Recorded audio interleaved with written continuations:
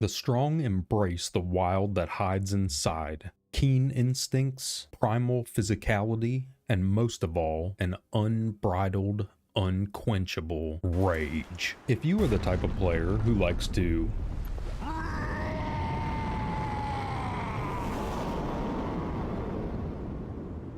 then the Barbarian class is right for you. Welcome back, travelers. I'm glad to see you made it. I'm Colo, and today we're going to be taking a look at the Barbarian class in Baldur's Gate 3. A bunch of the information that I used in this video is from the Baldur's Gate 3 wiki at bg3.wiki. They do a fantastic job of maintaining all the information. Highly recommend checking them out if you need any detailed information about builds or anything like that. If you are new to this series of class guides that I've done, here's how it's going to go. First of all, we're going to go over the 12 generic levels of bonuses, increases, extra stuff that every barbarian's going to get as they're leveling up. Once we've gone through all 12 barbarian levels, we'll then go back and talk about each individual subclass. That way you know what each one of those has to offer you and which way you want to spec your character. So for now, as it usually is, the best place to start is the beginning with a very basic question. What is a barbarian? When you hear the word barbarian, you are probably going to immediately imagine something like this. Or some other kind of huge, outrageously strong knuckle dragger that has no thoughts in their head, but all the strength in the world. You usually find these barbarians solving their problems by slamming an axe into it. While this can definitely be true, it isn't always exactly that simple. Similarly to the fact that not all musicians are bards, not every pissed off guy with an axe is a barbarian either. A true barbarian is able to tap into a rage so primal and powerful that it elevates them to superhuman levels of strength and tenacity. The source of the barbarian's rage is going to be augmented by their actual choice of subclass, from the animalistic teachings of the wild heart to the blood-crazed berserkers. And let's not forget the tidal wave of magical chaos spewing out of the wild magic barbarian. That's always fun. So now that we have a mental picture of what a barbarian is, let's talk about creating one. As with most of the classes in the game, there are a few different ways you can allocate your stat points when you're creating your barbarian, depending on how you actually want to play it. Most barbarian builds are going to end up prioritizing strength, constitution, and dexterity as the three main stats. Strength makes your character hit things harder and jump further. Constitution makes you tougher and more resistant to some status effects, and dexterity determines how quick and nimble you are, as well as your position in the turn order in combat with initiative rolls, and how much armor your character actually has with the dexterity AC bonus. Most barbarians are probably going to allocate their points heavily into strength and constitution, with a sprinkling of dexterity in there to help with their AC value. But it is absolutely not unheard of for a build that focuses entirely on dexterity and constitution, and strength is less important in those builds.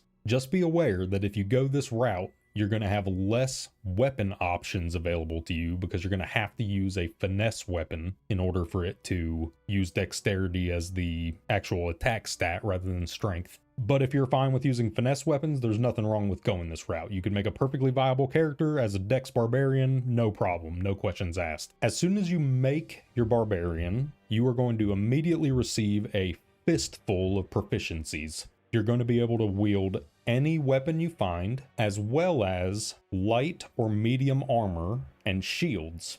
So basically, any gear you find, except for heavy armor, you're going to be able to immediately slap on and start using if you want. As far as heavy armor goes, you're most likely going to want to avoid heavy armor on your barbarian like the plague, because wearing this heavy armor gives you a debuff that basically disables most, if not all, of the effects of your barbarian's main class feature, the defining feature of barbarians, which is Rage. And speaking of rage, what is it and why is it so good? Why is everyone so excited about rage besides the fact that it's fun to scream and yell and smash things? Besides that, what's the big idea? At first level, every barbarian will have the ability to enter into a rage state as a bonus action. This is only available when you're in combat, and what it actually does is it grants the barbarian a 10-turn buff that will give them resistance to all forms of physical damage. So piercing, bludgeoning, slashing, all physical damage reduced by 50%. So that right there is already incredibly strong, as you can imagine. Most of the damage you're going to be taking in this game will be physical damage, just because you're going to run into way more guys that are going to run up and smack you in the face or shoot regular arrows at you or whatever than you will spellcasters or magically enhanced enemies. They're out there, there's tons of them, but most of the damage you're going to take by far is going to be physical. So this right here is basically a flat 50% damage reduction to most things. While under the effects of rage, your barbarian is also going to have advantage on all strength checks and saving throws. And then there's also this tiny little bonus of +2 damage to all of your barbarian's melee and throwing attacks, as well as improvised weapon strikes. So you guys are sitting there thinking, okay, Colo, you seriously just hyped up this BS for a freaking measly +2 damage buff? Yes, I sure did, and I'm going to explain why. Firstly, this is at level 1. This is your character's first level, and at this point of the game, you would be stoked to see a 10 damage hit. So having +2 damage on all of your attacks is immediately an insane percentage bonus of extra damage, just for nothing. You're gonna use the rage anyway to reduce the damage you're taking. You're also gonna be doing 20-30% bonus damage because of this +2 to every hit. It's crazy. And over the course of a playthrough, thousands of extra damage you're gonna be doing with this +2. This is one of the best parts of the rage. A few things you do need to keep in mind about your character's rage. First of all, if it lasts longer than 4 hours, you need to call your doctor. Rage prevents your barbarian from casting spells or maintaining concentration on spells that you've already cast, because, you know, they're in a state of mindless rage.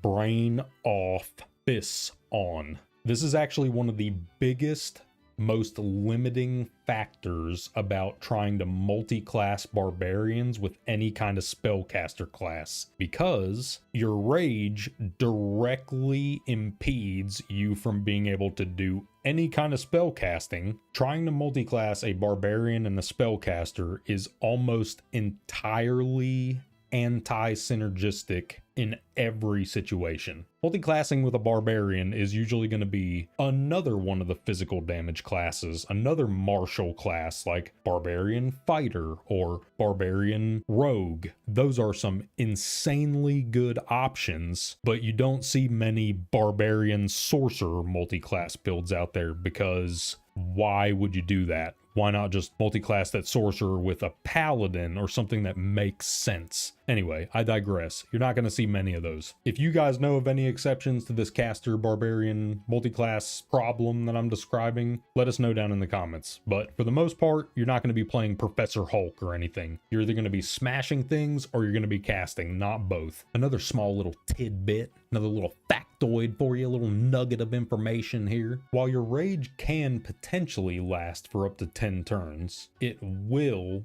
automatically end at the end of your turn if you didn't attack somebody or take damage in that turn. So this can be used as a pretty good guideline for how barbarians should be played, or at least a potential way that they can be played. You are the reckless brawler. You are supposed to be trading blows. You're hitting them, they're hitting you. You're toughing it out and just chucking up middle fingers in their face and telling them to go F themselves, and then they're hitting you again. It doesn't matter. You're up there loving the fight, getting smashed in the face, and good. That's what you live for on a barbarian. They are notoriously good at resisting, ignoring, and just generally not giving a damn about taking damage. They have very high health pools. They have the built-in defensives, the 50% mitigation to most things we were talking about. There's all kinds of different ways you can build this. As we're going to talk about here shortly, some of the other bonuses you can get down the road and some of the subclass bonuses can make your barbarian even more tanky than you probably even think of.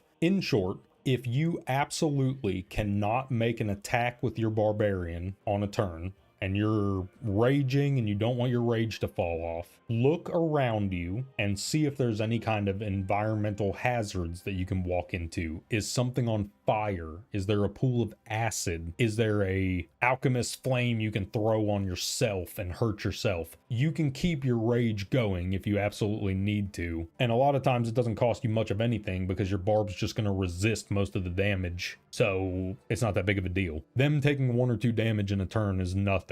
So it's always an option to keep in your back pocket there. Keep it in your little loincloth there, hoss. And while we're on the topic of barbarian defensives, let's talk about the barbarian's other level 1 ability, unarmored defense. This is a passive ability which will add your barbarian's constitution modifier to their armor class as long as you're not wearing any armor. Hopefully you brought some dressing for all that word salad, but if not, let's figure out what it actually means. The idea is that your barbarian is extremely tough, which is represented by their constitution stat. So their bare skin is as tough as some light armor and even some medium armors would be. You are still perfectly able to wear light and medium armor as a barbarian without it impeding your rage, not going to cause you any problems. A lot of times it's just unarmored defense brings you up closer to the armors, but if you have actual armor, you'll have a higher AC and maybe also some other bonuses. So pay attention to what you're doing, but the ability to wear clothing that has cool bonuses on it as a barbarian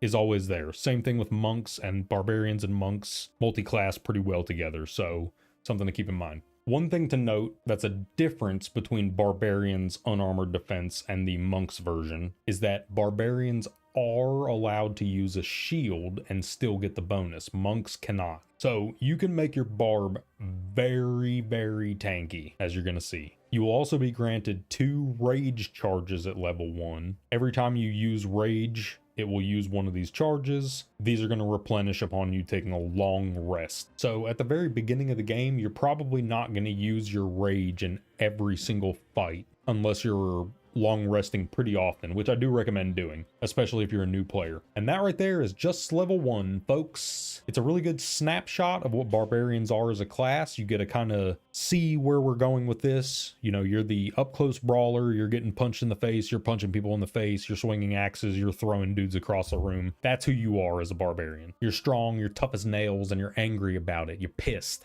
You're mad. So now that we got our barbarian made, let's talk about leveling one up. Upon reaching 2nd level, you will gain 2 more abilities. Danger Sense is a passive bonus that will give your barbarian advantage on dexterity saves against traps, spells, and harmful surfaces, as long as they are not currently blinded or incapacitated. This is very strong, especially this early on in the game. Having anything that will just passively allow your character to avoid damage or crowd control situations is very strong. What's even better than this is the other ability, Reckless Attack. This one, alongside Rage, is another one of the hugely defining features of the Barbarian class. From this point forward, whenever your Barbarian makes an attack, if you roll too low on your attack roll and it's gonna miss, the game will actually prompt you to use Reckless Attack, which will give you advantage on that roll even though it's already rolled. So basically what that means is it's just going to roll another die, and then whichever one of the two is higher, which you're hoping is the second one because the first one failed, it's going to go with that. So you can just get advantage and potentially push through an attack that was going to miss. The drawback to reckless attack, what makes it reckless, is that after you activate this, every enemy is also going to have advantage against your barbarian on attack rolls. So basically your barbarian is just throwing caution to the wind and potentially putting themselves either in harm's way, or I'm sure you guys, some of you have seen a scene in an animated movie or some kind of movie where one character gets impaled on a sword and walks into the sword so that they can then get their attack off on the other enemy. Something like that. That is a reckless attack. You give the enemy advantage on their attack against you, but because of your recklessness, you also get advantage on that current attack. And importantly, it will give you advantage on all attack rolls for the rest of your turn. So best case scenario is that if this is going to trigger, it triggers on your first attack. That way you have advantage on all of them. Reckless attack is insanely powerful when you combine it with things like Great Weapon Master, which reduces your chance to hit with attacks, but increases the damage that you deal with them when they do hit. Well, reckless attacks purely increases your chance to hit with attacks. It gives you advantage, which increases your chance to hit. So it helps mitigate some of that attack penalty, and you still get the damage bonus from landing harder hits. It's a freaking fantastic combo, and it makes sense. You think about a barbarian, and in a lot of cases, you're thinking about a person using a giant two-handed sword or a huge axe cleaving people in half. So swinging around a huge weapon recklessly fits very well. Can I see a barbarian using two one-handers? Absolutely. At third level, you're going to receive a third rage charge. So now you can rage one more time per day, which is always nice. You will also be allowed to choose your subclass at this level, but as I said before, we're going to wait till we get through all 12 generic barbarian levels, and then we will come back to these subclasses individually. At fourth level, you will be granted your first feat. I mentioned Great Weapon Master before, and there are also a few other great feats to consider, depending purely on how your party is set up, what role your barbarian is trying to fill in the party. Are they going to be a ranged DPS character utilizing a throwing build where you throw weapons and they return to your hand? Or are they going to be up in the front lines tanking with a sword and board setup? Or are you going to be using the two-handed axe that we were just talking about, cleaving through hordes of enemies as you're, a huge damage dealer? There's a couple different ways you can go. Savage Attacker is insanely good for melee builds. Tavern Brawler is a fan favorite because of how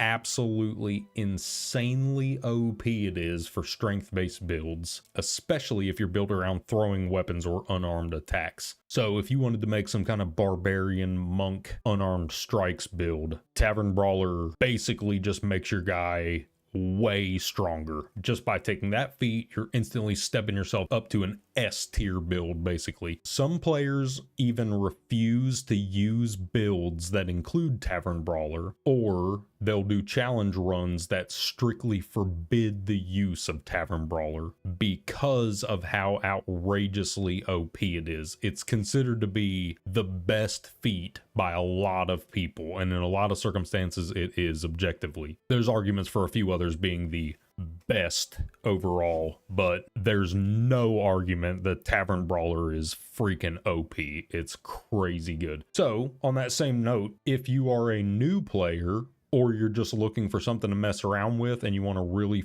strong, fun build, Tavern Brawler Throw Barbarian, holy moly is it effective. You will be deleting people left and right with that build, and it's freaking fun. You stand wherever, you can position yourself really well because of your high jump distance, and just chuck whatever throwing weapons you have that are going to return to your hand, and you just keep throwing it over and over again. You can pick up bad guys and throw them across the room. You can throw whatever, explosive barrels. It's awesome. It's super fun, super simple, but it's beautiful in its simplicity. As always though, I like to say this during the feat portions of these videos, choose whatever your party needs the most, and don't be afraid to use ability improvement to buff your main stats on the feat levels. At 5th level, your Barbarian will receive the Fast Movement passive, which will increase your movement speed by 10 feet, which is a massive increase. The ability will not work if you are wearing heavy armor. So once again,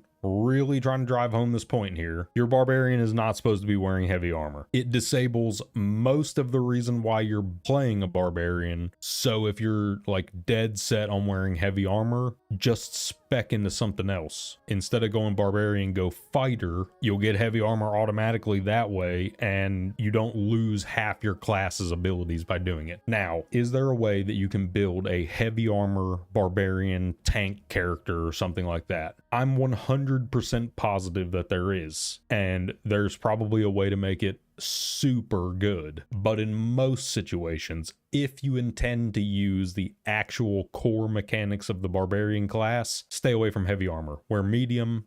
Imagine your Barbarian running around in like leather and furs from a tiger that they freaking killed with their bare hands this morning. Can you wear more civilized armor? Absolutely. Sure, you can imagine a different thing too. But Barbarians in full plate armor, it's possible. Not going to be as common though. More importantly though, and super excitingly, you are going to receive the extra attack passive at this level. This will allow your Barbarian to perform 2 attacks per action each turn from now on. This is one of the single strongest buffs that any character gets in this game, as it almost doubles your total potential damage per turn. It's not a true perfect doubling, but it's almost doubling your potential damage. You get a massive buff from this. That's why everybody says that from level 1 to 5 is the hardest part of the game, because once you get to 5th level, your martial classes get extra attack and your casters get their 3rd level spells, which includes Fireball and Lightning Bolt, and a whole different part of the game just unlocks at this point. You guys just basically, you become mini bosses from that point forward. And then once you get towards like level 9, 10, 11, depending on what your builds are, you become the bosses of the game at that point. You're definitely going to feel the difference of this extra attack passive, because now you can kill one enemy and then use their body as a weapon to kill their buddy in the same turn. Neat. 6th level will grant you a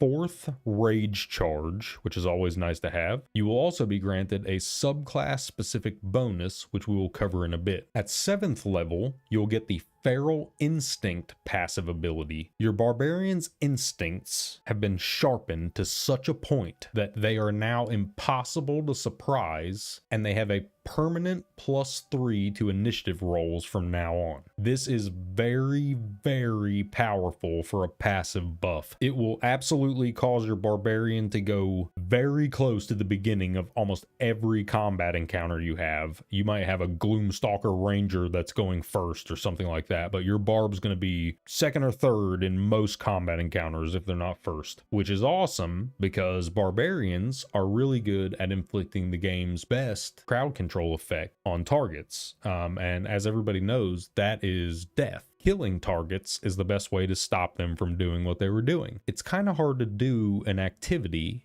Like imagine you're trying to do arts and crafts. Imagine you're sitting there at a table, making some kind of glue project, you're eating the glue and stuff, and then all of a sudden somebody walks up and slams a giant axe into your head. It's going to be kind of tough to finish your art project, you know what I mean? 8th level will grant you a choice of another feat. The same things I said before apply here also. If any of the actual feat effects sound good, take them, try it out, and if you don't like it, I almost forgot to mention our old buddy here, Withers. This is the guy that allows you to respec your character from the ground up for a very small price, which can then be pickpocketed back from him with no consequences. Doesn't matter if he catches you trying to pickpocket it, he does not care. Withers doesn't even care if you sit there and unload spells at him. He does not care what you do because you can't hurt him. There's nothing you can do that's going to affect him. The only reason he even makes you pay the money is because of balance and because he's a freaking gangster. Anyway, pick a feat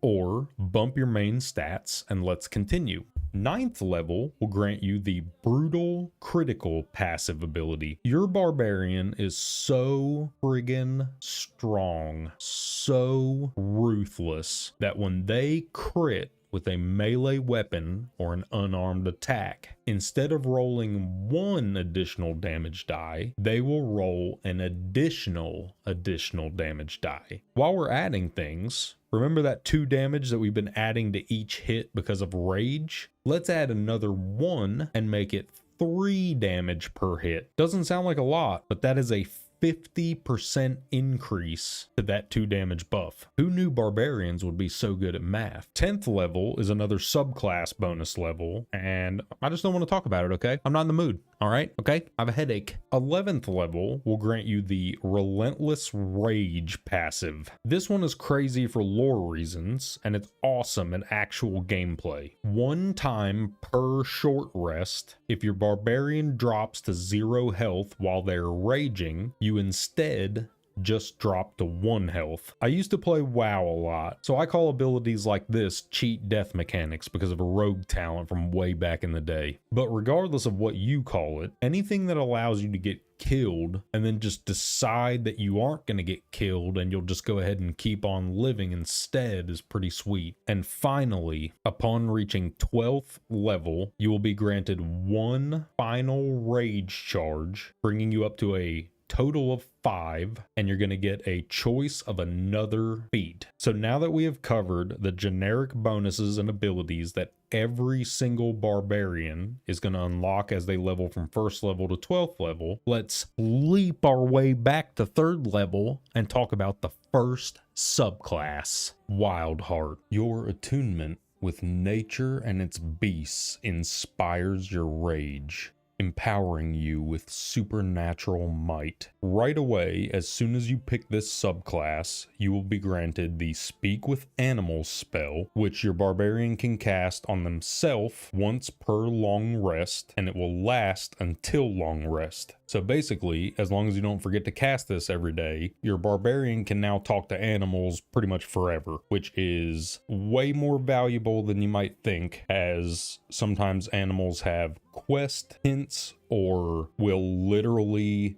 give you or sell you items that you can use to progress quests, things like that. Like talking to the animals can actually be very productive. And also some of the most hilarious conversations that you can possibly find in Baldur's Gate 3 are with animals. So I almost consider it mandatory to have somebody in your group that has access to speak with animals. Doesn't necessarily have to be your normal face character. You just need somebody that can talk to them. You will also get to choose which bestial heart effect you want to add to your rage. You have 5 options, and they can each have pretty dramatic effects on your actual gameplay. So we're going to go over them individually so you know which direction you want to go with your barbarian. First up, Bear Heart. This one is my personal all-around favorite, and it's the one that I would recommend any new players to take if you're really unsure or you can't decide, or if you just want something that is a reliable, strong option. Bear Heart is right there. While raging, you will be allowed to use Unrelenting Ferocity once per rage. It costs an action, and it will heal your barbarian for a small amount of health. This ability has uses, but you could also completely remove it from your action bar and probably never notice. Spending an action, which could be used to perform multiple attacks to heal yourself for a very small amount of health, is just not going to be great in most situations. It is useful though, and I don't recommend taking it off your action bar. Just know that you're probably not going to be clicking this button very often. The important thing about the Bear Heart is its rage effect. Instead of granting you resistance against physical damage like it did before, this rage effect will grant you resistance to all damage types except for psychic. So, as you can imagine, bear barbarians can easily be built as some of the tankiest characters in the entire game. I absolutely recommend trying it out. It's very fun, very easy to figure out and make use of. No crazy setups you have to do. If you can rage, you can pretty much get the most out of Bearheart because you get it right away when you rage. All that passive mitigation. It's ridiculous. Eagleheart is up next. This one can also be very powerful once you understand a few things about how it works. While you are raging, your enemies will have disadvantage on opportunity attacks against you. You can use dash as a bonus action, which is incredibly good, and you also get access to the diving strike skill. This is an eagle barb jumping off a stack of crates like she's in a WWE cage match and she's about to slam somebody through a freaking table. As long as you are at least 5 feet above your target, diving strike will allow your barbarian to leap down onto the target, dealing weapon damage to them and knocking them prone. This is a very powerful crowd control effect that can be used to set up a turn of huge burst damage against the target while they're lying prone. Your barbarian won't take fall damage from using this ability, and your maximum range is based on your barb's jump range. Anything that increases the jump range should increase this ability's range by the same amount. Next up, we've got Elkheart. While under the effects of this rage, your movement speed will be increased by 15 feet, which is a massive amount of mobility. You will also be able to use the Primal Stampede ability. This will cost an action and some movement speed, and your barbarian will basically just charge directly through whoever is in their way,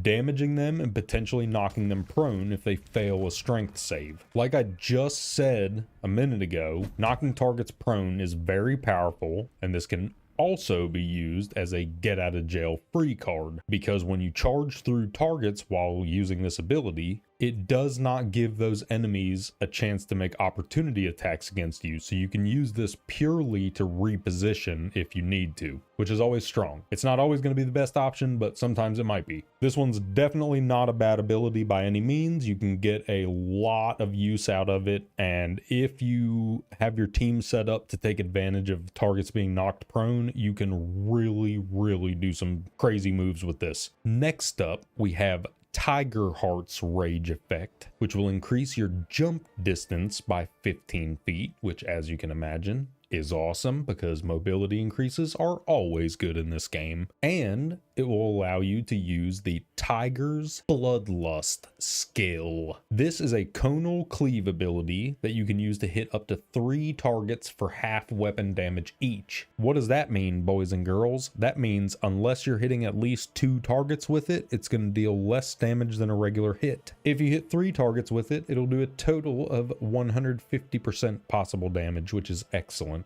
Each target that you hit with this ability will also begin bleeding for 2 turns, which will cause additional damage per turn. But more importantly than that, setting up bleeding targets is going to be a catalyst for some barbarian builds later on. This is very good to have, and you're definitely going to be making use of it. And finally, for the last available Beast Heart option, the Wolf Heart. This rage will allow you to use the Inciting Howl skill, increasing any nearby party member's movement speed on their next turn by 10 feet. This can be very good if you group your party up for it, but a lot of the time your action would be better spent elsewhere. It's not bad to have though as a utility option. The second part of the Wolfheart's rage effect is more confusing. You will passively grant your allies advantage on melee attack rolls against any enemies who are within 7 feet of your barbarian. So if you can get your barb up into the fray, you are basically a walking damage buff for the rest of the party. Wolfheart is easily the most restrictive and niche option,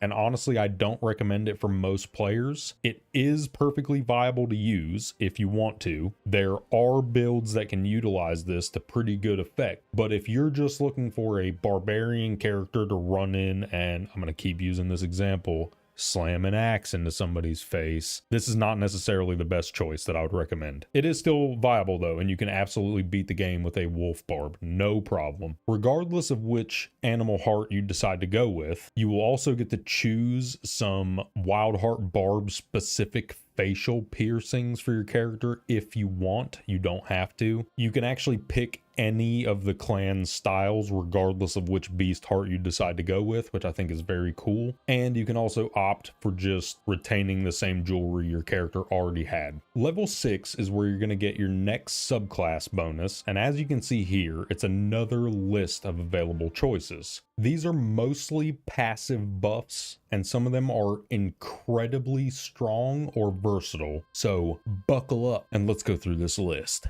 Bear. This one doubles your carrying capacity and grants you permanent advantage on strength checks. I personally love using this one for the simple fact that I can have my barbarian carrying around 1,000 pounds of junk and not have to worry about the weight. Chimpanzee. You gain resistance to fall damage, and you can blind targets by throwing camp supplies at them. I'm almost 100% positive this is supposed to be a joke about monkeys throwing poop, but that may just be because I have the brain of a child inside of this chiseled Spartan body. Like a golden god, ladies and gentlemen. Oh my god, Kolo, how do you stay in such fantastic shape? Crocodile. Your movement speed increases by 10 feet while you're standing on water. So I can only imagine a barbarian skating across a tiny puddle like it's a slip and slide. But I have to wonder why they can't just wet the ground with the blood of their enemies if this is the case. Yeah, blood is sticky, but if you throw down enough of it, it's probably slippery. I'll do some more research and get back to you guys on that. You will also have advantage on your saving throws against slips, trips, and falls when you're standing on a slippery surface. This is OSHA's favorite option. Eagle. You will gain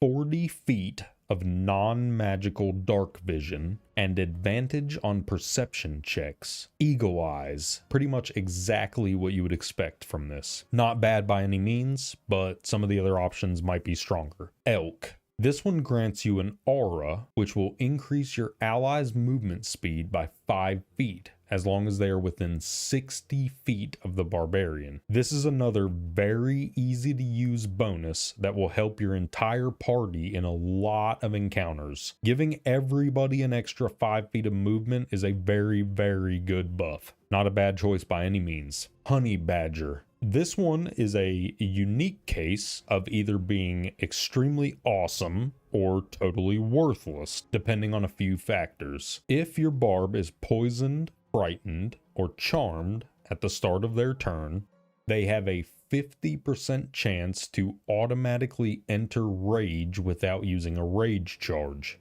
Honey badgers are pissed off at the world and aren't afraid of a little bit of poison, let me tell you.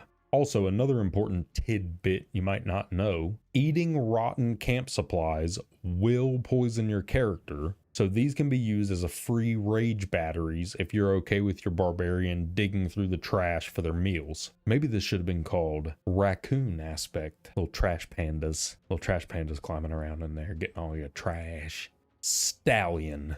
Dashing grants you temporary hit points equal to 2 times your barbarian level. So, if you don't multi-class your barbarian at all, you can use dash to instantly gain 24 temporary hit points at the end of the game. These will not refill until they are expended, but as soon as they're used up, you can dash again and basically just make your barb tankier than ever before through self-healing. If you do multi-class your barb, let's just say 6 levels of barb, 6 levels of monk.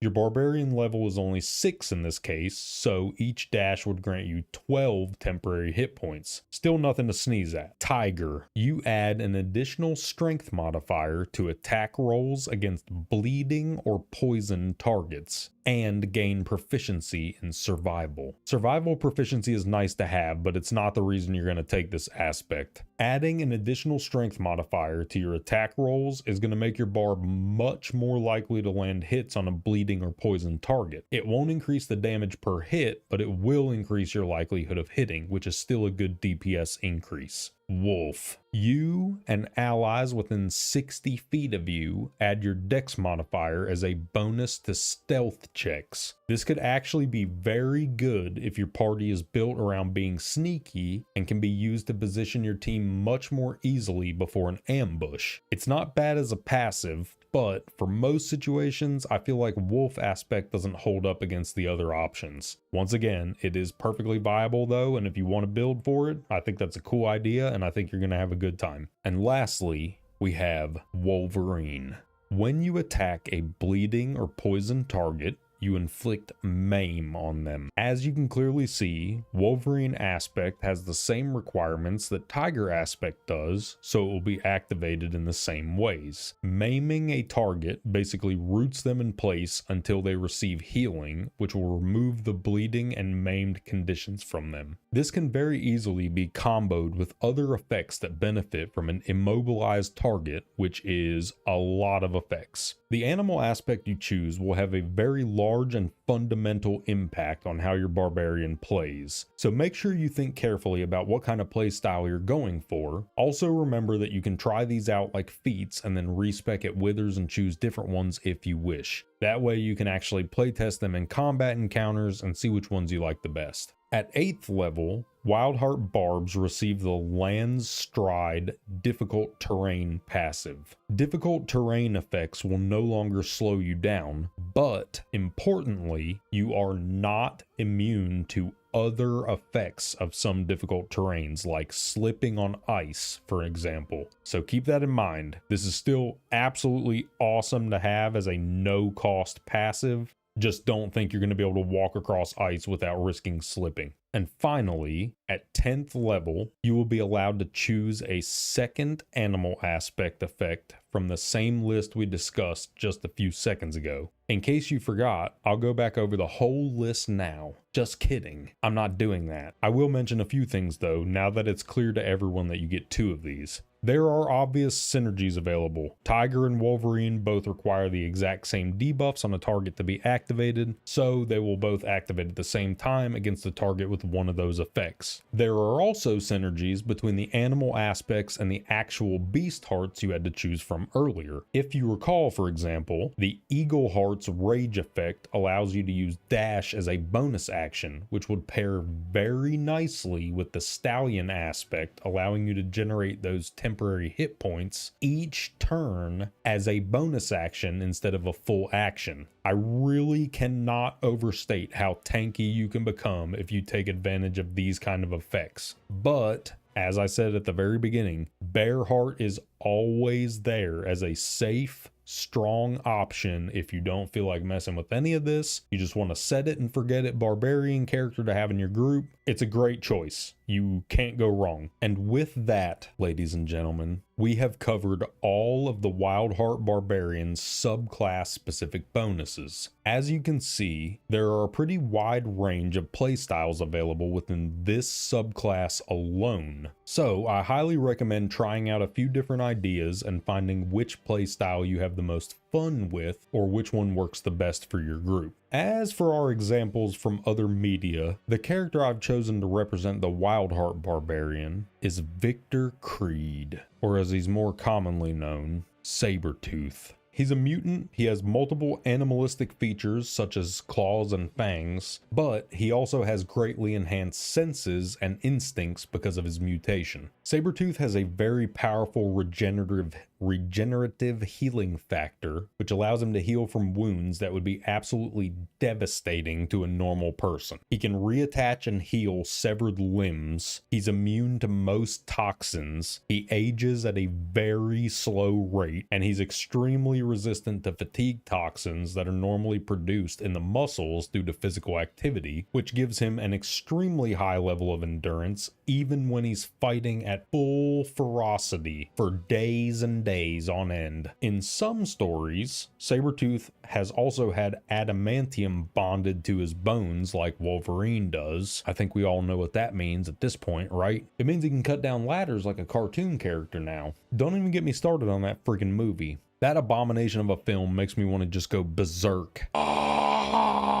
Berserker. Violence is both a means and an end. You follow a path of untrammeled fury, slick with blood, as you thrill in the chaos of battle, heedless of your own well-being. Upon choosing this subclass, instead of choosing a beast heart to augment your rage effects like the wild heart subclass did, your rage is going to turn into the frenzy ability. You will get the same benefits of normal rage, but you will also be allowed to use the frenzied strike and enraged throw abilities, and you can make improvised weapon attacks as a bonus action. There are a few things you need to know about each one of these options because they can be very powerful if you use them properly, but you can also fall into a bit of a trap if you don't. So let's take a look at them real quick. Frenzied strike basically allows your berserker to make a regular melee weapon attack for the cost of a bonus action. Now you might be sitting there and thinking, holy shit, that's outrageously powerful. That means that Zerker Barbs can make 2 attacks per turn at 3rd level and then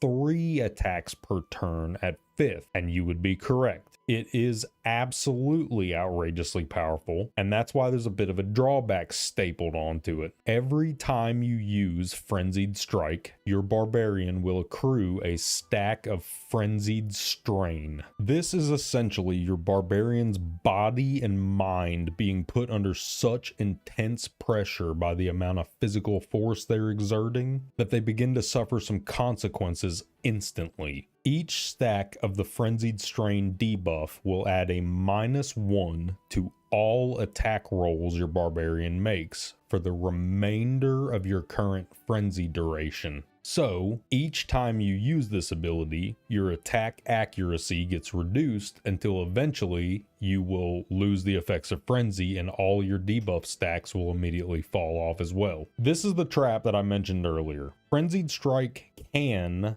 be insanely good, and you will absolutely find circumstances where it is the best option, and you're going to be super stoked to have this on your bar. Just don't go clicking this one every turn unless you have some kind of build that can work its way around that attack roll penalty. So now that we've talked about the skill that you probably shouldn't use every turn, let's talk about the skill that you probably should use every turn. Enraged Throw is essentially the same exact thing as Frenzied Strike, except instead of making a melee weapon attack, it will allow you to throw an object or person for the cost of a bonus action, dealing damage and knocking the target prone. Enraged Throw always knocks the target prone if it hits, and if it was another creature that you threw, that one will also be knocked prone with no saving throw. Oh, and one more thing. There is no stacking debuff attached to this one like there is with Frenzied Strike. You can just keep on chucking shit and never have any drawbacks. And because of the Tavern Brawler feat we discussed earlier, remember that super OP bonus that I talked about? It is super easy to build an entire Barbarian around throwing weapons and objects multiple times per turn, annihilating every enemy in sight. Your Barbarian can literally be a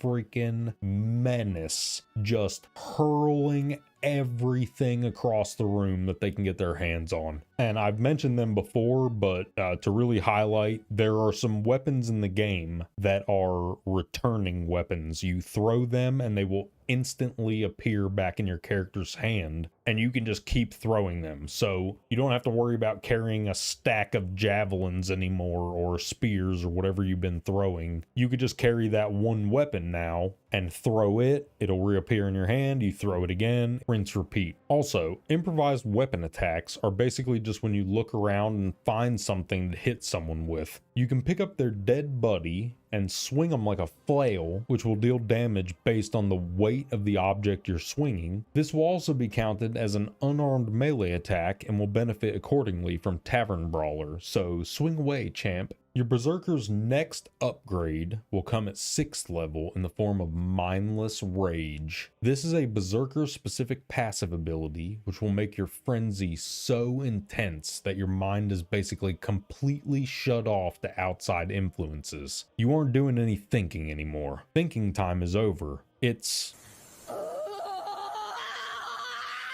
time. What this actually does is make your barbarian immune to charm and frighten effects while they're frenzied, and the calm emotions spell can no longer force them out of their rage. Which is something that all y'all should know, by the way. Calm emotions can be used to force any non-berserker characters out of their rage states. It will affect your teammates too, so be careful where you aim it. But this is a barbarian video, so we're not talking about calm emotions anymore, lads and lassies. We're talking about a frenzied berserker who is so friggin' pissed off she can't even think straight anymore, and she's here to beat your brains out. At 10th level, you will receive your final subclass bonus. Intimidating Presence is an action ability that you can use to frighten a target unless they pass a wisdom save against your Berserker Barbarian's Charisma spell save DC. For anyone who didn't understand that nonsense I just said, it basically means this ability is not very good at all. It might be usable if it used your barb's strength value for the spell save DC, but as it stands, this ability is almost entirely worthless in most situations. You can attempt to frighten a single target within 30 feet of you for the cost of an entire action. You could have attacked 2 or more times with that action, but instead you decided to glare menacingly across the room at one of them, and there's a good chance that person is going to pass the super low DC spell save, and they're just going to see you doing this shit from across the room. You can absolutely level your Berserker Barbarian all the way to 12th level, and you will have a very, very strong character. No questions asked. But this skill is pretty much a neon sign begging you to put your last 3 levels into something else. Something, for instance, like Thief Rogue, which will grant you an additional bonus action per turn for those 3 levels. Pop quiz class. Who remembers what we can do with a bonus action? That's right. We can perform an entire attack or enraged throw with that bonus action every single turn. So now you can do 4 throws per turn with Tavern Brawler bonuses added in before you even consider haste or any other buffs like that on top of it. And 4 throws with Tavern Brawler is like calling in a friggin' artillery strike from the Death Star. Whoever was there down yonder, yeah, they're dead. But that's just a theory.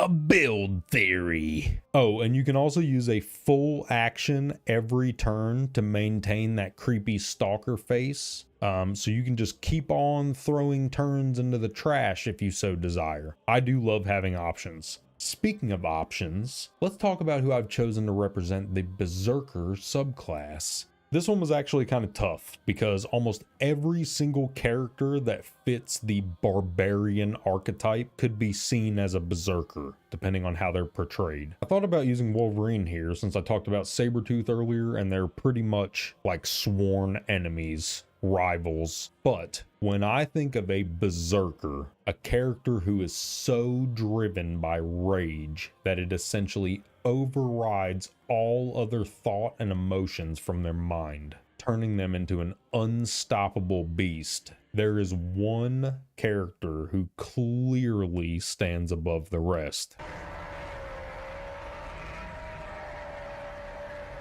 The Incredible Hulk. I'm not even going to get super far into the insane feats that this character has performed over the years, because we'd have to get into some crazy nonsense like literally punching holes in the fabric of time and reality. Just like Superman, Hulk stories have kinda gotten out of hand over time. If we use the less absurd stories and just look at some of the stuff that he's been through and some of the stuff that he's done, we are still going to be talking about almost nothing but absurdities. The Hulk has literally limitless strength, stamina, endurance, and ludicrously increased speed and reflexes. He is a walking natural disaster. When the Avengers show up with the Hulk and he ends up getting too enraged, the rest of the Avengers' main priority instantly has to shift to stopping him. The Hulk cannot be allowed to run rampant on Earth because he is capable of such massive levels of destruction. He has to be contained, and using him on the front lines of combat is often an extreme last resort. It would be like summoning a giant ass demon to help you fight an evil dragon. Yeah, the dragon was super dangerous and maybe you needed the demon's help to beat it, but now you have a pissed off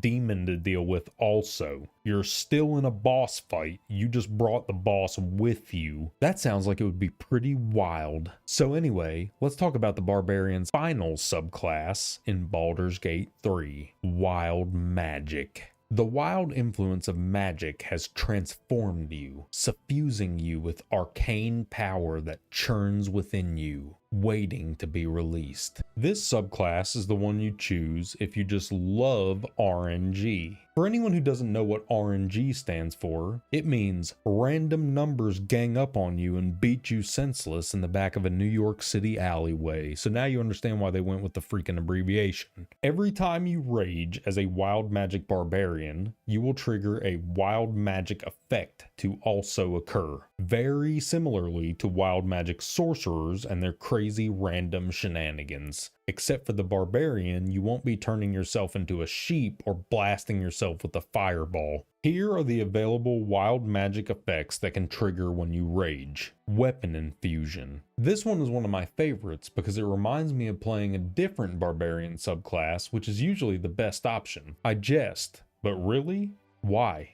It adds 1d6 force damage to your weapon, grants the weapon the light and thrown properties, and if you do throw the weapon, it will instantly return to your hand, just like the returning weapons we discussed earlier. Magic Retribution. This one is basically just thorns. If you've ever played an RPG with a thorns mechanic, you know what this is. You get hit, the attacker takes a small amount of retaliation damage as though they were punching a person covered in thorns. Not bad, not too exciting. Protective Lights. This effect can actually be super good if your team has a melee heavy focus. Adding +1 to your AC is a very good bonus, and if you can get the benefit on multiple allies, including pets and summons by the way, this can be a very, very powerful overall group buff. If you roll this one, it's usually not disappointing to see.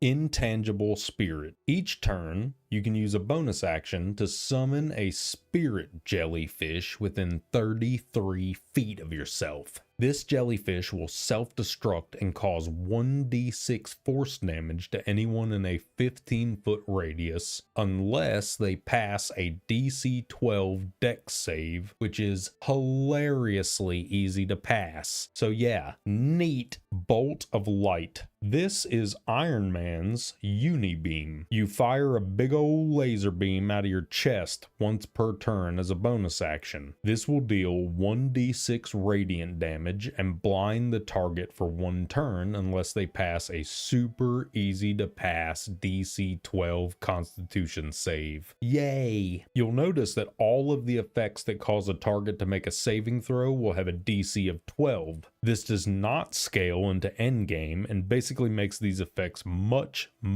less likely to land as you progress through the game, which is always fun. Vine Growth. This causes a 15-foot radius area of vines and thick plants to grow, centered on your barbarian. The vine area will act as difficult terrain for everyone except the barbarian and will actively move with your barb as you move them. Think about this more like an aura of vines that moves with you, not a patch of vines that's going to stay on the ground. It's weird, but you know, wild magic and all that. Teleport. This one allows you to teleport up to 60 feet per turn as a bonus action, which is very good. This is basically a Misty Step every turn for your barbarian if you need it, or you can choose to use the bonus action for something else if you don't. This is not a bad one to proc. I have seen some tomfoolery where triggering this effect causes it to proc on every single creature in the area, which can lead to some real shenanigans when your enemies start teleporting around using your wild magic effect. And finally, Dark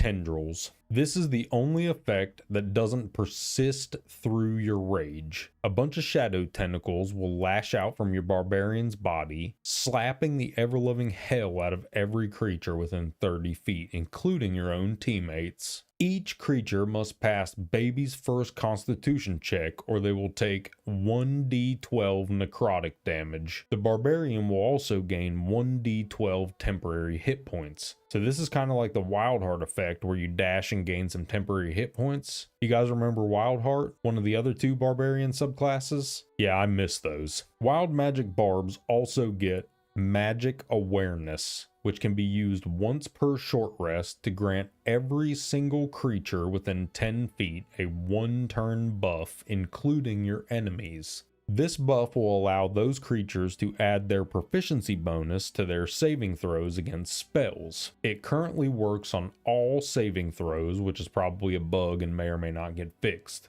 This can be pretty good if you position your party to take advantage of it, but there are often many better uses of a bonus action on each turn, and buffing your enemies kinda sucks no matter what. Upon reaching 6th level, you're going to gain 3 more abilities: Bolstering Magic, Boon, level 1 spell slot, and level 2 spell slot respectively. Boon will grant your barb or an ally a 1d4 bonus to all attack rolls and ability checks for 10 turns. It costs an action and can only be used once per long rest, but this is a genuinely good buff to have access to. The level 1 and level 2 spell slot abilities will allow your barbarian to act as a spell slot battery for another spellcaster in your group a few times a day. You aren't going to be able to summon an elemental for free, but getting an extra few spell casts per day is always nice. At 9th level, you will receive the level 3 spell slot version of the same thing. This one is especially nice because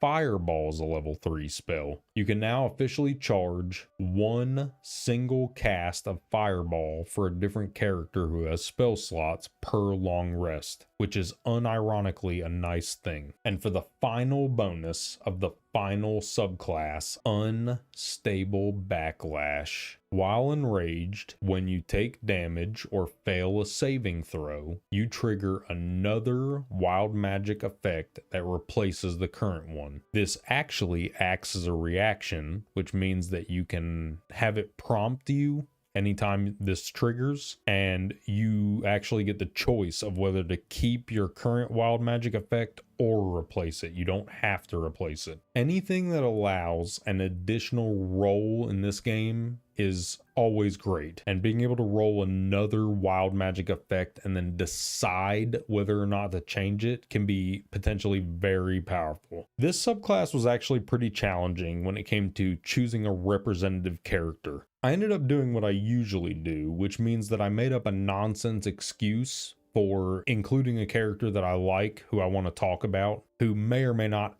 actually fit perfectly into the mold of the subclass I'm talking about, but it doesn't really matter in the long run because the characters are usually pretty badass anyway. So let's talk about this one. Wild magic barbarians are known for triggering chaotic magical effects with their rage. I thought about using the Hulk here because his rage can cause gamma radiation to radiate from his body, wreaking havoc on his surroundings even further. But ultimately, I settled on this little lovable Care Bear right here, Atrocitus. Atrocitus is the founder and also leader of the Red Lantern Corps in DC Comics. Now, I would be surprised if most of you haven't heard of the Green Lantern Corps, or at least the character Green Lantern. Hopefully it wasn't this movie that introduced you to the character, even though I will say there was some fun nonsense in there.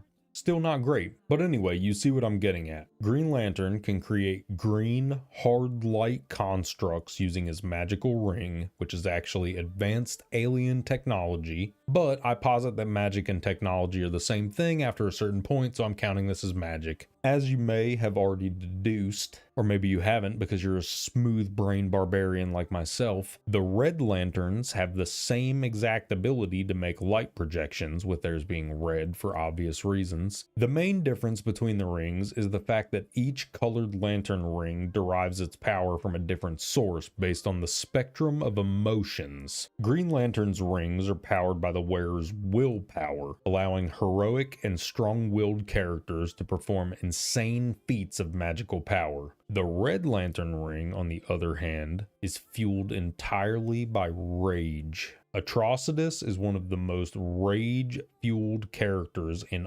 all of DC Comics, and his rage directly manifests as magical energy blasts, mind control, and the creation of literally any objects they can imagine as long as they have the rage to power it. Need more rage. And let me tell you one thing, these guys are so friggin' pissed that their ring actually replaces their hearts, leaving the heart shriveled and useless. Their blood becomes corrupted and acidic, acting as another weapon as they can vomit this rage-tainted blood onto their enemies. The blood is so corrosive that it can actually destroy other lantern rings as well, which is ridiculous. So, you definitely would not want to get any of this crap on you. There are tons of other feats and facts we could go over, but I think I've said enough about Atrocitus. He's a cool character and I recommend looking into his stories further, but right now I want to do something special, because I think I can make a case for a single character who arguably fits all three of these barbarian subclasses. The Ghost of Sparta, the God of War, Kratos. Kratos has demonstrated bestial tendencies and acted purely on instinct for a very long time. He has enhanced senses and physical attributes and is great with animals. His Spartan rage is definitely a berserk frenzy, and it gives him the ability to tear up huge chunks of the earth itself and hurl them at his enemies. When he's not dashing across the room in the blink of an eye to punch that guy in the face, that is. Kratos has been controlled by his rage, and he has also learned to control it and use it to his advantage. Now, as you might expect, the wild magic subclass is a little bit harder to sell like it normally is, just because it isn't represented very well in a lot of media. You don't really see barbarians just like spewing magical powers out. Not in the media that I've seen anyway. Please, if you have a much better example of a wild magic barbarian from anything you've seen or read before, let us know in the comments. I love hearing about stuff like that from you guys. But anyway, I am personally going to justify Kratos as a wild magic barbarian as well, because if you remember back to all of the magical artifacts and abilities that this dude has accrued and acquired over the years, most of them technically are not tied directly to his rage, no, but he is a character who is defined by his rage, and he also has access to magical powers, so boom! And ladies and gents, that's what I like to call good enough. That is it for the Barbarian Deep Dive, travelers. Let us know what builds you're using, how OP Tavern Brawler is, and how awesome it is to throw one guy across the room and kill another guy with him. Like the video if you liked it, subscribe to the channel if you want more content like this, and come join us on the Discord, which is going to be linked in the video description down below. Thank you for watching, and as always, travelers, I am glad you got to see me. Do your best to stay alive out there. Until next time. See ya.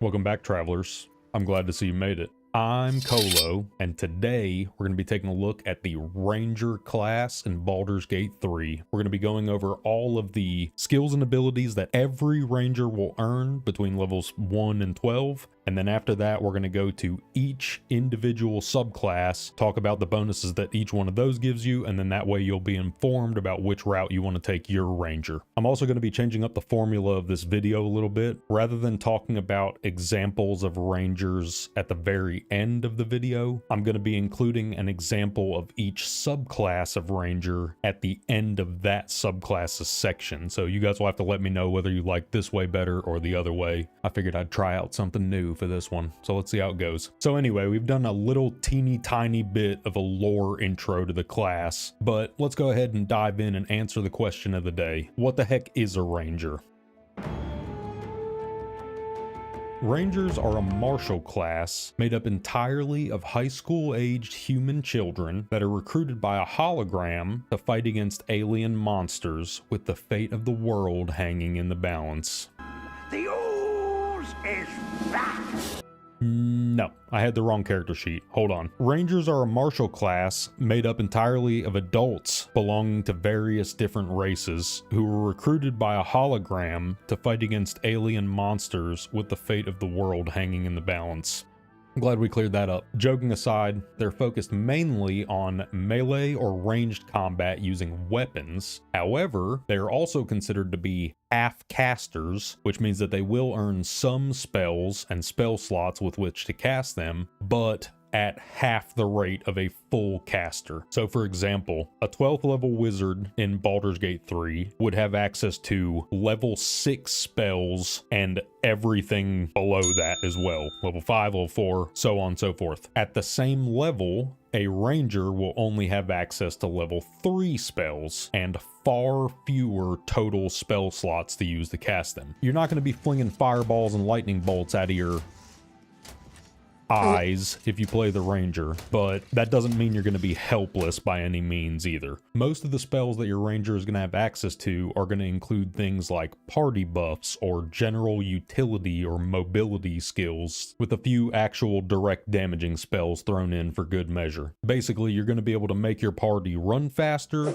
jump higher, you'll be able to talk to animals, or even make animals hate you slightly less, which is nice. There's a little bit of healing and disease cleansing and stuff like that mixed in as well. Each of the ranger's subclasses will all add their own spin on the character as well. They're going to be pretty drastically different, but they all share the same base of tools, which is why we're going over the ranger's levels first. You can either choose to track dangerous prey across Faerun as a hunter, tame and command a variety of powerful animal companions as a beastmaster, or snipe your targets from the cover of shadow as a gloomstalker. We're going to cover all those at the end in their own subclass section, and there's some very interesting interactions and lore tidbits that I learned from my research. So there's some stuff that I think is going to surprise some of you guys out there. I'm curious to see how you react to some of the things in this video. But anyway, that's enough teasing. Now that we know what a ranger is, let's talk about creating one. When you first choose the ranger class, you're immediately going to be granted a bunch of tools. Firstly, you're going to get proficiency with simple weapons, martial weapons, light armor, medium armor, and shields. So basically, your ranger right off the bat can use any equipment except heavy armor. No questions asked, which is great. That opens you up to a ton of possibilities. The ranger's main stats also depend on how you're planning on playing it. So for your main damaging stat, you're going to want to choose either strength or dexterity, depending on how you're wanting to play. If you want to use non-finesse weapons, you can go with the strength build. So it's up to you. Do you want to be a strength-based ranger or a dexterity-based ranger? Whichever choice you decide to make as far as that stat goes, wisdom is going to be your spell casting stat. So you're going to want at least a little bit of wisdom. For most ranger builds, I wouldn't recommend pumping wisdom all the way up to 18 or 20, but 14, 16 wisdom, depending on what kind of build you're trying to use. I like to keep mine right around 14, like 14 in wisdom, and then I just leave it there. And for me, that usually works out pretty well. But there's going to be builds out there with different amounts. And then constitution is the stat that determines your character's maximum hit points, as well as how hard they are to interrupt when they're concentrating on a spell, which can be important depending on which spells you decide to choose as you level up. Concentration might be important to you. On top of all the proficiencies you receive at first level, you will also be tasked with choosing a favored enemy and a natural explorer location. This choice can be confusing and intimidating for new players, so let's take a look at both of these sections and see what this actually is. It's not as bad as it seems, but they kind of give you too much information on these screens, so I can see why it confuses people. First of all, the favored enemy section is essentially you making a choice on which subject your ranger has decided to focus their efforts into. So are you going to be a bounty hunter, tracking down and ensnaring targets, or perhaps a ranger knight, which is a full armor clad knight fighting on behalf of a royal family? So there's quite a range of different lore options you can use as far as these builds go. But the important thing is that you're free to make any choice here. The lore stuff doesn't necessarily matter if all you're worried about is the gameplay implications. You can just pick the bonus that you need, and who cares about why you ended up getting it lore-wise. As you level your ranger, if you don't multi-class and you end up taking your ranger all the way to 12th level, you're going to end up being able to pick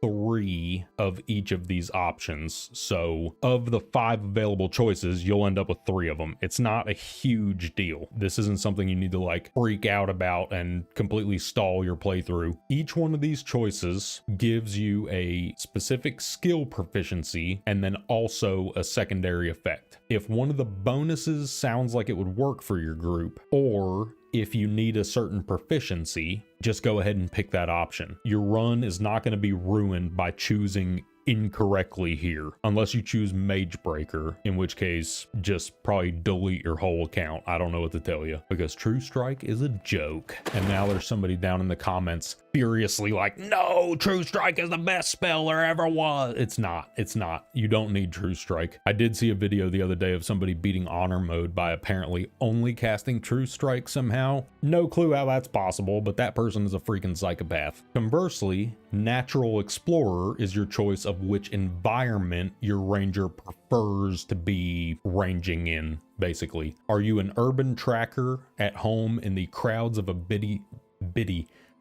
city street? You at home in a bitty city?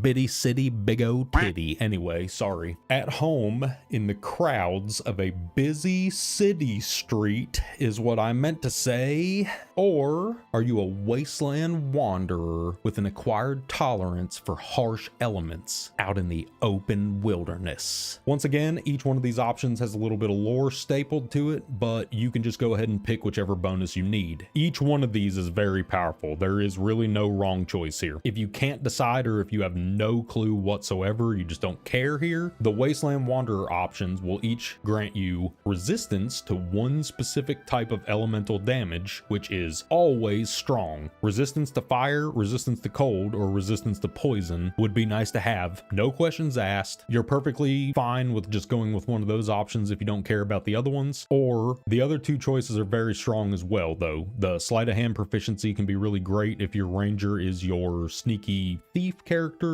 or if it is the send in a guy to disarm a trap so that if it blows up, only one of us gets blown up character, then having sleight of hand proficiency is going to be nice. Using Find Familiar, if you take Beast Tamer, it's a great option. Being able to summon some of these little pets is amazing. Some of them have really strong effects, even in combat, so definitely check them out. Don't sleep on these. But once again, don't get hung up on this choice. Don't let this like paralyze you with too many options and you end up not making the class. Pick one of these. You can swap them out later. It's no big deal. We'll get to that later on. So there we go. Now we've got our ranger made and we're ready to start talking about what you get as you're leveling your ranger.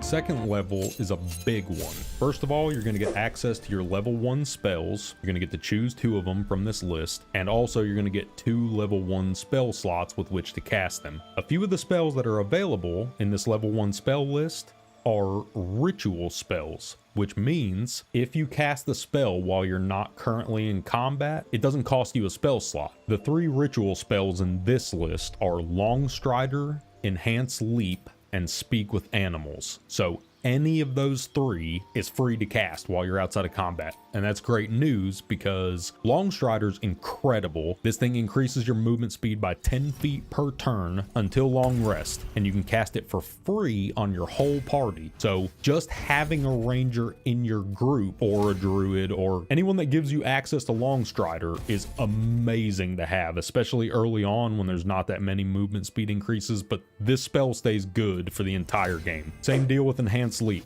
While it doesn't last nearly as long, when you need to be able to jump 37 miles across a huge gap, having somebody that has Enhanced Leap in your group is amazing. Speak with Animals. I wholeheartedly believe that every single group needs at least one way to access Speak with Animals and Speak with Dead, because there are so many story things and quest dialogue options and clues and hints that you can get from talking to animals in the area or talking to a dead person in the area. So picking up Speak with Animals is huge. I highly recommend it. And like I said, you can cast it for free outside of combat. These are not the only good choices at level 1 though. You can also use, for your level 1 spells, you can also use Fog Cloud to hide any illegal activities you might need to commit in front of a group of people. So if you need to steal something, you drop fog on it. Everyone inside is blinded and heavily obscured so they can't see what you're doing in there, and you can steal it and then get the heck out of there. And I use this constantly. There's actually going to be another example of this later on in the video that I'm going to tell you about. Hunter's Mark is also a really strong option, especially for certain builds for the ranger, so make sure to check it out too. You can use it to add additional damage to pretty much every attack you make against the target, and then also some of your pets get a bonus from this as well later on. You will also be allowed to choose the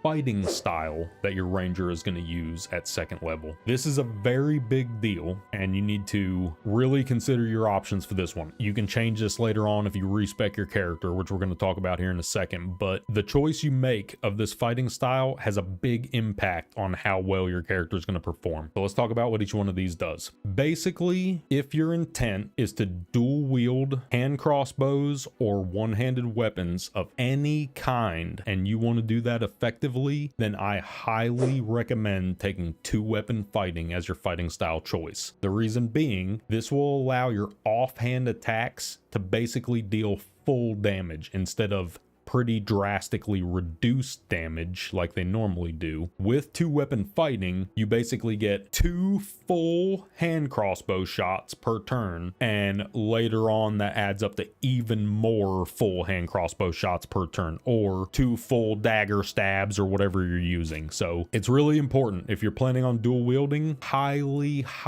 recommend 2-weapon fighting. If you do not intend to dual wield, or if you're not sure what weapons you're going to use, then you can choose one of the other ones for sure. The other 3 are still strong. They're not bad, but 2-weapon fighting is really good if you're dual wielding. If you're just using a one-handed weapon and no weapon in your offhand, so sword and board or just a rapier and nothing else, whatever it is, then dueling is a great choice, which will add up to a ton of passive damage over your playthrough as well. Archery is good. It adds +2 to any ranged weapon attack rolls that you make, but it's important to note here that the attack roll is just to see whether or not the hit lands. So this is not a damage buff. This is purely an accuracy buff. Still good, it's good to have, but you're not going to be like pumping out huge crits because of this. You'll just have more hits because of it. And then last but definitely not least, defense is a great all-around option. If you don't know what the hell to choose here, defense is a solid choice no matter what. This is basically going to be a passive +1 to your ranger's armor class, as long as they're wearing at least 1 piece of any armor. So your ranger has access to light armor and medium armor, and some rangers even wear heavy armor. The odds of your ranger not having any armor on is almost 0. You can certainly build a clothing only ranger, but the odds of that happening are less than the odds of you having some armor on. So this is pretty much going to be a passive +1 armor class bonus to anybody's ranger almost. At 3rd level, the ranger is going to receive another level 1 spell slot, another choice of a level 1 spell from their list, and then also from this point on, this is going to happen every level. You're going to have the option to swap a spell that you know for a spell that you don't know from your list. Every level up, if you want. This is entirely optional. If you're happy with the spells that you currently have, no worries, you don't have to change anything. You're good to go. But most importantly, 3rd level is where you're going to choose your ranger's subclass. So like I said before, once we get done going over the main 12 ranger levels, we will come back to 3rd level and we'll go over the subclasses. 4th level is where your ranger is going to get their first feat. There are a few notable options here, depending on your chosen playstyle. Once again, if you're dual wielding weapons, the dual wielder feat is a very good choice. This will allow you to dual wield non-light weapons. So if you wanted to use 2 maces or 2 battle axes or whatever, anything that's non-light, but it's not heavy either, this will allow you to dual wield that, dual wield spears, whatever you want to do. And if your ranger is dual wielding melee weapons, this feat will give you another +1 bonus to your armor class. So a little bit of extra survivability to make up for what you lose from not having a shield equipped. It splits the difference basically. Sharpshooter is a great option if your intent is to be a ranged archer style character and you just want to put out the biggest hits possible. Sharpshooter is going to allow you to sacrifice some of your accuracy for more damage. You end up with some big hits and big crits because of this feat for sure. And as always, ladies and gents, if you don't know what to pick at the feat levels, or you just are not interested in any of the feats, you are perfectly fine to go to the ability improvement and just buff one of your main stats instead. The main stats in Baldur's Gate 3 are so powerful that even if you just picked main stats every time you leveled up, your character would still end up being pretty freaking strong. But for the ranger especially, there's a few feats that are pretty good, so definitely look through the list before you make your choice. And now, as always, it's a bit of a tradition at this time in the video for me to talk about respecking your character. If you make a stupid ass choice and you hate the way your character is going, you hate the way it's playing because this game sucks and because Larian's a bunch of effing a-holes anyway, and who even likes this game? Instead of that crazy dramatic ass nonsense, you can just go talk to Withers, pay him a little bit of gold, and he will reset your character back to level 1 and let you rebuild it from the ground up. You don't lose anything, you don't lose any of your levels, none of that. It's called respecking. When you respec as a ranger, you're going to be able to choose your subclass again. You're going to be able to choose the favored enemies and natural explorer locations that you chose before. All that stuff's going to reset. So if you mess up any of those choices, you can just talk to Withers, pay him some money, and respec and fix it. And then also worth mentioning, since we're talking about paying Withers money, is that Withers has pockets and you can pick them and your gold is in them and he doesn't care. If he catches you, he doesn't care. There's no negative effects of getting caught. Here's a clip of me getting caught trying to pickpocket Withers by a character that was never gonna get it unless he rolled a nat 20, and I got caught like 50 times in a row and he just doesn't care. So if you want to pay him your money, he basically acts as a piggy bank and he'll just hold it for you until you steal it back from him. No big deal. In this economy, I'm not letting this friggin' skeleton keep my money. Yoink, give me that. 5th level is huge for pretty much every class in the game, and the ranger is no exception to that trend at all. Firstly, you're going to get another level 1 spell slot. You're going to get 2 level 2 spell slots. You're going to get to choose a spell and replace one if you want. And now when you go to choose spells, your list includes the ranger's level 2 options. Of these level 2 spells, silence is a ritual spell. So like we said before, if you cast silence while you're not currently in combat, it doesn't cost you a spell slot to cast. Just know, as a little pro tip, little life hack here, casting silence on top of an NPC or another character is generally considered to be a hostile action. So be careful where you drop this thing, because you might get a bunch of druids and tieflings killed because you tried to silence Kaga and didn't realize that that was going to piss off a ton of people and they were going to start a freaking giant slaughter fest in the middle of the druid grove. You might do all that. How do I know about that? That's a really specific example. Don't ask me how I know about that. Thanks. Spike growth is probably my personal favorite option on this level 2 list. And I highly recommend it for pretty much anybody. Any character that gets access to spike growth, I love taking this spell. It's great. Basically, a bunch of twisted vines covered in thorns bust up out of the area that you choose, and anyone walking through that area gets slowed down by half because it's difficult terrain, which makes sense because it's a bunch of freaking twisting roots covered in huge thorns. It deals piercing damage the whole time that targets walk through it. And let me tell you a story about how the AI in this game will just walk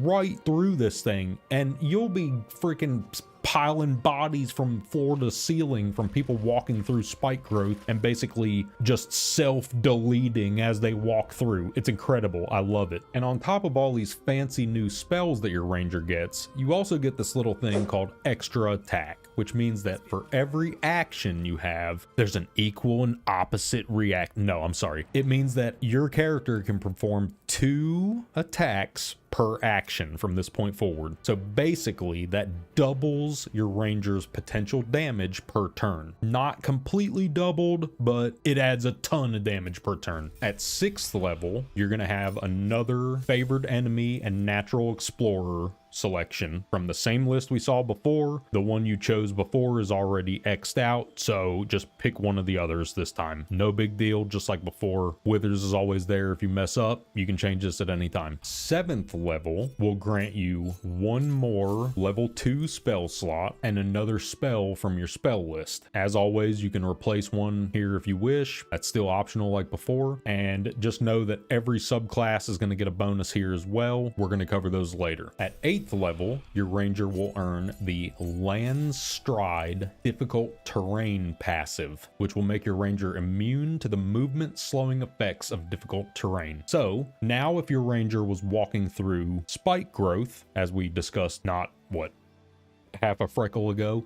you would not have your movement speed slowed by half. What it doesn't do is make you immune to getting stabbed by thorns as you're doing this, so you would still be taking damage. Or if you're walking across a patch of ice, you won't be slowed, but you might still slip on it. It doesn't prevent you from slipping or suffering all of the negative effects of these difficult terrain zones. You just won't be slowed by difficult terrain anymore. And as a passive ability that you don't even have to think about, this is really strong to have. Just watch where you're walking. Don't be slipping all over the damn ice. And at 8th level, you will also be allowed to choose your second feat. So just like before, look through the list, pick what you need, or bump your main stats, and let's move on to 9th level. Here you will gain 2 level 3 spell slots, and you'll be allowed to choose a spell and replace one if you wish. And now you have access to the entirety of the ranger spell list. So your level 1, 2, and 3 spells. Each one of the level 3 spells is powerful in different situations, but Conjure Barrage is a great ranger specific option for cleaving multiple targets at once. It does a cone of damage based on your weapon damage. Just be sure that you don't cleave into a pile of your own pets and kill them all. Lightning Arrow is another ranger specific spell that I think is pretty cool. It adds a little bit to the magical archer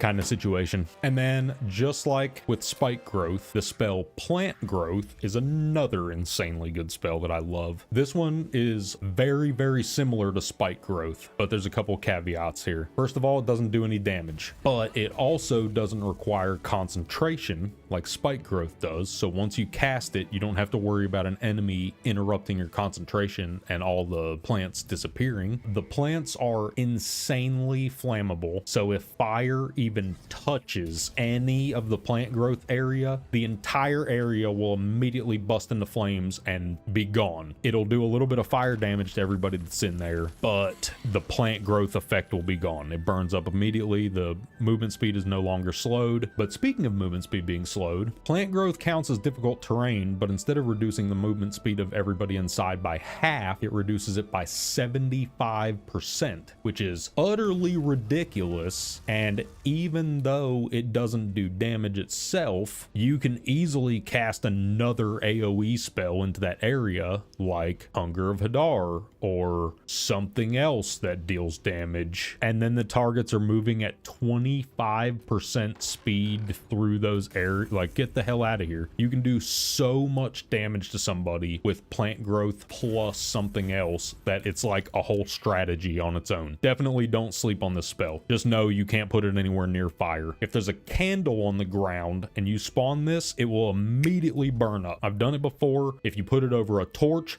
boom, plant growth is gone, and you did a little bit of fire damage and it cost you your whole turn. It sucks when that happens. Don't be me, travelers. Be better than me, okay? Shouldn't be too hard. I'm not setting the bar super high. 10th level will grant you the hide in plain sight ability. Using this one causes your ranger to stand very, very still. So still, in fact, that they become invisible. This increases your stealth rolls by 10 as long as you carry on continuing to don't stop, never stopping. As long as you stand still is what I meant to say. That's what that means. As long as you continue standing still, you can just get this plus 10 to stealth rolls. So basically what this is your ranger is standing somewhere where they're not supposed to be and someone's about to see you. You can quickly click this and oh, don't see me.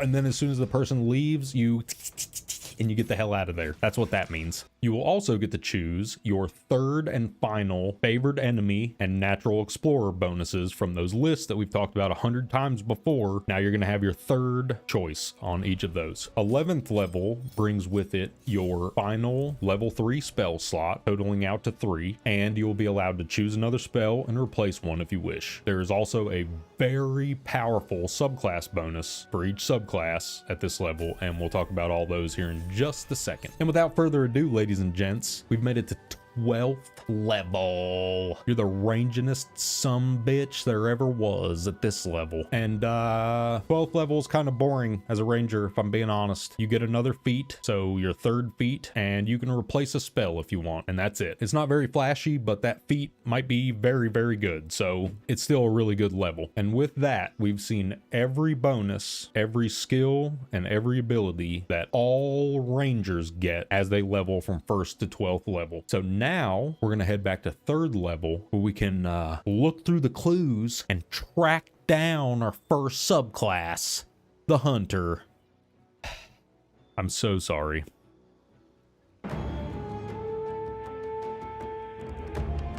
Hunters seek the most dangerous prey in Faerun, from ancient dragons to massive hordes of undead, and excel at slaying them all. Hunters are probably what a lot of people imagine when they think of the ranger class in general. These are the guys and gals that are out there tracking down a beast, looking for footprints and a bloody piece of fur on a tree that I saw.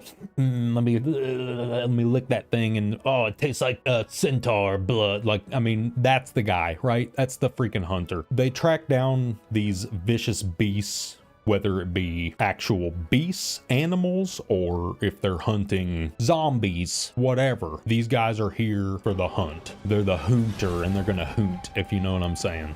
The Gur characters that you may or may not meet during your adventures in Baldur's Gate 3 would actually probably fall into this situation as well, because they're vampire hunters. As soon as you choose the hunter subclass, you will be granted another choice, kind of just like the favored enemy and natural explorer thing. This is going to be the prey that you're specialized in hunting. Colossus Slayer, which I take very personally, and my feelings are hurt.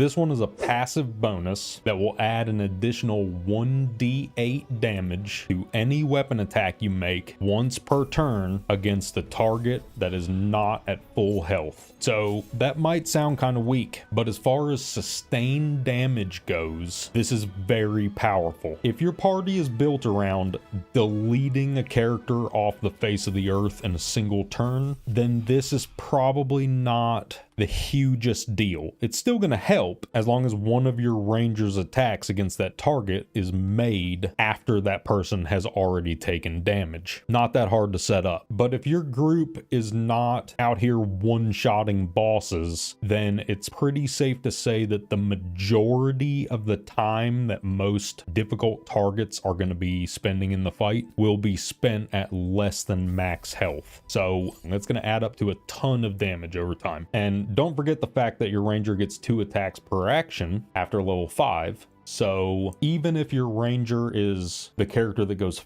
first in combat, which is very likely based on the bonuses that you're going to be getting as a ranger, as soon as they hit that person once, their follow-up attacks will trigger this. So you can even trigger it on your own first turn as long as the first hit lands. If your first hit misses and the person's still at full health, then sorry for your bad luck. But as long as you can land a hit. Colossus Slayer is not bad. Giant Killer is an interesting one. If a large or bigger creature attacks you, you can use your reaction to retaliate with a melee attack. The target must be in your line of sight and within 5 feet of your ranger when they attack you for this to be able to be triggered. So if you're making a melee focused ranger, which is perfectly viable, you can absolutely do that. You could get some decent use out of this. And anything that allows you to deal damage to an enemy on their own turn is ridiculously good. So there's nothing wrong with this. But the problem that I have with it is that it has requirements that are just not nearly as easy to meet as the other 2 options. Firstly, the enemy attacking you has to be large or bigger. Let's take a look at the size categories chart from the Baldur's Gate 3 wiki. You can see that large means ogre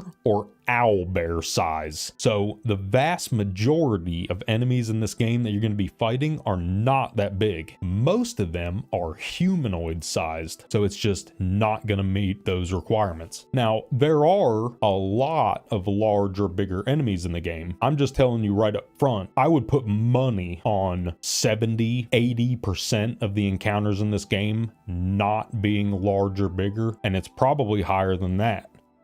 That's one thing you got to look into. Secondly, not only does the creature have to be large or bigger, it has to be attacking your ranger, which is not usually something you want to be happening anyway. It has to be in line of sight of your ranger when it's attacking them, and it has to be within 5 feet of the ranger when it's in line of sight attacking them. That's a lot of restrictions on the damn ability when you can just pick one of the other 2 instead and probably get 10 times more use out of them. So it's up to you. I don't recommend this one, but there may very well be something I'm overlooking here. If so, let me know down in the comments, because to me, this one is just hilariously underwhelming. Basically, if I've overlooked something that's large or bigger with this ability, you can let me know by attacking the comments section, and I'll retaliate by thanking you for doing my job for me. The third option, Horde Breaker, is the Rule of Cool ability. This one is great when you're in combat against multiple enemies that are very close together. There are 2 versions of the Horde Breaker ability, a melee version and a ranged version. They both function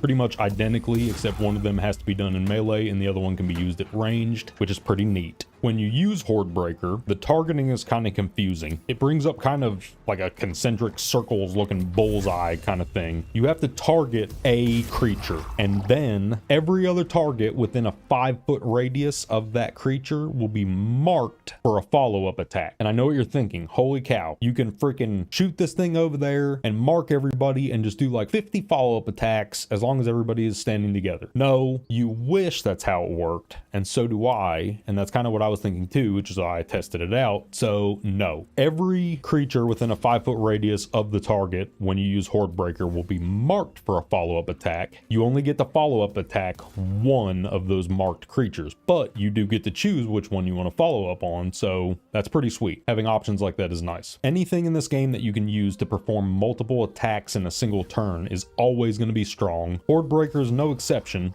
You're going to end up getting abilities that overshadow this later on for some builds, but this is really, really strong to have. Your hunter will get their next bonus at 7th level, and once again, it comes in the form of 3 options from which you'll have to choose one. Escape the Horde will passively cause all opportunity attacks made against your ranger to be made with disadvantage, which is nice. That means if your ranger gets surrounded, you can much more effectively escape that without getting killed by opportunity attacks while you're trying to run. You might still get hit by them, but they're made with disadvantage, which is a considerable debuff. Steel Will is a passive ability that will grant you advantage on saving throws against being frightened. Like I said before, any kind of passive resistances or crowd control immunities or advantage on saving throws against certain crowd control effects, anything like that is very strong to have in this game. This is no exception, just like those. And the third choice, multi-attack defense, imposes a -4 penalty on any follow-up attack rolls that an enemy makes against your ranger after the first one. So if a character attacks your ranger and then they have the ability to make multiple attacks per turn, they have extra attack, those extra attacks are going to have this -4 penalty on them. So this is defense against you getting attacked multiple times by the same person per turn. Really good to have. This is going to be quite a bit of damage mitigation built in just for having this. Whatever your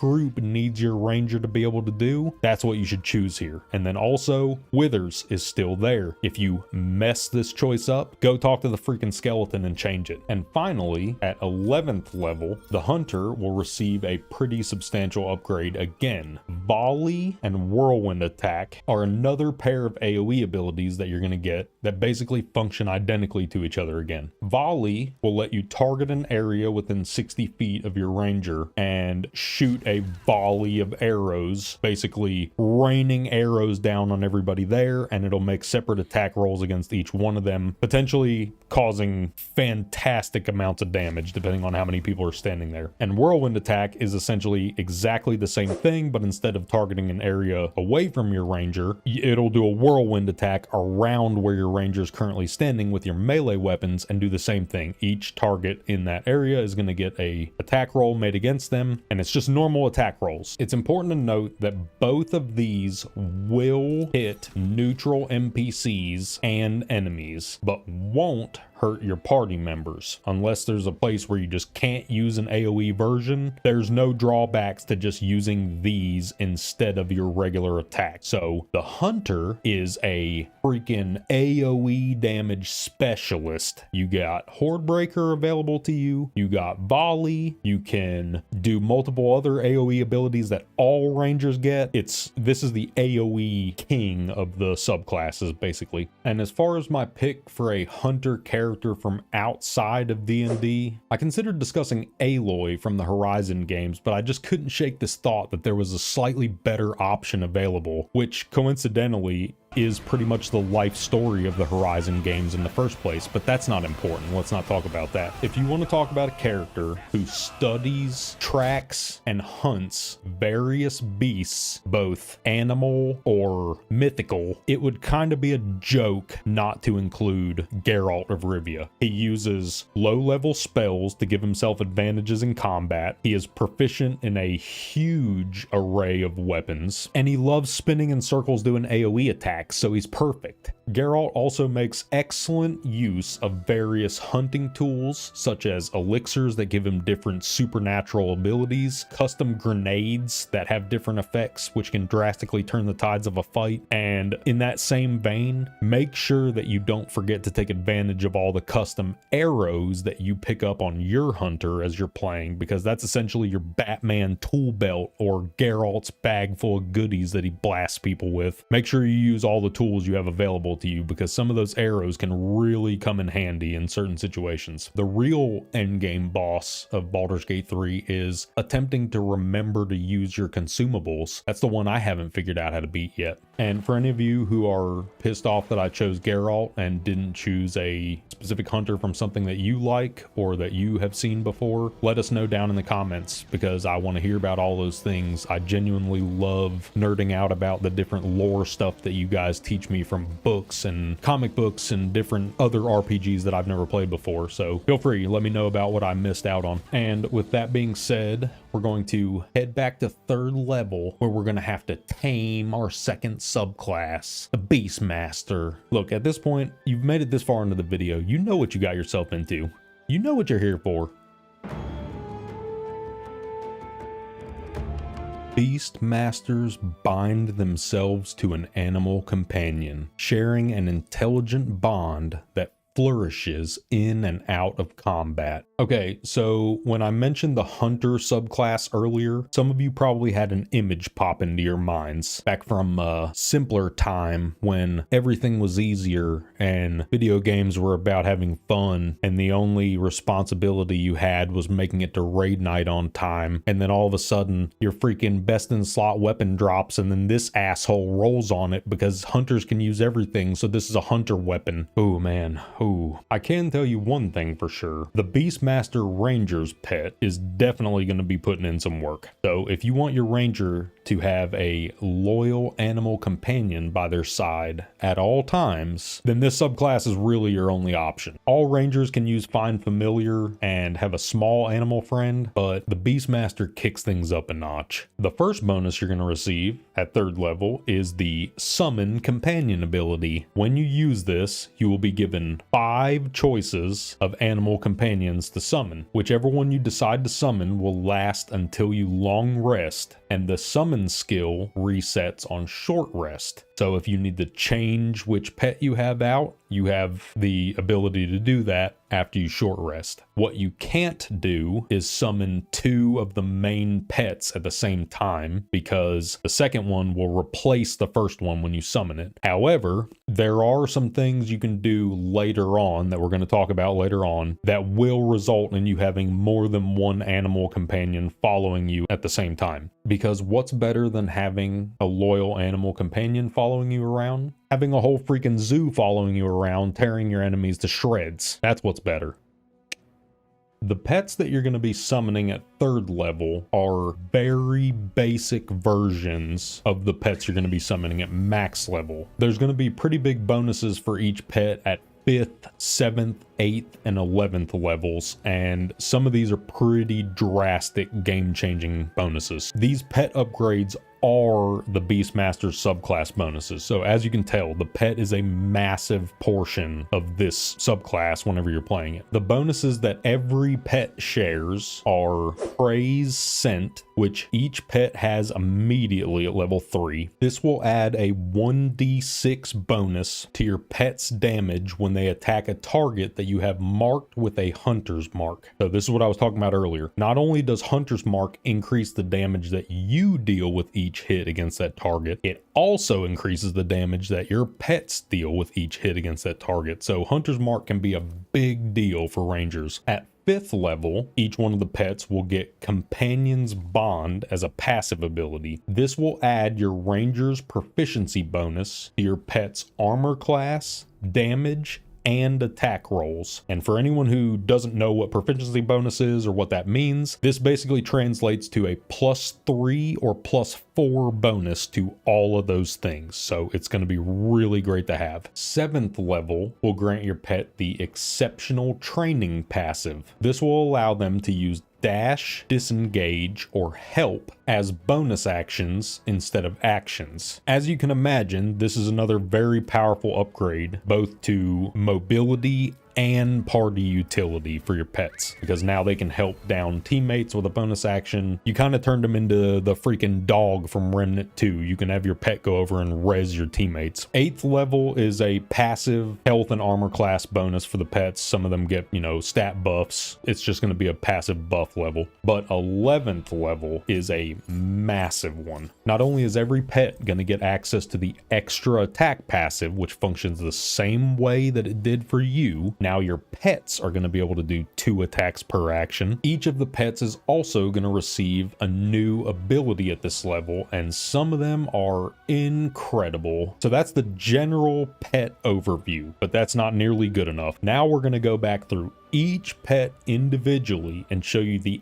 actual skills and abilities that each unlock, because the tooltips don't really tell you the whole story about these animals, and some of them are way better than they seem upon first looking at the tooltip. Some of these pets that you may never have even thought to summon might end up being your favorite ones because of some hidden interaction that they have. So let's go through them one by one. We're going to start off with the bear companion. The bear starts off with a basic claw attack and goading roar on top of decently high strength and constitution stats, which make it very tanky and an excellent meat shield, especially this early in the game. If you just need a straight up body on the field to soak up damage for your party, the bear is great to use for that. At 5th level, the bear will gain a sick ass helmet. Look at this thing.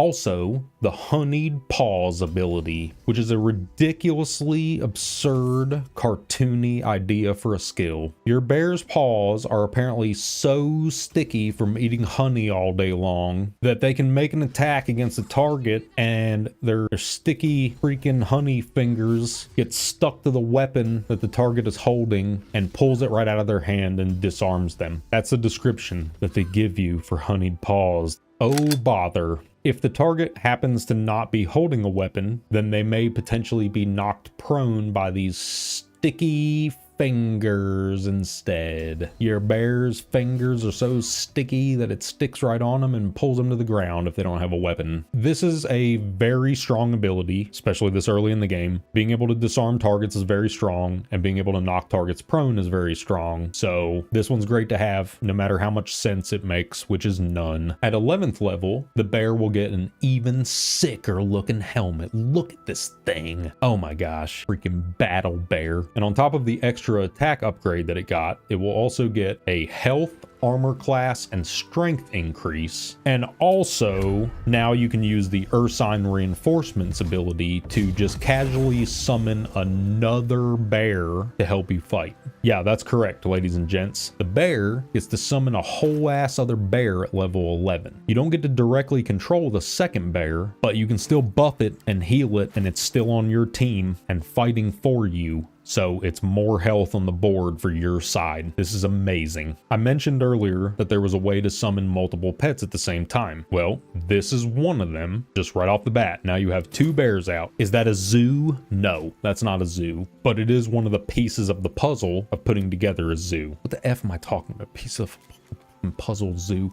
Just disregard everything I just said. This is one part of the zoo because bears go in the zoo. You know what I'm saying? I've been to the zoo. You know what else goes in the zoo? Monkeys. I wish I could summon a monkey. Anyway, any of the secondary animals that your pet's abilities summon, and there is another example of this that we'll talk about later, any of those temporary pets will last until long rest. And like I said before, the ability to summon a new companion resets when you short rest. So, if for instance, you summon a bear, have the bear summon in reinforcements, and then you take a short rest and summon a different animal instead of the main bear, the summoned in reinforcements bear would still stay there. So you would have whatever new pet you summoned in, plus the bear you already summoned. The secondary bear, the one that you're not allowed to control. Now, is this going to be worth using up all your short rests to do? No, absolutely not. There might be a freaking build out there that can abuse this well enough to be worth using up all your short rests, but I very seriously doubt it. What I will say, however, is that let's say for instance you have both bears out and they're both still alive, and you need to short rest anyway for some reason, then yeah, why not use that to your advantage and end up with more pets out for a little bit because you were going to short rest anyway. Say the Warlock needs their spell slots back. Well, you can short rest, the Warlock gets their spells reset, the Ranger gets a fresh pet summoned out, and now you get to have 2 different pets or whatever. You can do different combinations, different things. So it's an option that you need to know about because it might prove useful to you at some point. Anyway, that's enough about bears. Let's talk about boars. The boar companion is quite a bit less tanky than the bear, but a little bit more offensive than the bear. First of all, your basic tusk attack deals a bit of slashing damage, but this guy really shines when you unleash this boar charge right through a freaking group of stacked up enemies. It deals damage to everybody it passes through, doesn't trigger opportunity attacks on anybody it passes through, which makes it a really good mobility option, and it has the opportunity to knock every target that it hits prone, which can set them up to even more damage follow-up attacks, which is great. So the boar charge is excellent to have, especially for this early in the game. Any kind of AoE damage you can do at level 3 is going to be strong. At 5th level, the boar gets a cool hat, but it wasn't the color hat that he wanted, so he's pissed.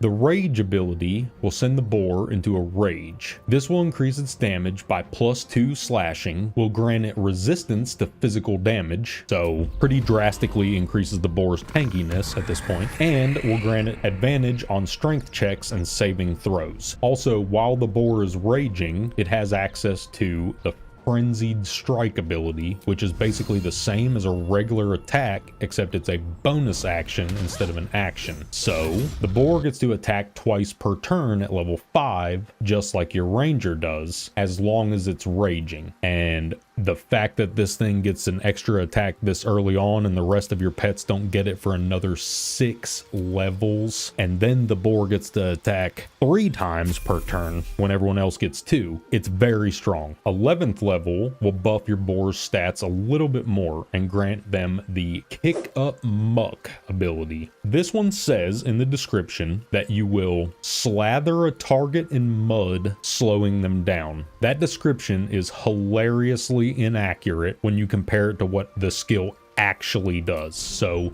let's take a look at what this thing actually does. This ability will have your boar turn around backwards and kick up an absolutely massive cone of mud onto anything and everything that's in the area. This ability is likely way more powerful than you imagined when you first read it, or when I first read it to you, because not only does it slow the target, you can slow a ridiculous amount of enemies with this thing, and it doesn't require your boar to maintain concentration on like a lot of slow effects. So this is really, really strong to have access to. Just be careful not to blast it all over your freaking teammates, because it can slow them too. So watch where you're kicking this freaking sand.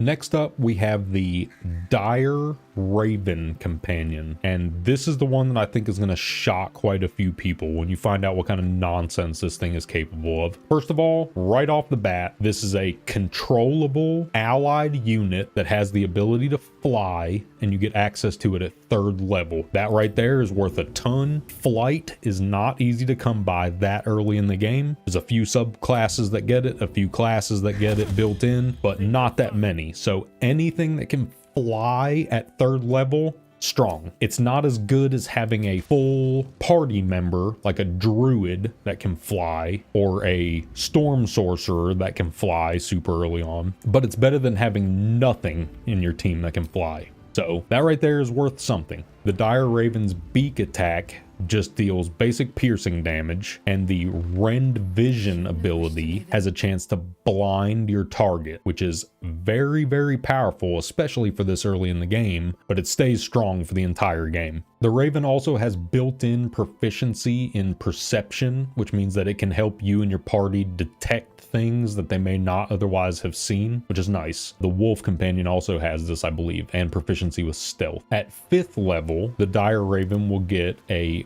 beak attack damage buff, a few stat increases, and the Bad Omen ability. This one's pretty crazy. The Raven will basically hurl a feather at somebody, and it deals a little bit of piercing damage and has a chance to curse the target. A cursed target has any attacks made against it will be made with advantage. So this can be used to set up quite a heavy turn of burst damage against a single target. Or if you're in a boss fight or something and there's one main target, you hit them with this curse and then everybody has advantage on them for up to 2 turns, which is great. 11th level is where the Dire Raven gets stupid.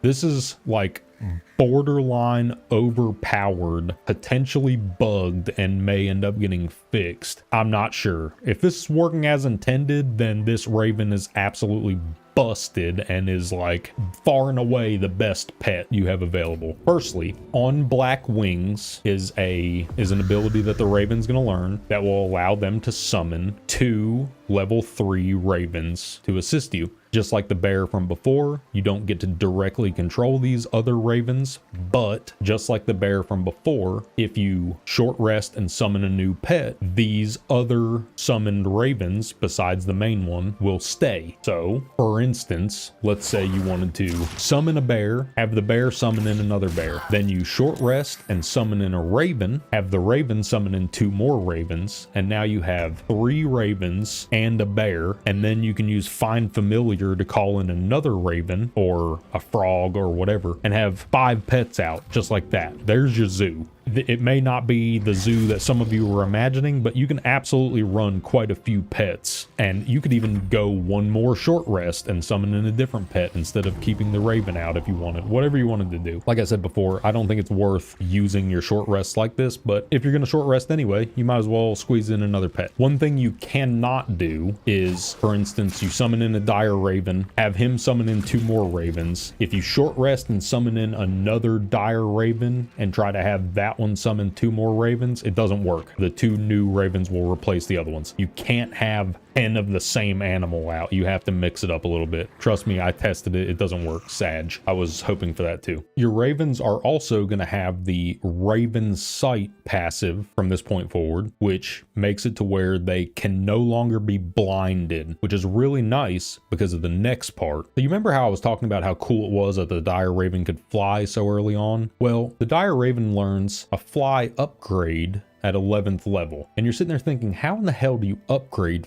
fly? What would you change about fly? What does it fly further? Can fly more often? Nope, none of those things. So here's what happens. When your Dire Raven uses fly from this point forward, the destination that it flies to will have a full cloud of magical darkness spawn just for free, just because the Raven flew there. Now that sounds crazy already. Okay, so this Raven can spread darkness now. Holy cow, that's crazy. All right, here's the deal. Fly only requires movement speed to use in the turn, and you can just use it whenever you want when you're outside of combat. So you can literally speed buff the hell out of your Raven, put Long Strider on it. You have your Raven itself use dash as a bonus action, which it's been able to do for a long time by the time you get to 11th level, and that doubles its movement speed. So now you have a ton of movement speed, and instead of flying a super far distance, you make a bunch of tiny hops. Boop, boop, boop, boop, boop. And each one takes 5 or 6 feet of your movement speed, and you can cover an entire room in magical darkness that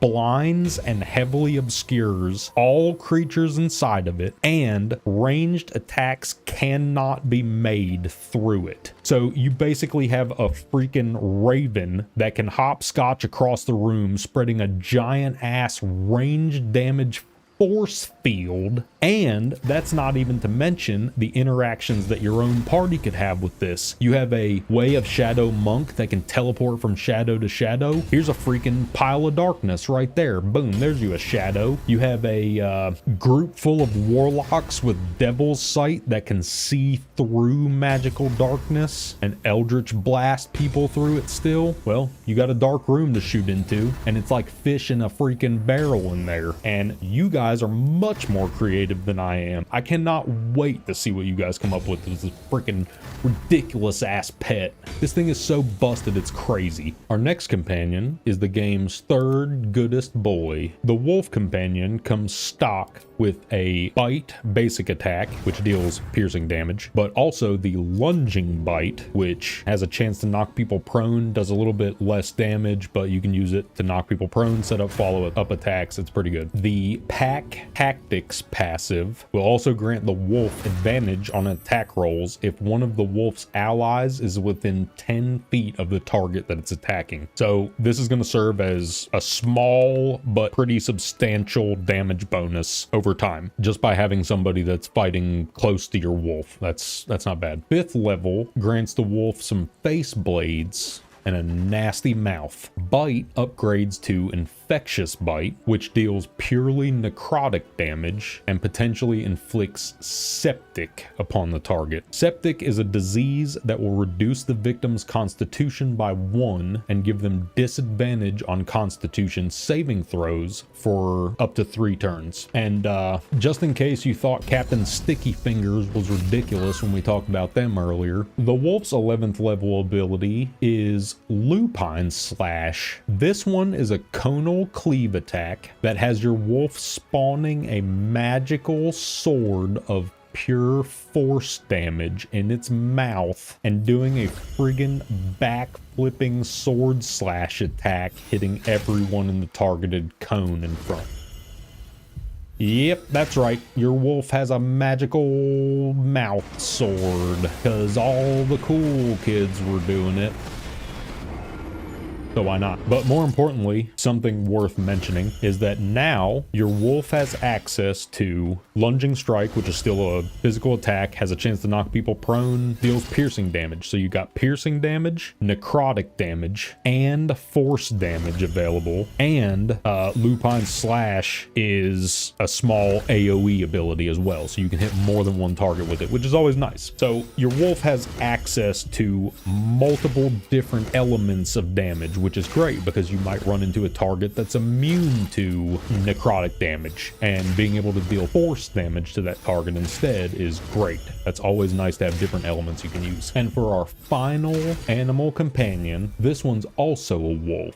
A wolf spider. So yeah, arachnophobia warnings all around. This one's a big O spider, ladies and gents. This one comes with quite a few tools right out of the box. Its basic attack is Venomous Bite, which deals piercing damage and has a chance to poison the target. And Poisoned is a debuff that will cause the target disadvantage on attack rolls and ability checks for up to 2 turns. The Web ability will allow the spider to target an area and blast a net of webs all over that area. Any non-spider creatures walking over the webbed area will have their movement speed cut in half and will have the potential to become enwebbed while they're moving across it. Becoming enwebbed will root them in place, give them disadvantage on their dexterity saving throws, and cause all attacks against them to have advantage, which is excellent. The webs are also super flammable. So just like we talked about with plant growth earlier, if you shoot fire onto a web surface, same thing. It busts into flames, it'll deal a little bit of fire damage, but the person won't be stuck in the webs anymore. The wolf spider, as well as pretty much every spider that you're going to encounter, enemies and everything, is immune to the webbed areas on the ground because of the web walker passive that it has access to. The webs are not going to slow the spider's movement speed, and it cannot become enwebbed by them. It's totally immune to the effects of the webs. The wolf spider also has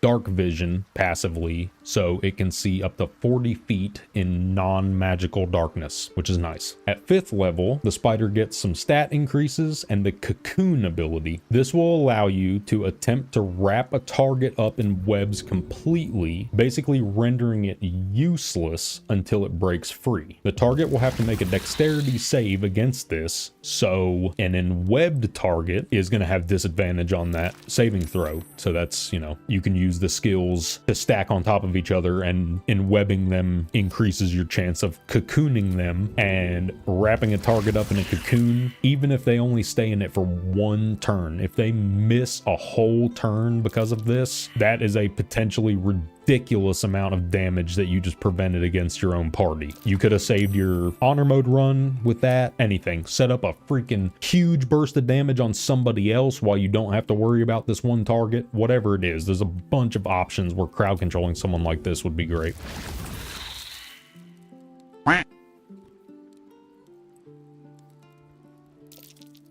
At 11th level, the wolf spider will gain the 8-legged waltz ability, which will grant the spider a movement speed buff and resistance to poison damage when they start their turn on a web surface. So now, not only is your spider immune to the effects of webs, but it actually gets a buff from being on webs, which is pretty sweet. You will also get access to the bursting brood ability, which is kind of a strange one, because this is your spider basically attempting to launch a ball of tiny spiders onto the target, which will infest them with tiny spiders. This is horrible to imagine. It makes me think of that dude from The Mist, and I'm gonna hopefully have it right here. I'm sorry that you're watching this. I'm not gonna put sound on it because copyright, but this guy is saying something like, "Oh, I can feel him inside me," or some shit like that. No thanks. Anyway, an infested target will take piercing and poison damage each turn, and anyone who attacks the target with a melee attack can also become infested, which is not necessarily great.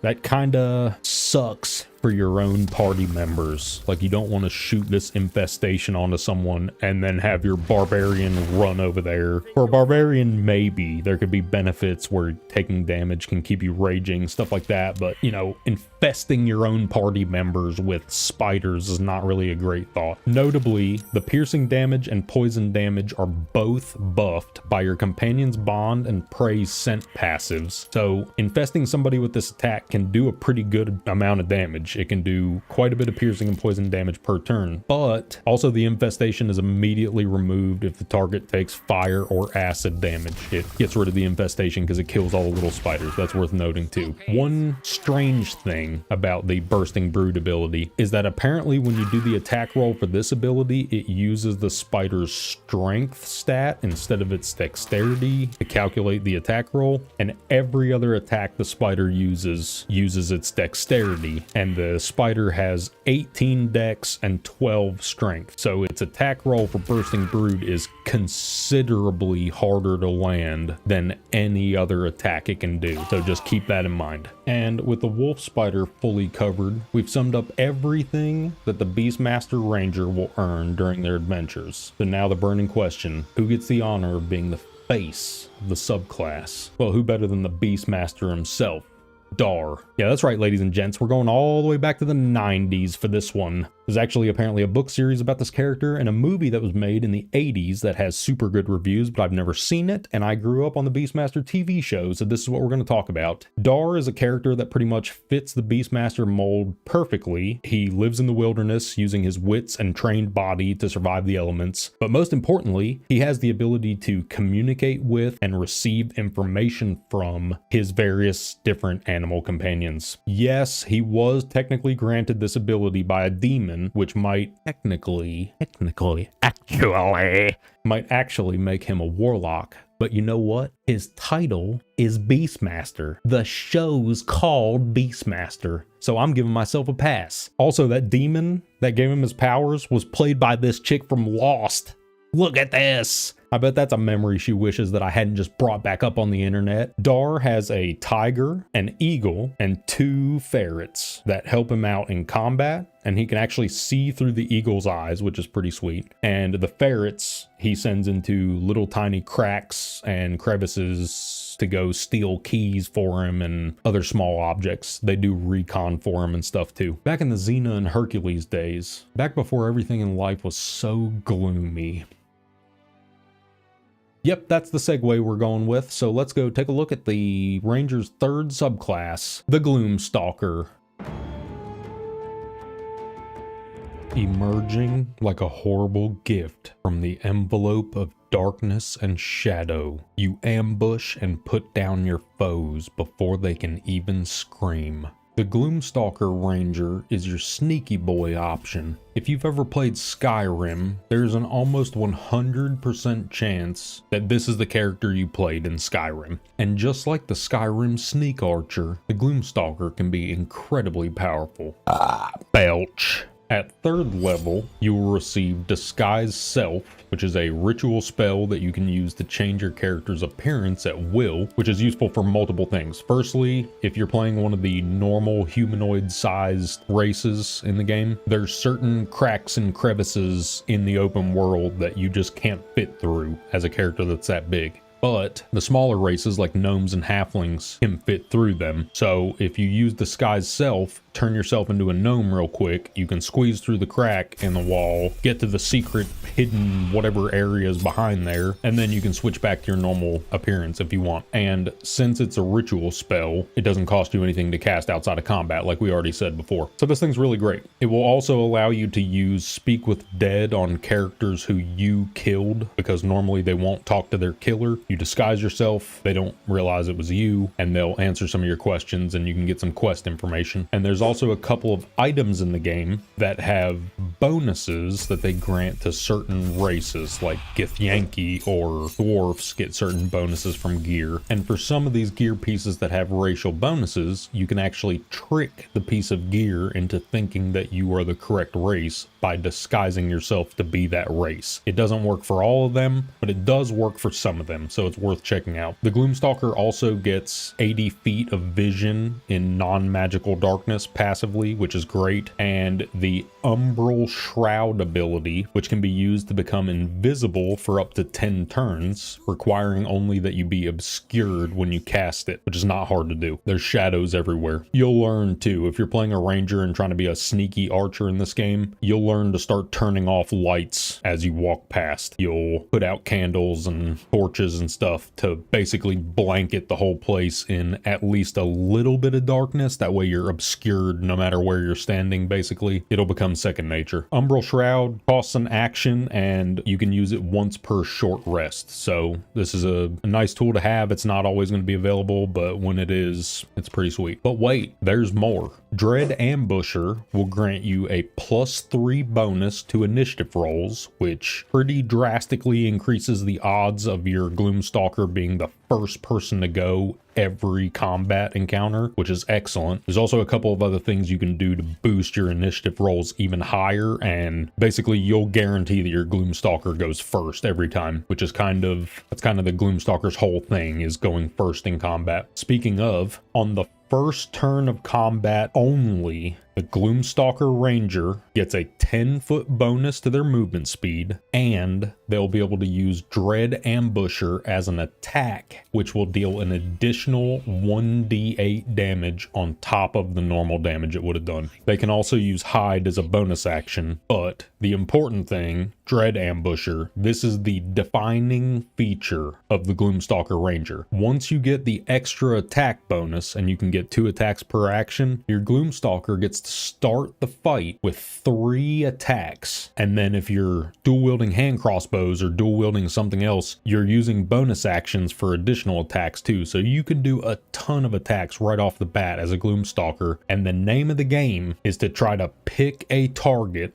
and delete that one target immediately before they even knew what hit them. You want to start combat by killing somebody as a Gloomstalker. If they survive your initial opener, that's bad. That's the worst case scenario, is a target surviving your opener as a Gloomstalker. Now, you're still going to put in a ton of damage on that person to start with. They're going to be starting on the back foot, but you want to just take them off the board completely. The easiest way to prevent a target in this game from dealing damage to your party members, you inflict dead on them. That's what people say. You want to talk about crowd control? The best form of crowd control is death. A character who can pull the old yeetus deletus combo before the fight even has a chance to get started. The enemies are already screwed and trying to catch up. It's great. It's an excellent position to be in. With certain builds and certain items, you can actually immediately go invisible as soon as you kill somebody, and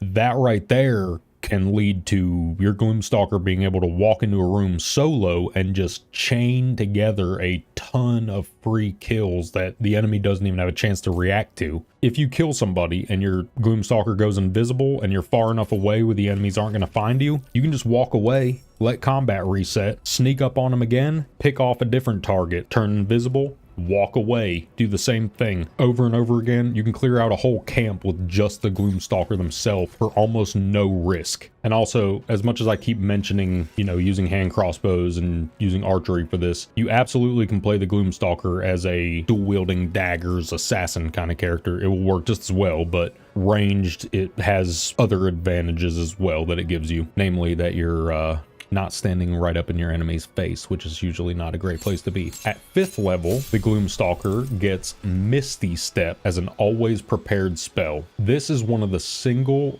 best spells in the game, hands down, because in a game with strategic combat like Baldur's Gate 3 has, where movement and positioning are so key to the flow of combat and how an encounter is going to go, having an ability like Misty Step that grants you so much mobility, it's ridiculously strong. So you're definitely going to love it for sure. At 7th level, you will obtain the Iron Mind passive. This one will grant you proficiency in wisdom and intelligence saving throws. Both of these are great to have because there's a couple of really tricky crowd control saving throws that you may end up having to make, especially towards the end of the game. A lot of the enemies that you're going to encounter start to use crowd control abilities against your party members, and stuff can spiral out of control very quickly if one of your party members gets dominated and starts fighting against your own team or something like that.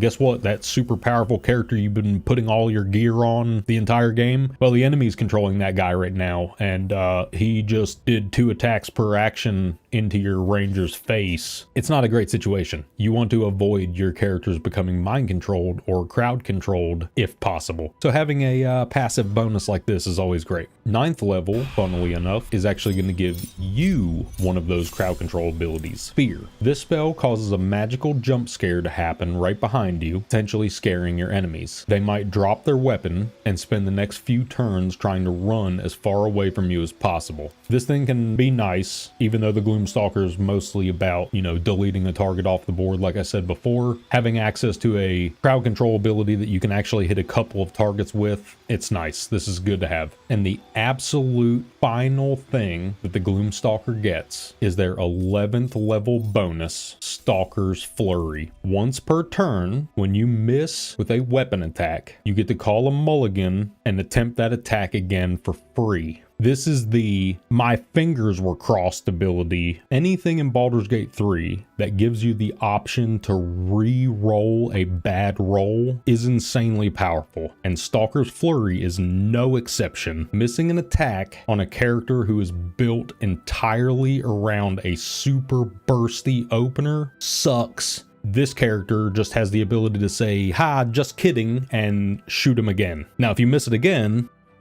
sucks to suck, I guess. Get good. But you got another shot. And before we talk about my choice for Gloomstalker class president, I want to mention a very popular multi-class option that you might be interested in if you enjoy the sneaky assassin style of play. Whenever people talk about the Gloomstalker, they usually talk about Gloomstalker and Rogue multi-class. And I say Rogue because People multi-class Gloomstalkers with Assassin Rogues and Thief Rogues. Just two different builds that are both good for different things, but both of them are very viable. Assassin Rogues get a passive that resets their action and bonus action when combat starts. So if you start combat with an attack, normally you would be starting without your character's action because you already used it to initiate combat with that attack. The assassin gets that replenished. So just like an assassin would, you're not there to talk. You're there to sneak up and stab someone in the neck while they're not looking. So you sneak up, you stab them, give them the old stabby stab. Combat initiates, you get your action back, and now you get to go again. Well, as you can probably imagine, the reason why that works so well for a Gloomstalker is because the opener is everything for the Gloomstalker. This basically just gives you another attack. Assassins also get advantage against targets that haven't taken a turn yet. So if you're the first one attacking, no one else has taken a turn, you have advantage on everybody. Rogues, as a whole, get to perform sneak attacks against characters that they have advantage on. So this would allow you to perform these sneak attacks, which is just additional damage. And the assassin gets guaranteed criticals on surprise targets. So you would be doing a guaranteed sneak attack crit and would get to roll all kinds of bonus damage, and then your Gloomstalker additional attack, and then multiple attacks. You get a ton of attacks basically. Thief Rogues alternatively get an additional bonus action per turn. So you can do 2 attacks with your action, and then you get 2 bonus actions per turn. So you can do 2 offhand attacks, or drink 2 potions per turn, or use your hide bonus action and drink a potion, or make an offhand attack, whatever. You get an extra bonus action. It's good for pretty much everybody. And as far as a character to represent the face of the Gloomstalker subclass, allow me to introduce the End, the father of sniping from Metal Gear Solid 3. This character is said to have been infected with a parasite that drastically increased his lifespan, and during these extended years, he invented every sniping technique known to man. He is also so talented with camouflage that he can literally lay out in the middle of a brightly lit open field and he's nearly impossible to see, even with thermal vision, because he's got a little bit of a connection with nature as well. The parasite allowed him to survive through photosynthesis alone for extended periods, so his body basically reacts to sunlight like a plant, and he can kind of control his body temperature to more closely match the ground around him and become one with the area to where even thermal goggles can't see him very well. The man is a super stealthy sniper with access to very limited basic nature magic. So for these reasons, we had to chop you. Wait a second. For these reasons, I've chosen the End as the ultimate Gloomstalker. And that's all, travelers. That's every little thing there is about the Ranger in Baldur's Gate 3. If I missed anything, let us know in the comments. Absolutely. If you have a better example for any of the subclasses, like I've said before, please let us know, because there's bound to have been a better example for each one of those, but I'd love to hear your guys' thoughts. If you've enjoyed the video, leave me a like and subscribe to the channel if you want more content like this, or if you're just a self-loathing masochist. I don't judge either way. If you loved it so much that you just want to chuck a bunch of money at me, there's links down in the video description to multiple different ways that you can support the channel, and I thank you in advance for your kindness and your terrible priorities. If, on the other hand, you hated this video and yet somehow made it all the way to the end, there's something wrong with you and you should probably get therapy. But secondly, leave it a dislike so that I know to do better in the next one, I guess. Thanks for watching anyway. As always, travelers, I am glad you got to see me. Do your best to stay alive. Until next time, see ya.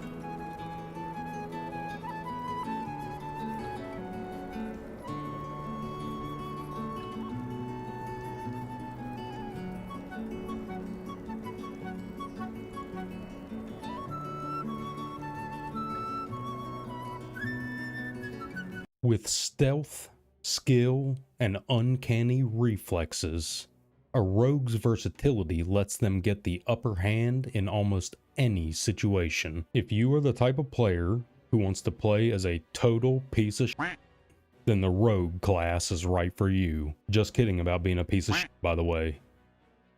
But not really. Welcome back, travelers. I'm glad to see you made it.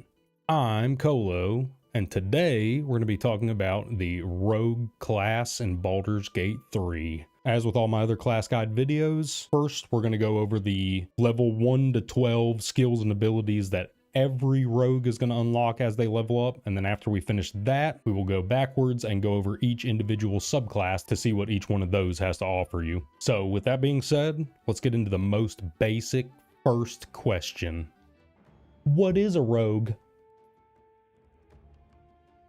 Rogues can most easily be described as the lying, thieving, cheating, stealing, selfish character in the party. You're the sneaky guy that nobody really trusts for good reason. There are definitely exceptions to this because there's pretty much limitless possibility when it comes to role-playing, but most people think of rogues as the selfish scoundrel who's going to rob you blind and fence all your stuff. Each one of the rogue subclasses does bring its own little bit of role-playing flair, from the aforementioned thief, specializing in stealth and sleight of hand, to the magical arcane trickster, who uses enchantments and illusions to fool their foes, or the lethal assassin, stepping out of the shadows to make quick work of their foes before vanishing once again. So now that we all have a general idea of what a rogue is, let's talk about creating one. When you first choose the rogue class, you'll have to decide how you're going to allocate your stat points. We'll get into this more in the subclass section, but be aware that the Arcane Trickster can cast spells and will use Intellect as its spellcasting stat. So, if you're intending to make your rogue an Arcane Trickster, your build is probably going to be different from the other two subclasses, just because you have that spellcasting focus that you have to worry about also. Dexterity and Constitution are the other stats that you'll focus on for most rogue builds, but strength rogues are not unheard of. Just be aware that if you're going to make use of the sneak attack mechanic that rogues get, you have to be using a finesse weapon to do it. Even if your rogue is scaling off of strength, you have to be using a finesse weapon for sneak attack to work properly. You will also be allowed to choose skill proficiencies and 2 skill expertise for your rogue to have. Having expertise in a skill is basically just like a 2 times multiplier on whatever your proficiency bonus is for that skill, and under most circumstances you cannot become an expert at a skill that you're not already proficient in. It is possible, but it's through very rare means. And basically all these just equate to a scaling bonus to dice rolls involving that skill as your character levels up. Rogues also begin the game with simple weapon, hand crossbow, long sword, rapier, short sword, and light armor proficiencies. So you are going to have quite a few options when it comes to gear and weapons to start out with, and then obviously there's other ways to acquire other gear and weapon proficiencies, but the rogue starts out with a decent amount of them right off the bat, especially when it comes to pointy weapons that you can poke people with. I mentioned sneak attack earlier, so what is that? Well, once per turn, your rogue is allowed to trigger a sneak attack when they strike an enemy that they have advantage against. This also works in the event that one of your rogue's allies is standing within 5 feet of the target. That basically confers advantage to your rogue for the purposes of sneak attack as well, as long as they don't have disadvantage against that target for some other reason. If you're blinded or something like that, then sneak attack's not going to work because you're going to have disadvantage. Sometimes you're going to find yourself in an annoying spot where you just can't get advantage on a target, or you have disadvantage for some reason, but rogues are really good at getting back into stealth, getting away from the fair fight. You don't want your rogue to be stuck in a fair fight. That's not what they're there for. They're the sneaky trickster character for a reason. Let them use their sneaky tricks. As you can see here on this chart,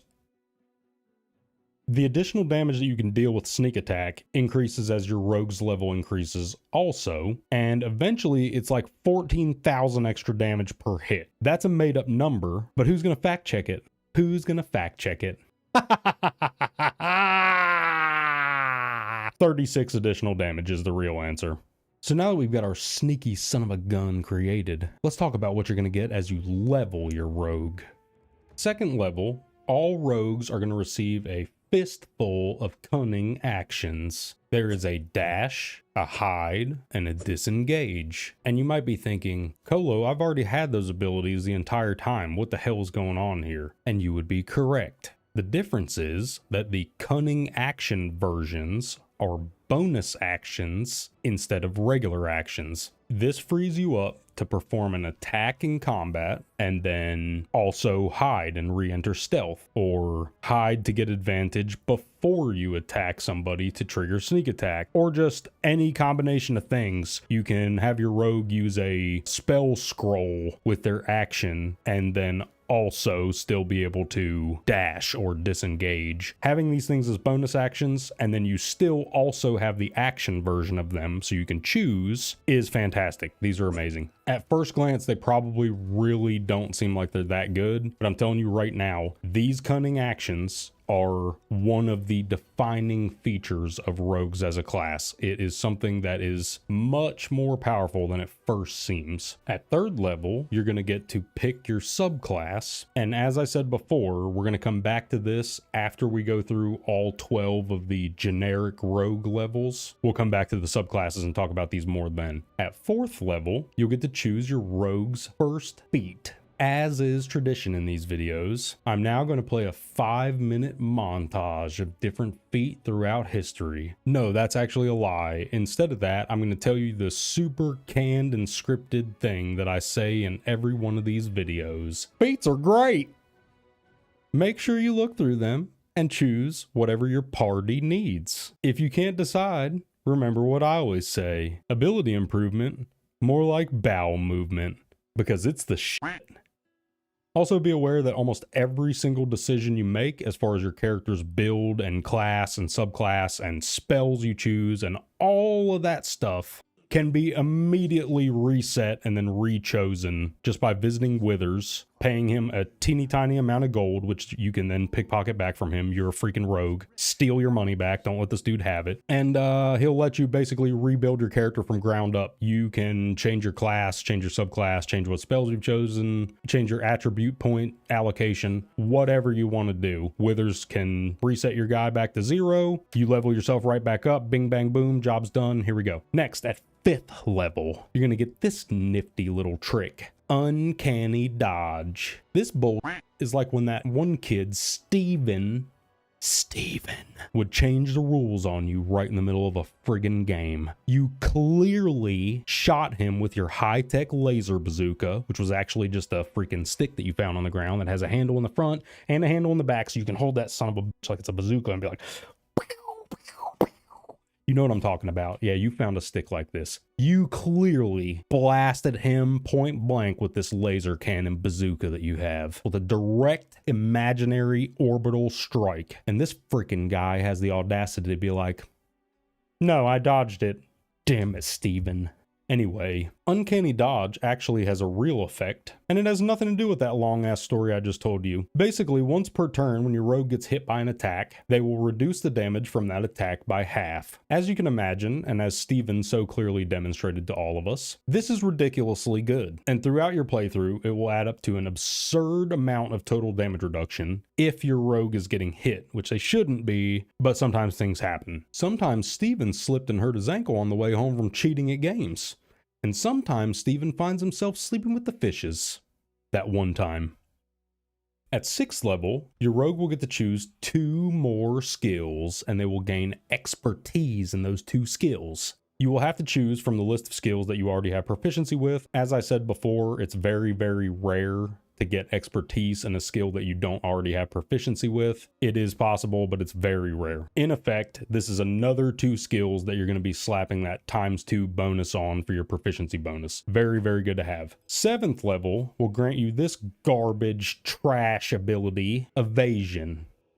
Yeah, hi there. That was a joke. Evasion is probably one of the single most powerful passive buffs I have ever seen in any game that I've ever played. And obviously, that sounds like a big freaking heaping scoop of hyperbole. But just listen to this. Your agility lets you dodge out of the way of certain spells. When a spell or effect would deal half damage on a successful dexterity saving throw, it deals no damage if you succeed and only half damage if you fail. So from this point forward, your rogue can only ever take a maximum of half damage from spells that have dexterity saves like Fireball. They are now so friggin' fast that when that Fireball explodes in their face, they are still able to move out of the way enough to reduce the damage by half. And if they succeed their dexterity saving throw, instead of taking half damage like normal, now they'll take 0 damage. This is an extremely powerful tool when you take into account some of the dex save spells that are available in Baldur's Gate 3, and it just makes your rogue an absolutely terrible target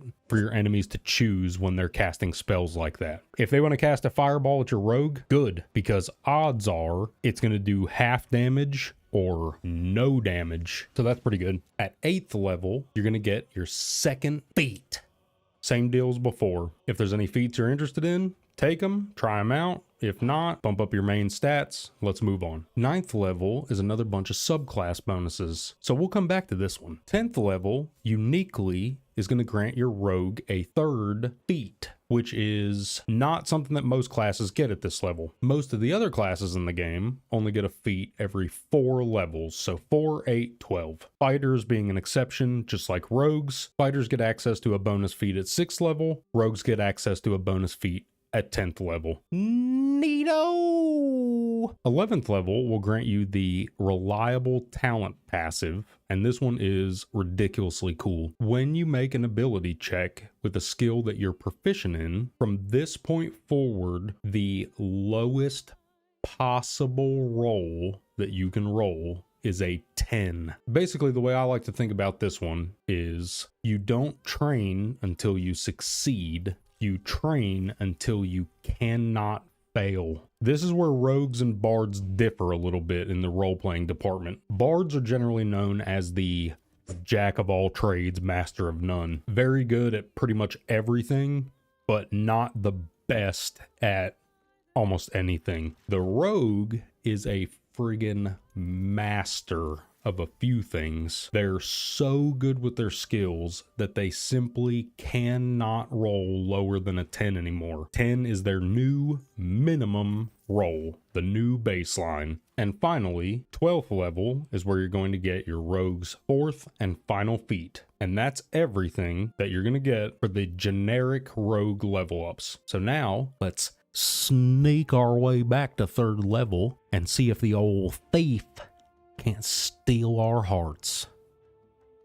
Thieves use their skills in stealth and larceny to acquire whatever they wish, whether from a 3rd-story window or the depths of a long-forgotten ruins. Thieves are probably what most people imagine when you bring up the rogue class. Your focus is on stealth and getting a bit of additional utility to help you with stealth and sleight of hand both. But the bonuses you get as a thief will also be incredibly useful in combat, so let's take a look at those. The Fast Hands passive is going to grant you an additional bonus action. This right here is probably the single best skill or ability or upgrade or anything that the rogue as an entire class will get. Fast Hands is very good in a ton of situations. The amount of nearly limitless overall utility that you gain access to just by having a second bonus action per turn is insane. Do not sleep on this one.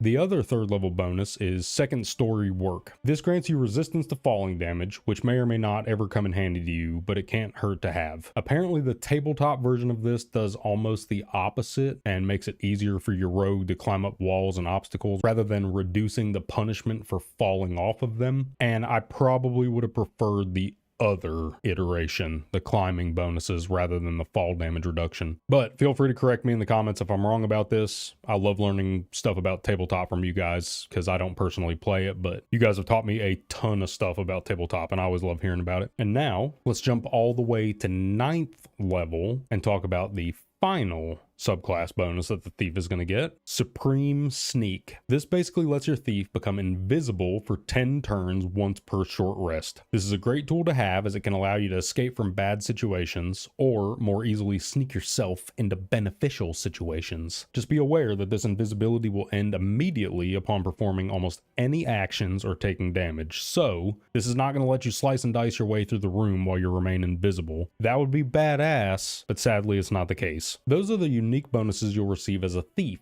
So now, let's take a look at a pair of special thieves that I chose from other universes. In this video, I'm going to try to cover one example from Marvel and one example from DC for each one of these sections, so you'll see that right now. We'll get started with Selina Kyle, or Catwoman. She's well known enough that most of you have probably heard of her, and she's even been in a few movies, some of which were even good.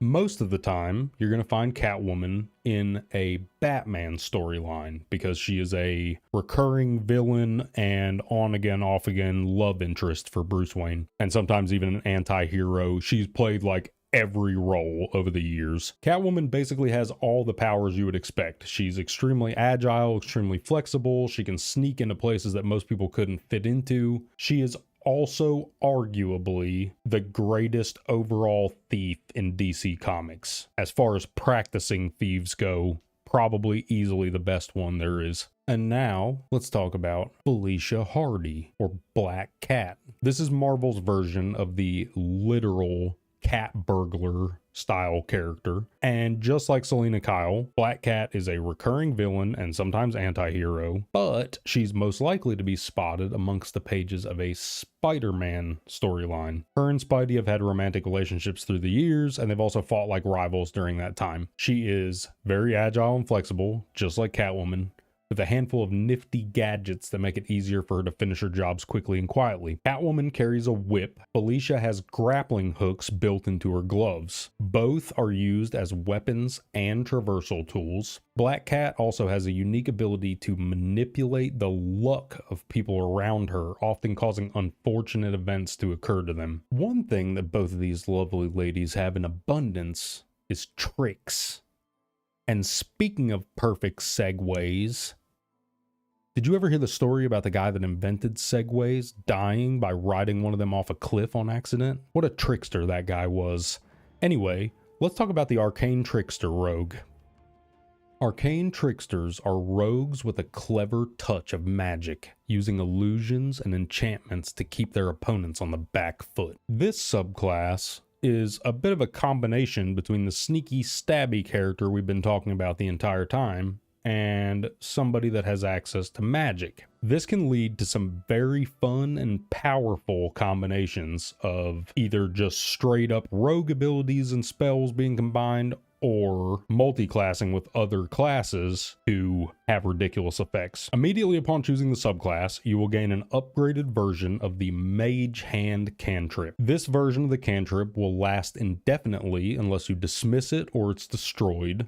It's able to access items that other characters are holding, and it can use thieves' tools. This means the Mage Hand can pick locks for you from a very long distance and then loot the chest for you and give you the items. So unfortunately, I have to record this section and add it into the video after all that stuff that I just told you that the Arcane Trickster's Mage Hand is capable of doing, because all the stuff that I just told you that it's capable of doing is the stuff that it's supposed to be capable of doing. I put it in the video because that's what it's supposed to do, and I am still holding out hope that Larian's gonna fix it, but at the moment, the upgraded Arcane Trickster Mage Hand Ledger Domain, whatever the hell that skill is called, basically all it does is make the Mage Hand permanent and invisible. That's it. It cannot use thieves' tools like it's supposed to be able to do. It cannot pick people's pockets, pick locks, disarm traps. It can't loot items and give them to you like it's supposed to be able to do.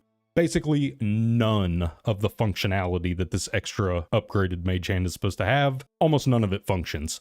It's not worthless. The Mage Hand is probably, if not the best scouting tool or pet in the game, then it's definitely up there. There are some other different ways that you can summon stuff that can go invisible like this, and those are also great scouters, but the fact that the mage hand is invisible and can fly makes it to where basically you can scout out anything with this freaking mage hand and save your party from walking into an ambush, all kinds of different stuff. Like I said, I'm holding out hope that Larian fixes what this thing is supposed to be able to do, because it's been a known issue for a very, very long time, according to what I've found on the forums and on the internet. Some people said that this thing used to work in early access. I'm not sure about that because I never played the early access, but it doesn't work now. And basically, unless it gets fixed, it's kind of rough trying to suggest playing an arcane trickster to somebody when the main defining mechanic of the subclass is just broken. It just doesn't work. So yeah, I'm really hoping that they get that fixed. Anyway, now I'm going to let you have this dumbass back and you can listen to the rest of what he has to say. Oh, past me. I had to go and put my freaking uniform back on. Yeah, that's what I'm calling this sleeveless hoodie that I cut the sleeves off of. It's a freaking uniform right here, ladies and gents. I had to put this thing back on and record this little disclaimer because of all the bugs and stuff that people are going to run into. I don't want to tell you that the mage hand can do all this stuff, and then you go to use it and you're like, what the hell? This guy said I can pick locks with this thing. You're supposed to be able to. So I'm hoping that they fix it, and then the previous sections of this guide will actually be accurate. If not, then sorry. I told you what it was supposed to be able to do. Here's what it actually does. It's invisible and it lasts forever.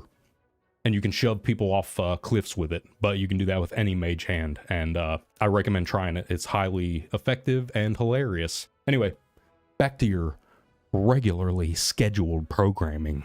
You will also get to choose 2 other wizard cantrips as well as 3 total spells to start with. 2 of the spells you choose will have to be from the Arcane Trickster spell list, which is the same as the wizard spell list, but it only includes the spells from the enchantment and illusion schools of magic. The 3rd spell you'll choose will be from the full wizard spell list, which means that you're going to have a much wider selection to choose from for that one. Make sure you read them all over, see what they all have to offer, because wizards get some really, really cool tools that you can mix and match with different skills and strategies to have a really strong character. Your Arcane Trickster will also gain 2 level 1 spell slots to start with. At 4th level, you will gain another level 1 spell slot, and you'll be allowed to pick another spell from the Arcane Trickster list. And then importantly, you will also be allowed to replace one of the spells you already chose to learn with another spell that you didn't choose. The biggest thing to take note of here is this. The replacement spell list is the entire wizard spell list. So, as you level up your Arcane Trickster, every level you're going to be allowed to swap a spell you know with any other wizard spell from the entirety of the wizard spell list. So pay attention to that. You may end up choosing Arcane Trickster spells that you don't actually want, and then next level, you can replace that one with a wizard spell that you do want. By the time you get this character to max level, you could pretty much have an entire selection of spells that are not even on the Arcane Trickster list at all, because you've swapped them all out with wizard spells that you shouldn't have had access to. 5th and 6th levels are both the same. They're going to offer you one more choice of Arcane Trickster spell, and then each level is going to offer you a replacement spell should you so desire. At 7th level, you will gain a 4th level 1 spell slot, 2 level 2 spell slots. You're going to get to choose one more Arcane Trickster spell and one more wizard spell, and you can swap one if you wish, like always. And as you may have guessed, from this point forward, whenever you choose or replace spells, the spell list is going to include your level 2 spells. 8th level goes right back to the original pattern of choosing a spell and replacing one. 9th level will grant you the Magical Ambush passive ability. This one will grant your targets disadvantage on saving throws against your spells if your rogue is hiding when you cast a spell. So this just further adds to that class fantasy of being the sneaky guy that can mess you up with magic. Also at 9th level, you're going to be allowed to choose a spell and replace one as you would have expected. 10th level will grant you your final level 2 spell slot, a choice of wizard cantrip, an arcane trickster spell, and a replacement spell. 11th level is another choose and replace level, and 12th level is just gonna give you your feat and one final replacement spell, and that's it. So basically, by this point, you've chosen a pretty good selection of potential crowd control spells like holding targets in place or forcing them to keel over in a fit of rafflemow, all the while using your permanent mage hand to investigate and provide recon for the rest of your group. So now that we've seen all the cool shenanigans an arcane trickster can get up to, let's talk about a couple of characters that I think represent the subclass pretty well. Just like with the thief, I'm going to stick to the one from Marvel, one from DC pattern, but just know that pretty much every character, almost every character in Naruto would fit this mold pretty well, because most of them are ninjas that are also capable of basically tapping into magical powers through their ninjutsu. But I digress. Betsy Braddock will be the first arcane trickster of the day. Her hero name is Psylocke, and she's a sneaky assassin-style character, but she's most well known for her psychic abilities. She can summon blades made of psychic energy, cloak herself in psychic shadows, making stealth much easier, mind control her foes, and use illusions to distract and displace her enemies. Psylocke is basically an almost perfect representation of an arcane trickster class fantasy. And now for our DC character counterpart. This one's probably going to drum up a little bit of disagreement in the comments, but that's okay because I'm the one making the video and I'm going to put it in anyway, even though I sort of disagree with this myself. John Constantine. And the reason why I said that there's probably going to be disagreement is Constantine is pretty much, not even debatably, a sorcerer as his main class, because he is much more focused on spell casting than he is on actually getting into a physical fight with somebody. Even though he's trained and he can hold his own in a fight, he is a god tier level spell caster. He's able to cast illusions that are so grand in scale that he can fool the entire universe at once, or cloak the entire universe in an illusion to fool somebody. Ridiculous. His actual powers and abilities list is just absurd to read through. It's crazy the things this guy's done. From the illusions that I was mentioning before to just crazy simple stuff like magically poisoning the ice in somebody's drink, causing them to die from drinking the poison drink. So why in the world did I choose Constantine to represent an arcane trickster if this dude's clearly a high level sorcerer? It's his personality. He is a man that will maintain a perfect poker face while he lies to a group of demons and steals their magical artifacts by cheating in a game of supernatural poker. Constantine could very easily be played as an arcane trickster in Baldur's Gate 3. However, you would just have to focus more on the deception and illusions part of his lore rather than the godlike magical powers that he often commands. But with a little bit of imagination, anything's possible. And with that bullshit excuse for an example, we will move on to the third and final rogue subclass, the assassin. You prefer to deal sublime punishment to a single foe at a time. Not in a duel, mind, because a duel implies chivalry, and you're too busy getting the job done for honor.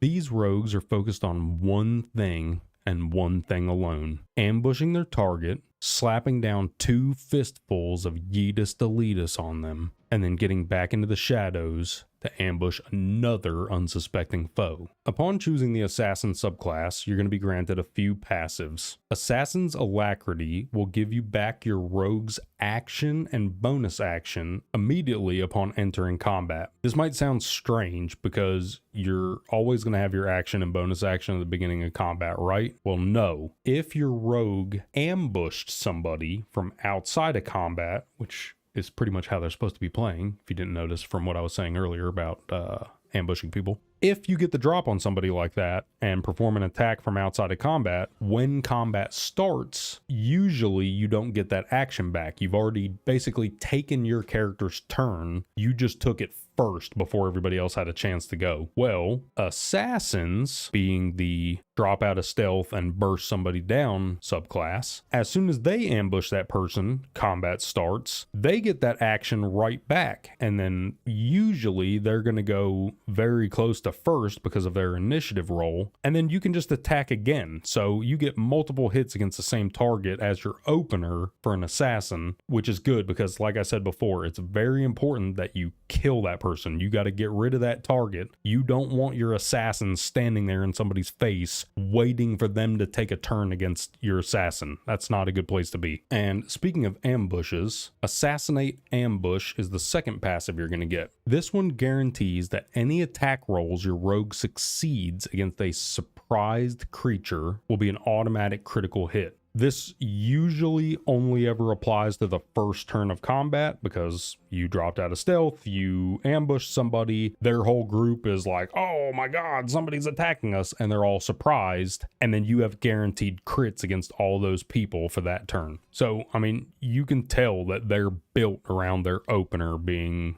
as good as possible, clearing a target off the board, and tipping the scales in your party's favor by getting rid of that person. The third passive adds to this idea even further. Assassinate Initiative will grant your rogue advantage on attack rolls against any creatures that haven't taken a turn yet. So, if your rogue is the first person to go, which they likely will be, they have advantage on their attack roll against every other enemy that hasn't taken a turn yet. And then if those enemies are surprised, the attacks against them will be guaranteed crits. And since you have advantage against them, you can use Sneak Attack and guarantee a Sneak Attack crit, which is a ridiculous amount of added damage. And you basically will 100 to 0 burst that target down in most cases and just be done with them. You're going to hit them so hard, they'll crit their pants. At 9th level, you're going to get the Assassin's final bonus. Infiltration Expertise will grant you the Disguise Self Ritual spell. This spell can be used to make your character smaller to squeeze into tight spaces, or to trick dead people into having conversations with you, even if you were the one that killed them. You look different now, so they don't know it was you. Neat! Killing is fun. And that's it for the Assassin Rogue, ladies and gents. Now that we got all that junk out of the way, let's talk about a couple of killers from the comics, shall we? I chose these two because they're essentially twinsies, just like our thief examples. So, for the face of the Assassin subclass, I'm going to go ahead and go with Wade and Slade.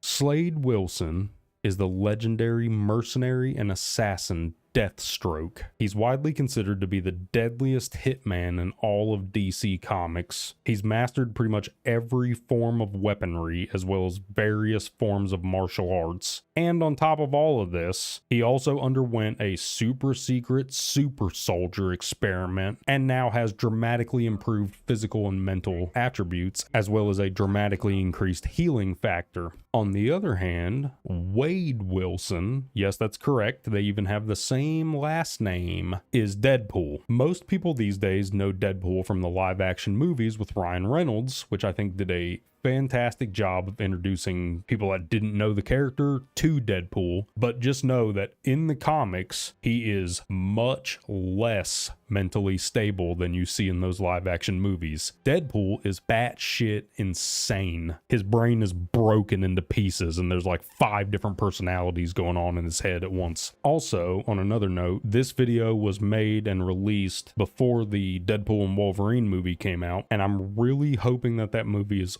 awesome. So if you're here in the future after having seen the movie, why don't you let us know in the comments how it was? A lot of us probably will have already seen it, but that's okay. We can necro this comment section and talk about it. Deadpool, just like Deathstroke, has a ridiculous healing factor. He's been enhanced in a super secret, super soldier, secret squirrel serum situation as well, and is a world-renowned assassin in his own universe. Deathstroke has also actually been quoted saying that he knows of a nerve strike that can harm Superman.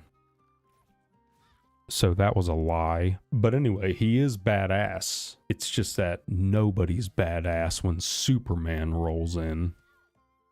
Both of these assassins have also been in possession of weapons that can kill immortals or other characters with insane healing powers like their own, or Wolverines. Wank, wank. That might be part of the Wolverine and Deadpool storyline, because canonically, Deadpool carries a sword that can kill Wolverine. So even though these guys have a reputation for running and gunning their way out of a lot of situations, a lot of the time they're not doing sneaky assassin stuff. They're doing guns blazing, mercenary stuff. They are both insanely skilled at stealth and assassination. If that's what the job called for, both of them are master tier assassins. And they both look badass, so they make a great combined face of assassin rogues as a subclass. So with all that being said, let us know down in the comments what you think about my subclass choices for this video. What other characters do you know from Marvel and DC, from anime, other comic books, other games, other RPG stuff,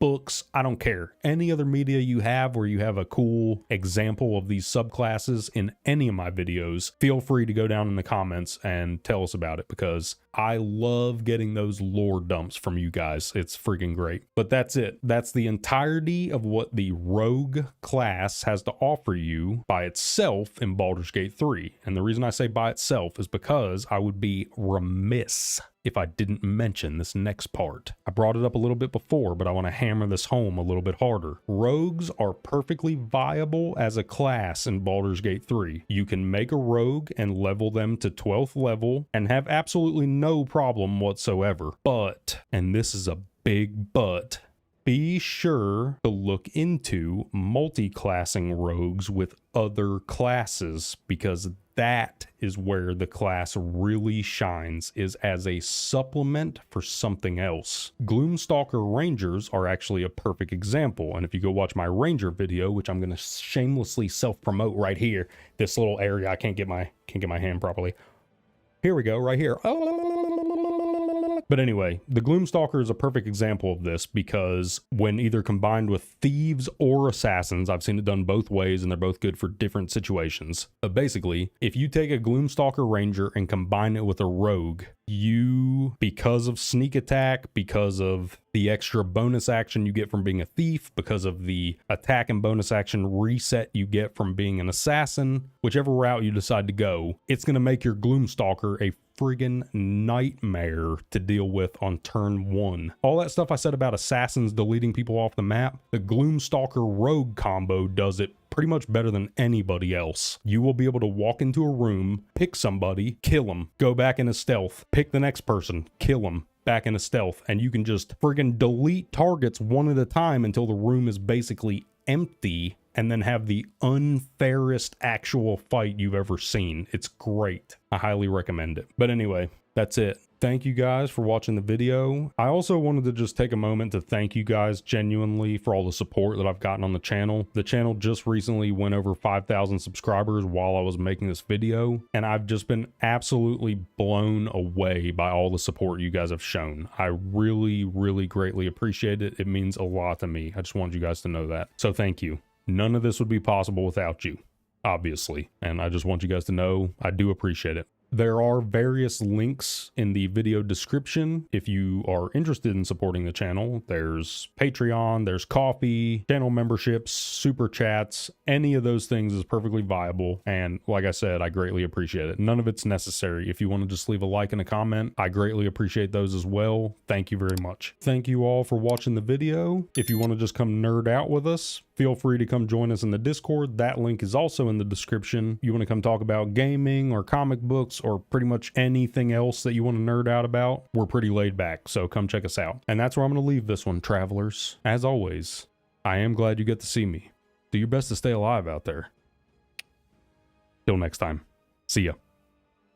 To what lengths would you go in the pursuit of power? What sacrifices are you willing to make in your search for greater knowledge? Would you sell out your family and friends? Your own soul even? You're not using it, right? If you are the kind of player who would go to any lengths for a source of greater power, the Warlock class is right for you. Welcome back, travelers. I'm glad to see you made it. I'm Colo, and today we're going to be taking a deep dive look into the Warlock class in Baldur's Gate 3.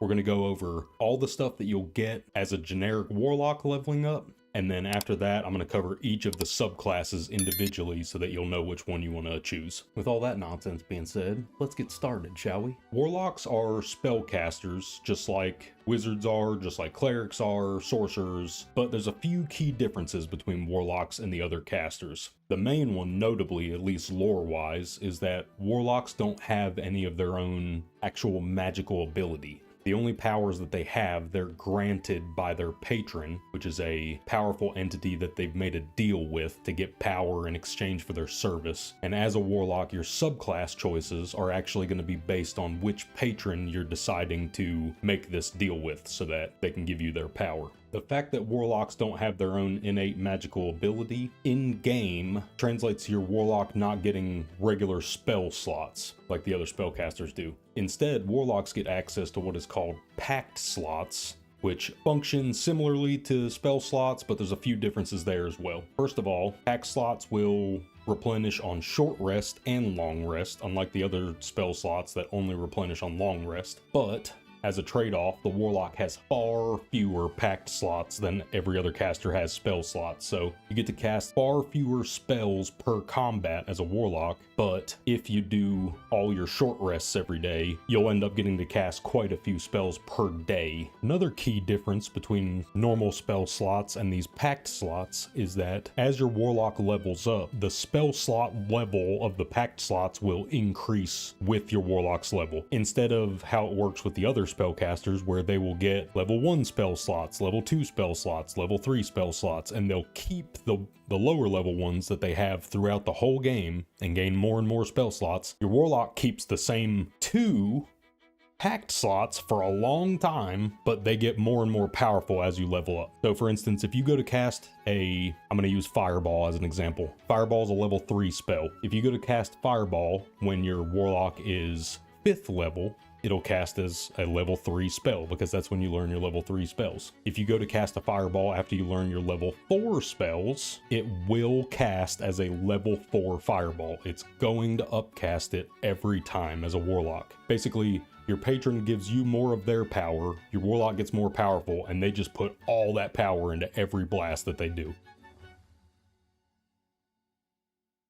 There's a few more differences between Warlocks and the other spellcasters that we're going to cover in this video, but I just wanted to get these out of the way right up front because these things might alter somebody's decision about whether or not they even want to make a Warlock, so I wanted to get that out there. But if you've made your decision and you want to make a Warlock, let's talk about creating one. Upon first choosing the Warlock class, you will be granted the simple weapons and light armor proficiencies. You're going to get access to your level 1 cantrips and spells, you're going to get to choose a couple of spells, and you're going to get 1 pact slot to start with. So starting as a Warlock in this game, you only get 1 spell cast per combat, and then you have to resort to cantrips after that. You can short rest afterwards and get it back, but you only get 1 spell per combat at the beginning. The Warlock's 3 main stats to watch out for under normal circumstances. There's going to be somebody who's done a crazy build that, trust me, I want to hear about it, but it's going to be some off-the-wall nonsense where it's some intelligence Warlock or something that I just don't know about. But the 3 main normal stats are Charisma, which is your spell casting ability. This increases the amount of damage your spells are going to do, as well as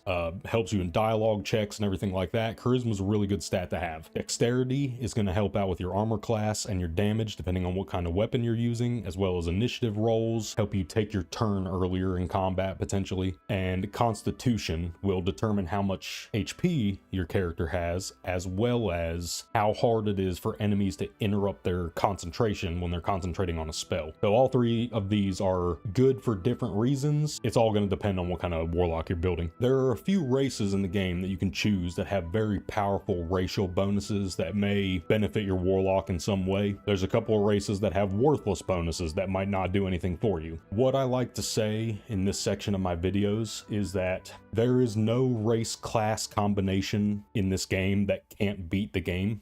None. You won't convince me that there's a race class combo that just can't beat Baldur's Gate 3. So if you want to look through the races and see what racial bonuses they have and min-max your character, I totally understand. I've done it before. We've all done it. I get it. But if you just like the looks of something and you want to play that, feel free. Build whatever you want. If you want to play a halfling warlock, if you want to play a half-orc warlock, it doesn't matter. You're going to be perfectly fine either way. Play whatever you want. Warlocks are also one of the classes in the game that immediately chooses their subclass when you pick the class. And this makes sense for warlocks because, like we said, their subclass is actually tied to which kind of entity they've sworn a pact with. Without that pact, your warlock is not a warlock. Your warlock is just a power-hungry fool looking for somebody to give them some power. Once they signed the pact and got the power, that's what made them a warlock. So you have to have the pact first. The three options you have to choose from here are the Fiend, the Great Old One, and the Archfey. The Fiend represents your character basically selling their soul to a demon or the devil in exchange for more direct damage kind of abilities from the hells. So you'll get Fireball from going down this path, Wall of Fire. There's a couple of fire-based things. Cone of Cold is actually thrown in there too, strangely, but we'll cover all that in the subclass section. Alternatively, the Great Old One, rather than being more straightforward damage, fiery hells related stuff, this is your character going on an HP Lovecraft binge and deciding that they fell in love with Cthulhu and want to make a deal with him for some power. So you're talking crazy mind control stuff, reality bending stuff, weird old god things. And then the third one, the Archfey. This is your character swearing a pact with a lord or lady of the Fey realms who are known for being tricksters and messing with people's emotions and distracting them with illusions and stuff like that. So that's the kind of powers that you're going to get if your patron is the Archfey. Kind of, you know, charming people, frightening them, messing with their emotions, things of that nature. Those were just the 10,000 foot overviews of those subclasses. We're going to cover them much more in depth in the actual subclass section. I just wanted to kind of give you the overview so you knew what kind of lore we were looking at for each one of the three. So you've created your warlock, pact is forged, contracts are signed, and your soul is under new ownership. So what was all of this for? What do you get out of this deal? Let's talk about it. At second level, all warlocks are going to gain access to 2 Eldritch invocations. These are very, very powerful, potentially gameplay defining passive buffs that you pick up that have effects ranging from being able to cast Speak with Animals without spending any spell slots, to granting your Eldritch Blast the ability to knock enemies away from you, which is very powerful, repositioning enemies like that. But one that I specifically wanted to bring up in this video to have you guys keep your eyes on is the Devil's Sight Eldritch Invocation. This one's unique. It grants you an ability that you can only get from 2 or 3 other places in the game, and those things are mid to late game items that there's a decent chance you're going to miss them anyway. So other than that, being a warlock is really the only other way to get this magical dark vision that you get from Devil's Sight. Now, why is magical dark vision so special? Well, I'll tell you. Since you get access to the darkness spell, being able to cast darkness on top of your character and use it as a area denial, basically huge force field ability that enemies can't shoot ranged attacks into, it's very powerful. There is a definite argument to be made for your entire character build being based around the darkness spell and the fact that your warlock can see in the darkness but nobody else can. So definitely don't sleep on this. Look into it. Being able to cast your spells through this darkness while your enemies are basically just sitting ducks and they can't reach you, it's incredible. This has gotten me through a bunch of tough fights for sure. Second level is also when you receive your second pact slot. So you started the game with 1 spell cast per combat. Immediately upon leveling up, now you have 2. So it doubles the amount of spells per combat and per day that your warlock has. This is one of the single biggest power boosts that your warlock is going to get. You also will not be getting another one of these pact slots for a very long time. So you're going to be stuck with 2 for the vast majority of the game. You are also going to get to choose a new spell from the spell list. And just like every time your warlock levels up, if you want to swap out a spell that you already know for another one that you don't know, unlearn the one you know and learn the one you don't know, you can do that with 1 spell per level up, and this is the only place that warlocks get to do this. Does that mean that you're stuck with what spells you choose if you mess up? No, you can go talk to Withers and respec pay him some gold and he'll reset all your stats and abilities and stuff, and you can basically build your character from scratch without losing anything. And then if you want to get your gold back, you can just pickpocket Withers and he doesn't care. He's not going to turn hostile on you or anything. At 3rd level, your Warlock is going to get to choose another spell from the Warlock spell list, and this time this list includes your level 2 Warlock spells. And because of the fact that you're unlocking level 2 spells, your pact slots also upgrade to level 2 at this level, which means every spell you cast will be a level 2 spell from now on. So that's all well and good, but there's another huge gameplay defining bonus that you get at 3rd level again. So there seems to be a lot of that going around with Warlocks, doesn't there? But not that I'm complaining. I'll take all the bonuses they want to give me. Anyway, because your Warlock has been such a faithful servant to their patron, the patron has decided to give you a little bit of extra power at this level up. So you're going to get to choose from one of 3 pacts that you're going to swear: the Pact of the Chain, Pact of the Blade, and Pact of the Tome. Choosing the Pact of the Chain will grant you the Find Familiar ability, which is going to summon a small pet for your Warlock to aid them on their adventures. Each one of the familiars that you can summon, which can range from imp to a quasit to just normal animals, each one of them has their own unique abilities and strengths and weaknesses. Some of them have crowd control effects, some of them have debuffs that they can cast on opponents. So you'll have to look at each and decide for each situation which one is going to fit best. But it's cool because you have the option whenever you want, pretty much. Entering into the Pact of the Blade will grant your Warlock the ability to summon a pact weapon, which is basically a weapon made out of magic that you summon, and you're going to have proficiency with it no matter what type you decide to summon, and your character is going to be able to use it just fine. Or alternatively, if you don't want to summon one of these weapons, if you have a weapon already that you want to use, you can bind it to yourself as your pact weapon. This is going to channel some of your Warlock's magical ability into the weapon, making it magical and allowing it to use your Warlock's spellcasting ability to determine the weapon's damage rather than strength or dexterity. So this allows you to build your caster stat, charisma, make your spells do more damage, and also you're making your melee attacks do more damage if you're Pact of the Blade, because you're kind of a spell blade kind of character here. Binding weapons as a pact weapon is also very useful because your Warlock always has proficiency with whatever weapon is bound as their pact weapon. So even if it's a weapon type you don't have proficiency with, if you equip it and then bind it as your pact weapon, now you do. So if you find an upgrade of any kind of weapon, your Warlock can use it as long as you're able to bind it as your pact weapon. And finally, the Pact of the Tome is essentially your patron giving your Warlock a book of cantrips that they're not supposed to know, some forbidden cantrips. You get Guidance, which is the single best spell in the game, hands down. I won't hear any arguments about it.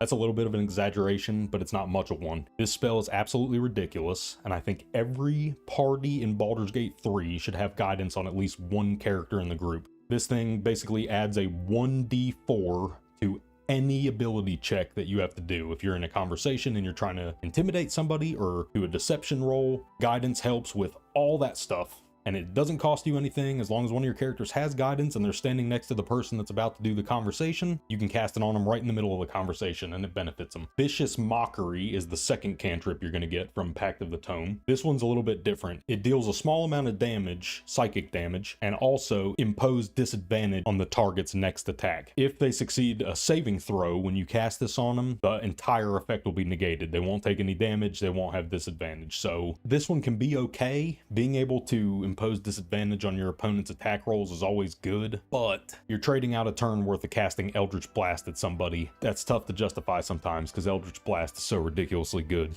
I think of the 3 cantrips you get from Pact of the Tome, Vicious Mockery is probably the worst. And saying that, let's get into the third one. Thorn Whip. You will lash out with a thorny vine. It'll wrap around somebody and you're going to try to yank them towards you. You can use this to displace your enemies, pull them into dangerous stuff that's on the ground, pull them out of helpful things that they're standing in, whatever it is. Being able to reposition your enemies in a game with strategic combat like this is always powerful. At 4th level, the Warlock is going to receive their choice of another cantrip and another spell from their spell list, as well as their first feat.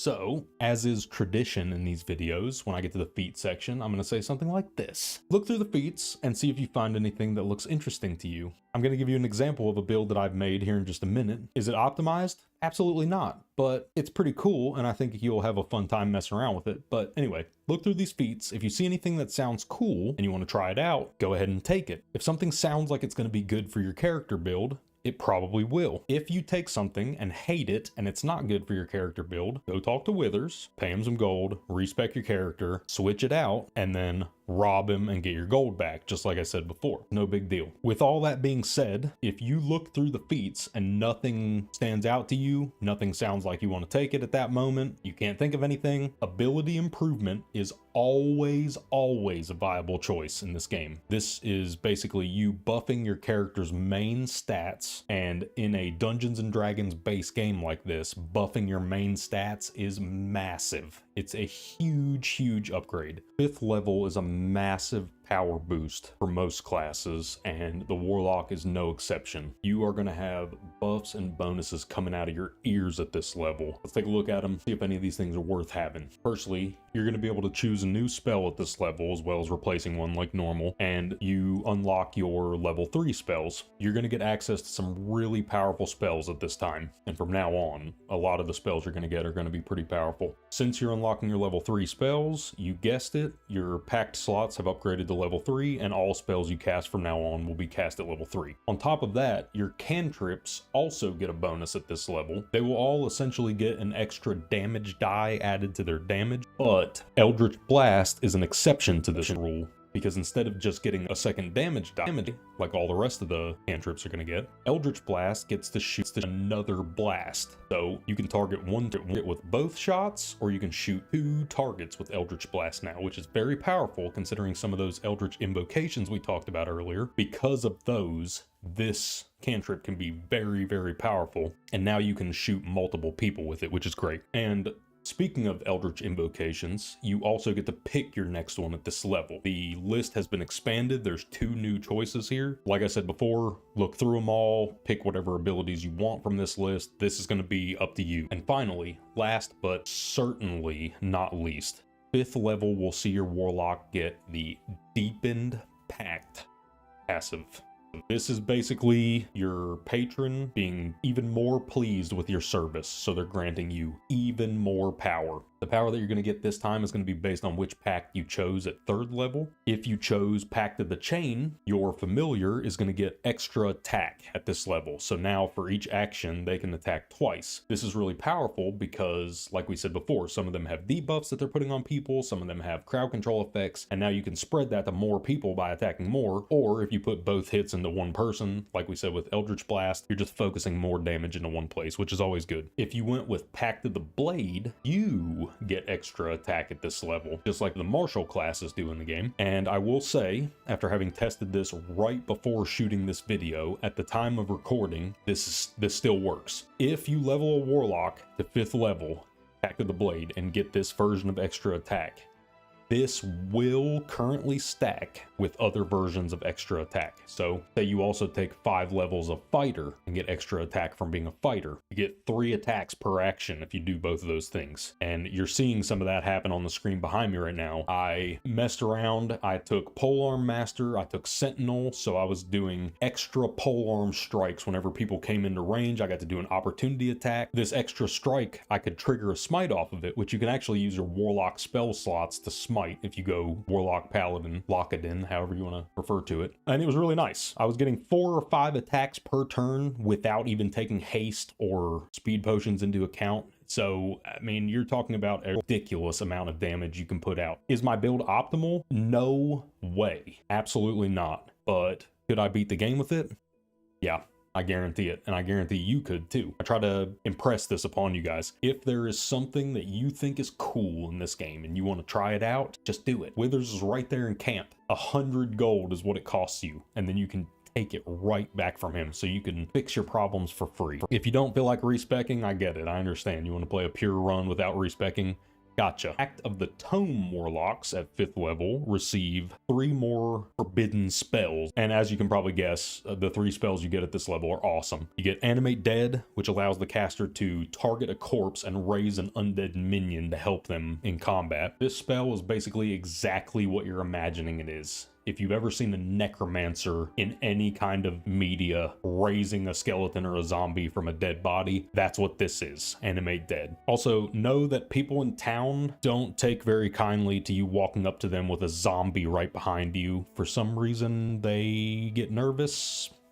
Can't put my finger on it. I don't know why they would. For this next spell on the list, I'm going to skip out of order, and you'll see why here in a second. Call Lightning is another spell that you get for this Steeped Pact. This one's pretty cool. It allows you to target a circular area on the ground. It's not very big, but you get to target an area, and basically a lightning bolt strikes down on that area. If you can get multiple people inside of the targeting area, you'll hit them all with this lightning bolt. And then your Warlock is going to maintain concentration, and then from that point forward, for up to 10 turns, they can cast Call Lightning again as a cantrip without having to spend another pact slot to cast it, which is really strong. Because of the fact that Warlocks don't have almost any spell slots to cast with, whenever you find something like this where you can get multiple casts out of a single instance of casting a spell, it's really, really powerful. I also forgot to mention earlier, the 3 spells that we're talking about at 5th level for Pact of the Tome, none of them costs a spell slot to cast, but they can only be cast once per long rest, so that's important to note. This last one is the reason why we skipped out of order. The moment we've all been waiting for here. Haste is the last spell you get from this level. I made a joke earlier about how Guidance was the best spell in the game, hands down, and about how everybody needs it. And like I said at that time, that wasn't really an exaggeration. Guidance is a super, super powerful spell, but an argument can definitely be made for Haste possibly actually being the strongest spell in the entire game. There's a couple of spells that I would put up here. Guidance, Haste, Sanctuary, Misty Step. Oh my goodness. Anyway, let's talk about Haste. Haste is a single target buff that you'll cast on one of your allies. You have to maintain concentration to keep that ally buffed. And as long as you do, up to 10 turns, the effectiveness of that ally is essentially doubled. Let's see what they get. +2 to armor class, and advantage on dexterity saving throws. What does this mean? This means that your character is harder to hit because they're moving faster. They're harder to hit by pretty much every source of damage, so that's good. Their movement speed is doubled, which is in itself a huge buff. As we talked about before, when you're playing something with tactical combat like this, the ability to move twice as far is ridiculous. And they are going to gain an additional action per turn. And don't forget that this is 5th level, so this is when all the martial classes get extra attack. This is when your Blade Warlock gets extra attack. So having 2 actions means 4 attacks now. Instead of 2 attacks per turn, you're doing up to 4 attacks per turn. Just think about that for a second. Your character is capable of attacking twice per action, and they have 2 actions. That's like a lot of attacks. Just be super, super careful about not breaking the spellcaster's concentration when you're using haste, because the affected target will become lethargic, which essentially just throws their next turn into the trash. This can be devastating in combat. If you hasten someone and then accidentally use another concentration spell like Hex or something like that, it instantly drops the haste off that person. Basically, the second concentration spell fails because you were already concentrating on something else. You lose haste, the hasted person becomes lethargic and misses their next turn, and the person who cast haste in the first place basically just threw their turn in the trash. Also, as an added slap to the face, the newly cast concentration spell will cost you a pact slot and it will do nothing. Don't screw yourself over by doing this, travelers. Don't be me. Be better than me. Don't do this. That was an absolutely mammoth amount of buffs and bonuses to get from a single level. But remember, we still haven't even discussed the subclass spells that you get at this level, and like I said before, you get access to some strong ones. So when we come back to 5th level with the subclasses, you're going to see even more ridiculous stuff. Changes like this are why 5th level is considered to be the beginning of the end game for Baldur's Gate 3. You're crossing over a threshold into, all right, we're getting into the real stuff now, where if you don't have 2 attacks per turn or these stronger spells, you would be screwed in a fight. The first 5 levels of this game are some of the hardest, especially depending on what encounters you walk up to. If you walk up to that one cave surrounded by gnolls and you're too low of a level, you're done. Those gnolls are no joke, and they will destroy you if you are not ready to fight them when you show up. Now that we've been through that ridiculous, absolute crazy pile of stuff that you just got at 5th level, let's move on to 6th level. This one is going to grant your Warlock a subclass specific skill that we will talk about here in the subclass section, but just know you're going to get something related to your patron here. You also get to choose an additional level 3 spell from your list. And then, as always, if you want to swap out a spell, you can. And for some of these, now that you have access to your level 3 spells, this is when swapping spells out can be useful, because you can get some of these really, really powerful ones by giving up some of the ones that you were using earlier in the game. It's entirely up to you, though. Whatever spells you want to use have trade-offs, strengths and weaknesses for different situations. You'll have to decide based on your party composition and your setup what you want to run. All right, let's move on. 7th level. At 7th level, your Warlock will gain access to their level 4 spells. Your packed slots will get upgraded to level 4. You'll get to choose another spell, and your subclass is going to have 2 spells added to the list as far as the ones you can choose. And importantly, you get to pick another Eldritch Invocation at 7th level. So the list of those is also increased again. Take a look through the new ones, look at the old ones, see what you want, pick your invocations. 8th level is quick and easy, but it's not bad by any means. You get to pick another spell from the list. You can swap a spell if you want, and then you get your second feat. So like we said before, if there's a feat that sounds interesting, you want to try it out, take it. If you want to do ability improvement and buff your stats, also a perfectly viable option, go for that. At 9th level, Warlocks get access to their level 5 spells. Your packed slots are going to increase to level 5, which is actually the highest that they're going to go. And you also get to choose another Eldritch Invocation. There's more on the list, look through them, blah, blah, you know the drill. 10th level is another great one. You will get to pick another level 5 spell, swap a spell if you want, like always. Your cantrips get another damage die added to them, and then, as you might imagine, Eldritch Blast instead of that can shoot 3 targets now, which is ridiculous. And you're going to get a passive defensive buff based on which subclass you've chosen at this level. And as you might have guessed, we're going to cover that when we go over the subclass section, so we'll see all those here in just a second. 11th level will grant your Warlock another spell of your choice from the list, as well as a 3rd and final packed slot with which to cast your spells. This is a massive deal. You haven't gotten one of these since 2nd level. At 11th level, you finally get a 3rd spell per combat. It doesn't sound like much when you think about it as 1 more spell cast per combat, but it's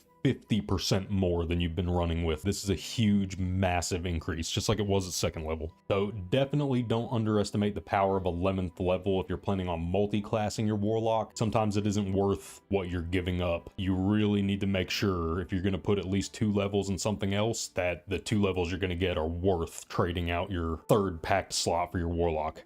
11th level Warlocks will also be granted a Mystic Arcanum spell of their choosing. The available options are all level 6 spells, making this the single level 6 spell your Warlock will have access to, unless you find gear pieces that grant them to you. This Mystic Arcanum spell does not cost a pack slot to cast, but can only be cast once per long rest. There's some powerful choices here, so you'll definitely be glad to have this. And finally, ladies and gentlemen, that leaves us at 12th level. The end game. Your Warlock's final level is no slouch either. You're going to get some pretty good stuff at this one. You're going to get to choose another level 5 spell and swap spells for the last time. So if you want to change out one more spell, this is the last opportunity you have without going to talk to Withers. You're going to get another feat, so choose a feat or bump your stats again. And then lastly, you will get another Eldritch Invocation, and the list has one more option available on it now called Life Drinker. Life Drinker is the only actual 12th level choice as far as Eldritch Invocations goes, but obviously you don't have to pick this one at 12th level. You can choose one of the other ones instead if you want. What does Life Drinker do? It allows you to add your Charisma modifier to any damage that you cause with your melee weapons in the form of necrotic damage. If you have your Charisma somewhere between 18 and 20 points, that is a +4 or +5 necrotic damage to every strike that your character does with a melee weapon. And that might not sound like a huge amount, but that 4 or 5 necrotic damage will be a massive percent damage increase, and it works on all melee strikes. So if you do something like Pommel Strike, where you're using a bonus action and just doing like a small hit to somebody that does 1d4 or something like that, and then this one adds 4 or 5 damage to it, that could be doubling the damage of that strike. It's ridiculous how much extra damage this thing adds up to, and it triggers passively. It doesn't cost you anything after you choose this. It triggers fires passively on all melee strikes. So yeah, you'll be pumping out tons of freaking damage. Absolutely nuts. And that sums up the entirety of the Warlock's normal level up experience. So what we're going to do now is go back in time, back to first level when you were choosing subclass, and we're going to start with the Fiend. I'll see you there. Warlocks in service to fiends work toward corrupting, destructive ends, intentionally or otherwise, and receive hellish blessings in return. So you've gone and sold your soul to the devil, huh? Well, in this game, that can actually be a really lucrative deal. I just hope you knew well enough to read the fine print, because there was some. And that's how they get you. Before we start diving into the subclass bonuses, I want to reiterate and state better, because I didn't say it very well the first time, but I'm going to be talking about subclass specific spells that you're going to gain access to as you're leveling up. Know that when I say that, once again, I mean when you go to choose your spells, these subclasses are going to put a couple of spells in the list that are available to choose. You don't have to choose the subclass related ones, and if you don't, you just won't get them. So if you're wanting the subclass related stuff, make sure you pick up these spells as you level up. At first level, the Fiend Warlock is going to gain access to Burning Hands and Command. Both of these are decent. Burning Hands is a frontal cleave that will shoot fire out of your fingertips in a cone area in front of your character, and it'll cleave multiple characters if they're within the area with fire damage. This is excellent, especially if the enemies are standing right next to an explosive barrel, or standing on grease, or standing in a plant growth, where shooting this fire will also ignite something else, and you get basically double return out of it. Command, on the other hand, is a crowd control ability that you can use to attempt to force an enemy to do something. Whenever you go to cast a spell, it brings up multiple options, from forcing them to drop their weapons on the ground, forcing them to lay down on the ground, forcing them to skip their next turn, or run away from you, or come towards you. So you hit somebody with this and it's successful, you can disrupt them pretty badly with this spell. This is a good one to have. You will also receive the Dark One's Blessing passive, which will grant your Warlock some temporary hit points whenever they land a killing blow on an enemy. This is very, very good, especially if your Warlock is up there in melee range. If you're running Pact of the Blade and you're standing up there toe-to-toe with the enemies, every time you kill one of them, you get a little bit of temporary hit points that makes you more survivable while you're standing in a group of enemies fighting. Excellent. At third level, you're going to have two more spells to choose from, which will be Blindness and Scorching Ray. Blindness is a single target crowd control ability that you can cast. It's a debuff that makes the enemy blind. This grants all attacks against them advantage and grants their attacks disadvantage. And if you upcast the spell, which you will be if you're playing a Warlock, it has the ability to affect multiple targets. So this can be a good one. There's nothing wrong with blinding targets, and doesn't require concentration. So once you get them blinded, you set it and forget it. They're blind walking around until they get cured or something happens to fix it. And until then, you have advantage against them, they have disadvantage against everybody. It's nice. And also it massively reduces the range of their ranged abilities and spells, so you can mess somebody up pretty badly with this. And Scorching Ray is a multi-targetable spell, kind of like how Eldritch Blast is now, where you can target one person with 3 shots or 3 different people with 1 shot each, or however you want to split it up. That's how Scorching Ray is, but it's a spell and it does fire damage. It's a good one to have. And now we made it back to 5th level. So you get that absolutely massive pile of buffs and bonuses that we talked about before, and the 2 subclass specific spells that you have available as a Fiend Warlock are very, very powerful. You're going to get Fireball and Stinking Cloud. Fireball is a spell that needs no introduction, but I'm going to give it one anyway. Boom.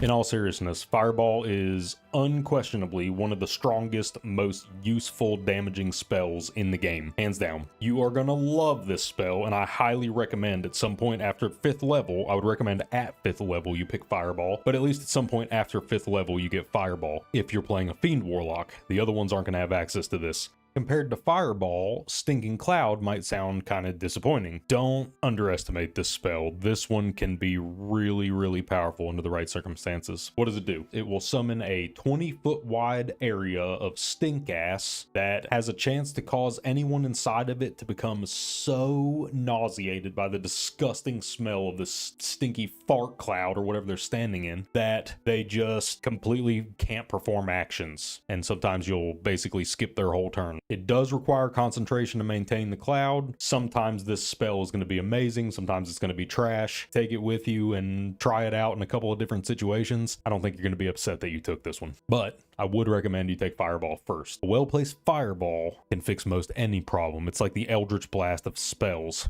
We mentioned before that at 6th level, you were going to get a subclass specific ability to use, and that's where we're at now. So for the Fiend Warlock, the ability is called Dark One's Own Luck. This will allow you once per short rest to add a 1d10 to any ability check dice roll. This is pretty awesome. It's essentially the same thing as Bardic Inspiration or Guidance, but it's a 1d10 that you're adding to that roll, which is absolutely ridiculous. At 7th level, the Fiend Warlock is going to have access to 2 more spells on the list to choose from, which are Wall of Fire and Fire Shield. Wall of Fire is incredible, and you will likely find a ton of opportunities to use the spell. Just remember that it requires concentration to maintain the flames. So be careful what you're doing. There's nothing less fun than summoning a giant wall of fire across the battlefield and scorching your enemies, and then immediately doing something stupid and extinguishing your own firewall right away. Like I said before, don't be me.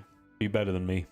It won't take much. Fire Shield actually has a bit more nuance to it. When you first cast a spell, you're going to be given a choice of 2 versions of it that you can pick. You can either have the Fire Shield be made of scorching hot flames that will reduce the cold damage you take by half and deal fire damage in retaliation to anybody that strikes you, or the flames can be freezing cold and they will give you fire resistance and deal cold damage to anybody that strikes you. So you can either have hot flames or cold flames, which I think is pretty awesome. Any kind of spell that gives you utility choices like that are really good. Plus, being able to pick sources of resistance to damage types in this game is excellent. So being able to choose one of these is great. 9th level is another one where you're going to get access to 2 more of the subclass spells when you're choosing your spells. This time it's Flame Strike and Cone of Cold. Cone of Cold is a large frontal cone, kind of like Burning Hands was at the beginning, except instead of doing a small cone with Burning Hands, it's a huge cone and it does frost damage. This also will freeze any water puddles that are on the ground, turning them into ice surfaces and potentially having your enemies slip on them. Flame Strike is a ground targeted AoE ability with a relatively small casting area, but that's for a good reason because this thing does huge damage. You can cast it up to 60 feet away, but it only has a 10-foot radius around where you're actually casting it. It does half radiant damage, half fire damage. When someone is concentrating on a spell, every time they take a hit, they have to make a concentration saving throw. This counts as 2. So they have to pass 2 saving throws because of this in order to maintain concentration. And because it's split damage, where it's half fire, half radiant, the odds of you finding an enemy that's immune to both of those types is very low. And even finding somebody with resistance to both types of damage is very low. You might find someone that's resistant to one or the other, radiant or fire, but finding someone that's resistant to both is more rare. And lastly, upon reaching 10th level, the Fiend Warlock will be granted a very powerful passive defensive ability, Fiendish Resilience. This is going to allow you to choose a damage type once per short rest and gain resistance to that damage type. This buff is going to last until you long rest or until you choose another damage type to get resistance to. You can only have one chosen at a time. So if you do a short rest and reset this ability and then cast another one, it's going to get rid of the first one. This is very powerful, obviously. We already talked about how strong it is to be able to give yourself resistance to certain damage types. So now imagine this one, you get to choose pretty much any damage type and get resistance to it. This is very, very strong, especially if you know what's coming. If you know what you're about to walk into and you can give yourself a super ideal resistance for that situation, you're going to be really, really well off. That's pretty much it for the Fiend subclass. We covered all the spells and abilities that you're going to get as you level up. You can tell, like I said before, it's basically a bunch of direct damage abilities or a couple of self buffs that you can give yourself. Mostly straightforward stuff. You're here to do damage, fireball and flame strike and cone of cold and stuff like that. All around, I think this is an excellent subclass. The fact that Will starts out as a Fiend Warlock is really good because I think this is probably the one that most people should play as, especially first-time players. It's much easier to pick up and use than some of the tools you get from the other ones, which are going to be, while still useful and very viable, it's not as easy to figure out where to use some kind of crowd control as it is to figure out where to throw a fireball. So now that we covered all that, let's go back to first level and talk about something much more confusing, shall we? The Great Old One. Warlocks bound to eldritch beings in the far realms work toward inscrutable goals, gaining strange powers over entropy and the mind.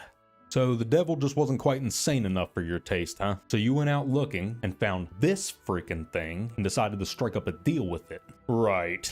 Upon first choosing the Great Old One subclass, the two spells that you're going to gain access to when you're choosing spells are Dissonant Whispers and Tasha's Hideous Laughter. Dissonant Whispers is a spell you'll cast on a target within 60 feet of your Warlock, and it will frighten them, as well as doing a decent amount of psychic damage. So, as with any crowd control ability, this has the potential to be incredibly strong. If you use it in an opportune time and it saves one of your character's lives, you're going to absolutely be glad that you had this. So it's worth looking into. If you think you're going to make use of this, it's worth looking into. Tasha's Hideous Laughter is a very, very powerful crowd control spell. Your target will be struck with such an insane fit of laughter that it will force them to Rafflemow.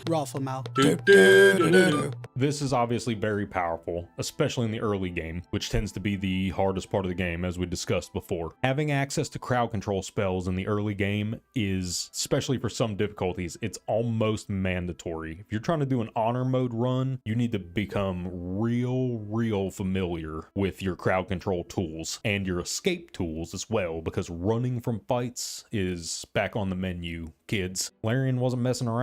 There's some fights where it's like, holy F, this was an easy fight on Tactician, and in honor mode, it's like, oh, guess what? Phase 2, sucker. Tasha's Hideous Laughter does require concentration to maintain, so you know the drill. Don't cast haste first and then use this. You will also be granted your first passive ability from your unknowable eldritch patron in the form of Mortal Reminder. When you land a critical strike against an enemy with your Warlock, you will frighten all nearby enemies until the end of their next turn unless they pass a wisdom saving throw. So basically, instead of stealing the life force from enemies that you're killing and getting temporary hit points, you're causing such panic with your critical hits that it's like shattering the opponent's minds and they can possibly become frightened and have to run away from you. This is a passive source of area of effect crowd control at early game. Set it and forget it. You get a critical hit, you have a chance to fear everybody around you. Don't sleep on this one. This can really make a difference as you're leveling up, especially in the early game like we were describing. Crowd control is much more important and much more powerful. So thanks, Cthulhu. You're a swell guy. At third level, the Great Old One will grant your Warlock the choice of two more spells, Detect Thoughts and Phantasmal Force. Detect Thoughts does exactly what it says it does, but what this translates to in the game is basically a couple of dialogue options that you get when you're in a conversation. You can read people's minds at key moments and learn information that you're not supposed to learn that they're trying to keep from you. This one, any of these, speak with animals, speak with dead, this one, Detect Thoughts, Friends, Charm, Person, any of these things that help you in dialogue options can be insanely powerful. Be careful. If you're playing on the higher difficulties, when you cast these spells on people, you have the chance that they will realize that you did that to them, and people do not like it. They wake up from that and they're like, hey, guards, this dude's casting spells on people in town, and then the guards are going to come talk to you. So just be careful not to get yourself killed doing that. Phantasmal Force is strange. The way it works works in Baldur's Gate 3 is that you essentially cast it on somebody, and it's almost like a psychic nightmare that they're having, where every turn they are going to take 1d6 damage. Starts with psychic damage, but it will change to whatever the last type of damage they took was every time they take damage while it's on them. So if you blast them with a fireball next turn on one of your other characters or whatever, then Phantasmal Force will hit them for fire damage instead. If you guys have a good story about Phantasmal Force or really any of these psychic things, I haven't done anything really with psychic damage yet. I've used the spells a little bit, but not extensively. Maybe I need to make me a psychic character and go down that route. We are now back at 5th level. So Mountain of Buffs, you know the drill. You get everything in the world at this level. Your patron is going to grant you the Bestow, Curse, and Slow spells as options when you're choosing your spell for this level. Both of these are targeted debuffs that require concentration to maintain. Bestow Curse is going to allow you to get up in melee range, touch somebody, and give them a curse. This is going to give them disadvantage on saving throws of whatever type you choose, or cause them to skip their turns possibly, or just a couple different things you can choose from. Not a bad spell, but you have to get really close to use it. Slow, on the other hand, is incredibly powerful right out of the box. This spell is probably one of the most underrated spells in the game, if I had to take a guess. Especially since haste exists, because haste is essentially the opposite of this. But rather than targeting an ally with haste and doubling everything they do, you can target up to 6 enemies with slow and cut their effectiveness in half. So if it works on all 6 people when you cast it, my god, that is a lot of effectiveness. All those people are going to have their armor class and dexterity saving throws reduced by 2, so they're easier to hit with every single kind of attack, basically. On their turn, they're going to have to choose to perform a bonus action or a regular action. They don't get to do both. They have to pick. They won't be able to perform more than 1 attack per turn, regardless of what kind of buffs they have. If they have the ability to perform 37 attacks per turn, it doesn't matter. While you're slowed, you get 1. Their movement speed is cut in half, which is ridiculous, because if they're stuck in a bad situation and you cut their movement speed in half, they might stay stuck in that bad situation. They can't take reactions at all, so no opportunity attacks. If you cast slow on a bunch of people and it works, you can just run right away from them because they can't take reactions to hit you, which is excellent because that gets distance between you and them, makes them move to catch up to you if they're trying to come break your concentration to get out of slow. So it's nice. And if they cast spells while they're slowed, there's a chance that whatever spell they cast will be delayed until next turn before it actually goes off. Like I said before, it does require concentration, but even if you only get 2 or 3 people with this thing, it's big. The ability that Cthulhu is going to grant you at 6th level is Entropic Ward. This will allow you to impose disadvantage on an attack against your Warlock once per short rest. And as an added bonus, if you impose disadvantage on the attack and it misses, you will be granted advantage on your next attack against that person. So it's a double whammy. This is nice because it's a reaction ability and it grants you both offensive and defensive boons at the same time, which is rare. Usually you get one or the other. So you're likely going to get quite a bit of value out of this throughout your playthrough. You'll enjoy having this one. When you reach 7th level as a Great Old One Warlock, you will be granted the Dominate Beast and Avard's Black Tentacles spells as options to choose. Dominate Beast will basically mind control a beast type enemy to fight on your side for the duration. Every time they take damage, they have a saving throw that they can make against it. If they pass a saving throw, it breaks the mind control, but until then, they fight on your side. So not only does it take away one of the enemies, it gives them to you as an ally to attack their own friends until it breaks, which is great. It's a double whammy. Avard's Black Tentacles will summon a 20-foot radius circle of tentacle hentai, which will grab and attack any creatures that are caught within the area. Make sure to keep your anime waifus out of this one, or, don't.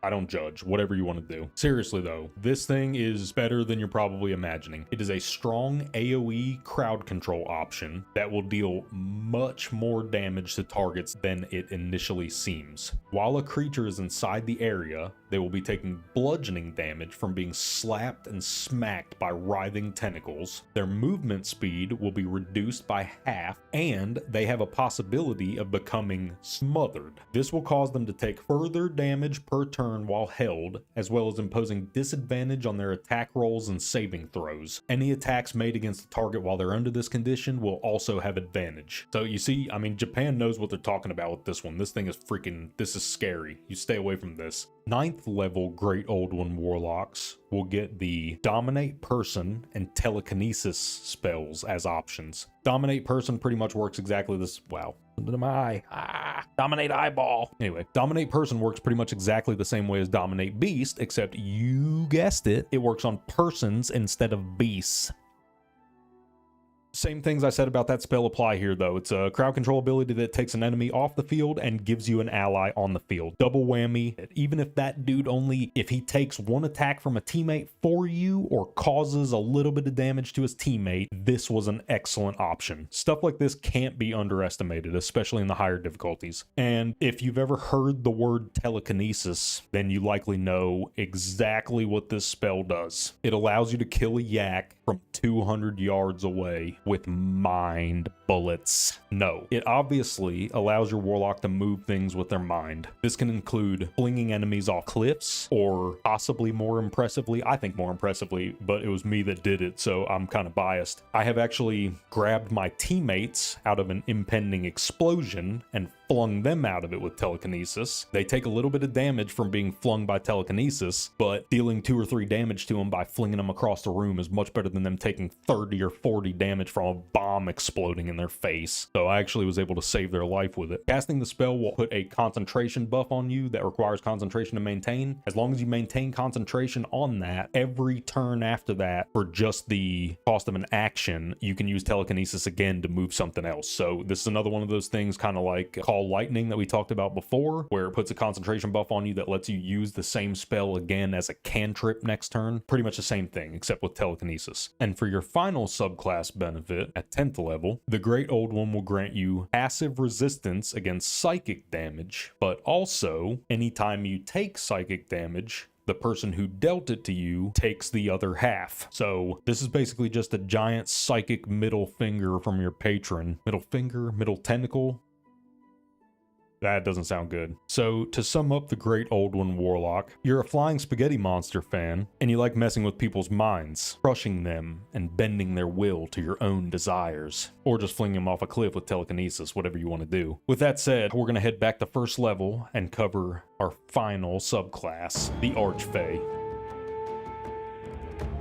Graced by a lady or lord of the Fae, you are imbued with all the sumptuous and scary qualities of your patron's extraordinary realm. So you didn't trust the devil, and you didn't understand the Great Old One. So instead you decided to seek out one of these tricksters and try to get your hands on some of their untamed magics. When you first make this subclass choice, you will be granted the Fairy Fire and Sleep spells as choices. Both of these are very good, and you would definitely find uses for both of them throughout your playthrough. Fairy Fire will target an area within 60 feet of your warlock and summon basically an area of magical light that anybody caught within Fairy Fire will have advantage on attacks against them, and none of them can become invisible. It reveals things inside there. So if you cast Fairy Fire on top of somebody that's invisible, it breaks their invisibility and they're revealed. Sleep is unique. The way that you target the spell is by hit point amount. You are allowed to put creatures to sleep with hit points totaling up to a certain number based on what level sleep you're casting. That sounds confusing. Why in the world would they do that? Well, first of all, at the beginning of the game, people have really low hit point amounts. Sleep is much more powerful at the start of the game because you can just put people to sleep from full health. One thing this spell tooltip doesn't explain very well is that it's not talking about maximum health, it's talking about current health. So if you're fighting someone that has 2 million health, and sleep will put them to sleep if they have 22 health or less, if you get them down to 21 health, it will guaranteed put that person to sleep. Doesn't matter that they had 2 million maximum health, whatever number I said, I can't even remember. Did I say 1 million or 2 million? I can't remember. Whatever it was, 10 gazillion health. Doesn't matter, because now they have 21 health and they're asleep. If you get 2 enemies down to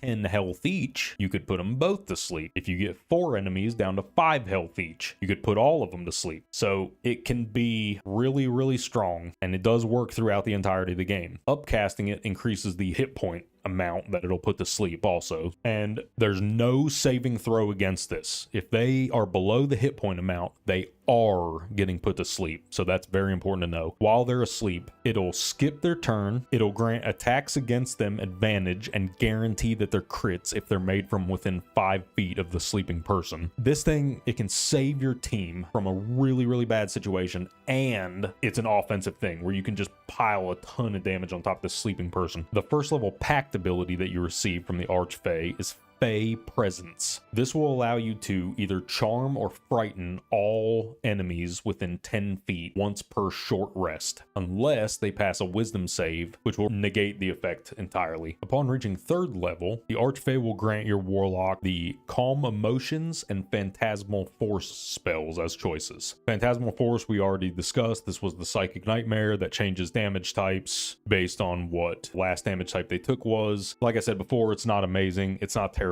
If you guys know how to use it better than me, then let me know, because I am interested in hearing stories about that if you guys have good ones. And Calm Emotions is a ground targeted AoE that will remove and make all targets inside this immune to Charm, Frighten, and Enrage effects. That can be bad if one of those people is a Barbarian and you're trying to use your Rage ability, because it'll kick you out of it. 5th level, the Legend, a veritable cornucopia of spells and abilities and buffs that you get all at once. And also, you get 2 more spells to choose from the Archfey, just for good measure. These 2 are Blink and Plant Growth. Blink is an interesting spell, which is also only available to use in combat. What it does is that at the end of your character's turn, you will roll a 20-sided die, and if you roll an 11 or higher, disappear into the ethereal plane, which makes them immune to being targeted, immune to taking damage of any kind. They will be able to teleport up to 20 feet per turn while they're there, but they can't move besides that teleport. Plant Growth is another incredible AoE crowd control spell. I think this one is very, very underappreciated. You're going to target a circular area within 60 feet, and it's going to grow a 20-foot radius circle of thick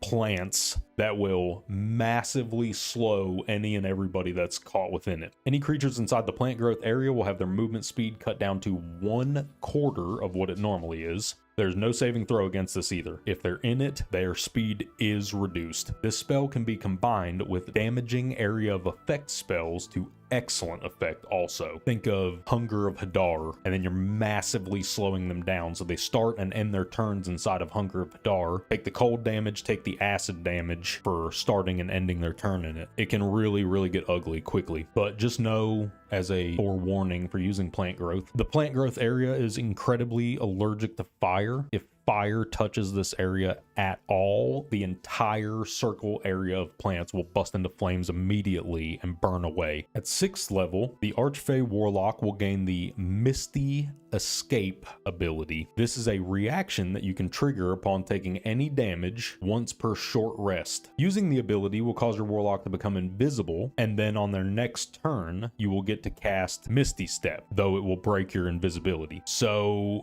this is a small price to pay if this gets you out of the fight entirely. If you're in a really, really bad situation and you need to get the heck out of there, this is it right here. You stealth, move away as far as possible, and then Misty Step as far away as possible and try to escape. And then you can just resurrect your other guys in town if you need to, whatever you got to do. But if you got to run, get out of there. Don't let them wipe your team. When you reach 7th level, the Archfey will grant you Dominate Beast and Greater Invisibility as choices. Dominate Beast we covered before. You mind control an animal, it fights with you until it breaks free. Not amazing, not terrible. Greater Invisibility will turn a creature invisible. It lasts for 10 turns, grants their attack rolls advantage, imposes disadvantage on attack rolls against them, and you can remain invisible with this one while you're performing certain actions, but every time you do something like this, you have to succeed another saving throw, a stealth check, and every time you succeed one of the stealth checks, it gets harder and harder and harder until eventually you're guaranteed to fail one, pretty much. At 9th level, the Archfey will grant you Dominate Person and Seeming as spell options. Dominate Person is the same as before, same thing as Dominate Beast, but for persons instead of beasts. Seeming is different. This one is like the spell Disguise Self, except it works on your entire group. The main use for the spell is squeezing your party members through tight areas that only small characters can get through, because most people don't play gnomes or halflings, but it's useful to be that small in certain certain areas, because there's certain areas where you can't squeeze through if you're too big. Seeming will allow you to change all your people into halflings real quick, squeeze into a dungeon through that tiny little shortcut hole, and then you can switch back to your regular race when you're inside if you want, whatever you want to do. And for the final subclasses, final bonus, we've arrived again at 10th level. The Archfey Warlock will gain the Beguiling Defenses passive ability, which passively and permanently makes your Warlock immune to being charmed. Passive crowd control or damage immunities should always be celebrated, so I'm gonna celebrate this one. Woo. In summary, the Archfey is kind of a crazy patron to serve, using their magics to trick and manipulate their targets. And speaking of crazy patrons, if you've enjoyed yourself or learned anything, consider supporting the channel by signing up for my Patreon, which I've linked in the video description below. Any and all support is greatly appreciated. You become my patron, and you grant me the boon of your hard-earned money, and I'll serve you the best videos that money can buy. I also can't wait to see what kind of presents you get me at 5th level. If you can't become a patron or simply don't want to, that is also perfectly fine. Like I said before, just a like on the video and the fact that you watched it is plenty. I appreciate it all. We did it. We covered everything that warlocks get. We covered subclasses, pact choices, eldritch invocations, subclass spells that you get as you level up. You have a ton of choices when you're playing this class, so you got your work cut out for you making a build on this one. There's a lot of good ones to be had though, for sure. All in all, the Warlock is an incredibly powerful class, especially since there's tons of different various play styles available to them. You can play as a purely ranged caster, you can play as more of a melee spell blade kind of situation. It's up to you. However you want to build it, there's a ton of different options. And I would honestly say that the Warlock is probably one of the easier to pick up classes for a beginner. It's going to be hard to master, obviously, because you don't know what all the spells do and everything when you're first starting out, but the tools that Warlocks get, Eldritch Blast, I mean, you can count on that to be a go-to attack on most turns. So even if you pick the wrong spells, you still have Eldritch Blast available. Now, if you don't choose Eldritch Blast, then you delete your account. I don't know what to tell you. That's a freaking challenge mode run right there, playing a Warlock without using Eldritch Blast. Jesus Christ. This is where I'm going to leave this one though, travelers. I appreciate you guys watching it all the way through. Feel free to let me know in the comments if you have any cool multi-class ideas. I know about Sorlocks and Lockadins and Sorlockadins and all different kinds of combinations that people have talked about, Bard locks and stuff like that, but let me know your cool combo, because I love talking about the different class builds and everything and seeing all the cool stuff you guys have come up with. Also, feel free to let me know if you have any cool stories from your tabletop games. I like hearing those too, because I don't see that side of it. You guys play tabletop games and you get to bring those kind of experiences to the channel, and I think that's excellent. I love hearing stories like that. But anyway, as always, I am glad you got to see me. Do your best to stay alive. Until next time, see ya.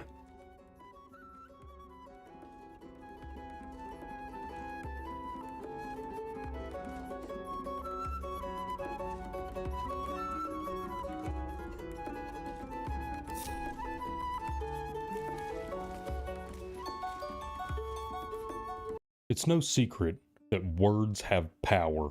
A simple greeting can be the ray of sunshine that breaks through the clouds and brightens a stranger's day, while a condescending reply can be a dagger plunged straight into a lover's heart. The bards of Faerun know these lessons very well and have mastered the use of words and melodies as a means to focus their magics into the world around them. So if you are the type of player who gets joy out of assisting those that are closest to you, as well as literally adding insult to injury for your foes, then the Bard class is right for you. Welcome back, travelers. I'm glad to see you made it.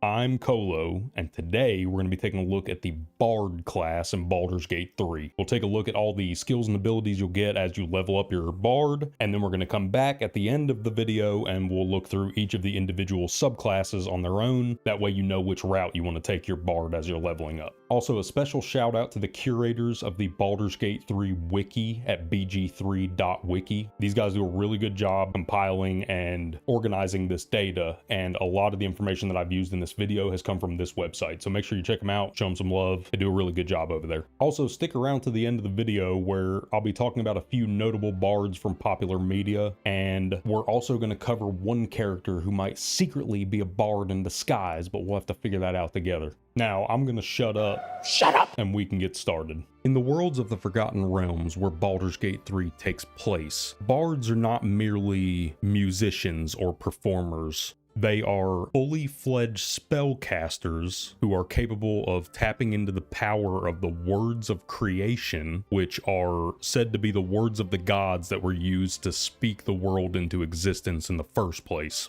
So that sounds pretty busted, and in the game what that translates to is your bard is basically going to be able to use either their voice or instruments to tap into that magical music or word power and cast spells with them. Bards get access to damaging spells, buffs, debuffs, crowd control, pretty much a little bit of everything, which is a common theme among bards. In bed. So the life of a wandering rock star appeals to you, and you want to make a bard. Well, that sounds great. Let's take a look at what you're going to get when you choose this class. When you first choose the bard class, you will immediately be granted a few things. First up, you're going to receive proficiency with light armor, simple weapons, hand crossbows, rapiers, long swords, and short swords. You will also get to pick your bard's starting instrument. This is not a set in stone thing. Any character that has the performance skill and is able to play instruments can play every instrument. So if you find a different instrument later on, you want to try it out, you can swap it out, no problem. You can do all that stuff without having an instrument equipped at all, and your character will actually whistle or sing for casting spells and whistling songs. It's pretty awesome that Larian actually took the time to script this whistling and get the voice actors to record the whistling scenes so you can have access to this in the game. Whistling actually sounds pretty good when you put it with the other instruments as well, in case you end up with multiple performers in your group. If you want to have one of them be a whistling musician, that's a perfectly viable option. I actually made a whole video about the performability, so feel free to check it out if you want to learn more about that.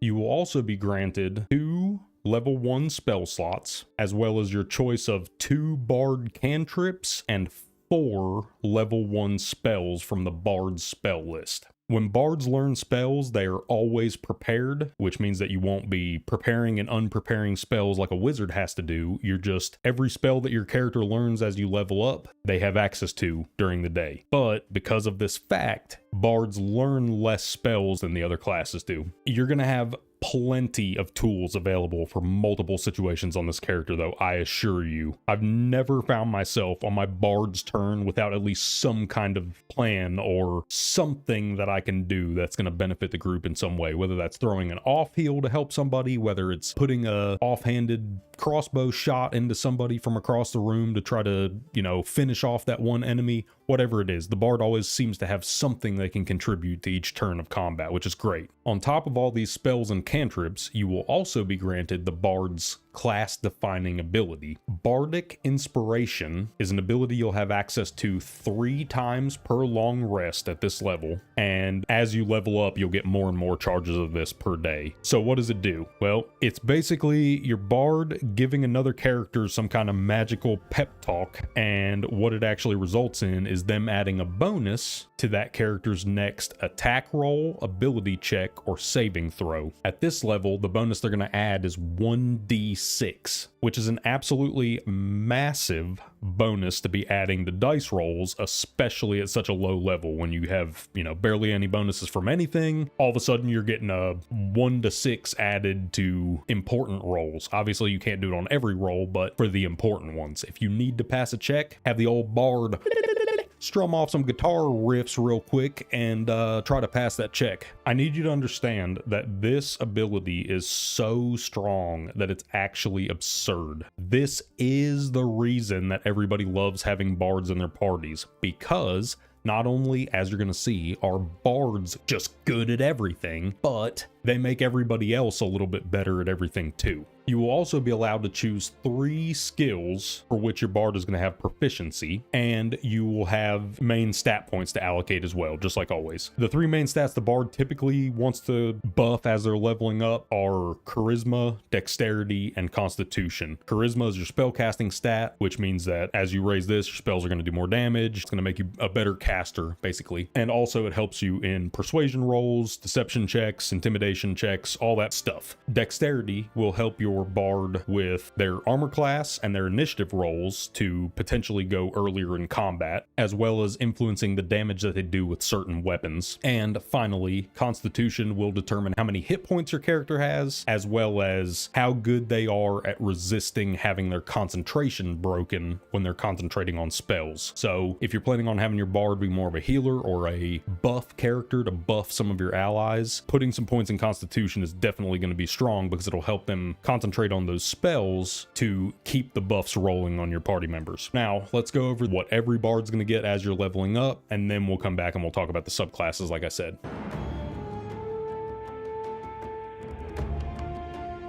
Second level, your bard is going to gain 1 more level 1 spell slot, your choice of 1 more spell from the bard's spell list, and as with every level up that you're going to get, you will also have the option to swap a spell that you know with a spell that you don't know if you want. This is entirely optional. If you like all the spells you have, you don't have to swap one, but know that every time you level up your bard, this is the only time you can swap out what spells your character knows unless you go talk to Withers. So if you end up with a list of spells by the end of the game that you just don't like, you can go talk to Withers, pay him some gold, respec your character, and you basically get to build your character from the ground up again. And then, since Withers is such a freaking gangster, he doesn't care about money. He makes you pay it just because. You can rob this dude blind. You can sit here and pickpocket him. He can catch you pickpocketing him 500 times. He does not care. He's never going to go hostile. He's never going to have any kind of negative consequences on your gameplay. Just steal your money back. You could just take it back from him. He's basically like a savings account just sitting there holding your money for you until you need it. You will also be granted the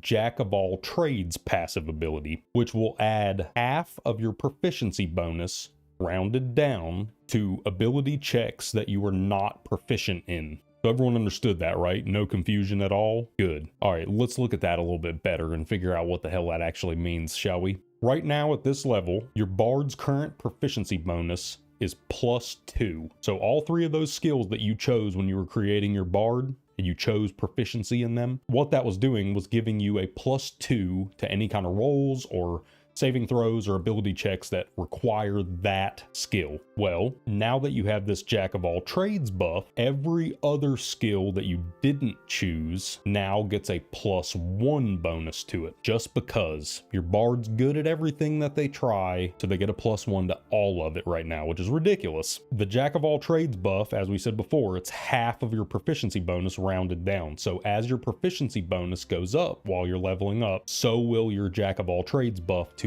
everything else that you're not proficient in. This right here is another class defining feature of the bard. This is where the Jack of all trades, master of none thing comes from, except in this universe, bards are kind of like jacks of all trades, masters of most trades, and pretty freaking good at most of the other ones. They're like good at everything. But wait, there's more. On top of all that stuff we just discussed, you will also receive the Song of Rest ability at 2nd level. This is a song that your bard can play while you're not in combat, and it has the same effects on your party as taking a short rest. So essentially, having a bard in your group gives your party an additional short rest per day. Easy enough. So obviously, regardless of what group makeup you have, having additional short rests is always good because you can use it to heal up in between fights. You can use it to replenish some resources based on what classes you have. And that's the kicker. For certain group compositions or setups, if you have a lot of warlocks, or maybe you want every character in your party to have Devil's Sight and your party can stand inside of the darkness spell and still function perfectly fine while no one else in the room can see them, because warlocks packed spell slots replenish on short rest, Having a bard in your group, adding one more short rest per day to your group, that's one more time that your warlock gets all of their pack slots back. And I made a warlock video just recently. Some of you have seen it. I appreciate you watching it. Anyone who hasn't seen it, go ahead and watch it. It's pretty good. I recommend it. But we talked about it over there. Warlocks don't get a lot of spell casts per day. That's one of the main drawbacks of being a warlock, but the spells that they cast are freaking, they're nukes. So adding more and more spell casts per day for a warlock is just super busted. This whole idea of taking multiple bards to have access to multiple songs of rest per day was actually recommended to me by one of you guys, and I really appreciate it. I love when you guys give me this information down in the comments. If you have a cool combination of spells or feats, or maybe one of the subclasses works really well with one of the race bonuses or something like that. Any kind of interactions like this, I live for this stuff. I love the little minutia, and there's no way in the world I'm going to learn it all on my own. So anything you guys are able to teach me, I'm eternally grateful for, and hopefully I'm teaching you guys some stuff too. So we'll all learn this crazy game together. How about that?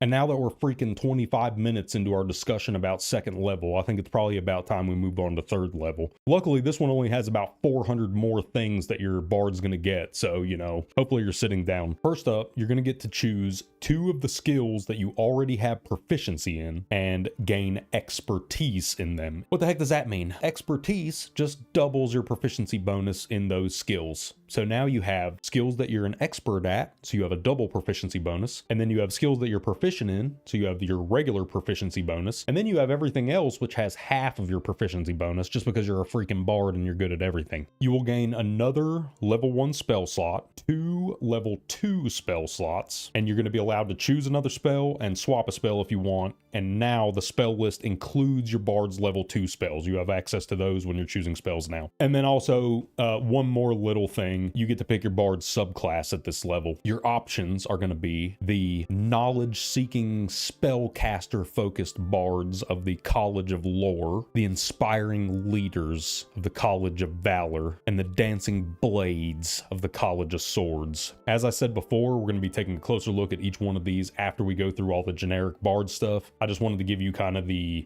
lore implications of each bard subclass. We'll get into them though when we get to that part. So that being said, let's make our way to 4th level. First off, you're going to get another level 2 spell slot and a cantrip. You're going to get to choose another spell and swap one if you want. And importantly, at 4th level, your bard is going to get access to their first feat. Now, any of you who have seen any of my class guide videos knows what I'm about to say. Any of you who haven't, welcome to the video. I'm glad you're watching it. I appreciate it. I'm sorry that this is the face that you had to see when you clicked on it, but you know, thanks for being here.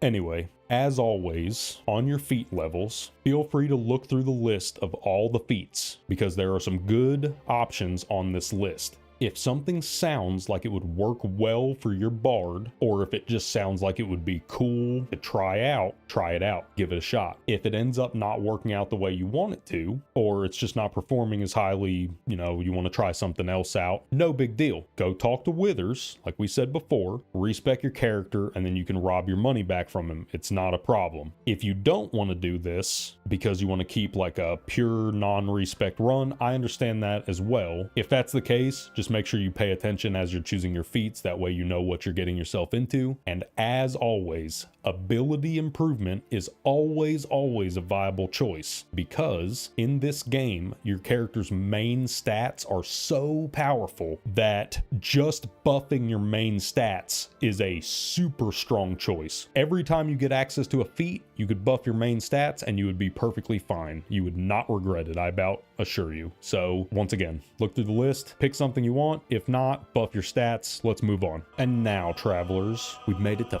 5th level. This level is one of the biggest jumps in power that most classes in Baldur's Gate 3 get. And the bard does get some incredible tools at this level, so let's take a look. Firstly, you're going to gain 2 level 3 spell slots. You're going to be allowed to choose a spell and swap one like normal, and the spell list now has access to your bard's level 3 spells, as you might have imagined. Do not underestimate the power of the spells that you're going to have on offer from this point forward. Level 3 spells are where things start to get crazy, and it just keeps getting crazier from here on out. As your bard levels up though, you're going to realize there are not really any bad choices at some of these levels, so look at them. Whatever fits your situation, it's going to be strong almost no matter what. At 5th level, your damaging cantrips are also going to have another damage die added to their damage rolls, so this is just helping your cantrips stay usable as you level up, because without them scaling up in damage like this, they would be completely worthless by the time you got to end game. You are also at this level going to get your 4th Bardic Inspiration charge, and your Bardic Inspiration buff is going to go from being 1d6 to 1d8. Now, I went and Googled this to look up how big of a percentage increase this is, going from a d6 to a d8, because I'm not super well versed with these dice. Now, I'm about to drop some numbers, and if these numbers are wrong, please feel free to correct me, and I will pin your comment in a heartbeat. As far as I know, to the best of my knowledge, these numbers are correct. From what I could find, when you roll a d6, the statistically expected average roll is a 3.5. The average roll of a d8 is 4.5. So to keep this as simply as possible so that I don't confuse myself, it's not you I'm worried about, trust me, it's me, and I'm probably already confused. You're now adding one more on average to each roll that you buff when you're using Bardic Inspiration. This is an almost 30% increase to the potential of the buff, which is not bad at all. That's freaking huge. And then on top of all of that, we just got done going over how ridiculous Bardic Inspiration is now. You just got another charge of it, so now you have 4, right? And they're 30% stronger now. Ridiculous. That's a freaking huge buff. Okay, sit down, because you also get access to a passive ability called Font of Inspiration at 5th level. This one doesn't do a whole lot. It just makes it to where instead of getting your Bardic Inspiration charges back on only long rests, now you get them back from your short rests too. Do you know how many freaking short rests you get per day? 3. With just the one bard in your group, you're already up to 3 because of Song of Rest. So now you can use 4 Bardic Inspiration charges, and then use your first short rest for the day, then 4 more Bardic Inspiration charges, second short rest for the day, 4 more Bardic Inspiration charges, Song of Rest, your third short rest of the day, 4 more Bardic Inspiration charges. You went from having 3 charges per long rest to 16 Bardic Inspiration uses per day. 16 uses, and they're buffed by 30%. So after that ridiculous freaking avalanche of bonuses and buffs we just got at 5th level, it's a good thing 6th level doesn't really have that much to offer, because we need to take us a breather and slow down for a second. Yeah, that was a lie. On top of another level 3 spell slot, and as always, your choice of a spell and your ability to swap one if you want, your bard will also be granted the Counter Charm ability, which is a buff you can use that will buff the bard and any allies within 30 feet for 3 turns, and the buff will grant them advantage on saving throws against being charmed or frightened. This is good to have. This is like Calm Emotions, which is a spell that bards actually get access to later on. Can get you out of some really sticky situations. If you have a bunch of your party members get charmed all of a sudden, combat can very, very quickly go south. The enemies just get to do whatever the heck they want while you're running around doing their bidding as well. It's not a good situation to be in. You will also receive a very powerful subclass specific bonus at 6th level, and I could go into them here, but I'm gonna save them all for the subclass section, so we will get into those. Just know 6th level is massive, and you're gonna be stoked to get these subclass things, so we'll talk about them when we get there. At 7th level, your bard will gain 1 level 4 spell slot, as well as a choice of a spell and a replacement spell if they want. And as you might imagine, their spell list now includes the level 4 bard spells. Every spell that's available on this level 4 bard list has a very strong use case in some way. So any of them are viable choices. You definitely need to read through each one of these and figure out what's going to fit your party's needs the best. That's what you need to look into. 8th level will grant your bard one more level 4 spell slot, their choice of a spell and a replacement if they want, and also their 5th bardic inspiration charge, bringing you up to a total of 20 per day if you use all of your short rests. Once again, just like before, this is just another added level of group utility that the bard's going to have access to. You will also be allowed to choose a second feat at 8th level. So just like we said at 4th level, look through the list. If something sounds cool, try it out. Go talk to Withers if you don't like it. If you just want to buff your main stats, perfectly viable option. At 9th level, your bard's proficiency bonus is going to increase to +4. So let's recap. Your bard adds a +4 bonus to everything that they have proficiency with. They add a +8 bonus to everything they have expertise with. And now they add a +2 bonus to everything else. Once again, they're just good at everything. You will also gain a level 4 spell slot, a level 5 spell slot, a choice of a spell and a replacement like always, and when you're choosing spells now, your list will include the level 5 bard spells. Once again, every single option available to you at this level is perfectly viable and has a super strong use case in some situations. You have 3 insanely powerful crowd control abilities, a big AoE heal, which is always good to have, a debuff cleanse, and a party-wide disguise self buff, which you can use to squeeze your party members into small cracks that they wouldn't normally fit through. If your character model is too large, you can sneak through those little holes and then you can change yourself back if you want. So this is not a bad level at all. You're going to get access to some really good tools. You're going to love to have these. 10th level is also no slouch. You're going to get expertise in 2 more skills. You will also gain a second level 5 spell slot, choice of a spell and a replacement if you want, and a cantrip. And also your cantrips are going to scale up in damage again by another damage die being added. So they're still usable when you run out of spell slots. And hold on to your friggin' bagpipes, because your bardic inspiration dice are getting buffed again. So instead of giving D8 bonuses from this point forward,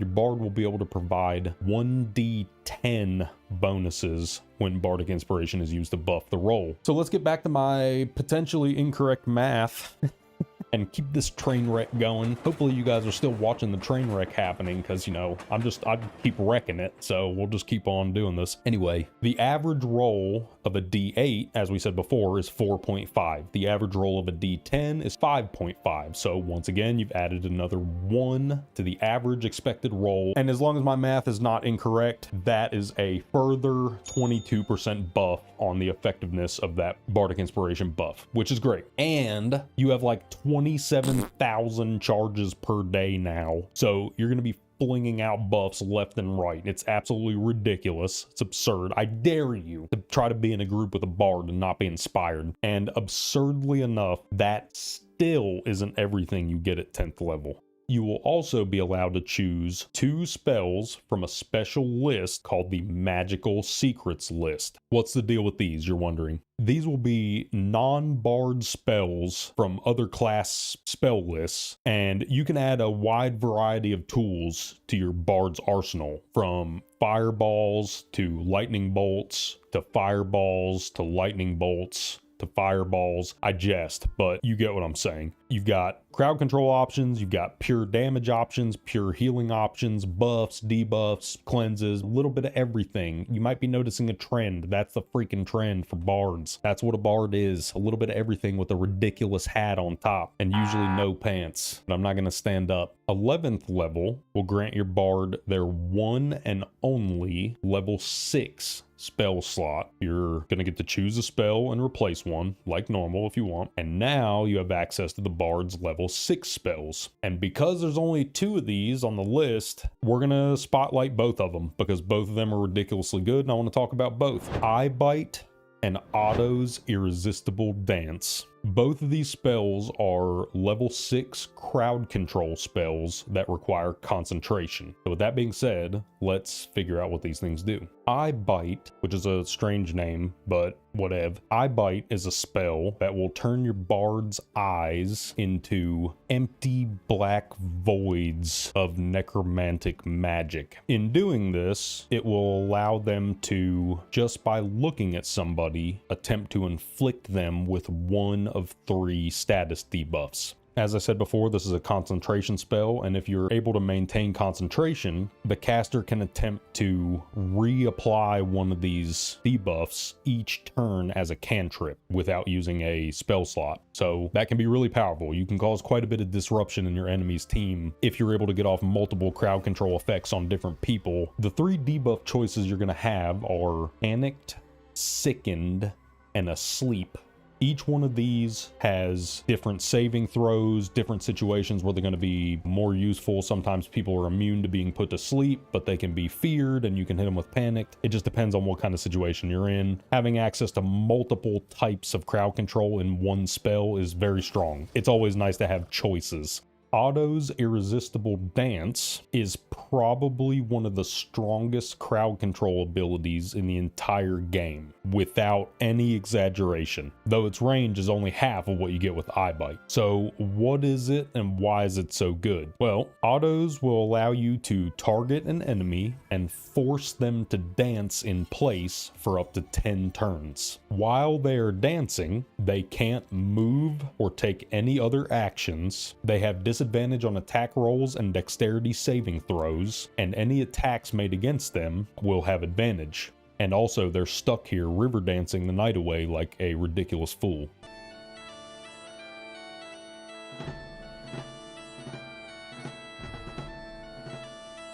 Alright then, it's enough of that. So yeah, I mean, this is a crowd control ability, but why all the hype that I gave it at the beginning? Well, uniquely, when you cast Otto's Irresistible Dance on somebody, they are not given the opportunity to make a saving throw against it immediately. So what this means is, basically, short of you getting counterspelled when you cast it, which will happen sometimes, and it is going to waste that person's next turn. So this is an almost guaranteed at least one turn of crowd control against that one target, which is busted in certain situations. Being able to guarantee a turn of crowd control can absolutely save your life in a bad situation. Don't sleep on it. Plus, look at how much fun they're having. Look at this. You don't want to be this guy? God, look at the horror on their face though. They're like, and finally, ladies and gentlemans, we've reached the final level of our journey. At 12th level, you will get to choose a spell, replace a spell for the final time, if you wish, and you will also have access to your 3rd and final feat. Same deal as at 4th level and 8th level. If there's any feats you're interested in, look into them. If not, buff your main stats and call it a day. And that's it. That's all the bonuses and passives that every bard is going to get as you level up. So what we're going to do now is go backwards in time, back to 3rd level, where we chose our subclass, and we're going to start with the College of Lore. Take a look at that.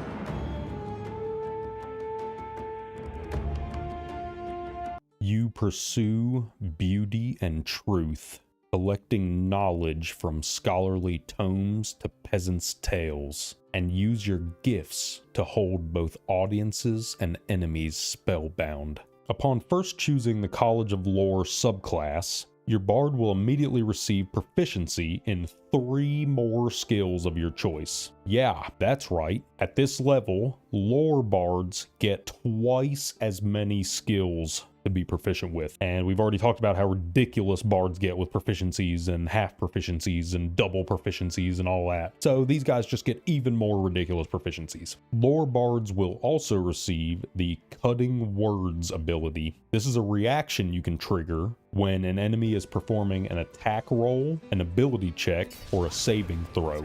It will cost a reaction as well as one of your bardic inspiration charges, and it will basically add a negative bardic inspiration debuff to that person's roll. So lore bards can do bardic inspiration on their allies just like normal. You can still do all the normal stuff to buff your own rolls, or Cutting Words is essentially the exact opposite against your enemy's rolls when they make them. So you can also do that if you want now.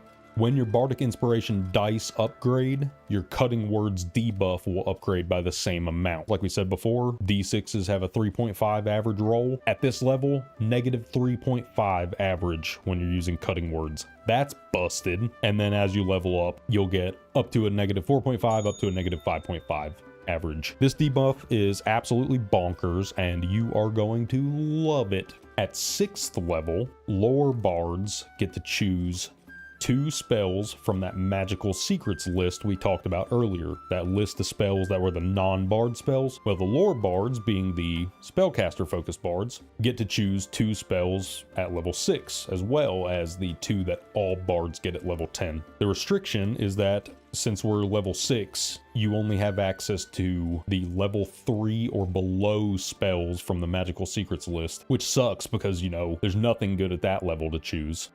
It's a real shame, I tell you. That's it. Those are all the bonuses you get for a lore bard. So all bards get most of the same stuff. The differences, though, are, while they're not that many differences, they're big ones, and we're about to figure that out. The lore bards are more spellcasting focused. You get access to more spells, more variety of spells from other classes. This is a very, very strong choice. If you want your bard to be more of a ranged caster or more of a healer or anything of that nature, College of Lore is absolutely the way to go, for sure. So with that being said, let's head back to 3rd level and we'll check out what the College of Valor has on offer.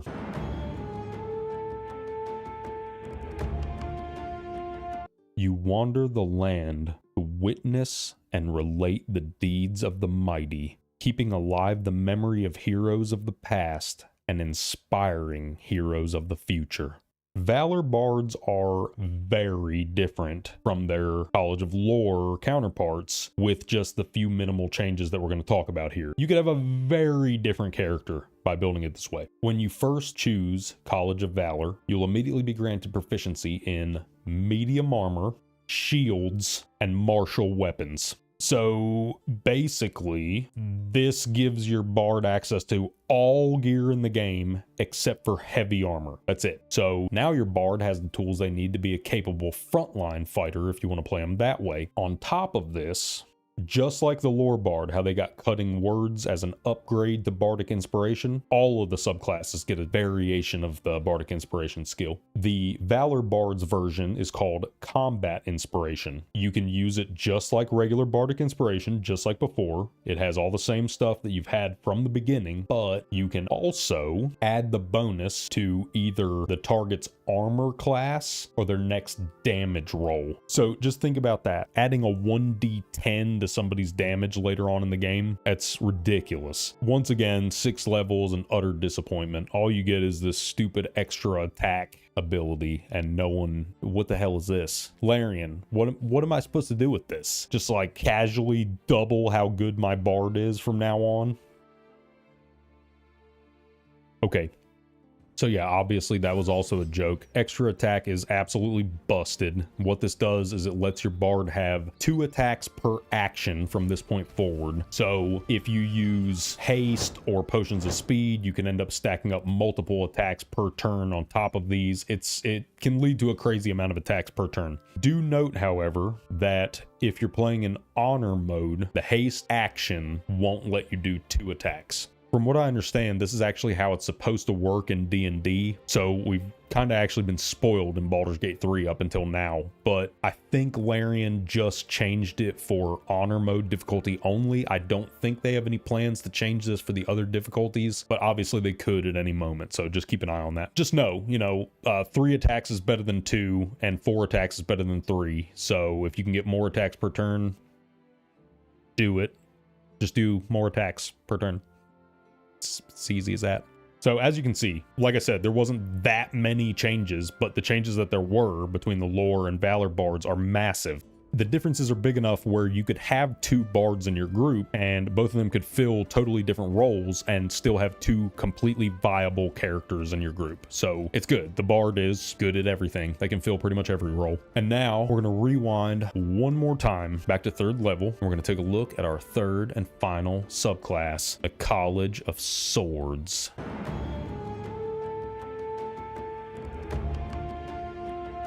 Bards of the College of Swords are called blades, and they entertain through daring feats of weapon prowess.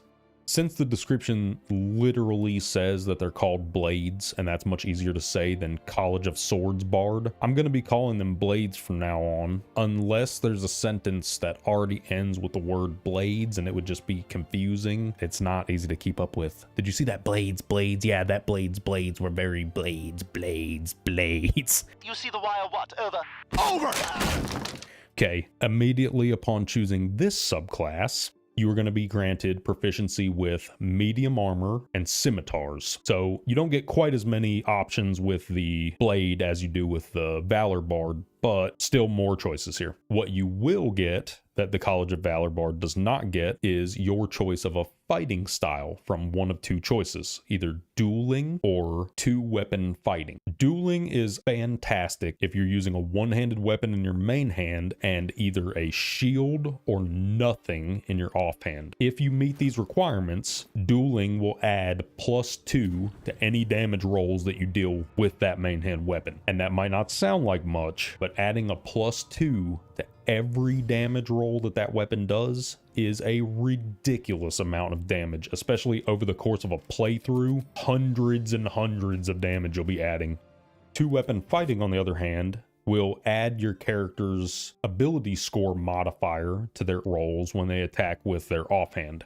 Basically, this is required if you're intending to play your bard as a dual-wielding damage-dealing class, because without this buff, your offhand attacks are pretty pitiful. With this buff, your offhand attacks are very strong. And finally, the blade will receive Blade Flourish. I wonder why they named it that. This is their upgrade to Bardic Inspiration. As before, you can still use Bardic Inspiration for the regular buff to your allies if you want. You still have access to that. None of the bard subclasses loses access to the regular Bardic Inspiration buff, which is great because having those buffs is awesome. Blade Flourish gives your bard access to a bunch of skills that they can use in combat. These are basically like combat maneuvers from the fighter class. It's basically 3 choices, and there's a melee and ranged variation of each choice. So there's 6 skills. One of them will add armor class to you when you land a hit on somebody with it, which is great. It's offensive and defensive attack, which is great. There's one that will allow you to attack multiple people with one hit, which is fantastic, especially if you're doing multiple attacks per turn. Now you're attacking multiple people with each. That can add up to a ridiculous amount of damage.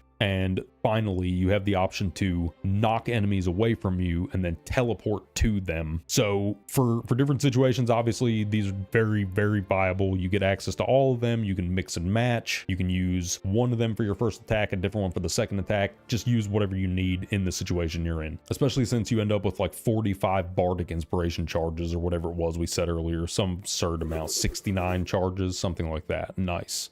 That was all just the 3rd level bonuses too. That was all stuff you just get right away for choosing College of Swords. At 6th level, just like the College of Valor Bard, the blade will receive extra attack. Same deal as before, you get multiple attacks per action now. As we just said, you start stacking some of these combat maneuver things on top of that. You can have a ridiculous amount of hits per turn, striking multiple people, causing status debuffs on them. It's crazy. That's it for the final subclass. The Blades of the College of Swords. The blades. These guys are the fancy blade dancers, spinning and twirling around, firing off crossbow bolts left and right, or flourishing their scimitar gracefully, slashing down multiple foes at the same time. Also, don't forget, even though the last 2 subclasses we talked about have the tools you need to be up close and personal, they absolutely still have the tools to be a full-on ranged spellcaster if you need them to do that. So if you need to retreat and drop back to being a healer for your group or something, guess what? The bard's good at that. Also, I definitely recommend taking at least one ranged healing spell of some kind, because especially if you're playing in honor mode, being able to get off a heal on somebody across the room and bring them back from being downed and possibly save them from getting killed completely, I could save your whole run. I'm telling you right now, little things like that in honor mode make a big difference.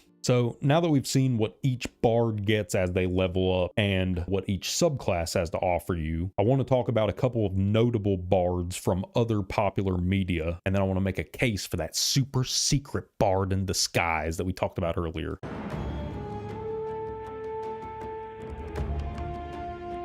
The first three bards that I wanted to talk about are very similar in a lot of ways, and I've actually been using footage of each of them in this video already. First off, Scanlan Shorthalt from Vox Machina. If you haven't seen Vox Machina, Legend of Vox Machina, I highly recommend it. It's an animated show based on the campaign that Critical Role ran, and they translated this over to an animated show super well. Highly recommend. If you've not seen it, definitely go check it out. Second up, Dandelion or Jaskier from the Witcher series. It's harder for me to recommend the Netflix Witcher series because of the whole Henry Cavill situation. I really liked Henry Cavill in that role. It's not as good as Vox Machina was to me. But the Witcher 3 video game I did play, and it was fantastic, and I highly recommend that one. You run into Dandelion in the game, which is one of Geralt's friends, and he is the bard. He's the toss a coin to your Witcher guy from the show, also Jaskier. Fantastic character. And thirdly, Edgin Darvis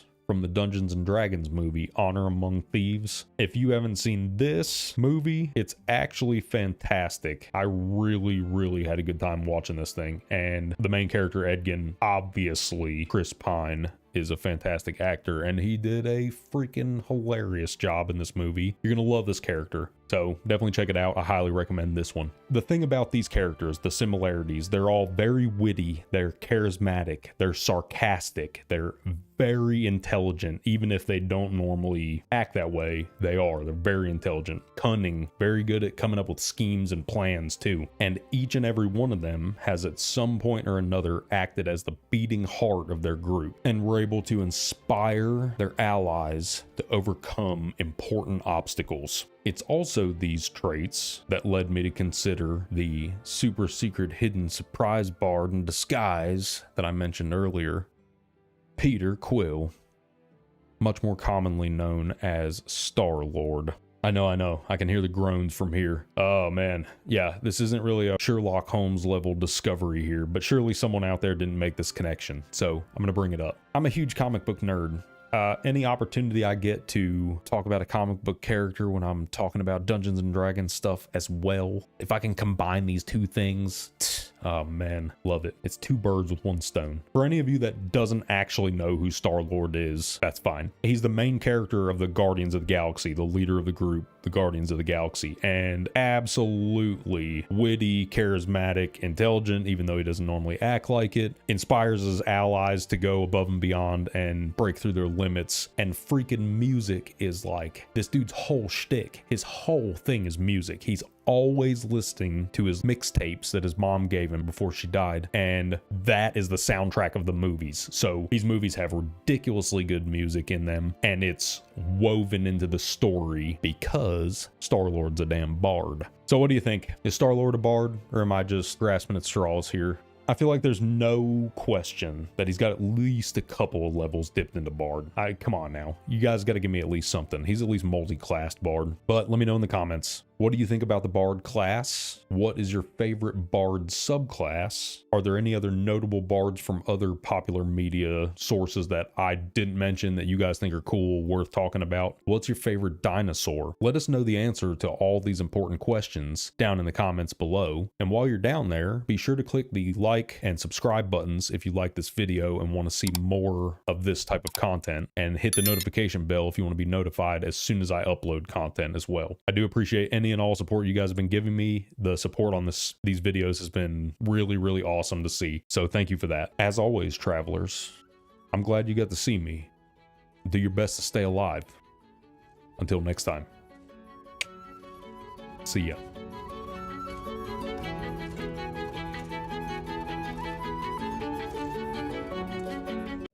Raw talent is a rare occurrence in life. Usually being skilled at something is the result of practice or experience, but for the sorcerers of the Forgotten Realms, this just simply isn't the case.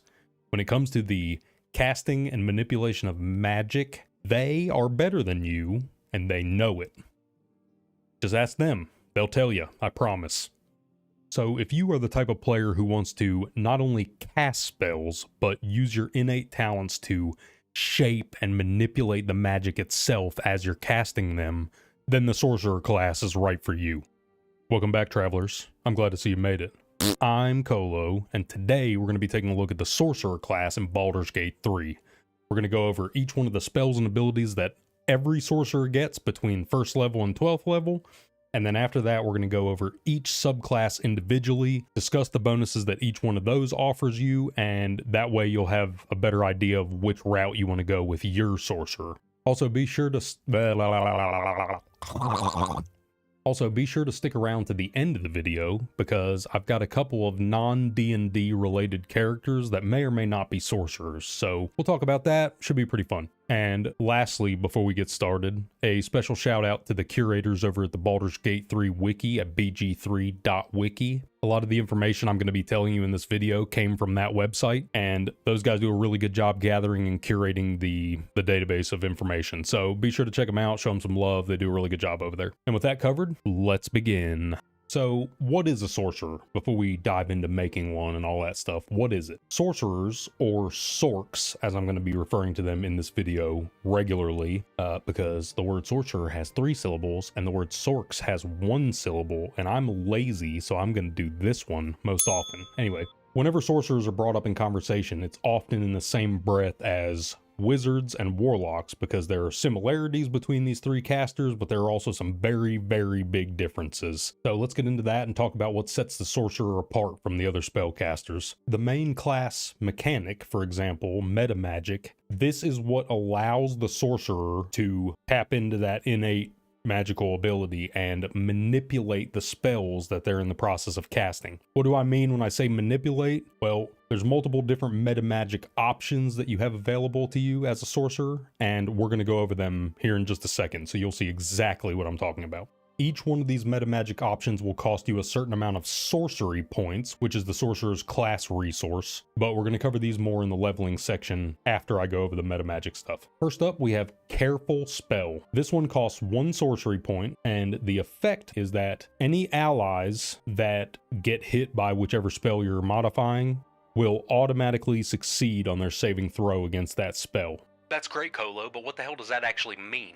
So if the spell is some kind of crowd control ability that they can pass a saving throw on and have no effects whatsoever, then that's what's going to happen. They'll pass that saving throw, they won't be crowd controlled, everything's fine and dandy. Where things get kind of iffy with this one is if you're using damaging spells, because a lot of damaging spells have a saving throw, like Fireball, for instance, has a dexterity saving throw, and if the target passes the saving throw, they still take half damage from that Fireball. So be prepared. When you go clicking on Careful Spell and blast your teammates with that Fireball, they're still taking half damage. And Fireball does quite a bit of damage, so half damage on a Fireball is still a pretty good hit. Just be careful. Keep that in mind. Careful Spell is a great option to have. I absolutely am not trying to talk you out of choosing it. Just know what it works for and what it doesn't. And also watch where you're flinging those Fireballs, Hoss. Jeez, Gale. Ooh. Distant Spell is a much more straightforward option, and it does probably exactly what you think it does. It costs 1 sorcery point as well, just like Careful Spell did. And the actual effect of Distant Spell is that it makes the next spell you cast have a 50% greater range of casting. So let's say you're casting a spell that you can cast within 30 feet and it has a 10-foot radius. So you can cast it 30 feet away from you. The radius is 10 feet. If you use Distant Spell, you can cast it 45 feet away from you and the radius is still 10 feet. One cool interaction this does have is if you're using a spell that normally requires melee range, like Shocking Grasp or any kind of touch range spell, Distant Spell will actually increase the range of those spells to 30 feet. So that's pretty ridiculous. That's a big range increase. Next up, we have Extended Spell. This one also costs 1 sorcery point, and it will double the duration of any surfaces, summons, or conditions caused by the spell you're about to cast. This one's a bit disappointing to me because of the fact that dumping a ton of fireballs into your enemies is usually the correct choice. Just absolutely nuke them off the face of the planet, and then they don't have a chance to do any damage to you because they're dead. There are exceptions to this. It's not a terrible choice. I don't think you're going to regret taking it, but I'm willing to bet you that you will not use it nearly as often as you probably think you will. I know I didn't. Twinned spell is the next one, and it's a bit different from the others because instead of having a fixed sorcery point cost, it will instead cost different amounts depending on what spell you're casting and modifying with it. When you use Twin Spell and you cast a spell that normally only targets one creature, you will instead twin the spell and target two creatures. And the amount of sorcery points that it's going to cost you is equal to the spell slot level of the spell that you're twinning. That sounds very confusing. What the heck does that mean? So let's say you're casting a level 2 spell and you want to twin it onto 2 targets. The total cost of that is going to be an action or a bonus action, whatever the spell itself costs, a level 2 spell slot, and 2 sorcery points, because each sorcery point counts as a spell slot level, basically, if you want to look at it that way. So if you were casting a level 6 spell, it is going to cost you a level 6 spell slot and 6 sorcery points. And it kind of goes into the whole idea, the whole premise behind sorcerers in combat. A lot of what sorcerers do ends up feeling like, okay, I'm going to make this turn twice as good, but then later on I'm going to have less resources because I'm burning up those turns worth now. So it can be really great. And honestly, there is a reason why sorcerers do ridiculous damage. There's a reason why they're on every S tier list that people make. Sorcerers are busted. They're so good. The amount of damage you can put out in a single turn by twinning spells, it's ridiculous. You can absolutely annihilate rooms full of enemies as a sorcerer almost effortlessly. The next one on the list is Heightened Spell. Heightened. I can't say this word very well. Heightened Spell. It costs 3 sorcery points, and it's going to cause the target or targets of whichever spell you're modifying to have disadvantage on their saving throw against it. For 3 sorcery points, you might be thinking, that sounds expensive. That doesn't sound nearly as good as it is. And I'm telling you, it doesn't sound nearly as good as it is. It's very good. Forcing an enemy to have disadvantage on a saving throw against crowd control ability can drastically change the outcome of a fight. If you manage to land a crowd control on somebody like Polymorph or Avard's Black Tentacles, for example, and I did test this out, if you use Heightened Spell and drop an AoE spell on a bunch of creatures, every one of them gets disadvantage on their first roll against it. If you need to land a CC, a crowd control ability, and this forces it through, absolutely worth 3 sorcery points. Quicken Spell is the other meta magic that, along with Twin Spell, kind of defines sorcerers as a class. It costs 3 sorcery points and will allow you to cast your next spell for the cost of a bonus action instead of a regular action. So for you astute listeners, you may have picked up on the fact that that means you can cast 2 spells in the same turn. That's true. Basically, for any spell that you don't necessarily need to twin onto 2 targets, or any spell that can't be twinned, such as Fireball, because Fireball doesn't just target one creature, but what you can do is quicken it and cast a second one. And each one of them still costs you the full amount. Like I said, you're borrowing happiness from next round. That's basically how this works. It's like a hangover. You're getting drunk now on power. Next round, you're going to be hungover because you won't have any sorcery points left, or all your spell slots got used up in a single turn, blasting half the battlefield to oblivion. Was that worth it? Yeah, probably. But later on in the fight, you might be slinging cantrips because that might be all you have left if anyone survives. The name of the game as a sorcerer is to make sure they don't live that long. You're there for burst damage And the final meta magic option is Subtle Spell, which will cost 1 sorcery point and will allow you to cast the spell even if you're silenced. This is obviously pretty situational, but let me just tell you, there's at least one situation in the game where you're gonna have to deal with silence. No questions asked, you're gonna have to. Do you have to take your sorcerer in there and have them cast subtle spells? No, you don't. You can deal with it in other ways, but having a caster that can still cast while they're silenced is very powerful, especially for the cost of 1 sorcery point. That's not even that bad. So as you can see, through meta magic, all things are possible. Except for some things that still aren't possible. Through meta magic, 7 things are possible. Anyway, let's move on and talk about what creating a sorcerer looks like. See you there. Upon first choosing the sorcerer class, you will be immediately granted proficiency with daggers, quarterstaffs, and light crossbows. That's it. No armor, no other weapons, no shield, unless it's built into your race choice. So really pay attention to what races you're looking at, because some of the races offer armor proficiencies to where you could use light or medium armor while also still casting spells as a sorcerer, which was very powerful. Just be careful if you don't go this route, if you don't end up taking a race that has armor proficiencies or shield proficiency or something like that, because in the early game, your sorcerer will be incredibly squishy and easy to kill. So don't be getting yourself up in melee range and getting into a dagger fight with somebody that has a sword and shield. You guys good at magic, not poking people with a stick. You will also choose your subclass from 1 out of 3 options. The subclasses that the sorcerer has to choose from are basically you deciding which source your character got their inherited or innate power from. The options are the unpredictable fluctuations of wild magic, the potent benefits of being born into a draconic bloodline, or the unyielding torrent of storm sorcery. And like I said before, we're going to be going over what each one of these grants you after we cover all the generic sorcerer levels. That way we know what these are actually affecting. Your 3 main stats are charisma, dexterity, and constitution. Charisma is your spellcasting stat. This makes your spells more powerful and more effective. Dexterity will determine your character's armor class, your character's initiative rolls, and damage with certain weapons, which is good. And finally, constitution will determine how much health your character has, as well as how hard they are to interrupt when they're concentrating on spells.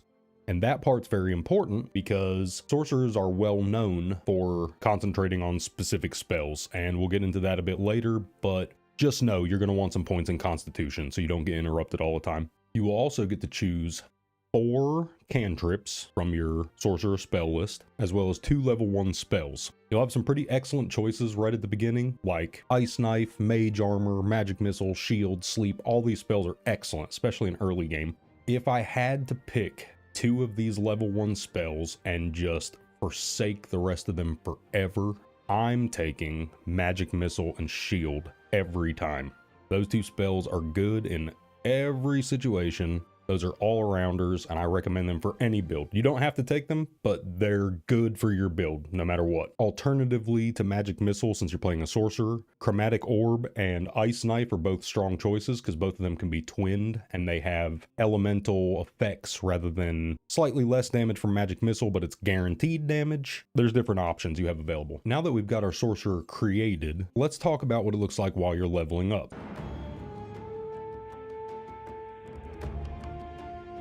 At second level, you will receive another level 1 spell slot, your choice of another spell from the spell list, and then starting at second level, which is your first level up, every level up that you have on this character, you're going to be allowed to replace 1 spell that you know with a spell that you don't know from the spell list if you want. This is optional, and you will be unlearning the one you know to learn the one you don't know. You'll be swapping them. So if you see another spell on the list, or say you unlock your level 3 spells and you want to get rid of one of your level 1 spells for a level 3 spell, perfectly fine. You can do that, no problem. You don't have to. You can keep the ones you got if you like them. Just know that the only time your character can do this, learn different spells, is at their level up. They can only change 1 at a time, so you can't swap your whole toolkit. You just keep that in mind. Also, that's a lie. You can swap your whole toolkit. All you got to do is go talk to this dude. No, this dude. Pay him some money, and he will basically reset your character. You're going to keep all the levels you've earned, but you'll be able to change your class, change your character build, pick different spells and abilities as you're leveling up, whatever it is. And then you can just pickpocket your gold straight back from Withers. He doesn't care. Here's a clip of me getting caught like 500 times pickpocketing with a character that has no sleight of hand whatsoever, so they were never going to get it. And he just doesn't care. He'll stand there and watch you do it. Don't worry about consequences coming back to bite you. Withers does not care about you stealing money from him. So if you do end up taking spells you don't like as you're leveling your Sorc, respec, change them out, steal your gold back. Simple as that. At second level, you will also be granted your first 2 sorcery points. The create spell slot and create sorcery point abilities, and your first 2 meta magic choices. The list at this level only has 4 options. Pick 2 from these 4 choices, and then later on the other 3 options will become available. Also be aware that every level after this one, you're going to gain 1 sorcery point, for a total of 12 by the end if you level your sorcerer all the way up to 12th level. So at second level you get 2, and then every level after that you get 1 more, you end up with 12. The create spell slot and create sorcery point abilities are another example of the Sorc twisting magic and changing it to suit their needs specifically. You can either use sorcery points to refill your spell slots and cast more spells per day, or you can use spell slots to refill your sorcery points and do more meta magicking per day. Yeah, that's right. Meta magicking. Why don't you jot that down in your little notebook, because it's going to be on the quiz later.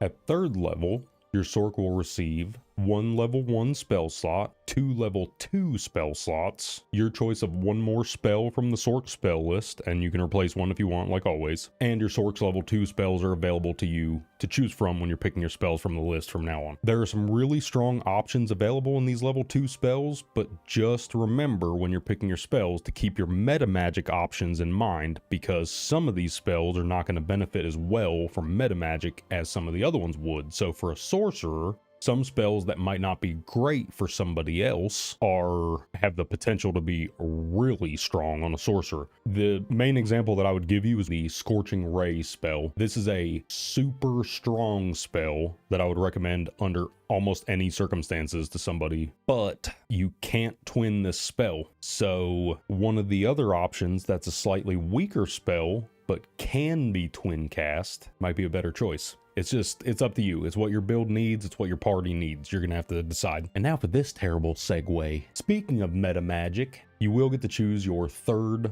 meta magic option at third level. And this is the level where the other 3 choices become available. So now you have the entire list of 7. You've already picked 2 at level 2. You get to pick your third one at level 3. You won't get another one of these until 10th level. So really make sure you pick what you need now, and then way later on in the game, you're going to get to choose another one. So just keep that in mind. At 4th level, your Sorc will be granted 1 level 2 spell slot, your choice of another cantrip and another spell from the list, and then you can replace one if you want, and you're going to get access to your character's first feat. Those of you who have seen my other class guide videos, you know what I'm about to say.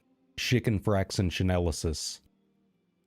I lied. No one knew I was going to say that. Anyway, at your feat levels, which are 4, 8, and 12 for most classes. Some of the other classes have different levels where they get different feats, but for most classes, it's 4, 8, and 12 when you get your 3 feats. Look through this list of feats, and if one of these feats sounds like it would work well for your character, or if it would just be fun to try out, try it out. We talked about Withers before. Respecking your character at Withers will allow you to reselect your feats, and then like we said, you can just rob your money back from him. He doesn't care. So you have options here. You can mess around and try these things out, no big deal. If, after looking through the list, you don't find something that interests you, you're perfectly capable of going to ability improvement and just bumping up your main stats. The main stats in this game are so powerful that even if you did ability improvement every time you got access to a feat, your character would still be good to go. As long as you're bumping the right stats. Don't be bumping some nonsense that has nothing to do with your character. Hey, high five.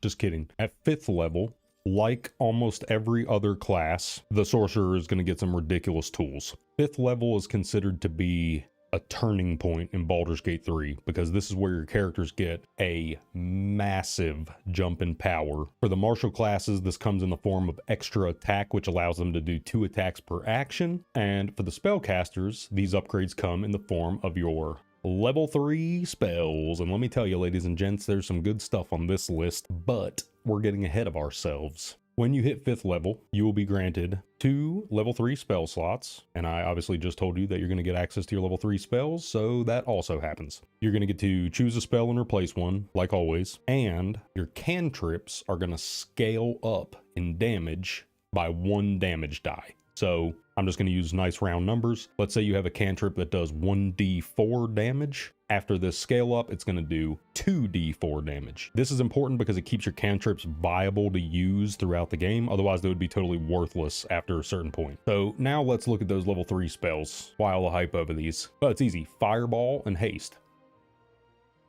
I'm being sarcastic, but also not really. There are definitely some other great options here, like Hypnotic Pattern, Counterspell, which I think is almost a mandatory spell for anybody that has access to it because it's freaking strong, especially in Honor mode. Counterspell can save your life. But there's definitely a reason why so many sorcerers end up taking Fireball and Haste at this level, or after this level, because they're ridiculous. Fireball is just good damage. Has a pretty big AoE. It's a freaking exploding ball of fire that you can shoot across the room. That's awesome.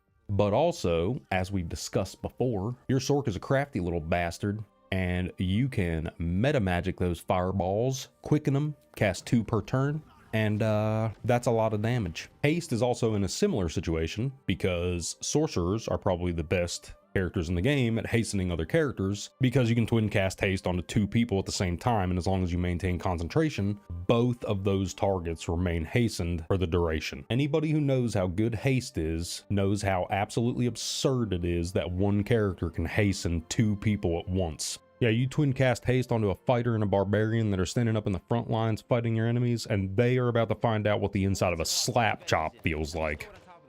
And you're gonna love my nuts. At 6th level, your Sorc will gain 1 level 3 spell slot, their choice of another spell and a replacement if they want. And at this level, they will also receive their next subclass bonus. So we're gonna go over those here in a bit. 7th level will grant you 1 level 4 spell slot, a spell and a replacement. Your choices now include the level 4 spells on the list as well. And once again, there are some very, very strong options on this list. You've got crowd control, you've got mobility, you've got area denial, straight damage, all kinds of good options. And as I said before, and I'm going to keep harping on this, keep that meta magic in the back of your mind, because your ability to manipulate those spells is almost as important as what the spells do themselves. 8th level will grant you another level 4 spell slot, your choice of a spell and a replacement if you want, like always, and your sorcerer's 2nd feat. Same deal as before. Look through the list. If there's feats you want, take them. If not, bump your main stats and let's carry on. 9th level will grant you another level 4 spell slot, a level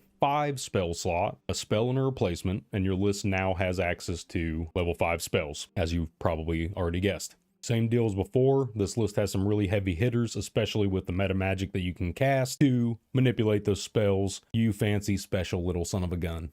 Upon reaching 10th level, your Sorc will gain another level 5 spell slot, another spell and option for a replacement, and their cantrips are going to scale up by 1 more damage die. So that example I gave you before went from 1d4 to 2d4 at level 5. At level 10, that would go up to 3d4. And as I said, at 3rd level, 10th level is the one where you get to pick your 4th and final meta magic choice. So really make sure you pick the one you want here. At 11th level, you will gain your one and only level 6 spell slot, access to your level 6 spells, obviously, your choice of a spell and a replacement, and every single one of these spells is at least good, with most of them being incredible. Twinning Disintegrate into 2 targets at the same time, it's disgusting and I love it. Don't sleep on Eye Bite or Globe of Invulnerability either, because both of these are very strong tools. And then obviously Chain Lightning. I mean, come on now. There's a reason why your character only gets one level 6 spell slot in this game, and that's because the level 6 spells are so busted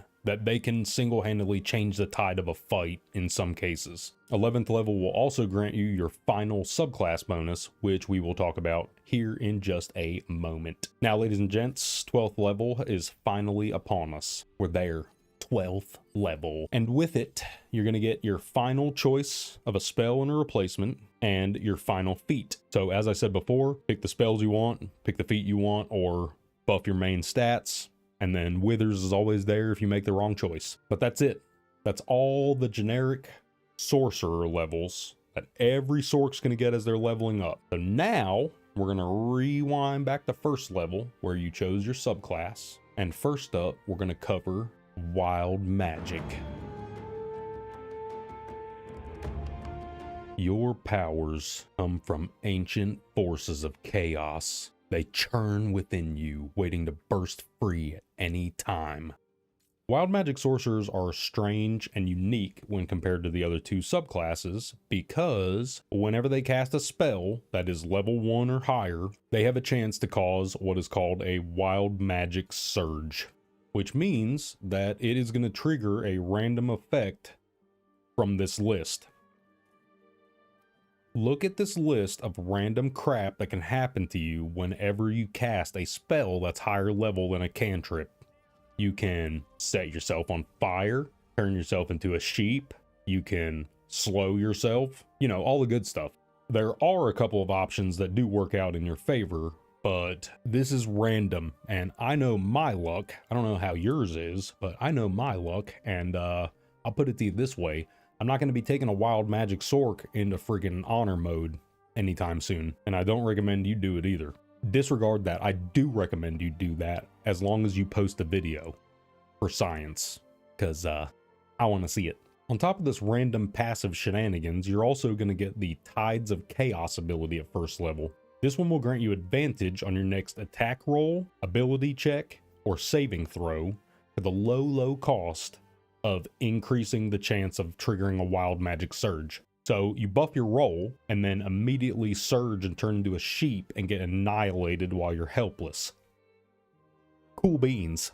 At 6th level, you're going to get the Bend Luck ability. This one costs 2 sorcery points, can actually be cast in 2 different ways. You can cast it like a regular ability from your ability bar, or you can use it as a reaction when somebody does something. The actual effect is that it's going to either add a plus 1d4 bonus to one of your allies' roll, or it will do a minus 1d4 penalty to an enemy's roll if you trigger it as a reaction. If you cast the spell from your action bar, it actually lasts 2 turns on the target. So this ability is like if Guidance and Bardic Inspiration got together and had a baby, and it wasn't nearly as good as either of its parents. And also the baby is stapled to a crazy person that has feathers for a beard because of a wild magic surge. For any of you who think that that beard thing sounds stupid, look at the D&D 5th edition list of wild magic surge effects. Look through these things. Changes to your character's height, age, skin color, turning you into a potted plant that is vulnerable to all damage. And if you're reduced to 0 HP, your pot breaks, which is just too depressing for me to even consider. In Baldur's Gate 3, the Wild Magic table has 23 options available. In 5th edition Dungeons & Dragons, there are 50 options for things that can happen. So it's real random. And finally, at 11th level, the Wild Magic Sorcerer will get the Controlled Chaos ability. This is a reaction the sorc can trigger when an enemy casts a spell, and it will cause a Wild Magic surge to occur near that spellcaster. So that sounds horrible, and I went to look for other people's experience with this just to see how bad it is. The general consensus is that it seems to usually cause negative effects to the enemy spellcaster when you trigger this on them. However, this is wild magic, ladies and gents. Sometimes you're gonna buff that person, and I'm gonna tell you, especially in honor mode, I don't want to be buffing my enemies at all. Under any circumstances, I can't afford to be giving them buffs. I need buffs. I need them to be debuffed. So anyway, let's wild magic surge our way back to first level and talk about the second subclass option, Draconic Bloodline. Your veins carry draconic magic, the result of a powerful dragon ancestor. So easy enough. Draconic bloodline sorcerers gain their magical abilities by being directly related to a dragon. So, just do that. That sounds cool. These sorcs get quite a few bonuses right away, so let's check those out. Firstly, the Draconic Resilience passive states that because of the badass dragon scales you have growing on your skin, your base armor class is 13 when you're not wearing any armor. So this is essentially your character getting built-in mage armor, which is very, very good, and you can pretty much consider this to just be a +2 or +3 to your armor class permanently, which is great, as long as you're not wearing armor. Definitely nothing to sneeze at.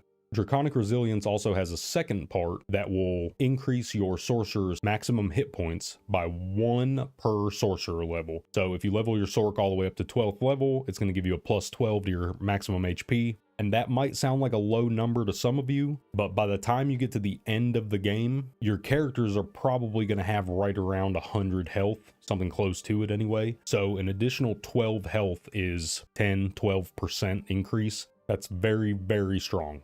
Even though it sounds like a low number, it's really good percentage-wise. I mentioned those dragon scales on your body earlier, so what's the deal with those? Well, at first level, Draconic Bloodline Sorcs get to choose which Draconic Bloodline they belong to. So each dragon color represents a certain element of magic and will grant you a spell immediately upon choosing it related to that element of magic. There are definitely some very powerful spells available to you just for choosing certain Draconic Bloodline colors here. But keep in mind that the element you choose here is going to have a pretty big impact on your character later on. At 6th level, it's now later on. Remember that later on I mentioned 5 seconds ago? That's now. So let's talk about it. You will gain 2 elemental affinity abilities, damage and resistance. Elemental affinity damage is going to add your charisma modifier to any damaging spells you cast that match your Draconic Bloodline's element. So if you choose a red dragon for your bloodline and then you cast Fireball, it's going to add your charisma modifier to that fireball cast. And the elemental affinity resistance portion is a reaction that you can trigger when you cast a spell matching your bloodline's element that will cost 1 sorcery point and will grant you resistance to that element type. So both of these are very, very good, and some sorcerer builds can end up with resistance to like 4 or 5 different things, which is very strong in this game because resistance means half damage. So any resistances you can pick up along the way are good. And finally, at 11th level, the Draconic Sorc will gain the Fly ability. You're never going to guess what this one does. Yeah, that's right, it lets you fly. So by this point in the game, for some of you, I would wager a lot of you, this is going to be insanely disappointing and pretty much worthless, because depending on how heavily you've been shoveling tadpoles into your eyeball sockets, you might already have the ability to fly through other means that I won't elaborate on. For those of you who didn't go shoveling tadpoles in, this is going to be a good one.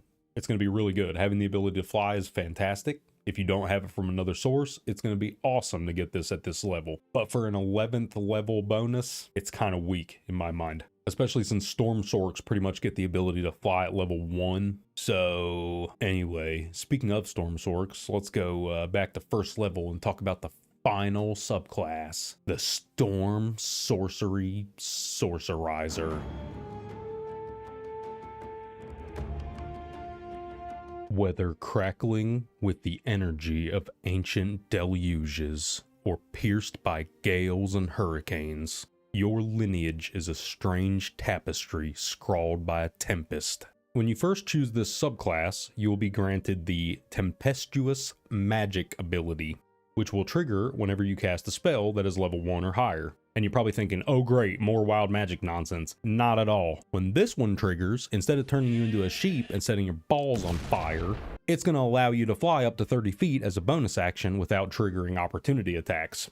When you're attempting to use this and you're standing next to an enemy, it is going to tell you on the screen that it's going to provoke an opportunity attack when you use it. I tested this extensively, and in my testing, the only time that an opportunity attack was triggered when I used this is when I accidentally chose to fly to an area that was too far away and my character tried to take a couple of steps before they flew, the steps triggered an opportunity attack. But if I had flown somewhere that I could reach from where I was standing, it would not have triggered an opportunity attack. You can fly right away from these enemies and get out of their face, which is awesome. So needless to say, this is insanely powerful, especially as a first level ability. It's very disappointing to get fly as your only level 11 bonus, but to get tempestuous magic like this at first level is pretty strong. Storm Sorcs are easily one of the most mobile subclasses in the game because of this ability. But wait, there's more. At 6th level, the Storm Sorcerer will receive a few more awesome bonuses. First up is the Heart of the Storm ability. This one will allow you to trigger a blast of additional thunder or lightning damage in a 20-foot radius after you deal damage with that damage type. So you cast a lightning spell, it's going to trigger and allow you to cast this if you want, and it will deal a little bit of extra lightning damage to everybody in that radius. If you do a thunder spell, it'll allow you to trigger and deal a little bit of extra thunder damage to everybody in that radius. There is also a second portion of this ability that just flat out permanently grants your Storm Sorcerer resistance to thunder and lightning damage both. And as I said before, picking up resistances in this game is very powerful. You get 2 of them as passive permanent buffs just for being a Storm Sorc at 6th level, which is ridiculously good. With this subclass and a couple of the items you can find in the game, you can easily get your character 4 or 5 resistances, no problem, without even going out of your way too much. Not too bad. But that's not all. You will also receive 5 storm-related spells, which is great because these are going to help you trigger the extra bonuses and effects that come with your subclass because they're storm-related. They're all good spells too. None of the spells on this list are bad by any means. You're going to love having all 5 of these and you get them for free. That's not bad. Drink some water, hydrate. And for the finally, 11th level as a Storm Sorc will grant you the Storm's Fury ability. This is a retaliation effect that will deal a bit of thunder damage to the target and attempt to blast them away from you when they hit you with a melee attack. This one sounds a lot better than it is in reality. Obviously, being able to blast the target away from you, create space between you and an enemy as a spellcaster, that's always a good option. But for an 11th level ability, this one's pretty disappointing too, I think. Because of how disappointing it is, I'm going to go out on a limb here and tell you about some multi-classing options you have as a sorcerer, because I would wager that a lot of the people playing sorcerer are multi-classing it with something else to get a little bit more power out of it. Because of the fact that the sorcerer is a charisma-based spellcaster, you can easily multi-class it with quite a few things. The Bard, Warlock, Paladin, any of these things are good options. You've probably noticed in this video, there's a bunch of footage of my honor mode Sorkadin, slowly but surely making our way through honor mode. I'm gonna go ahead and tell you, I'm at the point where if I lose this honor mode run, I might just cry about it. I might just make a whole video of me crying on camera with snot just running out of my face like the Blair Witch Project. So make sure you like and subscribe to the channel for that good wholesome family content, and hopefully I don't ever have to make that video. And because we're talking about the Storm Sorc, the multi-class option that I wanted to bring to your attention today is the Tempest Cleric Storm Sorc combo. Because the 11th level ability for Storm Sorcs is such duty poo-poo, you can instead take 2 levels of Tempest Cleric, and I think you gain far more than you end up losing. Firstly, you will not get access to your Sorc's level 6 spells, but you will get a level 6 spell slot. So you can still upcast a lower level spell to level 6. You just won't get access to Chain Lightning, basically, as a Storm Sorc.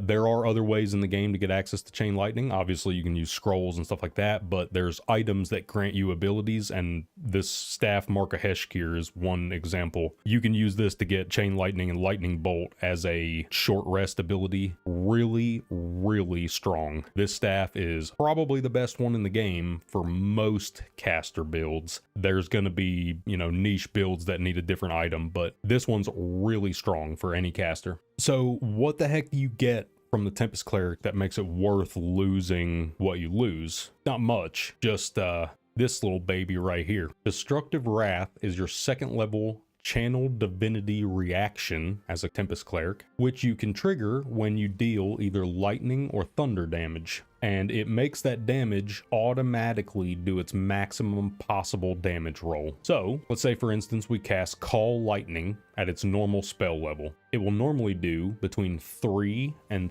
30 damage to every target that it hits. If you trigger Destructive Wrath when you cast it, it's going to do the full 30 damage to every target that gets hit by it. So let's go over a scenario where we cast a spell on 3 people, because that's not unreasonable. I often hit up to 3 people with this spell. Normally hitting 3 targets with Call Lightning would do between 9 and 90 damage total. So you can cast this spell, hit 3 people with it, and do 9 damage. You probably won't, but you can. Well, if you activate good old D-Wrath whenever you cast it, it is going to do 90 damage, guaranteed. If they have resistances and all that crap, it's going to get factored in, but the damage roll that you do is going to be the maximum. So this is ridiculous. And that was just an example of Call Lightning as a low-level spell. So imagine a situation where instead of using Call Lightning on 3 targets, you are twin casting Chain Lightning onto 2 different people, and then it bounces around the room hitting everybody else and does maximum Chain Lightning damage twice to everybody that gets hit by both Chain Lightnings. Most of them are not going to survive 1, so they definitely won't survive 2, but you can absolutely annihilate an entire room full of enemies by triggering Destructive Wrath with the right spell. It is absurd the amount of burst damage this thing can put out. Probably one of the highest burst damage subclass, multi-class combos, whatever you want to call it, in the game. And that's it, travelers.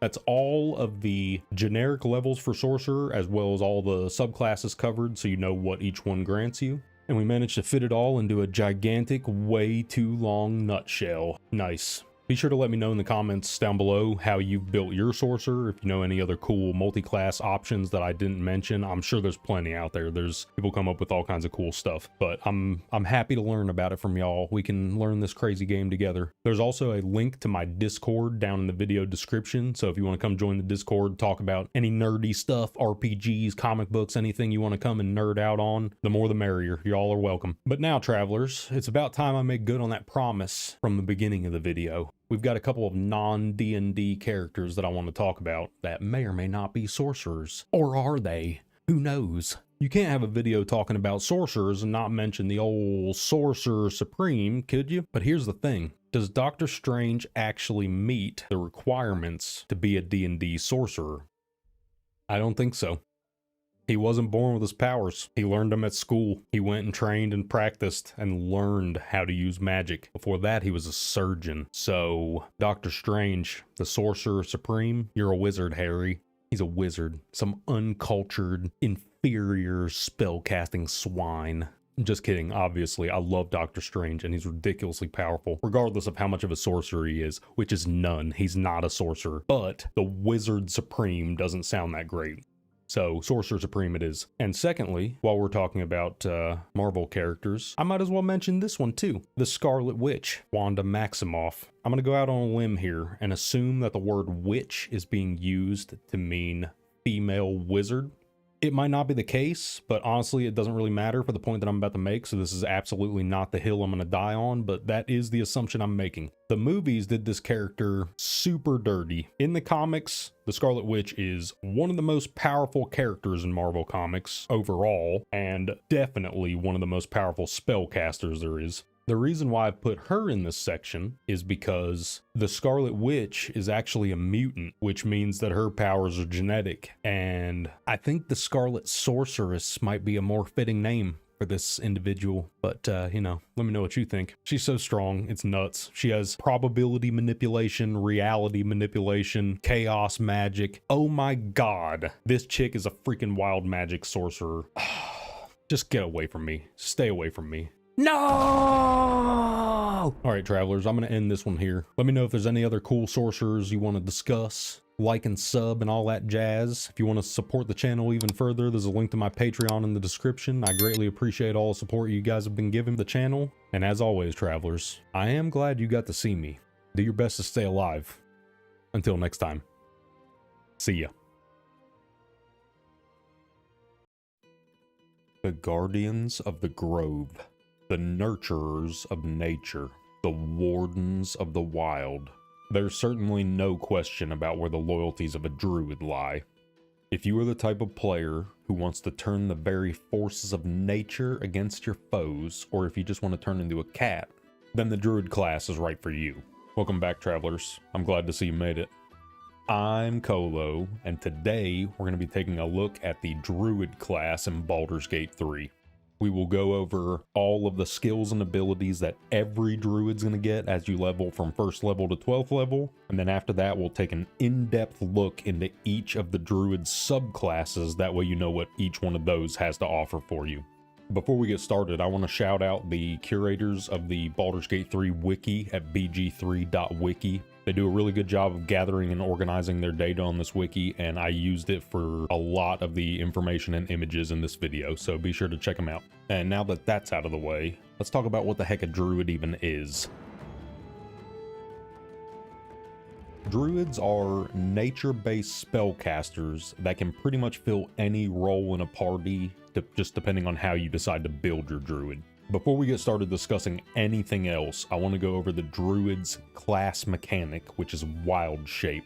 First up, what the heck is wild shape? This is your shape-shifting abilities. You're going to have the little wild shape icon. You'll click on this and it'll open up a menu where you can choose what shape you want to turn into. Each one of them has benefits and drawbacks, and we're going to go over each one of these forms in depth. That way you know what each one of them does, because the tooltips don't really do a great job of explaining everything that they have to offer. So we're going to take a look at them. You're going to be given 2 wild shaped charges. This is what you have to use to shapeshift into these forms. Most of the forms cost 1 wild shape charge, but later on there's a few notable exceptions to that. We'll go over those when we get to them. It is worth mentioning that each wild shape form has its own unique health and built-in physical stats. And when I say physical stats, I mean strength, dexterity, and constitution. So your druid's actual strength, dexterity, and constitution don't matter at all while you're shapeshifted into these wild shape forms. What form you've shapeshifted into is what's going to determine what those 3 stats are. However, your intelligence, charisma, and wisdom do transfer over to when you're shapeshifted. So basically all the mental stuff you keep. The physical stuff changes, which makes sense because you're turning into a damn tiger or a bear or whatever. So your physical stats are going to change. You still have your druid's brain inside that head though. That's important to remember. And while all druids are going to gain access to various wild shape forms, not all druids are necessarily specialized in shapeshifting. Each of the 3 subclasses is actually going to feel extremely different from the other 2 in both utility and lore and how it actually feels to play. The options you're going to have are the spellcasting focused Circle of the Land druids, the wild shaping experts of the Circle of the Moon, and the rotten decay loving Circle of the Spores druids. Like I said before, once we go over what every druid gets, we're going to go in depth into each one of these subclasses. I just wanted to let you know the idea behind each one of the subclasses for now, but we'll cover them all later. So now that we all know what a druid is, why don't we go and create one, shall we? See you there.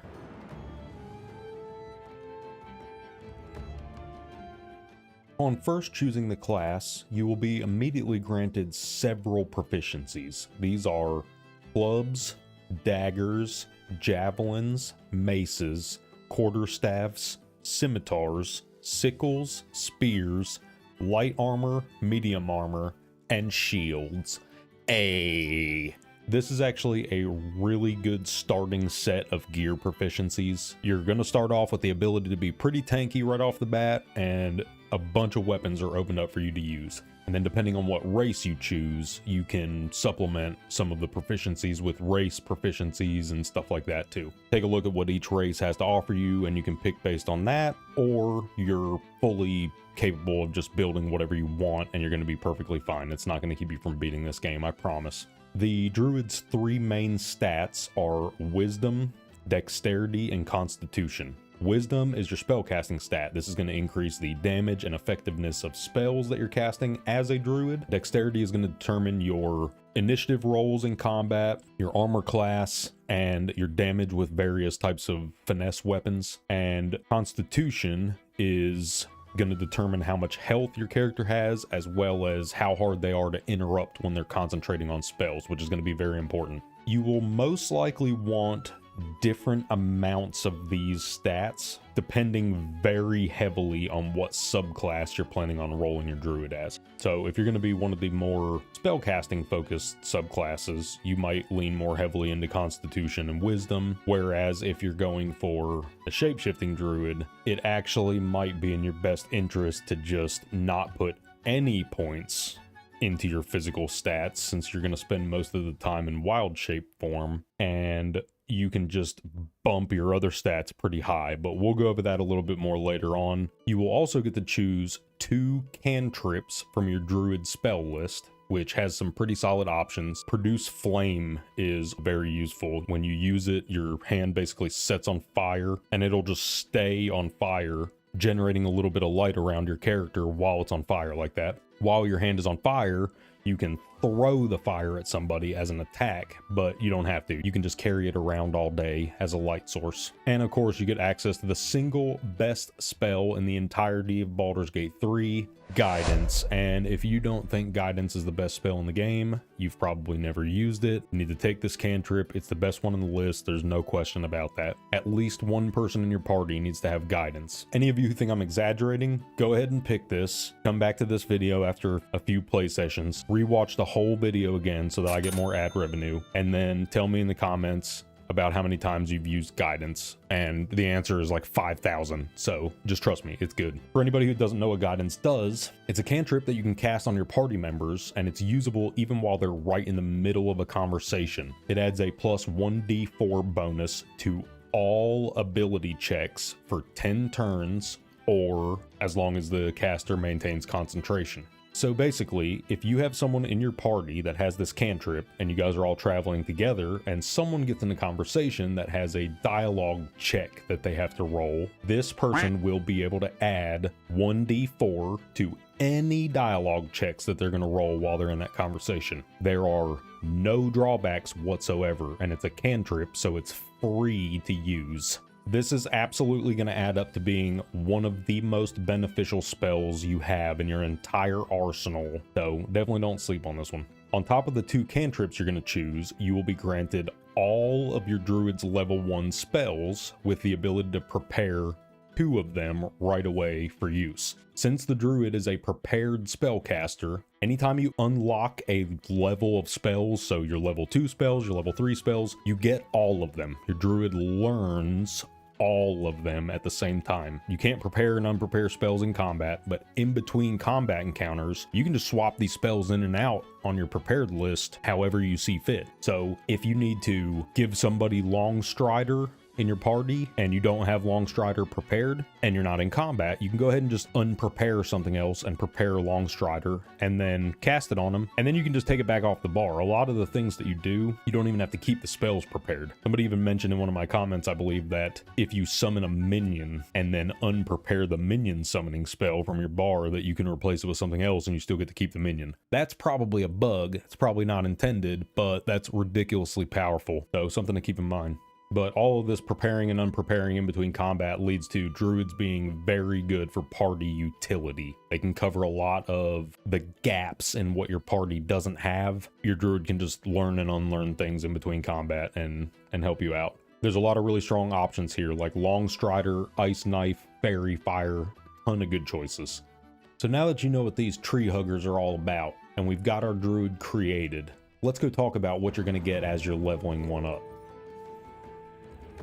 When you reach 2nd level, you will be granted a 3rd level 1 spell slot and will have more slots to prepare your spells into. So pick what you need, and remember that this can be changed at any time as long as you're not in combat. More importantly though, 2nd level is where you gain your 2 wild shape charges that we mentioned before, and your first 4 wild shape forms. Like I said before, the tooltip descriptions of some of these forms are not great, so we're going to go over each one individually so you know exactly what they have to offer you.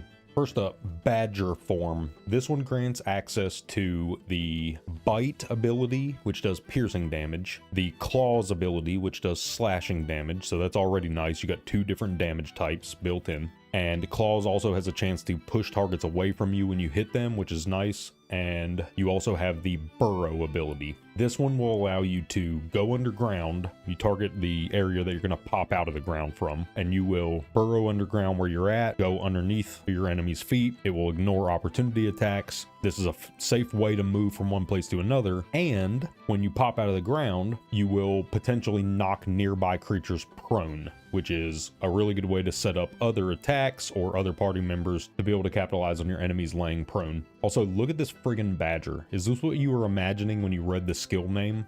No. This is a friggin' black and white bear, okay? If I ran into a badger that was this size in real life, it's over. I'm done. Super fast burrowing bears, no thank you.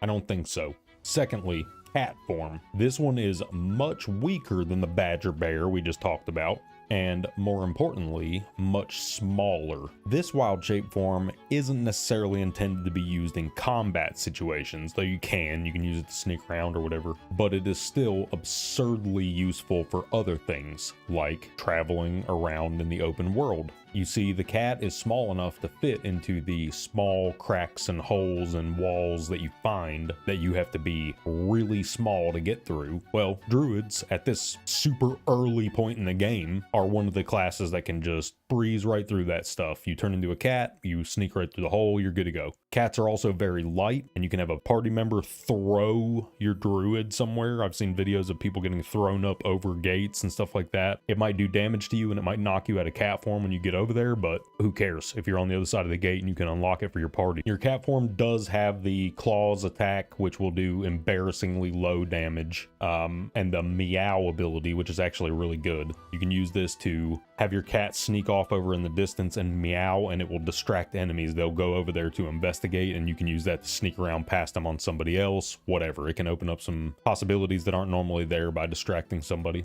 I'm going to go ahead and give a freaking arachnophobia warning for this next one. If you don't like spiders, the next thing that we're going to talk about is a big ass spider. So if you don't want to see this, look away. I don't like spiders either, but you know what? This spider form is friggin' awesome. So we're going to talk about it. First of all, you can jump super far. You can bite enemies, which deals piercing damage and possibly poisons them. And you have the web ability. When you're in combat, this will allow you to shoot a ground targeted area of webs onto the ground. Anybody walking through the webs will have to succeed a dexterity saving throw, or they will become enwebbed, which means all attacks against them will have advantage. Their own attacks and dexterity saving throws will have disadvantage, and the webs count as difficult terrain to everybody that's in them, which will reduce your movement speed by half. So even if you pass that dexterity saving throw, your movement speed still gets cut in half while you're standing in this thing. Next up, we've got Hugo the Wolf. Anybody who hasn't played Bloody Roar, you're missing out. When I thought of this Hugo the Wolf reference, I had a ridiculous wave of nostalgia that hit me thinking about this game. Those games were freaking awesome. Anyway, wolf form will grant your druid various benefits as well. Bite is a standard piercing damage attack, just like normal. Exposing bite will deal if I can learn how to talk, that'd be great. Exposing bite will deal piercing damage as well, but it will also distract the target if it lands, which will cause the next attack made from within 5 feet of that target to be a guaranteed critical hit. So that's really good. You can use that to set up another party member to deal out a ton of damage all at once. A bunch of good options are available to you.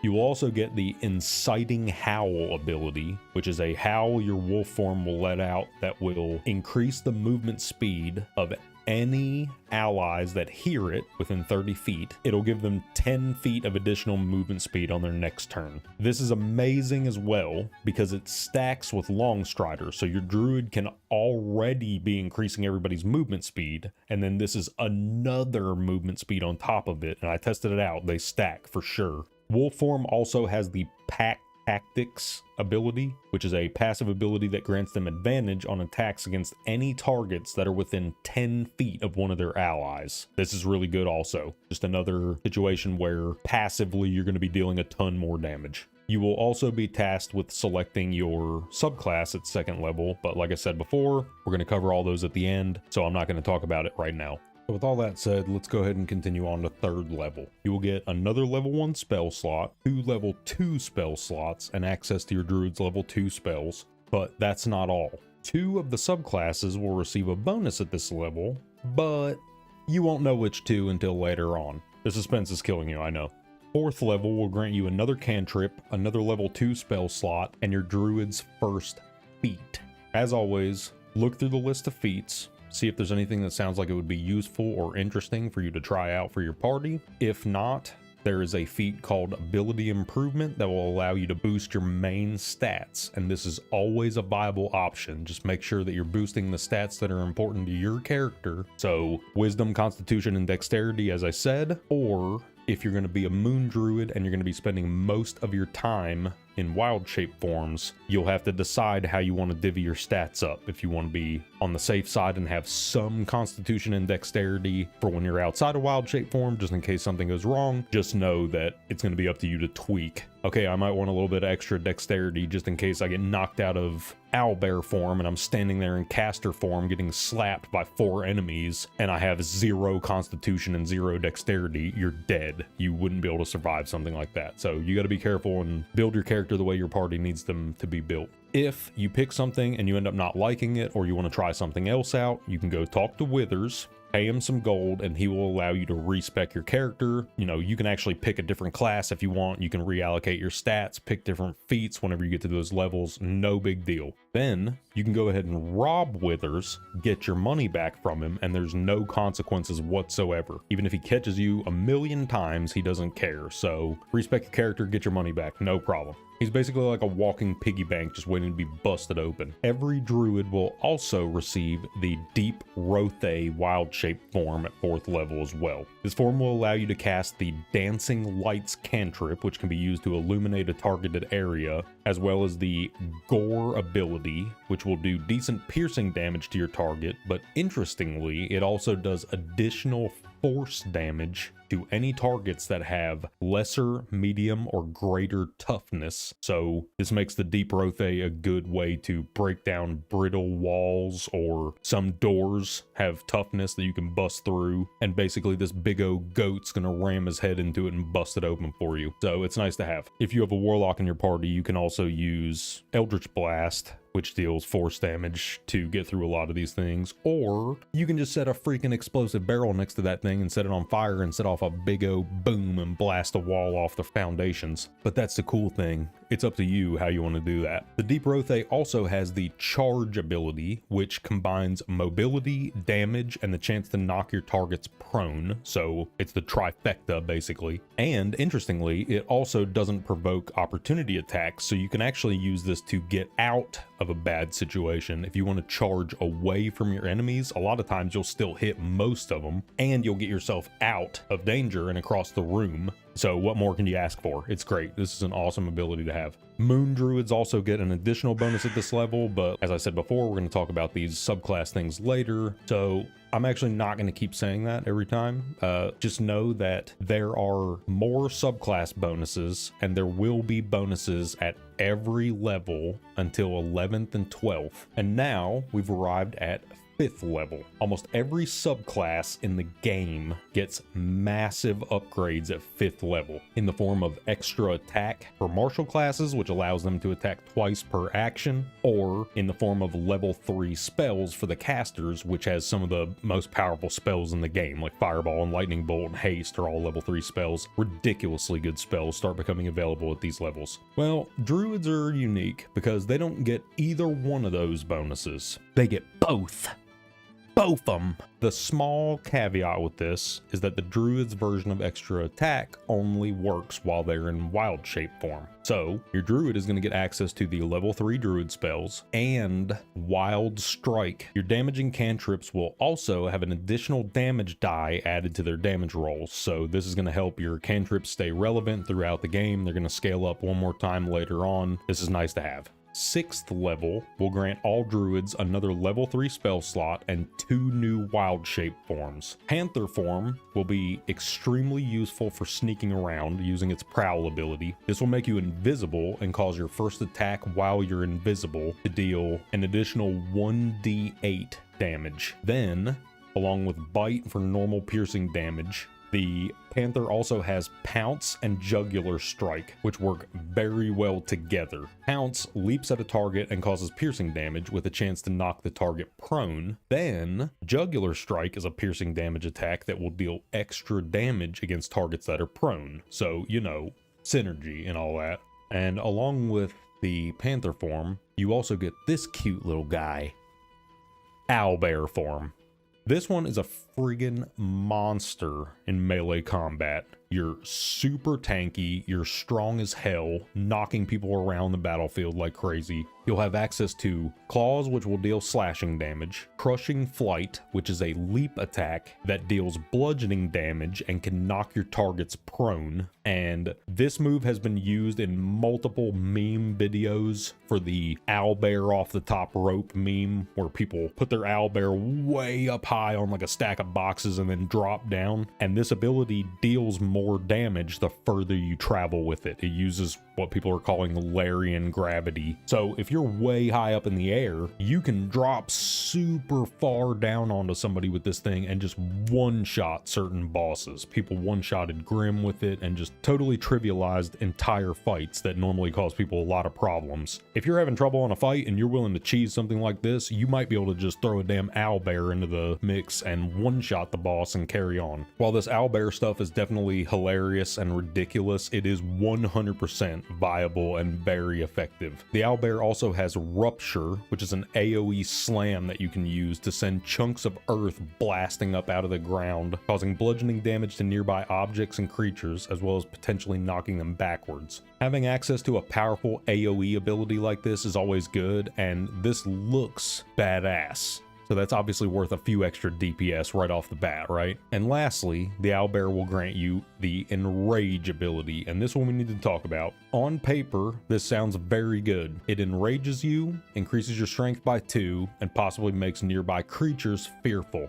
And note that I said creatures and not enemies. And that's because it can fear your teammates too. And I actually almost lost my honor run to this because I didn't read it properly, and my guys were all standing on top of each other, and then my owlbear used Enrage because I thought it was just like Barbarian Rage, and I didn't bother to read it because I'm a dum-dum. And I clicked it and feared 2 of my own party members and almost lost my honor run at the very end of Act 1. Even with that being said, even if you end up not being able to use the Enrage effect at all in combat, if you just decide not to click it, owlbear form is still amazing. It's still one of the best wild shape forms you're going to have, especially this early on in the game. It's amazing to have. Upon reaching 7th level, you will receive a level 4 spell slot and access to your level 4 druid spells. And there's a few really good options at this level too, including AoE damage spells, various forms of crowd control spells, and 2 different forms of summons, both of which can be summoned at the same time, which is really strong.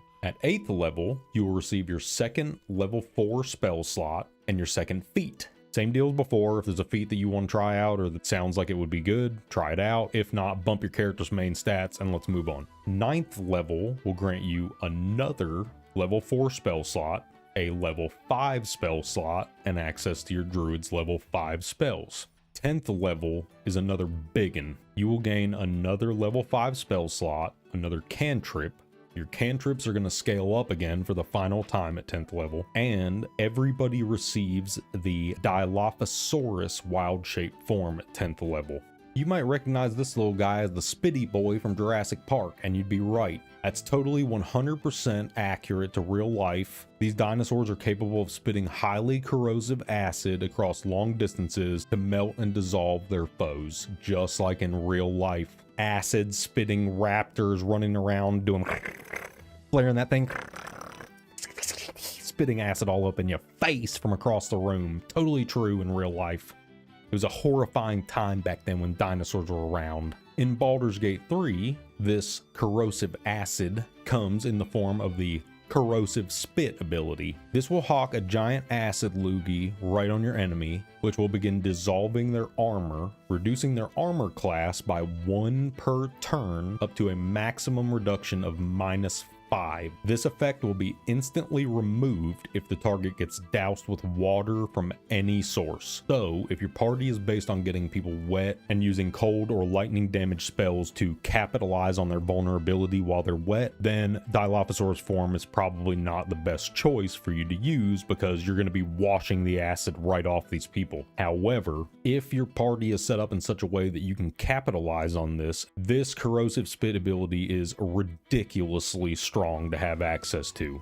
Giving somebody a -5 to their armor class, especially if this is like a big boss, that's a huge deal. You're going to end up doing a ton of extra damage because of this. The old Spitty Boy's Bite ability deals piercing damage as well as acid damage, and the Pounce ability will allow you to leap a decent distance and deal piercing damage to the target, as well as potentially knocking them prone, just like with the Panther. This is another good mobility and damage combo, which can chain into greater damage by your group by knocking the enemy prone. You can definitely capitalize on that with other characters. Lastly, and certainly not leastly, the improved Wild Strike ability will increase your Druid's attacks per action to 3 from this point forward while they're in wild shape form. This is a very big deal, and if you're making use of your wild shape forms in combat, you will be extremely happy to have this. You are going to be friggin' stoked. More attacks is almost always better to have access to. I literally right now can't think of a time when it's not.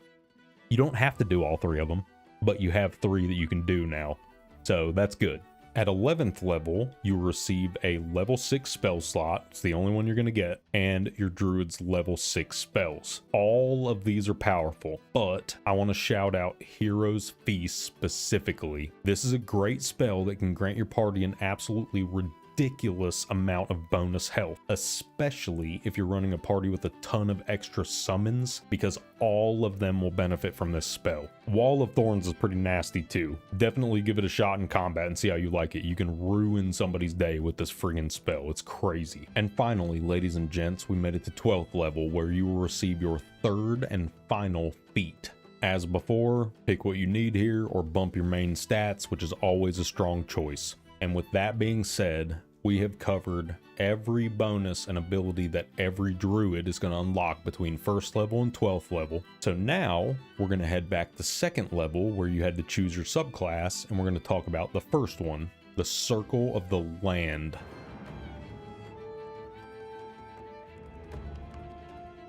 Druids of this circle connect to powerful magic that flows through the earth and binds all living things together.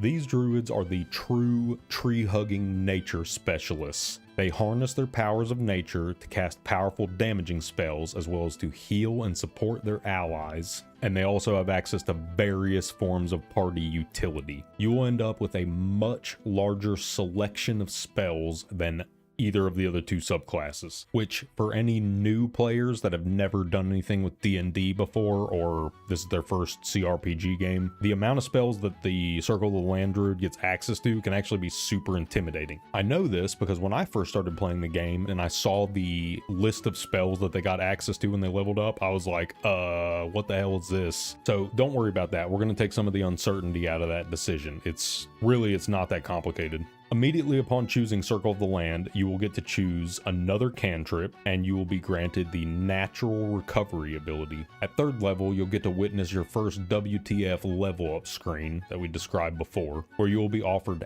8 pairs of spells, and you will have to choose one of those 8 pairs of spells to learn. This seems a lot more intimidating than it is. Just know that the land location names don't matter at all. Don't pay any attention to that. Those are just giving you kind of an idea lore-wise of where they got those 2 spells from in that pair. So ignore the land names. Just look at each one of the pairs of spells and decide what your character or party needs. Often you're going to end up choosing a pair just for one of the spells. You might not ever use the second spell that was given to you in that pair, but that doesn't matter. If you got a really good spell out of the other one, who cares that you never use the second one? But that's what you need to look at, is what spell on this list do I need? And then if you get lucky and you can get 2 good spells in a single pair, go for it, by all means. But don't feel sad if you choose one of these pairs just for a single one of the spells and then trash the other one. Who cares about that? You got what you needed still. A few notable spells to pay attention to here are Misty Step, Darkness, Silence, Hold Person, and Spike Growth. All of those are really good. This is not an exhaustive list. There are definitely other good ones on this list, but those are just ones that I'm comfortable pointing out to pretty much anybody because of how good they are in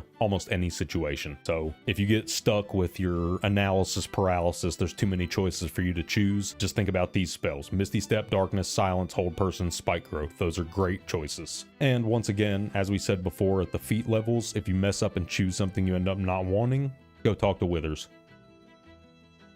5th level is going to be your next bonus, and once again, it is a giant list of pairs of spells. Same thing here as last time. Don't let it overwhelm you, just take it one by one and figure out what you need. Some of the notable options at this level are Sleet Storm, Haste, Lightning Bolt, and Hypnotic Pattern. Once again, it's not an exhaustive list, but those are some good ones that I'm comfortable recommending. At 6th level, Circle of the Land Druids receive Land Stride, Difficult Terrain as a passive ability. This is a permanent passive buff that makes your druid immune to difficult terrain's movement impairing effects. So essentially, you're super good at running around in the woods, so you don't get slowed by plants and roots anymore, which makes sense. 7th and 9th levels will offer you 2 more lists of land spell pairs to choose from. 7th level has a few good ones like Ice Storm, Wall of Fire, Freedom of Movement, Polymorph, Greater Invisibility. There's some really good choices here. What your party needs, once again, is going to determine which one you need to choose. 9th level will offer you Cone of Cold, Conjure Elemental, Wall of Stone, Cloud Kill,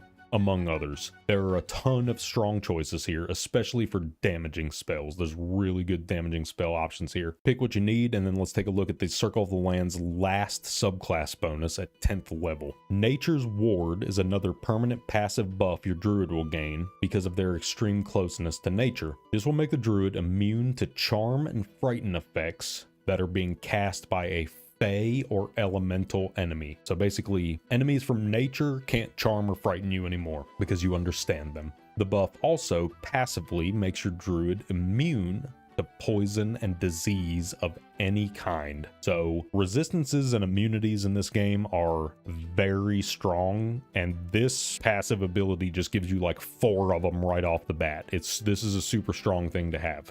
Because of the crazy amount of spells that you get access to as a Circle of the Land Druid, which, as we said before, a lot of people consider that to be a negative, but if you know what you're looking at, it's actually a really good thing because they offer you a ton of different options. You can build this character in a bunch of different ways. You can be a straight up healer, you can be a full DPS caster, you can be half shapeshifting, half casting, hybrid kind of thing. It's gonna be up to you. There's a lot of options you'll have access to. And with all that being covered, let's go ahead and circle back to 2nd level and take a look at the Druid's 2nd subclass, the Circle of the Moon.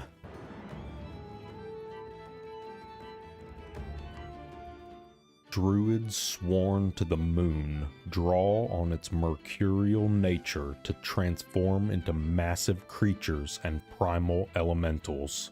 Moon druids are the shapeshifters. If you want to play a druid because you love the idea of wild shaping into various different animals and other creatures, and you just want to spend every second of your playtime in those forms, Circle of the Moon is your choice. Because of the fact that it is primarily focused on wild shaping into these various forms, the Moon Druid gains a few other tools that the other 2 subclasses don't get to make this easier and more effective. The Lunar Mend ability will allow you to spend your druid spell slots while you're in wild shape form to perform a self-heal with those spell slots. And the self-heal will heal you more depending on what level of spell slot you're using. So this is really powerful. It only costs a bonus action too. Bonus action in a spell slot, and bonus action heals are very powerful in this game because you can do your attacks, multiple attacks per turn in wild shape form, and then also heal yourself on top of it. That's super strong. Speaking of excellent bonus action abilities, the Combat Wild Shape passive allows Moon Druids to do their wild shapes for a bonus action instead of an action like the other 2 subclasses. I don't think I need to explain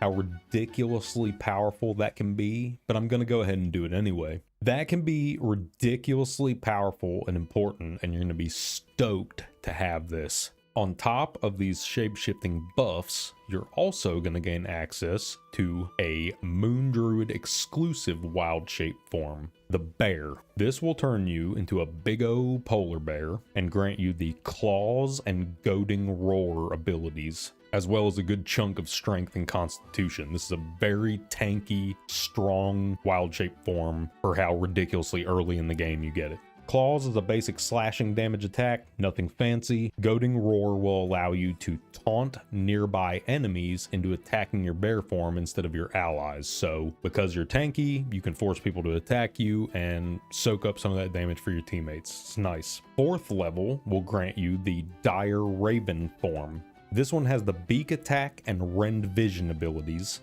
both of which deal piercing damage, and the latter of which can also inflict blindness on its target for 2 turns. The damage is not bad on either ability, and being able to blind your enemies this early on in the game is very strong, so the Dire Raven is not anything to be embarrassed about in combat. It's not like super weak, but combat is not where it shines. Once again, just like cat form, Dire Raven form shines in the fact that you get it at 4th level, and this lets your druid fly. It is very, very rare that a character gets access to this easily usable of a flight mechanic this early on. Being able to wild shape into a raven form and just fly whenever you want, that's awesome. It's amazing to have that at this level. You're gonna love it. This is also going to open up a bunch of potential shortcuts around quests and stuff like that, loot that you wouldn't have necessarily been able to find otherwise. Being able to fly this early in the game is a super strong thing to have. You're going to love it.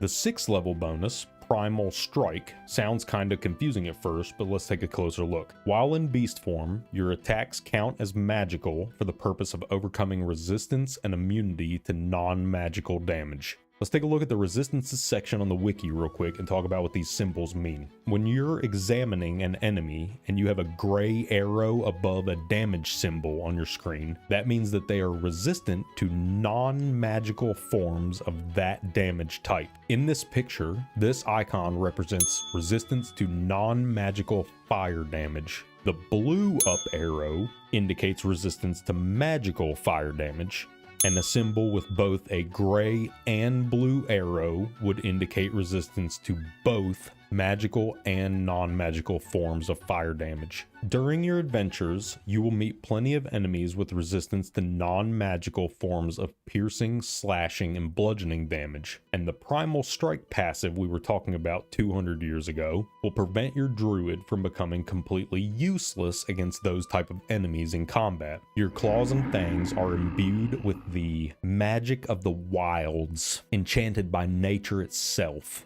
and now they count as magical weapons. Noise. Next up, at 8th level, you will receive another wild shape form, and this one is pretty badass. The Saber-Toothed Tiger is a form that combines aspects from a few of the other wild shape forms into something that's just cooler. It has Bite as a basic piercing damage attack. Enhanced Jump allows you to reposition yourself in combat easily, or just for exploration purposes, you can jump really far with this thing. And the Sabertooth has a ridiculously powerful built-in health regen effect. This will heal you for 2d8 hit points every turn while you're in this form. You will also still have access to your normal Lunar Mend healing ability like all the rest of your wild shape forms, so this adds up to a ton of additional survivability. You keep throwing yourself heals and you have that built-in health regen, you can recover a ton of health per turn. So you might remember when we were talking about the Panther and we mentioned the Jugular Strike ability. Well, the Saber-Toothed Tiger has that as well, and it's the same effect. If the target's prone, it deals additional damage. But uniquely, Saber-Toothed Tiger also gets the Shred Armor ability. This one allows you to rip and tear the target, dealing piercing damage and also reducing their armor class by 2 for 2 turns, or until they receive any form of healing. Anything you can do to set up additional damage for your other characters will always be powerful, and reducing an enemy's AC by 2 is absolutely nothing to sneeze at. And you know what they say, there's no kill like overkill. At 10th level, for their final bonus, Moon Druids will gain access to 4 very powerful elemental wild shape forms: the Air, Earth, fire, and water myrmidons. It is important to mention up front, all 4 of these forms cost 2 wild shape charges each, so 1 myrmidon per short rest or long rest. Each of these myrmidons has similarities, but they are each specialized for different situations as well. So let's take a look at them and figure out which one is good for what job. The Air Myrmidon is a lightning-focused elemental that comes equipped with a Flail of the Vortex, which deals bludgeoning and lightning damage on hit. The Electrified Flail ability is an empowered flail strike, which deals a bit of additional lightning damage and has a chance to stun your target, which is very strong. This is another great option for setting up burst damage because the crowd control enemy is going to be easier for your allies to hit and deal damage to. The Elemental Warp ability is one that each of the Myrmidons will get, and this is half of the reason why each of them has ridiculously good mobility. The other half of that equation is the Fly ability, which will obviously allow you to fly, but the insane thing is how far you are allowed to fly per turn with each one of these things. If you use Fly and Elemental Warp to the maximum of their capabilities, you can pretty much clear the entire battlefield in a single turn. The Air Myrmidon can also turn invisible, which will allow you to sneak around undetected, and lastly, it can cast the Raging Vortex ability. This is a swirling circle of intense wind, which will damage and silence all creatures that are caught inside. This ability can easily be one of the most powerful on the list, depending on who your enemies are and how they're positioned. Just remember that the Air Myrmidon can shut down a group of casters single-handedly. This might save your friggin' life. You can absolutely shut down a room full of casters if they're positioned properly. If you have anybody that has tadpole powers and you have the black hole ability that you can pull people into stuff, you pull those dudes into this freaking silence. Oh my god, things can get gross quick. Moving right along, we've got the Earth Myrmidon next. This form is the only one of the 4 without the ability to fly. Because you're the Earth Myrmidon, you're bound to the earth. So instead of fly, the Earth Myrmidon gets access to the Burrow ability, and just like the Badger from before, this will allow you to target an area, you burrow underground, travel very, very quickly to where you're going, and then you bust up out of the ground underneath your enemy's feet. So this has just objectively worse mobility than the 3 that can fly, but Burrow is also connected to a built-in attack, so it can potentially deal damage on top of mobility, so that's nice. Your basic attack, Grounded Thunderstrike, deals both bludgeoning and thunder damage and has a chance to knock your target prone. Sludgy Sling will cause a circular blast. That's gonna blast a whole circular.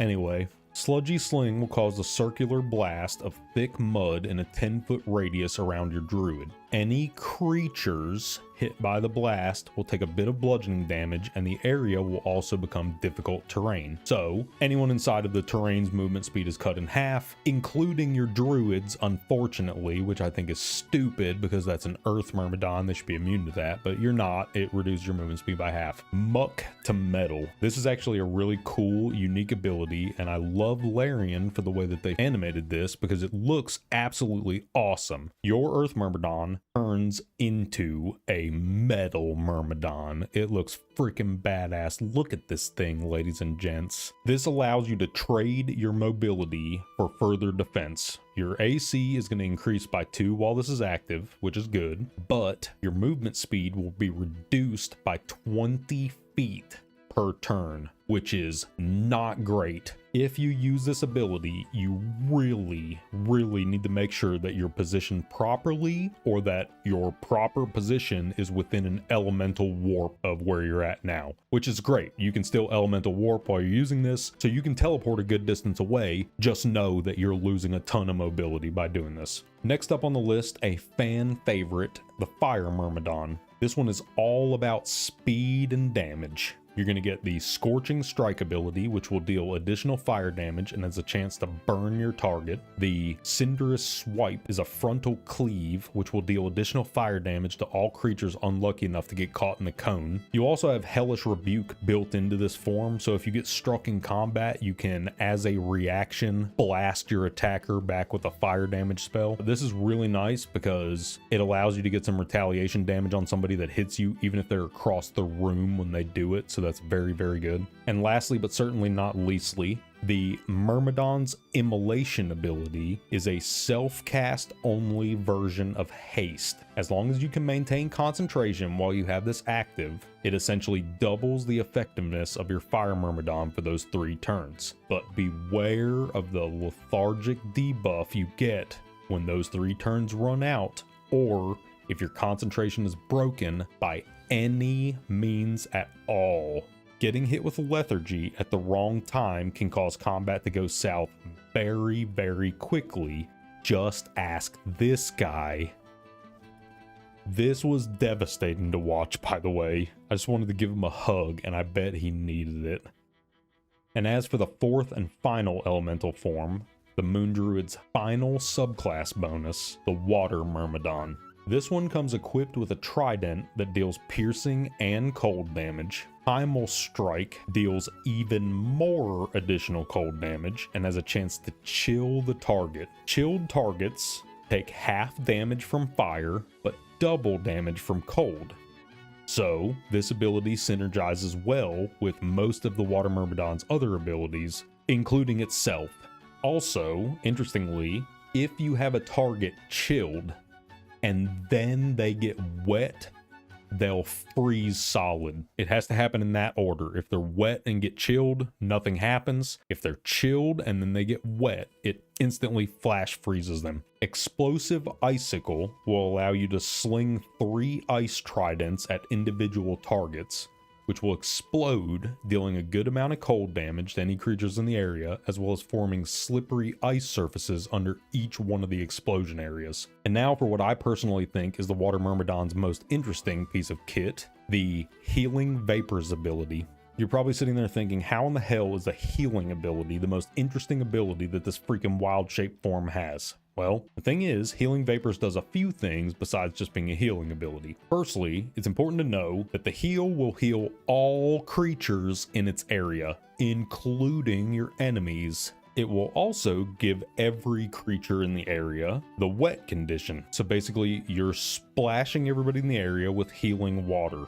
So you can probably see where this is a good setup to use with the other ability we described earlier, Primal Strike. You get up to 3 attacks per turn while you're in Water Myrmidon form. So if you can give your Water Myrmidon haste, you drink a potion of speed or give them haste in some other way, you can attack 3 people in a single turn and potentially chill all 3 of them, and then use Healing Vapors and boom, freeze all 3 of them solid. It's possible. It's not going to work every time, not exactly worth it every time either, but it is possible, so keep this in mind.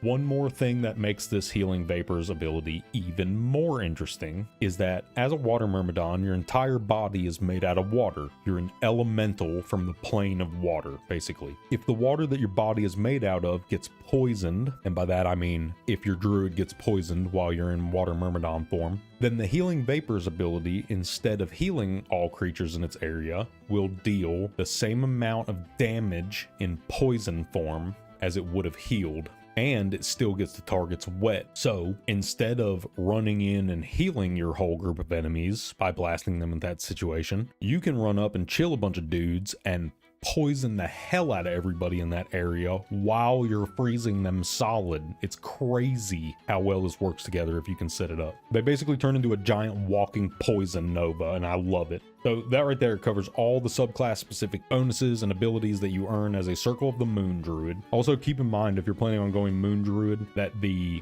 Tavern Brawler feat and a few of the game's elixirs work really well with improving wild shape damage, so definitely look into some of those things. Tavern Brawler especially is really good. Larian apparently buffed the wild shape's viability in Baldur's Gate 3. I'm not sure, but I've read that they buffed them by quite a bit, and I'm glad they did, because being able to turn into a friggin' owlbear or a damn spitty dinosaur is badass, and I would be sad if it wasn't worth doing that. With that being said, let's go ahead and head back to 2nd level, and we're going to cover the final subclass, the Circle of the Spores. Viewing death, necrosis, fungal growth, and sporulation as just another part of life, you can manipulate such spores to augment yourself and harm your foes. So that description tells a story about death being a part of life and all that. And you know who likes to talk like that? A freaking necromancer likes to talk like that. But these druids are not just any necromancers. Oh no, ladies and gents. No, sir.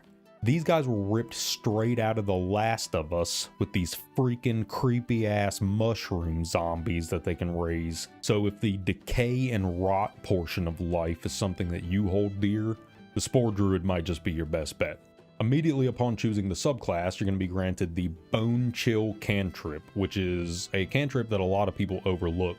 But I'm here today to tell you that this is a fantastic tool to have in your arsenal, and it absolutely saved my honor mode run on a certain boss fight because of what it does. First of all, it deals a little bit of necrotic damage when you cast it on somebody, but more importantly, it will prevent the target from regaining hit points by any means until your next turn. This was invaluable in my fight against the final boss in Act 2 on honor mode.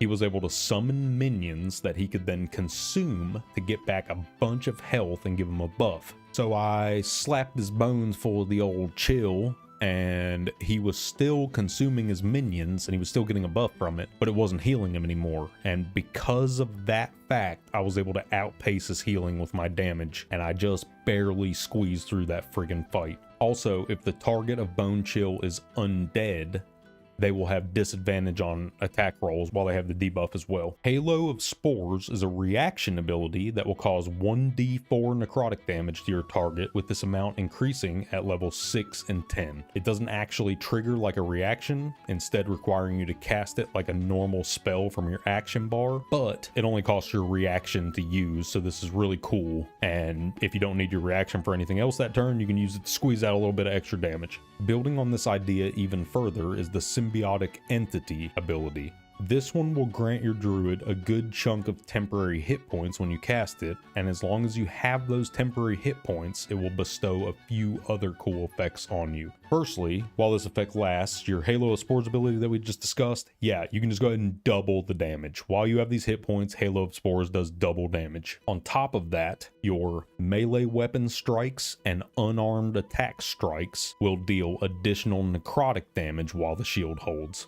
Using Symbiotic Entity will cost you a wild shape charge, so just know that if you're deciding to go the Circle of Spores route, you're pretty much giving up wild shaping a little bit. You have to make a trade-off, either Symbiotic Entity or wild shape. You don't count as though you are wild shaped for the purposes of having 3 attacks per action. As a Spore Druid, you don't get that, unless you wild shape. If you actually go into a wild shape form, you do, but not because of Symbiotic Entity. That would be super badass, but it would be ridiculously OP, and like everybody would be a Spore Druid monk hybrid or something like that. It'd be ridiculous. Similarly to Circle of the Land, Spore Druids get a ton of additional spells as you're leveling up, but unlike Circle of the Land, you won't have to dig through a massive pile of choices to decide what you want. You're just going to be given 2 spells. At 3rd level, you're going to get Blindness and Detect Thoughts. Both of these are very powerful. Blindness for effectively removing somebody from the fight, and Detect Thoughts for avoiding combat altogether, which is definitely safer. At 5th level, you're going to get 2 more spells. Animate Dead, which will allow you to summon an undead minion from a suitable corpse that wasn't destroyed in combat. This obviously further leans into the Necromancer side of the Spore Druid,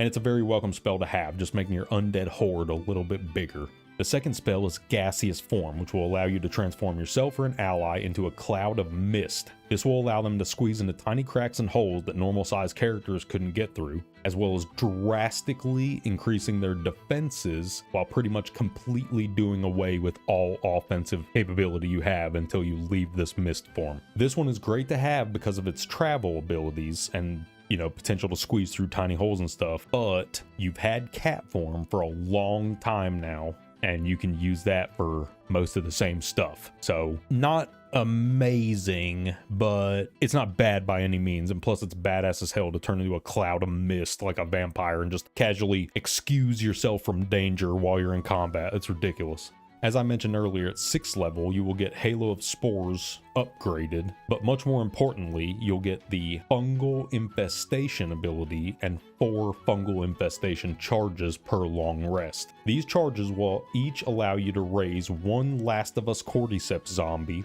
so your horde grows even stronger, And zombies have a knack for infecting targets with the zombie virus. So if they die while they have this infection on them, it'll raise as another weaker zombie that will also aid you. So things can quickly get out of hand when you're running a summoning build with zombies in it. One of my viewers mentioned a build that they had messed around with where they ended up with like 18 or 19 summons following them around at once. I dug through my comments and I'm sure that I'm just overlooking it, but I could not find this comment to save my life because I'm bad at my job. But just know that there are some insane summoning builds out there that you can make that will absolutely wreak havoc on your enemy's action economy, barely even letting them have a turn because you have so many summons out. Also, thank you very much to whoever had suggested that, and I apologize for losing your comment because I'm an imbecile, so next time, sorry. At 7th level, your Spore Druid will receive the Blight and Confusion spells. Blight is a necrotic damage spell that will always deal maximum damage to plant type enemies. The issue with that is that while there are tons of plant type enemies in this game, most of them are resistant to necrotic damage because of where they are. So the damage gets cut in half anyway. This is not worthless by any means, but I think personally that Confusion is a way better spell than this. This one is an AoE crowd control ability, which will cause all affected creatures to become confused. This will lead them to attack targets at random during their turn, wander around randomly, or even potentially just skip their entire turn altogether. This thing is ridiculously strong and can definitely save your life if used in the right situation. If you're in a fight that's going south and you can get your enemies to just skip their whole turn or even better attack each other for a few seconds, that can change the tide of a fight in no time. At 9th level, you will get the Cloud Kill and Contagion spells. Cloud Kill is a targeted AoE damage and area denial spell that does a few things. It deals poison damage to any creatures that are inside it each turn. It heavily obscures everything that's inside it. And this spell can actually be recast each turn as a cantrip as long as you maintain concentration on it. So if the targets move out of Cloud Kill, you can just move it to where they went next turn, hit them with it again. It's really nice. Contagion, on the other hand, is a terrible spell because it requires you to get into melee range to use it, and it requires the target to fail 3 saving throws before it goes into effect fully. This is the train of thought that I had when I first saw this spell, and I don't blame anybody for feeling this way when you first read what Contagion says, but please listen to me while I explain what Contagion does. Because this is easily the spell that I personally underrated the hardest, and this might be one of the best spells in the game after you hear what I have to say about it. Firstly, yes, it does require you to basically walk up and touch the person to cast this disease on them. So in most combat situations, that's automatically worse than a lot of other options you have. And that's why I thought, man, this spell sucks. The massive, ridiculously OP strength of the spell comes in when you find out that casting it on somebody doesn't count as a hostile action. So this spell is not good to use when you're already in combat. This spell is amazing to use when you think you're about to be in combat and you want to set yourself up with a really good situation before fight starts. You can walk up to a target, pick one of these freaking poisons to hit them with and hit them with it, and then just walk away casually. So lore wise, what this would essentially look like is you walk up to someone and you brush up against them just ever so slightly, brush up against them, and then all of a sudden, boom, that person is sick. They're poisoned.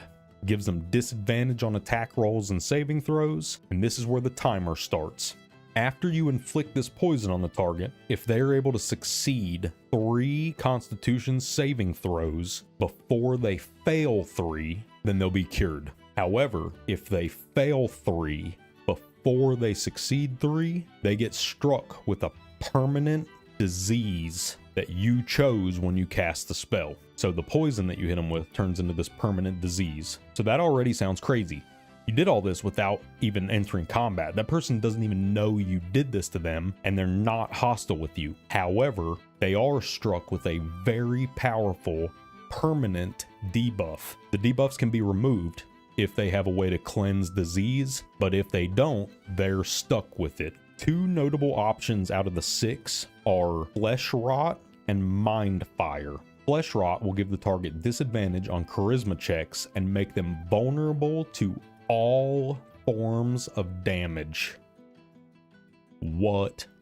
Permanently, unless they have a way to cleanse the disease like we discussed before. You walk up, you touch this person that you know you're about to be in combat with. Hey bro, what's up? Ha ha ha, hey, oh, is that a new jacket? Oh yeah, man, what is that made out of? Suede? Fleece? What is that? All of a sudden they have an incurable super disease that they can't get rid of, and they don't even know where it came from. Mind Fire will give the target disadvantage on intelligence checks, and they will be permanently inflicted with confusion. Mind Fire is the one of the 6 that will actually make the target hostile when the poison turns into the disease Mind Fire. However, if you kill somebody that was affected this way and became hostile, it doesn't even count as a crime. I tested this and it worked a few times. What I will say is be careful doing this in honor mode, just in case this is a bug and it gets patched or something. I don't want to be the guy that was like, oh yeah, you can just mind fire everybody and then kill everybody in Baldur's Gate and it's not a crime. And then all of a sudden Withers is coming after you because you killed everybody in the city. You don't want that dude on your bad side. The description of these diseases is horrifying too. Affected entity's brain is cooking in a stew of hot blood, and you're passing these things out like Mardi Gras beads. Also, even more ridiculously, I tested this so that you don't have to. You can absolutely get these diseases on somebody and then go take a long rest and come back and put more diseases on them. I had all 6 diseases on this dwarf. This guy was the most diseased individual in all of Faerun. He had every freaking disadvantage on every check, vulnerability to every damage. Anytime he got hit, he was stunned until his next turn. It was horrible for this dude. There was nothing he could do in a fight. He's got blood and oil spewing out of his pores. His eyes were stabbed out by spikes of pain. His body is rotting away inside its own skin, and his brain is boiling in its own blood. You know, just a walk in the freaking park this guy has. Now that we've covered these ridiculous scenarios, imagine a situation where you have multiple companions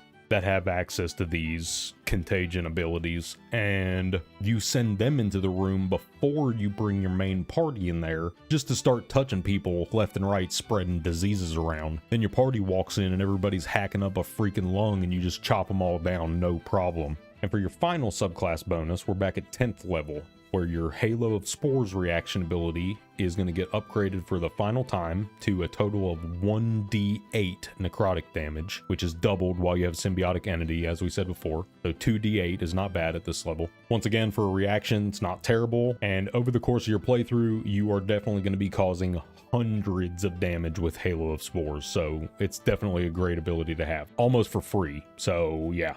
Spreading Spores is a new ability you get at 10th level also. It requires you to have Symbiotic Entity active, and it will allow you to target an area, causing a cloud of spores to burst forth in that area. These will choke your enemies and cause their throats to swell shut from how dry the spores are, to the tune of 2d8 necrotic damage. So it's basically like AoE Halo of Spores, unless the creatures pass a Constitution saving throw. And note that Spreading Spores specifically says in its tooltip that it does not affect you or your allies. And also note that NPCs that have a yellow outline around them are not your allies when it comes to the purposes of targeting spells like this. They count as neutral, not allied. Just ask Preach.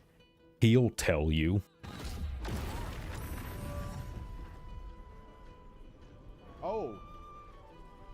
And I get it. I understand the thought process. Just know, if an enemy's yellow, they're not your friend. They're just not your enemy. I said if an enemy's yellow. If an NPC is yellow, if an enemy's yellow, then they're this guy from Sin City. Also note that the spores from Spreading Spores will immediately disappear if you lose the temporary hit points from Symbiotic Entity. It's still an amazing ability to have though, especially since it only costs a bonus action to use. So on your turns, you can do a heavy hitting spell for a regular action, Spreading Spores for a bonus action, and then Halo of Spores for a reaction to deal damage in 3 separate ways in a single turn. And that's on top of the fact that you can have a ton of minions running around dealing damage every turn also. There's a lot of things that this druid can do. It's not necessarily the flashiest or the most fun subclass to play in the game, but Spores Druids are not bad at all, and you can do a ton of stuff with it. One thing to note, if you don't limit yourself to undead summons and you summon everything that your druid has available, you can get Mephits, you can get a Dryad, Wood Woads, Elemental, obviously your zombies and skeletons and stuff from Animate Dead, ghouls from Animate Dead,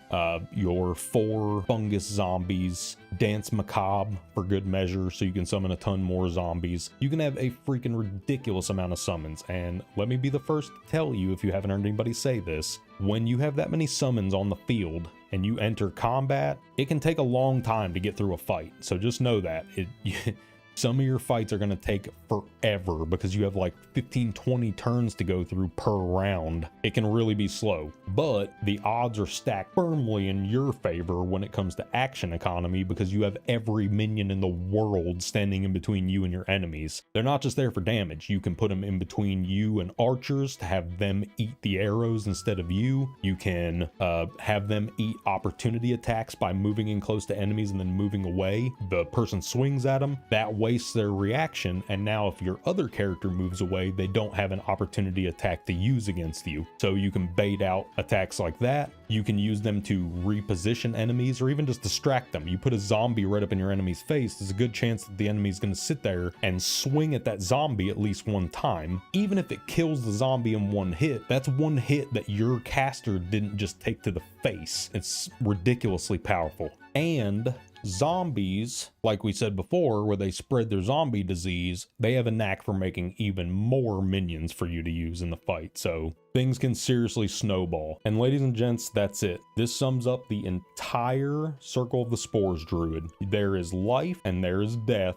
And then there's you firmly in the balance. You leave a trail of rot and decay in your wake in your pursuit of defending the sanctity of life. And you also have an army of minions following you around doing your bidding. Like I said before, definitely not the most fun playstyle in the game, but Spore Druids are not bad by any means. So now that we know what the Druid in Baldur's Gate 3 has to offer, I want to talk to you guys about a couple of non-D&D related characters that I think might be Druids. And we're definitely going to be diving back into comic book characters again because I love them. First up, I want to talk about the Guardian of the Green, Alec Holland, Swamp Thing.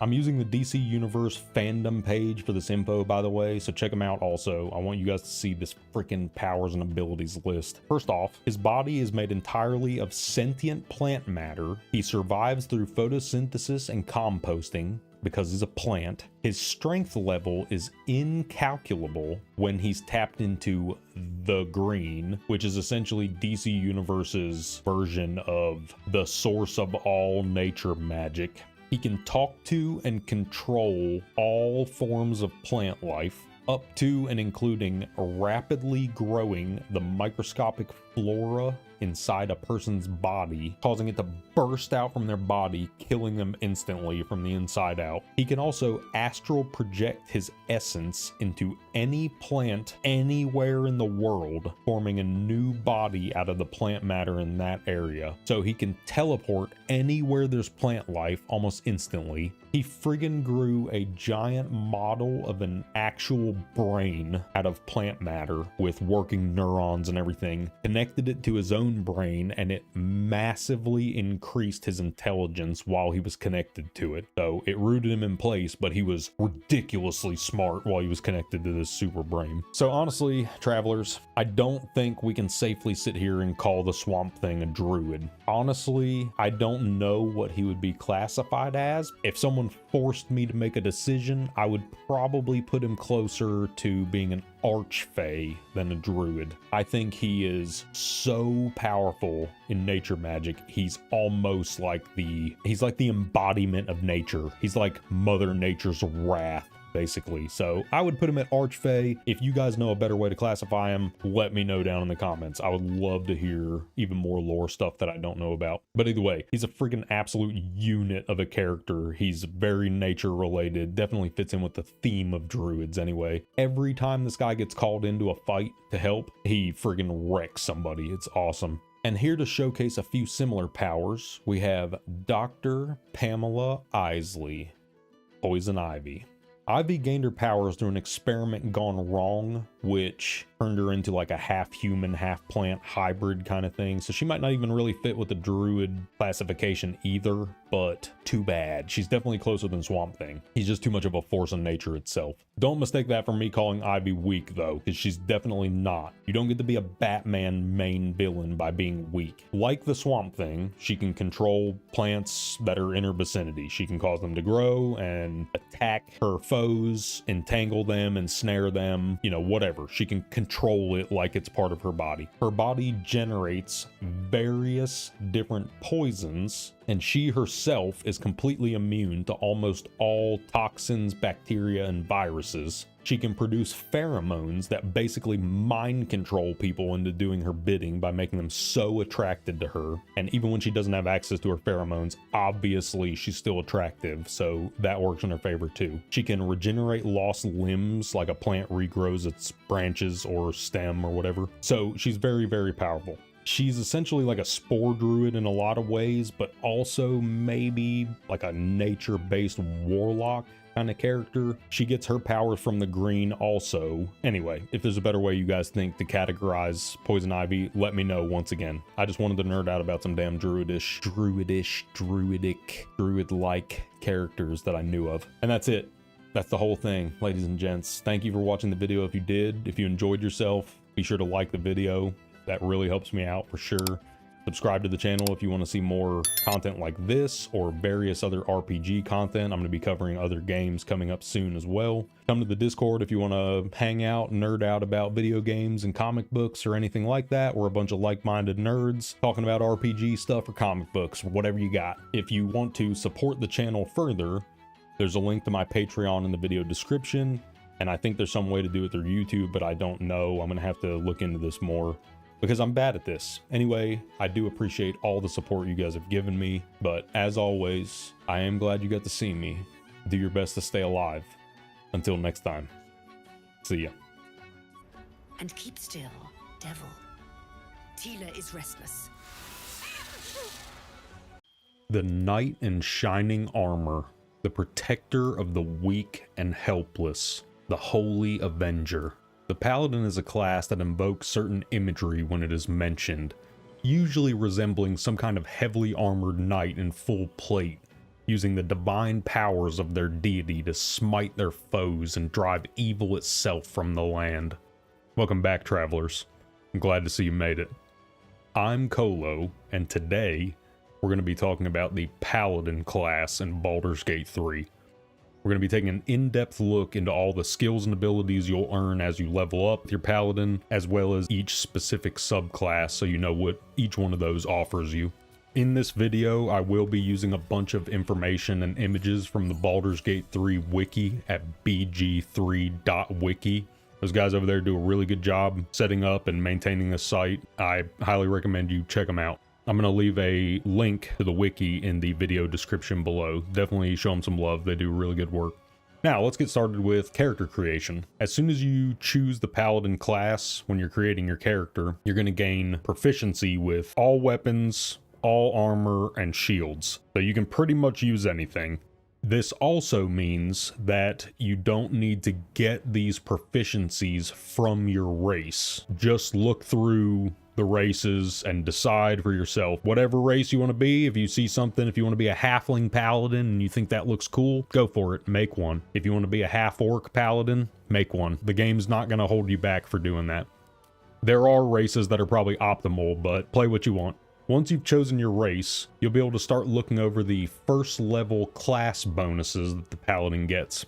First of all, the Divine Sense ability. This is a bonus action ability that will grant you advantage on attack rolls against Celestials, Fiends, and Undead for 2 turns. Your Paladin can cast this on themselves once per short rest, and there are quite a few instances in the game where this could come in handy. I don't think you're going to regret having it. You'll probably put this to pretty good use. Secondly, you'll get the Lay on Hands class ability. This is a short-range heal that can be used to either heal the target for a small amount, use more Lay on Hands charges, which is the resource you use to cast this. If you use more charges, you can cast a bigger heal, or instead of healing somebody, you can alternatively choose to cure them of all diseases and poisons. Each time you cast this ability, it's going to let you pick which version of it you want to cast, so just use it as needed. Lay on Hands is great. You're going to love having this, and you will use this tons of times throughout the entire game. The heal that it provides you is very, very respectable. You're going to be using this heal for a long time. The Paladin will also be required to choose an oath to which they will swear their loyalty. The different oaths are the Paladin's subclasses. These are the Oath of the Ancients, Oath of Devotion, and Oath of Vengeance. Each oath has a list of tenets that you must uphold as a Paladin during your adventures, and will provide you with unique divine powers because of the oath that you swore. If during your travels you perform an action that violates the tenets of the oath you swore, you're likely going to run into this sweetheart. The Oathbreaker Knight.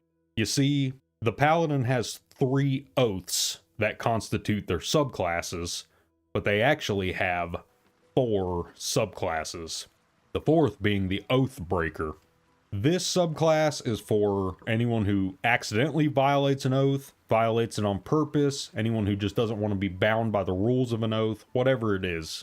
If you want freedom from your restrictive oath, break it, become an Oathbreaker. It's a perfectly viable way to play the game. You can't choose to make an Oathbreaker Paladin at character creation. You have to pick one of the 3 oaths and then break it if you wish to be an Oathbreaker. Then you'll have to go back to camp, do a long rest. The Oathbreaker Knight will show up in your camp. He'll talk to you and he'll explain the situation about what's going on with your new subclass. If you break the oath, there's also ways to undo it, which we'll talk about later. It's not that big of a deal.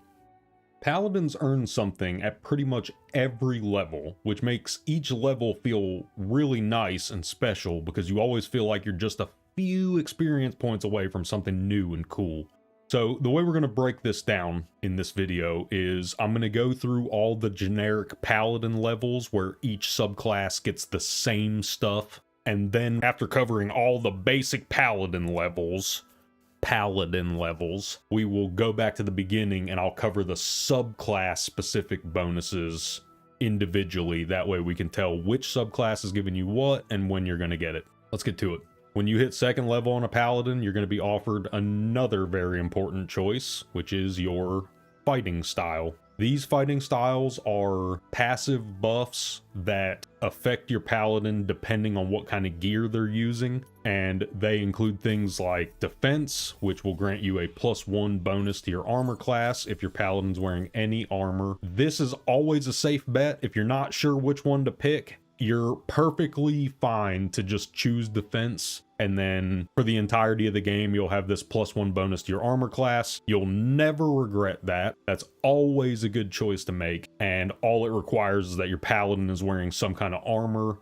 And as we said before, the Paladin is usually wearing full plate armor or at least some kind of armor. I'm sure there's a naked Paladin running around out there that is about to message me in the comments. Put some clothes on, bro. Put some clothes on before you get in these comments. Nobody wants to see that.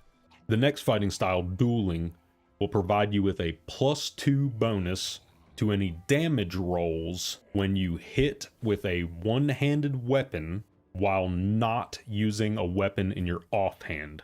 So as long as you're either using a one-handed weapon in your main hand and nothing in your offhand, or if you're using a shield, that's also fine, then you'll gain this +2 bonus to your damage rolls, which can be an insane damage increase, because If you're using a weapon that hits for 10 damage, 2 additional damage is 20% added. If you're hitting with a weapon that deals 20 damage, which is good in this game, then 2 extra damage is still a 10% buff. That's huge. That's a big deal. So this will be good the entirety of the game. This +2 damage doesn't seem like much. This is massive. Especially at low levels, it's ridiculous. You could be doing like massive amounts of bonus damage.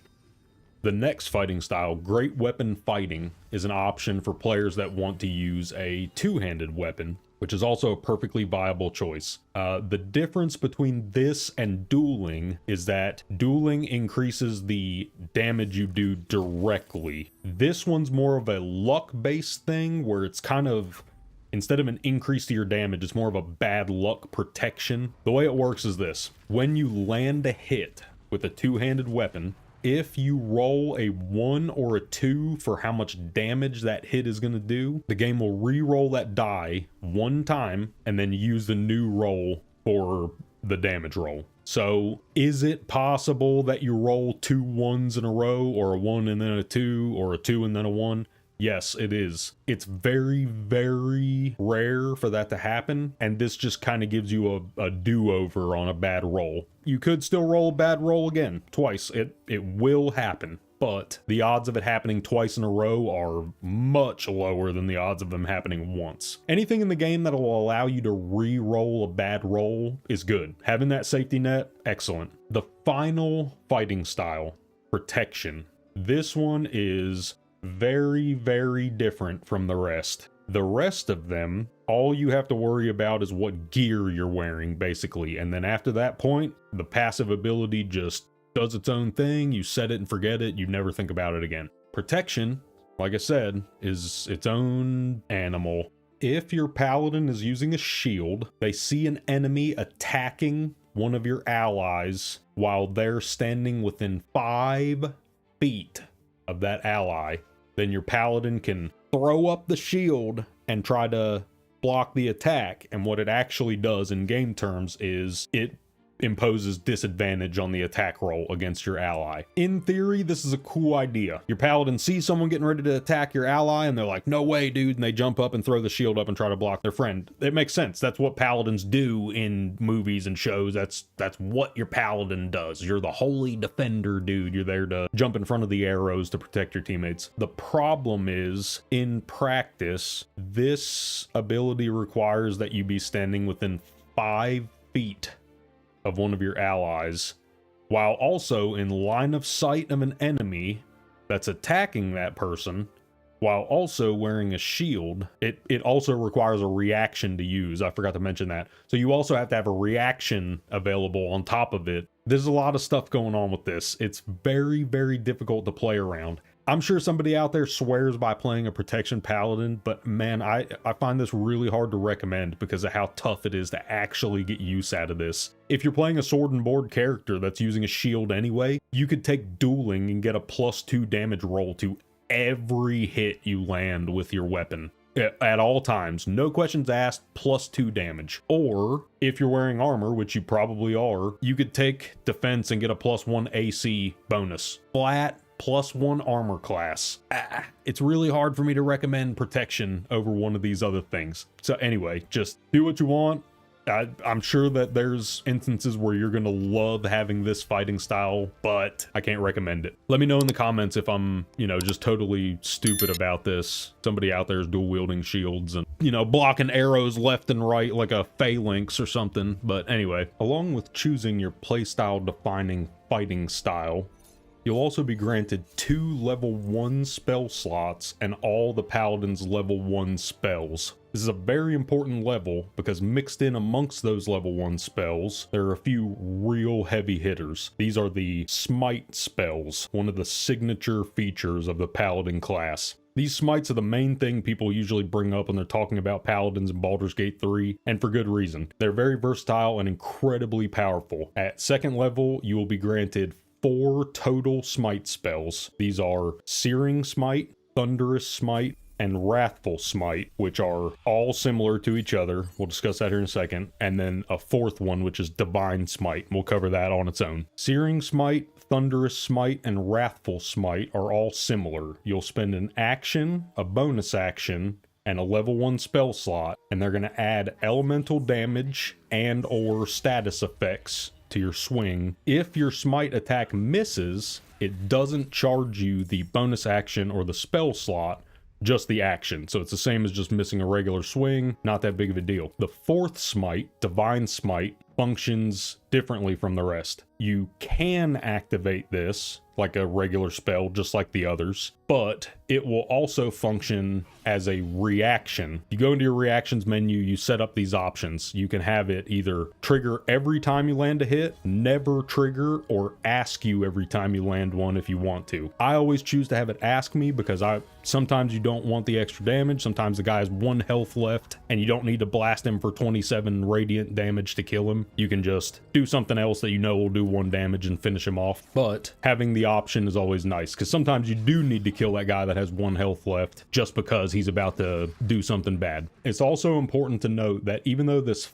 functions like a reaction, it doesn't actually charge you your reaction when you use it. So if you land multiple attacks on your paladin in a single turn, each one of those hits will allow you to trigger a Divine Smite if you have the spell slots to do it. The reason why this skill is so powerful and why everybody talks about it so much is because of the way the game calculates damage when you trigger the Divine Smite. You can hit an enemy with a very weak attack like Pommel Strike. Anything that strikes them with a weapon will allow you to trigger a Divine Smite, which could do way more damage than the weapon strike you hit them with. So you can use this to just pile on damage in single turns. Divine Smite also has the potential to trigger other sources of damage that activate upon your paladin dealing damage. So you can use this to snowball a bunch of effects chaining together, triggering a ton of damage. And you'll notice when your paladin hits, over in the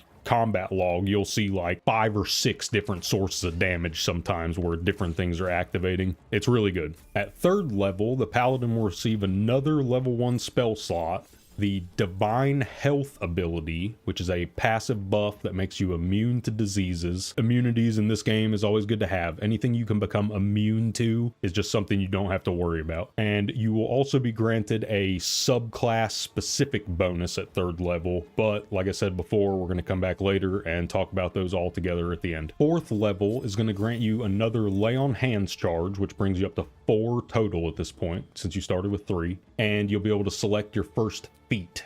As always, ability improvement is a great option because the main stats are very, very powerful in a game like this. So if you just want to increase your stats, that's always a strong choice, as long as you understand what the stats are doing. Strength, Constitution, and Charisma are the 3 stats that you're most likely going to be dealing with on a paladin, but somebody's probably yelling at me in the comments right now about how they're playing an intelligence, dexterity paladin, whatever it is. Let me know about that too, because I want to hear about it. You also may want to look into some of the specific feats. Some of them provide passive bonuses or crazy effects that you might want to have on your paladin. There's the Warcaster feat, which will help you out pretty dramatically if you're using a lot of concentration spells. It'll help you with your saving throws for concentration spells. Or Shield Master might be interesting to you if you're interested in improving your paladin's spell mitigation. There's tons of options out there. Look through the feats. If you see something that looks cool for your character, it's most likely cool to use. If you pick something and don't like it,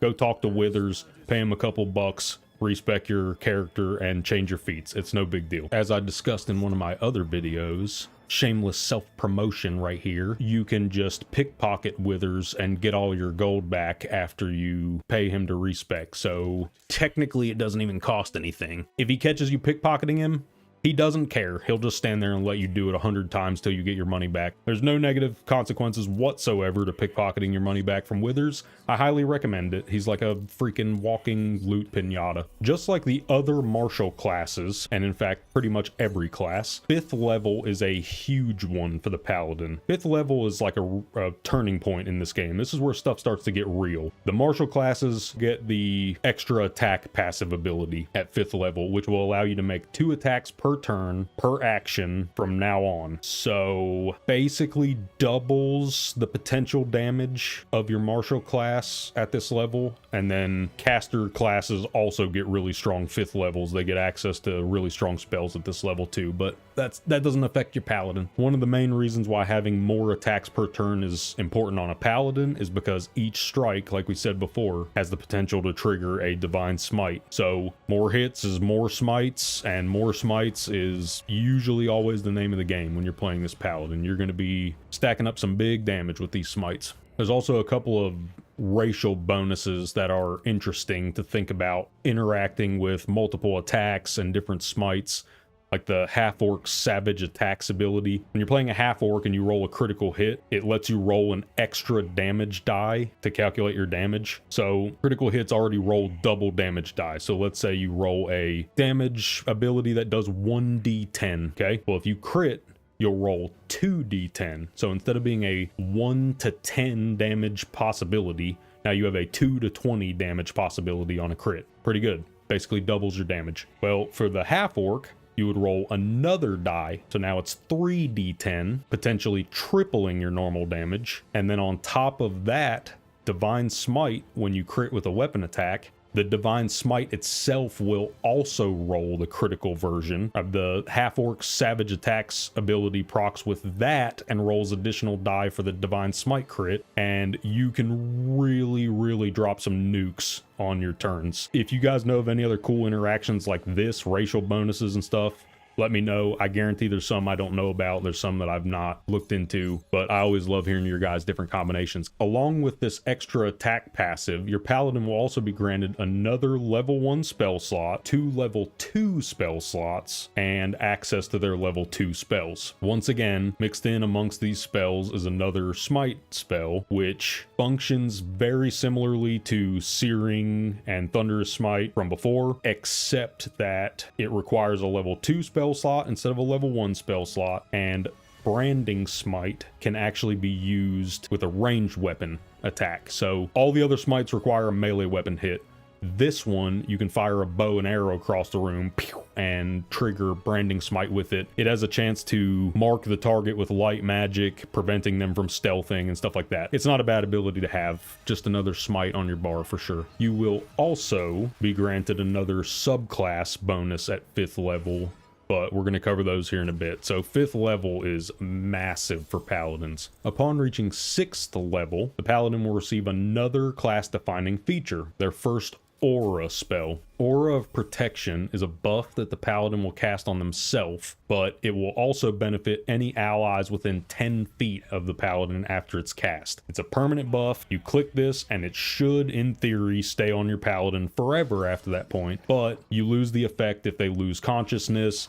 There's a couple of different things that'll take these auras off your paladin, so keep them on your action bar where you can see the ability. If it's grayed out, you can actually mouse over it and it'll tell you whether it's on there. If you're in combat, this is an important note here about auras. If you are in combat and you realize, oh man, I forgot to cast all my auras and now my paladin's like massively debuffed because I don't have all these passive buffs, it's not that big of a deal. So in one turn, you can apply pretty much all your paladin's auras. There's an exception. That one's different because it's actually a spell. It doesn't function like the other auras. So as you can probably imagine, these can be really powerful. There's the buff from Aura of Protection will grant the paladin and their nearby allies a bonus to all saving throws equivalent to the paladin's charisma modifier. So as you can probably imagine, that can be extremely powerful, especially when your paladin starts getting up to really high levels of charisma. You're going to be adding quite a bit to saving throws, so that's good to have. Excellent. 7th level will grant you 1 additional level 2 spell slot and a subclass bonus that we're going to discuss here in a bit. At 8th level, the paladin will receive their 2nd feat. So like before, you either boost your main stats with ability improvement or look through more of the specific feats, see if there's something cool that interests you, try it out. 9th level, you're going to unlock 2 level 3 spell slots and your Paladin's level 3 spells. And once again, there's a smite in here. Blinding Smite will allow you to deal additional radiant damage to your target with an added chance to blind them as well. Having access to various different types of crowd control is very powerful because some enemies are going to be resistant or immune to certain types. So there might be somebody that you can't cast Hold Person on, but you can blind them, and this might be a good choice to use in that situation. You will also be granted your final subclass bonus at 9th level, but you guys know the drill. We're going to cover that here shortly. At 10th level, you'll gain your 5th and final Lay on Hands charge. So you end the game with 5. Started with 3, now you have 5. And you're going to get another aura spell. This one, the Aura of Courage, prevents the Paladin and any nearby allies from being frightened. So another crowd control immunity that you just have, set it and forget it basically, and Paladin can't be frightened anymore. It's excellent to have. Upon reaching 11th level, you'll gain your 3rd and final level 3 spell slot, as well as the excellent improved Divine Smite passive ability. This is very different from the regular Divine Smite because this is just an always active passive ability. You don't have to do anything, and automatically it's going to add 1d8 radiant damage to all of your melee weapon attacks from this point forward. This is just a free 1d8 radiant added to your attacks for nothing. You don't spend a spell slot, you don't do anything, and then you can trigger Divine Smite on top of this to do a Divine Smite as well. So it's just icing on the cake here. And finally, ladies and gentlemen, we've reached 12th level. You're going to be granted a 3rd and final feat. So as before, buff your main stats or look through the list and pick a feat. I know how much you guys like feat. That covers all the generic Paladin levels, so now we're going to rewind back to 1st level and cover the subclass bonuses and when you get each of those. First up, we have the Oath of the Ancients subclass. You fight on the side of light in the cosmic struggle against darkness to preserve the sanctity of life and the beauty of nature. The tenets of your oath are kindle the light, shelter the light, preserve your own light, and be the light. Oath of the Ancients Paladins have a deep connection with nature, light, and love. You'll be defending these ideas against the encroaching swell of darkness and hatred in the world. When you first choose the subclass, you'll be granted the Healing Radiance Channel Oath ability. You're going to be granted some Channel Oath charges that you can use to activate your Oath abilities on each subclass. Healing Radiance costs a bonus action and a Channel Oath charge and will cause an AoE explosion of healing in a 10-foot radius around the Paladin. Any allies inside the radius, including the Paladin themselves, will be healed for a good amount and then healed again next turn. This can be very powerful, especially if you're able to get multiple targets in it at once. Multiple target heals are very, very good in a game like this.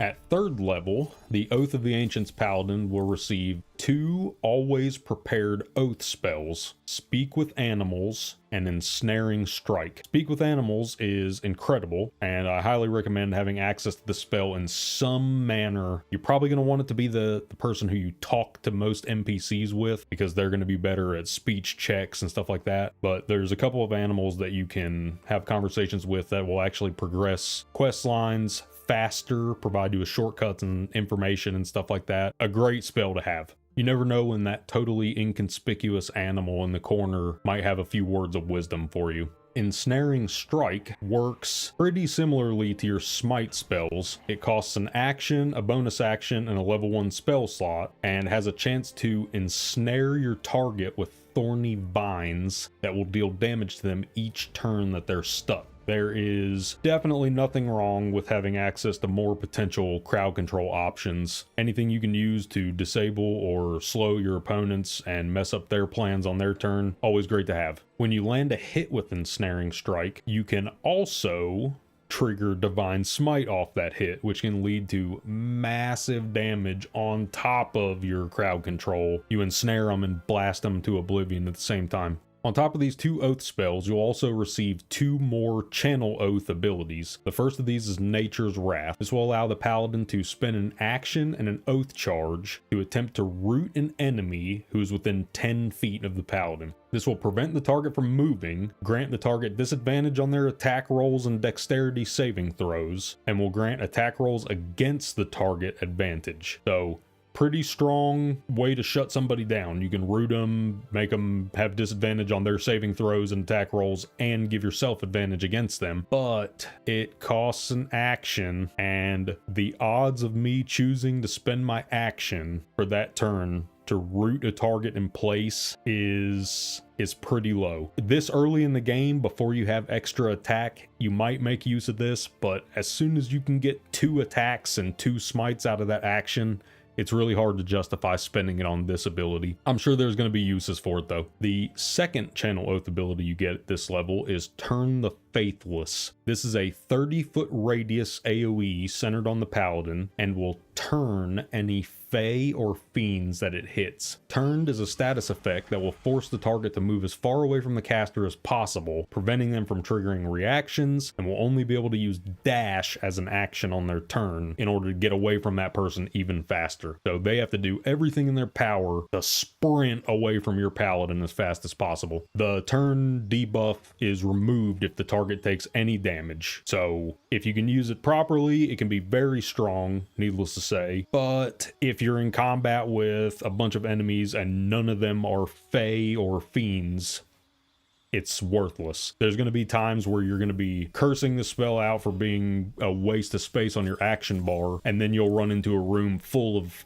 fiends and you'll be absolutely ecstatic to have this spell. So great to have when you need it. At 5th level, along with the other massive bonuses, you'll be getting 2 more oath spells, Misty Step and Moonbeam. Both of these spells are great and you will likely find various uses for both of them. Moonbeam is a beam of moon that will cause radiant damage to any targets that enter it, or if they begin their turn inside the radius, they also get hit. You have to maintain concentration to keep the spell going, and you can move the beam each turn for the cost of an action, but no additional spell slots. So basically, you call down a beam of moonlight. Each turn you can move it around for the cost of your action if you want, and it'll burn targets for radiant damage that are standing inside the moonlight. This is good on various certain encounters where targets are really weak to radiant damage, or radiant damage will prevent them from healing or something like that. It's not a huge area of effect, but you can burn a couple targets with this thing usually. And the fact that you can move it also makes it more versatile.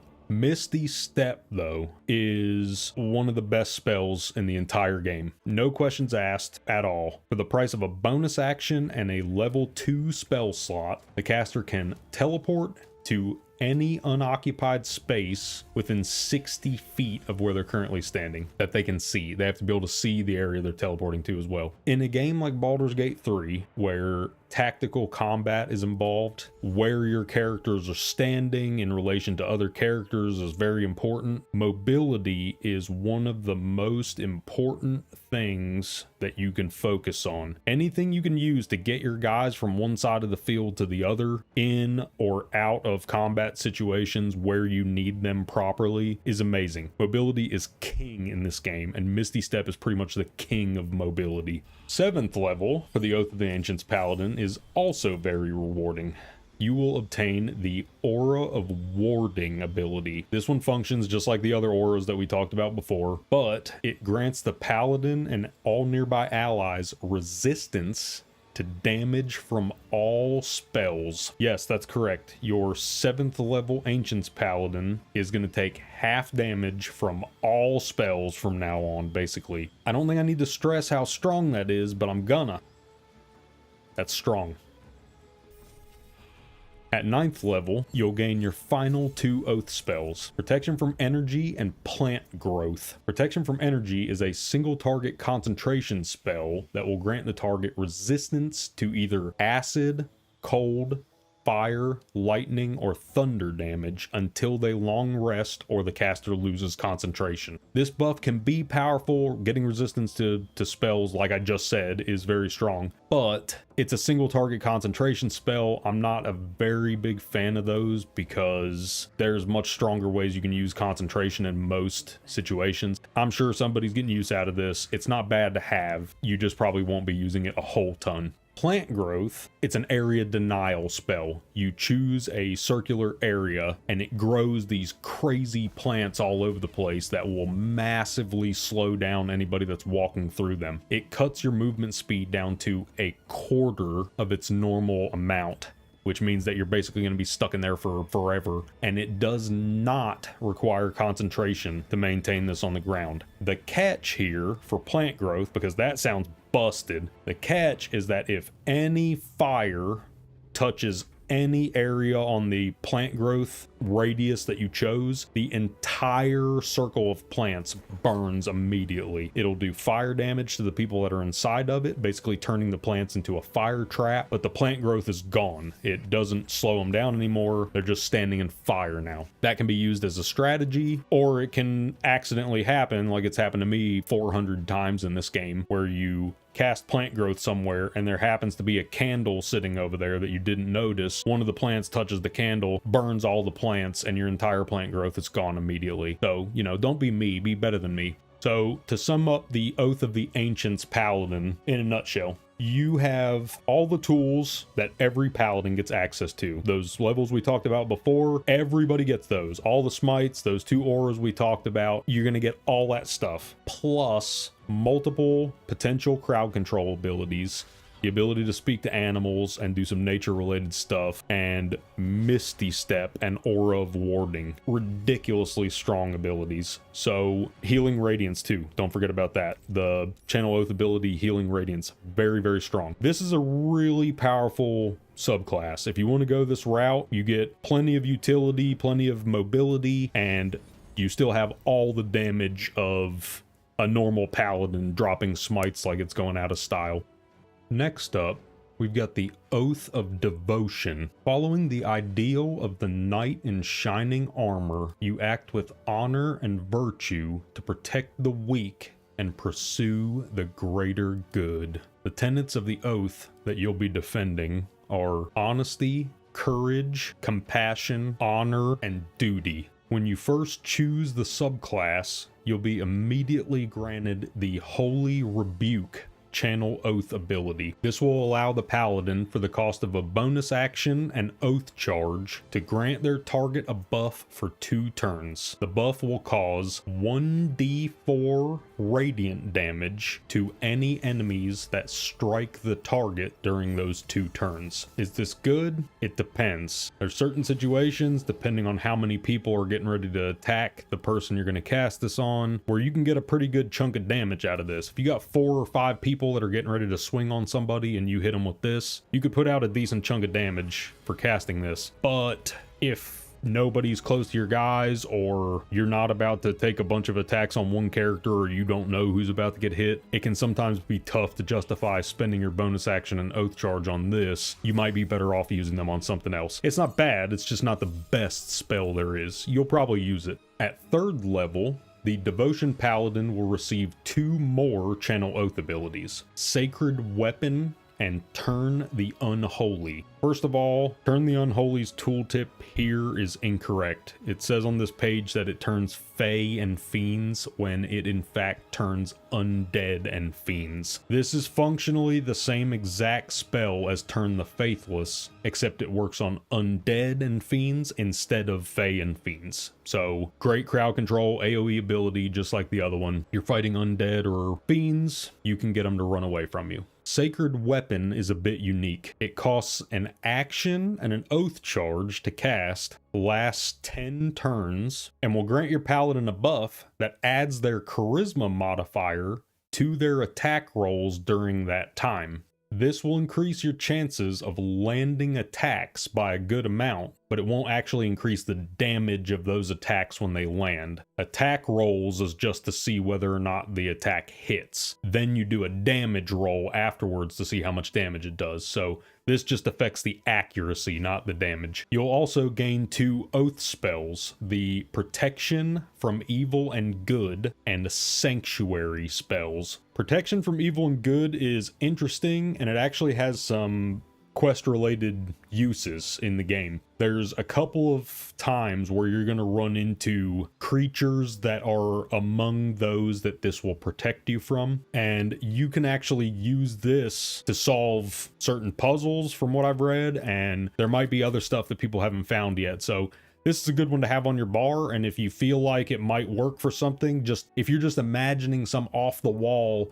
hey, maybe protection from evil and good will help me get through this, test it out and see, because there's a decent chance that Larian made it to where it will help you get through that, and you might be able to cheese your way through a whole quest with the spell. You never know. Sanctuary is an entirely different story. You don't even have to think about when you're going to use this one. Anytime you need to protect somebody from taking hits, you can hit them with Sanctuary. It costs a bonus action and a level 1 spell slot, and it is easily one of the strongest, most important spells in the entirety of the game. That sounds like hyperbole, but I promise you it isn't. I promise. I have completely turned fights around because of this spell on multiple occasions. You got your healer or one of your squishy casters surrounded by enemies that just came out of nowhere, and you can't move without taking a ton of opportunity attacks or something. They're in a really bad position. You can just slap Sanctuary on them, and then they cannot be targeted. That's what the spell does. It makes it to where enemies can't target the person that is affected by Sanctuary at all. You can't target them with an attack, you can't target them with a spell, nothing. The person under the effects of Sanctuary can still take damage. Like, for instance, if someone's standing next to you and you have Sanctuary on you and someone casts a fireball at the guy standing next to you, he can still be targeted, and that fireball is going to explode and blast you because you're standing next to him, but they can't cast a fireball at you. So if no one's standing near you, you're good. I mean, the AI especially doesn't deal with Sanctuary very well. You hit somebody with Sanctuary and they basically just like treat them like they don't exist. If the person that is under the effects of Sanctuary attacks or harms any creature in any way, Sanctuary is immediately removed from them, and it's going to give you a debuff that won't let you receive the effects of Sanctuary again for 1 turn. At 5th level, the Devotion Paladin will gain 2 more oath spells, Lesser Restoration and Silence. Lesser Restoration is a nice cleansing spell that will remove disease, poison, paralysis, and blindness from a creature within 5 feet of the caster. So you basically have to run up and touch them, and it'll cure them of all those things. Having debuff cleanses on your bar is always great. You never know when you're going to run into it. You might catch a disease while you're at Sharess's Caress, and your Paladin will be able to fix that right up for you. Silence is a cool spell for multiple reasons. First off, it's a ritual spell. That means that if you cast it outside of combat, it doesn't cost you a spell slot. So as long as you're not in combat, you can just throw down Silence whenever you want. Now, there are consequences. If you silence the wrong person, they might turn hostile on you, so just don't be throwing it down willy-nilly everywhere, but it won't cost you anything if you do. Why would you use Silence outside of combat? Well, there's a bunch of uses, with plenty that I'm sure I'm not even remotely aware of, but you can use it to sneak past enemies without making sound. You can use it to commit crimes that people might overhear from the next room over. You can throw Silence down on yourself and be able to get away with crimes that way. Or you can drop it on top of somebody else in order to initiate combat, and they'll start combat out silenced, which is a very weak position to be in, obviously. The spell itself creates a dome of silence, which will prevent creatures inside of it from speaking or casting any spells that require spoken words to cast. It also, and this is very important to remember, it also makes every creature inside of the Dome of Silence immune to thunder damage. So don't forget that and try to drop a Shatter on them and waste your wizard's entire turn immediately after casting Silence. That's a really specific example, Colo. How'd you think that up? I don't want to talk about it. At 7th level, your oath will grant you the Aura of Devotion spell. This functions the same way as the other auras we've discussed and will prevent the paladin and any nearby enemies from being charmed while it is active. So this is another set it and forget it permanent buff that makes you immune to a form of crowd control. I like it, just like the others. And finally, upon reaching their 9th level, the Oath of Devotion Paladin will be granted 2 more oath spells: Remove Curse and Beacon of Hope. Remove Curse is a fantastic spell that you are going to be really glad at certain points in the game that you have, because some story related things can put curses or hexes on your party members. Beacon of Hope is an interesting one. This is a 10-turn buff your paladin can cast on themselves, and it does require concentration to maintain the spell. And the buff will also affect allies within a 30-foot radius of the paladin, granting them each advantage on wisdom saving throws and death saving throws, as well as guaranteeing that when they receive heals while they're under this effect, instead of rolling to calculate the heal amount, it just guarantees that they take the maximum number that they could from that heal. This is really powerful. If your party needs to be topped up really quickly and you can gather them up a little bit and hit them all with Beacon of Hope, you drop 1 or 2 area of effect heals and hit all of them, you'll put out massive healing numbers because of this spell. Not too shabby. So to sum up the Oath of Devotion subclass, you are the Defender of the weak and the helpless. You're the knight in shining armor, striding gallantly across the lands, spreading hope and honesty to the people you meet along the way. And now it's time to go back to 1st level and talk about the final oath that you can select when you're creating your paladin. The Oath of Vengeance. You have set aside even your own purity to right wrongs and deliver justice to those who have committed the most grievous sins. The tenets of your oath are: fight the greater evil and no mercy for the wicked. The Channel Oath spell you'll acquire when you choose the subclass is Inquisitor's Might. For the cost of a bonus action and an oath charge, the paladin can buff themselves or an ally within 30 feet. The buff will last 2 turns and will grant their attacks bonus radiant damage and the chance to daze their targets for 1 turn. The radiant damage added is based on your paladin's charisma modifier, so you know what that means. More Riz means more in quiz. I'm so sorry. At their 3rd level, the Vengeance Paladin will receive 2 more Channel Oath abilities: Abjure Enemy and Vow of Enmity. Abjure Enemy is a debuff you'll cast on an enemy within 60 feet of the paladin. When the spell successfully lands, it will frighten your target for 3 turns, which will prevent them from moving, gives them disadvantage on attack rolls and ability checks. If the target passes a saving throw against this, they will be slowed instead of frightened for 3 turns, or until they take damage. While they're slowed, their movement speed is cut in half. That's what that does.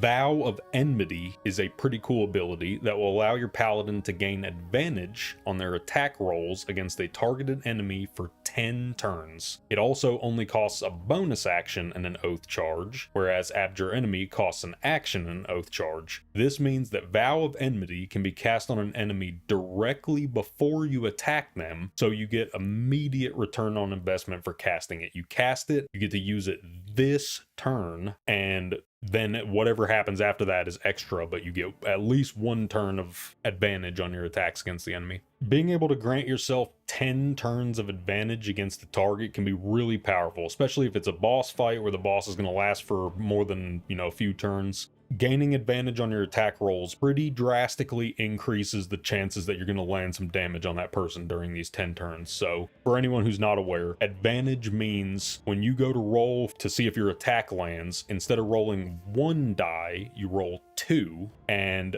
you use the higher number of the two. So your odds of rolling two terrible rolls at the same time is very, very slim compared to just rolling one bad one and one decent one maybe. So it increases your odds of landing hits. Always good to have. The dice in this game are in charge of your fate, so why not tip the scales towards your side a bit? You can weight it a little bit towards your side. I'm all for it. Along with these two oath abilities, you also get two oath spells, Bane and Hunter's Mark. Bane is essentially the exact opposite of the spell Bless, which buffs your party members with a 1d4 bonus to their attack rolls and saving throws. Bane's the opposite. It debuffs 3 targets. You can upcast it to have it affect even more people if you use a higher level spell slot, but it debuffs the targets, gives them a minus 1d4 penalty to their attack rolls and saving throws. So same deal as Bless, except it's the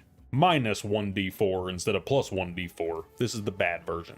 You can even tell they have the same icon, they're just different colors. You do have to maintain concentration to keep the effects of Bane on all these targets also, so that's something else to keep in mind. Hunter's Mark is the more aggressive option. For a bonus action and a level 1 spell slot, you can debuff a target within 60 feet of your paladin. Whenever the paladin lands a weapon attack against the target, they will deal an additional 1d6 physical damage. Just adds 1d6 damage to all your weapon attacks when they land. The debuff lasts until long rest, technically, but it requires the paladin to maintain concentration to keep it up. And, uniquely to this spell, if the target happens to die while they're under the effects of Hunter's Mark, you're going to get another skill on your bar that's reapply Hunter's Mark, and all it costs is another action. It doesn't cost you another spell slot to put it on somebody. So basically, if you mark someone to be hunted and then you successfully hunt and kill them, you can mark somebody else.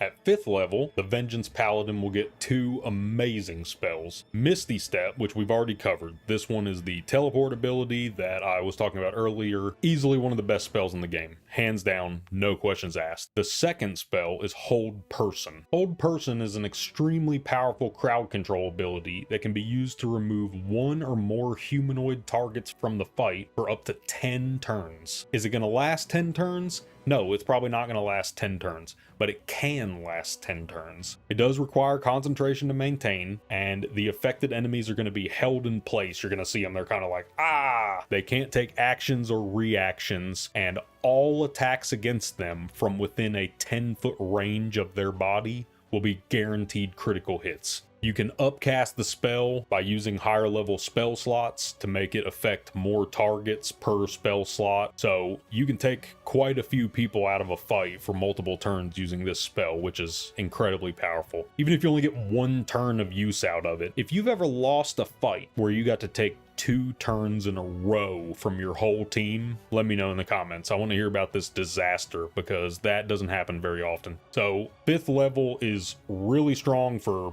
every class, like we've discussed before, and the Oath of Vengeance Paladin is another one where it feels disgustingly good. 7th level is a different story for this subclass. You're going to be granted the Relentless Avenger passive ability, which this one's kind of strange. When your paladin hits an enemy with an opportunity attack, which can be caused by a couple of different things, you will gain an additional 15 feet of movement speed on your next turn. Thematically, this ability fits perfectly. You're the guy handing out vengeance left and right like Batman in an Arkham Halloween party. They're attempting to get away with their crimes. What are you going to do? You're going to chase that dude down and you're not letting him go. So you're trying to get to them. You're pursuing them as hard as possible. So it increases your movement speed. It makes sense. And there are definitely ways to utilize triggering opportunity attacks on purpose to get use out of this, and you can play around it for sure. So this is a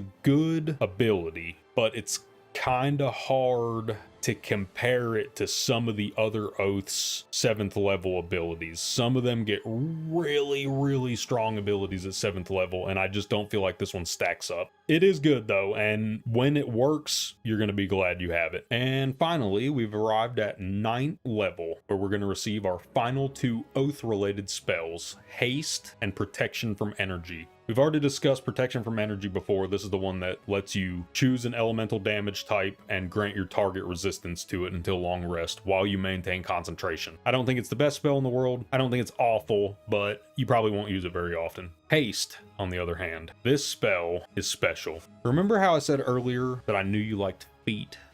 Well, these two spells right here are probably my favorite feat ever. Okay, I love these things. All kidding aside, haste is absolutely absurd. This thing basically doubles the effectiveness of whatever character it's cast on. There are some things you need to know about haste though. Firstly, what does it do? When you hasten a target, they are going to be granted a +2 bonus to their armor class and advantage on dexterity saving throws, which basically both of those things just mean that they're harder to hit by pretty much all sources of damage. Their movement speed is going to be doubled, and they're going to get an additional action every turn that they're under this effect. Like I said, you're basically doubling the effectiveness of that character for the duration. And don't forget, each action after 5th level grants you 2 attacks per turn. So if you have 2 actions, you get to do 4 attacks per turn. And on top of that, each one of those hits has the potential to trigger a divine smite if you wish. So you can basically turn your normal 2 attacks, 2 smites into a 4 attack, 4 smite massacre. Now, for a public service announcement about haste before you go out there and start casting it all willy-nilly, you need to know how this thing works because there are definitely some drawbacks. When the spell's effect ends for any reason, whether that means 10 turns went by and it ran out of duration, or you lost concentration by getting hit and failing your concentration saving throw, you cast another concentration spell on accident. If either of these things happens, whenever the spell ends, your character immediately gets struck with lethargic debuff for 1 turn. What does this do? Well, they used up all their energy blending up bad guys in the holy smite storm, and now they're tired, they're sleepy. So for 1 turn, they can't move, take actions, bonus actions, or reactions of any kind. You can't do jack. You are worthless for 1 turn. Alright, Colo, why is that such a bad thing? Well, I have a whole section of the video warning people about this. Well, if you're anything like me, first of all, I'm sorry to hear that. Secondly, I can't even tell you the amount of times that I've forgotten that I had haste cast on somebody and then went and cast another concentration spell. Even on the same turn, I've done it. I've done it so many times, it's not even funny. Like, haste needs a confirmation box that comes up or something. Anyway, they need to put that in there for dumb people like me. What does this look like when it happens? Casting haste on somebody and then immediately ending it will, you guessed it, immediately slap them with a lethargic debuff. This skips their turn. It's just terrible. If you mess this up and you cast haste and then cast another concentration spell, you are going to be cussing like crazy. It sucks when you break haste. But all that being said, probably one of the top 3 or 5 strongest spells in the entirety of the game. Sorcerers are the ones that really love haste, but we'll get into that in the Sorcerer video. Stay tuned. Anyway, also, some of your smites require concentration, so you need to know which ones are which. Which smites can you cast while you're concentrating, and which ones can you not cast while you're concentrating on something else. Here you go. Don't do these. Don't be me, be better than me, travelers. That's everything from the Oath of Vengeance Paladin. You're essentially the judge, jury, and executioner when it comes to punish evildoers. You don't forgive and you don't forget. You literally cannot allow an evil person to go unpunished. Otherwise, it counts as breaking your oath. And you'll be forced into the Paladin's 4th and final subclass, the Oathbreaker. You have broken your sacred oath in pursuit of power and ambition. Only darkness remains to fuel you now.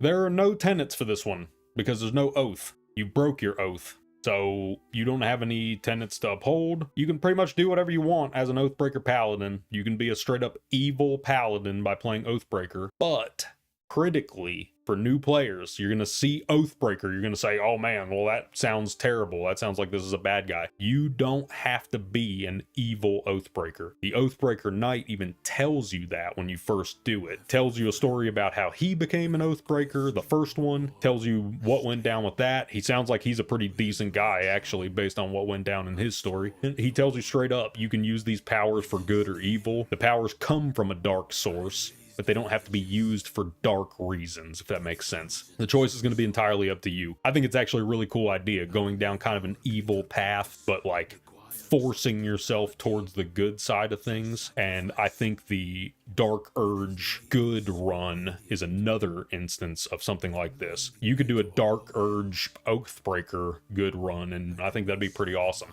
You can actually break your oath at pretty much any level. So you might be gaining these abilities one by one while you level up like normal, like we've been discussing, or you might already be 12th level as an Oath of Devotion Paladin and then decide you want to break your oath and try out Oathbreaker, or you accidentally broke it and, you know, now you're going down this path, whatever it is. If that happens, if you're at 12th level when you break your oath, you're going to get everything all at once. You won't have to level up. You're already 12th level. You're just, boom, here you go. Here's all your Oathbreaker stuff. But we're going to go through this as though you are breaking your oath at first level and then leveling up through the entirety of the game as an Oathbreaker. And I'm going to tell you what levels they get certain things at, so you know where your milestones are. At first level, the Oathbreaker will gain the Channel Oath ability, Spiteful Suffering. This is a 3-turn debuff that you can cast on an enemy for the cost of an action and an oath charge. Each turn,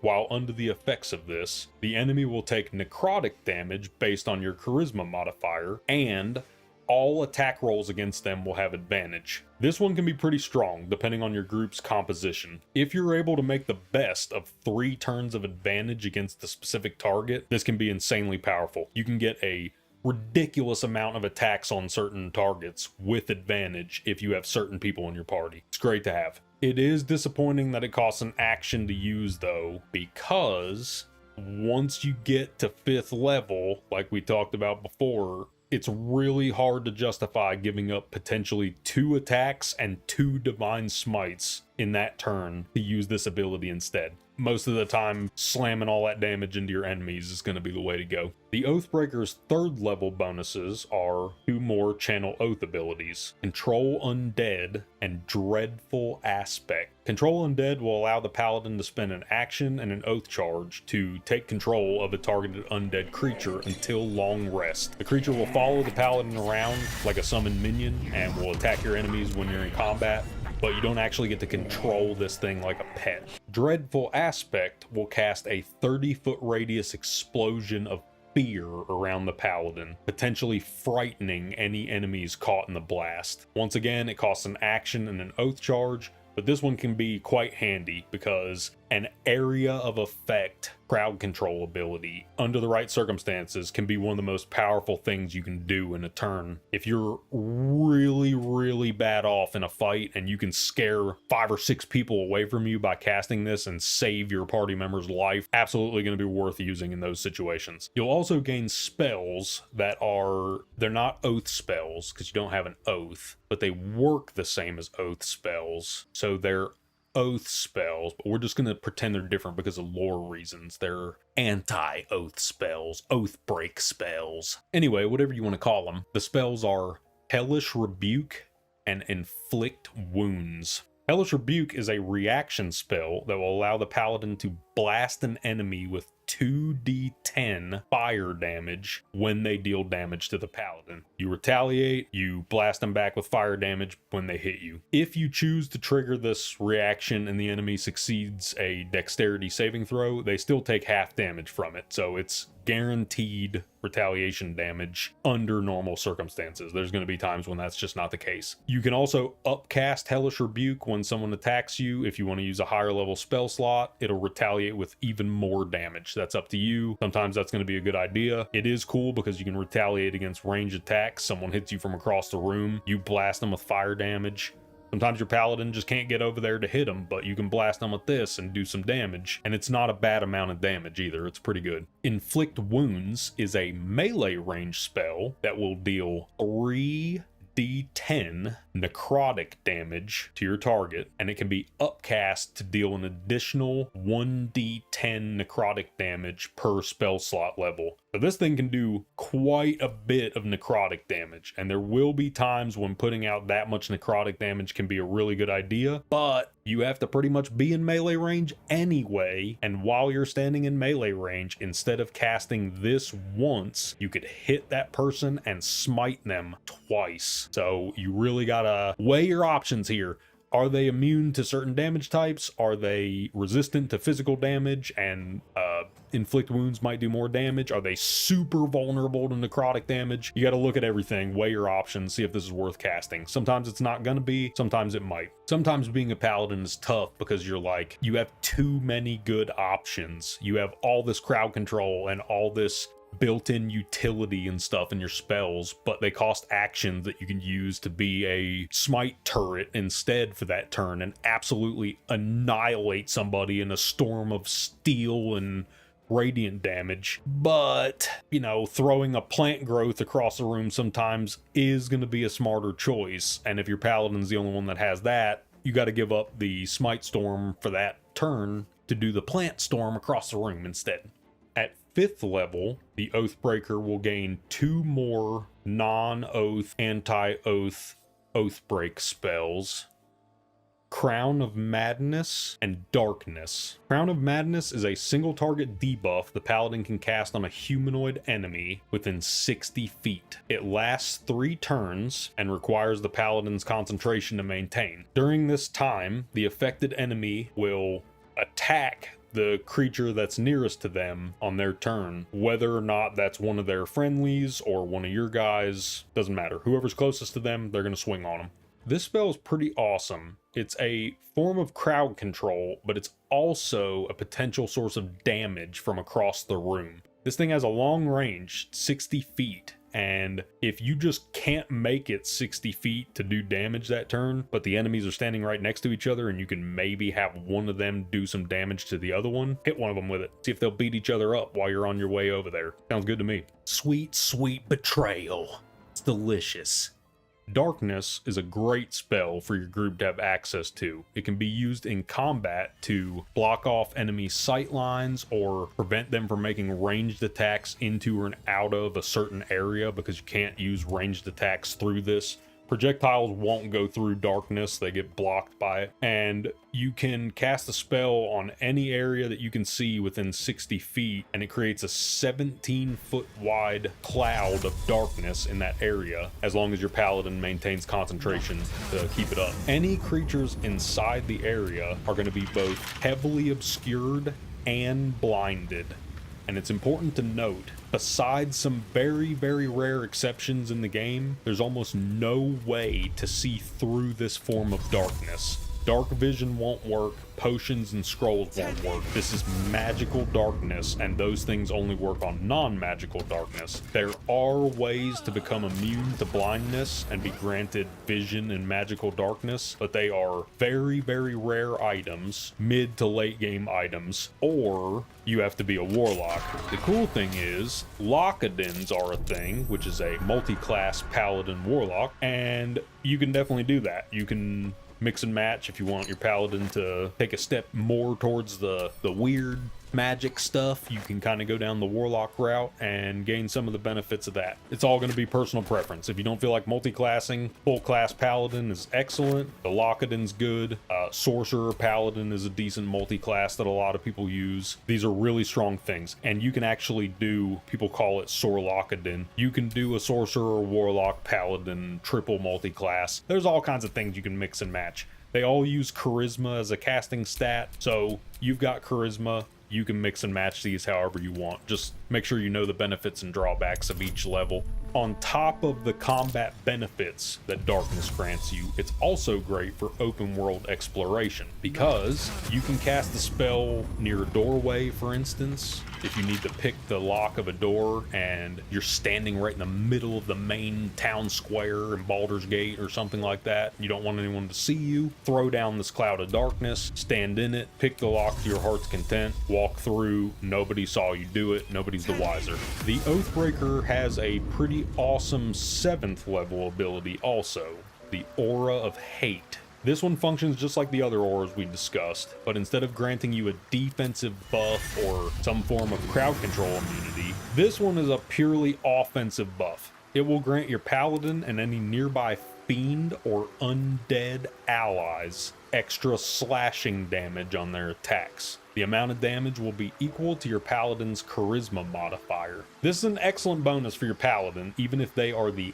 only one who receives it. However, if you manage to get multiple allies to benefit from this, you can add up a ton of bonus damage pretty quickly through this ability. And that leaves us back at 9th level again for the Oathbreaker's final subclass bonuses. Bestow Curse and Animate Dead, 2 spells. Bestow Curse is a pretty cool debuff spell. It requires concentration and you have to be really close to cast it, which I'm not a huge fan of, but it will allow you to choose one from a list of several debuffs that you can put on this person for 10 turns. The effects of these debuffs can be pretty powerful, but once again, it's hard to justify using this in most cases when being in range to use it means you're also in range to slam a hammer down on somebody's head and then divine smite their head into pieces. So your mileage may vary with this one. Animate Dead, on the other hand, you're probably going to use quite a bit.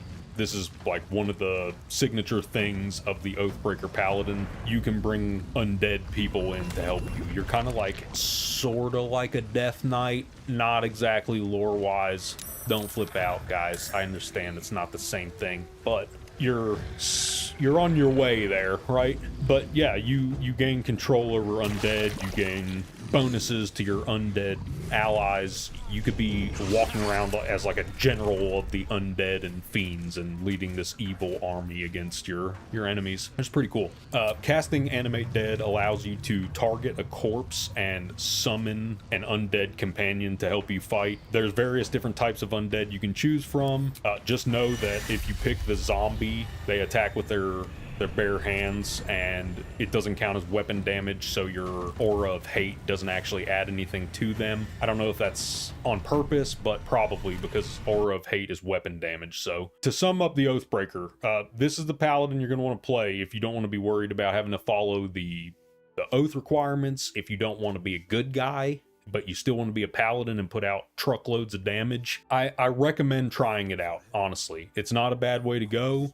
I think most players, if they're playing a paladin, are going to end up being an Oathbreaker at some point. Most, if not all, players are going to break their oath on accident at some point. You may end up just deciding, well, this is, play the cards where they lay. I got in a bad situation and broke my oath, and now I'm an Oathbreaker. And if you want to go that route, highly support it. If you break your oath and you want to undo it and go back to being a non-Oathbreaker paladin, talk to the Oathbreaker Knight, and he can basically witness you re-swearing a new oath, and you can become an oath-bound paladin again. But it costs gold. It starts out costing 1,000 gold, and each time you do it, the cost increases. I think the second time it's 2,000, and then the third time it's 10,000, and I don't know what the maximum is, if there even is one. So if you're comfortable with it, before you make any dialogue options, you might want to quick save your game and then reload it if it breaks your oath and you didn't intend to. And I know this is a kind of a sore spot in the community, or a topic of heavy debate, save scumming. I get it. I understand both sides. I personally don't have a problem with the way that anybody plays any single player games. It doesn't affect me at all what you do while you're playing. However you're going to have the most fun is the way you should play the game. I don't mind reloading. If I have to do it, I will. I've got so many saves in this game, it's absurd. It's not even funny. And I can make an argument for this that I sort of already started to bring up earlier. Even if you're like super anti-reloading, you believe that every situation happens because of the choices you made and you should live with the consequences of your actions, which I don't disagree with. If you want to play that way, I fully understand and support it. I think that's a great way to play. But the argument that I would make in this specific scenario is that, like I said before, if you were a real-life paladin and you dedicated your entire life to defending the tenets of a specific oath, you would know whether or not you were getting ready to break your oath. You would know, because it would, oh my gosh, it would tear you apart. You would be like disgusted by the idea of it, and then have to actively choose, nope, I'm not following these rules anymore, breaking this oath. In Baldur's Gate 3, sometimes dialogue options have unintended consequences that you're not aware of at the time, and saying the wrong thing can start a fight that you weren't supposed to start or get somebody killed, and now all of a sudden you're an oath breaker because you clicked the wrong dialogue option. It would be different if the dialogue options told you this is going to break your oath, because like I said, the paladin would know that. So I feel like honestly it should, but with the way that things currently are, I feel like just saving and then reloading it, that's the next best thing. No big deal. If you don't want to do it, that's fine. I get it. So with that being said, we've covered pretty much everything that the paladin class has to offer. We talked about the subclasses. We talked about all the spells and abilities. We talked about how many smites you're going to be dropping per turn and how many millions of damage you're going to do. That's an exaggeration. Now, if somebody tells me in the comments that they've done millions of damage with smites, I want to hear about it, and I want to see screenshots, because I think that's ridiculous and I don't believe you. Oh, I'm calling you out. I don't believe you. But if you have it, please show me, because I'm very, very curious.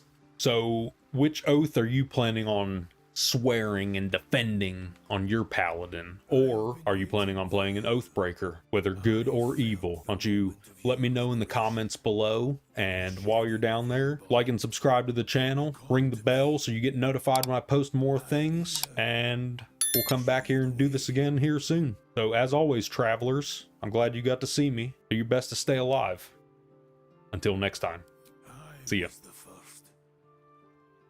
In a game like Baldur's Gate 3, where you'll encounter enemies of all shapes and sizes, it's difficult to imagine playing a character that focuses heavily on unarmed melee attacks. But the monk is one of the classes where the rule of cool kicks in pretty hard. Larian knows that you want to run up there and punch that giant robot in its stupid face, and they're gonna let you. Welcome back, travelers. I'm glad to see you made it. I'm Colo, and today we're going to be taking a look at the Monk class in Baldur's Gate 3. We'll be looking at the skills and abilities that the class gets as you level up, as well as taking a deep individual look at each one of the class's subclasses. That way you know which route you want to take your character, and we'll sprinkle in a little bit of class lore for good measure. A big chunk of the images and information that I'm using to make this video are from the Baldur's Gate 3 wiki at bg3.wiki. I'm going to leave a link in the description of this video. Definitely check them out. They do a really good job setting up their wiki site, and I highly recommend it. Now, let's get started. First of all, what is a monk? They're a martial class that specializes in unarmed strikes, deflecting missiles out of the air, performing key-infused martial arts techniques, and some of the game's highest mobility when you compare them to the other classes. So if that sounds awesome to you, then that's good, because it is awesome, and I highly recommend having a monk in your group. You can't go wrong. They can fill a bit of a niche role depending on which subclass you decide to go with, but all of them have the ability to make a ton of attacks per turn and put out ridiculous damage if you build them correctly.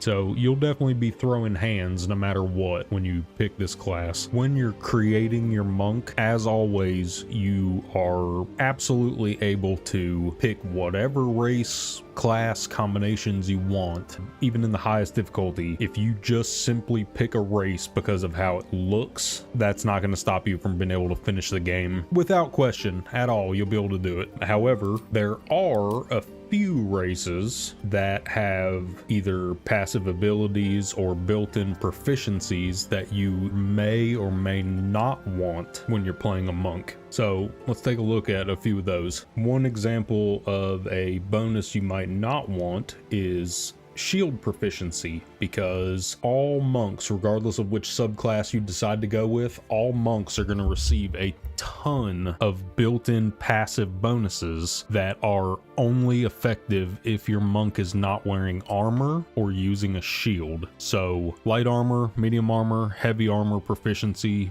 shield proficiency, none of that matters to you, because if you were to equip one of those things, you would instantly lose like 80% of your class's buffs, and you would be way worse off under most circumstances. Now that I've said that, I'm sure somebody's going to be like, no, I have this super beefy heavy armor monk build, and cool, that's awesome. I'm glad that that exists. If it does, absolutely let me know about it, because I think that would be badass also if there's a way to pull that off. But the passives of the class are set up in such a way that your character is unarmored and not using a shield, and then you get passive bonuses that make up for those negatives along the way. All in all, what does all that rambling mean? There are certain races that you can pick that have different weapon proficiencies, different armor proficiencies, different, shield proficiency, whatever. It's not worth considering those things when you're picking your race, because you won't need armor or a shield anyway, so it doesn't matter if the character or if the race gives you that. But if the race has something else that you want, you can still benefit some other way. The shield just isn't going to do you any good. Also worth noting, at 10th level, all monks become 100% immune to poison damage and can't be poisoned or diseased at all after that point. Just a passive flat bonus. So the reason I bring that up is because green dragonborn characters get resistance to poison damage, which means you take half damage from poison damage. That bonus would become redundant because you would be resistant to a damage type that you are now immune to. And yes, you could still go green dragonborn monk and get 9 levels worth of poison resistance, and that's a perfectly viable choice. 9 levels worth of poison resistance, and then from that point forward you are immune to it. That's pretty cool. But you could be a different kind of dragonborn and be resistant to a different damage type for the entirety of the game, and then from 10th level on you're also immune to poison damage. So it's just one of those things where if you want to min-max it, don't play a green dragonborn monk. Play a different color dragonborn. All the rest of them are perfectly fine. Or play green. Do whatever you want. I'm not your dad. Immediately after choosing the monk class, right away you are going to be granted an absolutely ridiculous pile of bonuses and abilities. So let's look at everything one by one, see what all you get, and break this all down. First of all, it's important as a monk to pay attention to what kind of weapons you're equipping, because your character might be proficient in a weapon that does not count as a monk weapon, and you'll lose out on a ton of bonuses because of that too. So let's look into that real quick. What is a monk weapon? Any weapon that your monk is proficient with and also doesn't have the two-handed or heavy properties. And I don't even think heavy made it into the game. It was a property they went to put in the early stages of development, and they ended up not using it. Anything that's not specifically two-handed and your character's proficient with it, it's a monk weapon. Because of the martial arts deft strikes passive that you get, you can also build and play this character completely unarmed. Like, no weapons, your fists do the talking here. There are different pieces of clothing that you'll find that increase your unarmed damage, grant your unarmed attacks different elemental damage bonuses and stuff like that. Really good stuff. So you can absolutely punch your way all the way through the entire game perfectly viably. You're gonna see in this video one of my builds that was completely unarmed puts down some freaking damage. It was crazy how much damage that thing was doing. So we'll take a look at that. When attacking with a monk weapon or with an unarmed strike, you will trigger the martial arts bonus unarmed strike ability. As long as you attack with a proper weapon or with no weapon at all, you'll get to attack again by spending a bonus action. You're also going to obtain the first of your key points. This is the monk's spendable resource that you get back on short rests. Any kind of martial arts techniques that you learn, more advanced, martial arts style things usually use key points. Any kind of spells that you're going to learn will use key points, stuff like that. And also, since they're channeling the ki through their body and they're not actually using verbal components, your ki can still be used while you're silenced. So that's pretty awesome. One of the first ways you'll be able to spend your ki points is with the Flurry of Blows ability. This is an ability that costs a bonus action and a single key point and will perform a unarmed attack that is equivalent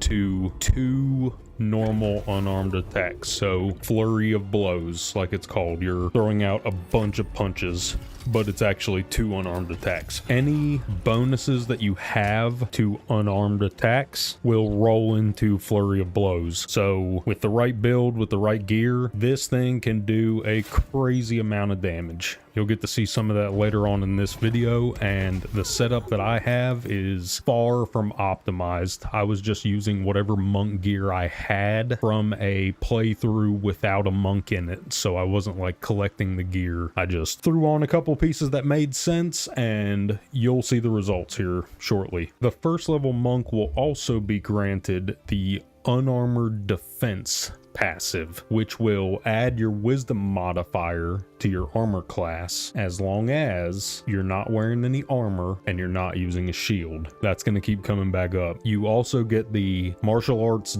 dexterous attacks passive. This essentially allows the monk to treat all weapons that qualify as monk weapons as though they were finesse weapons. So if you decide to build for a dexterity monk, your weapons will scale off dexterity. If you want to build a strength-based monk, which is absolutely possible, and some of the craziest builds I've seen were strength monks, it will scale the damage with your strength if your strength is higher. If your dexterity is higher, it'll scale with that one. So it's just nice versatility baked in. They can play either stat they want. Upon reaching 2nd level, the monk will also receive another bundle of key spending abilities, and on top of that, you're going to get a passive 10 feet per turn movement speed increase as long as you're not wearing any armor or using a shield. I really can't stress this enough. If you're playing a monk and you're wearing armor or using a shield, you're not playing a monk. You're playing a character that runs in and punches somebody a few times and then gets killed because you don't have 80 to 90% of the passive buffs that your class is trying to give you because you're wearing the wrong gear. Take the armor off, lose the shield, and you are going to be drowning in passive bonuses from being a monk. Free your mind from those earthly burdens. The key spenders you're going to get at 2nd level are Patient Defense, which costs a bonus action and a key point and grants you a buff that lasts for 1 turn. This buff causes all attack rolls against you to have disadvantage and grants you advantage on any dexterity saving throws. Basically, this is just an increase in the chance that any attack is going to miss you next turn. The last 2 key spenders are Step of the Wind Dash and Step of the Wind Disengage. The first allows you to spend a bonus action in the key point to double your movement speed for that turn and allows you to jump without spending a bonus action. So it's the effects of dash, plus you can also jump on top of it just by using a key point and a bonus action. So pretty strong. Any increase in mobility in this game, especially in combat, if you have increased mobility, that's a huge increase to both your survivability and your damage, because you can get into range, deal damage, and then get out of range, hide behind a corner, and get the safety if you have enough mobility. And then it is both an offensive and defensive increase just by having that extra mobility. The disengage version of Step of the Wind functions the same way, except it grants you the effects of disengage instead of dash. It still allows you to jump without using a bonus action afterwards. So this one is for if your character gets surrounded and you need to make an escape without getting a bunch of opportunity attacks against you. Use your bonus action disengage, jump right over those people, and run to safety. You will likely be using both of of these skills throughout the entirety of your playthrough. These are both very, very good. Third level is a big one for the monk. You're going to get to choose your subclass at this level, but also you're going to get a couple of shared bonuses regardless of which subclass you end up picking. So let's go over those first, and then we'll talk about the subclasses for a second. The shared bonuses are another key point. You're going to earn these as you level up. These let you use your martial arts abilities and spells more times per day. These are great to have. Your martial arts Deft Strikes passive ability is going to get upgraded at third level from 1d4 to 1d6. So it's just added damage to everything you do that uses unarmed strikes, which is a lot of things. You also earn the super awesome Deflect Missiles ability. This will allow you to use your reaction to reduce the damage from a ranged attack. This can be a seriously huge amount of damage reduction to a single ranged attack, and then if the damage of the attack gets reduced all the way to 0, your monk is going to get the opportunity to spend a key point to grab the projectile out of the air and fling it back at the person who shot it at them. You get to pull the old Uno reverse card and send it back their way. Throughout your playthrough, the amount of damage mitigation this is going to grant you will be absolutely heroic. And depending on how you end up building your monk, you can kill people by redirecting these projectiles at them. I was using a strength-based tavern brawler throwing an unarmed strikes monk build, and when I redirected projectiles at people, they were hitting for like 50 to 60 damage. That is a ton of damage. Someone shoots you with an arrow and you fling it back at them like it's a freaking rail gun and just annihilate them with it. It's awesome. Now, earlier I mentioned that you're going to be choosing a subclass at third level as well, and that's true. The 3 subclasses that you have to choose from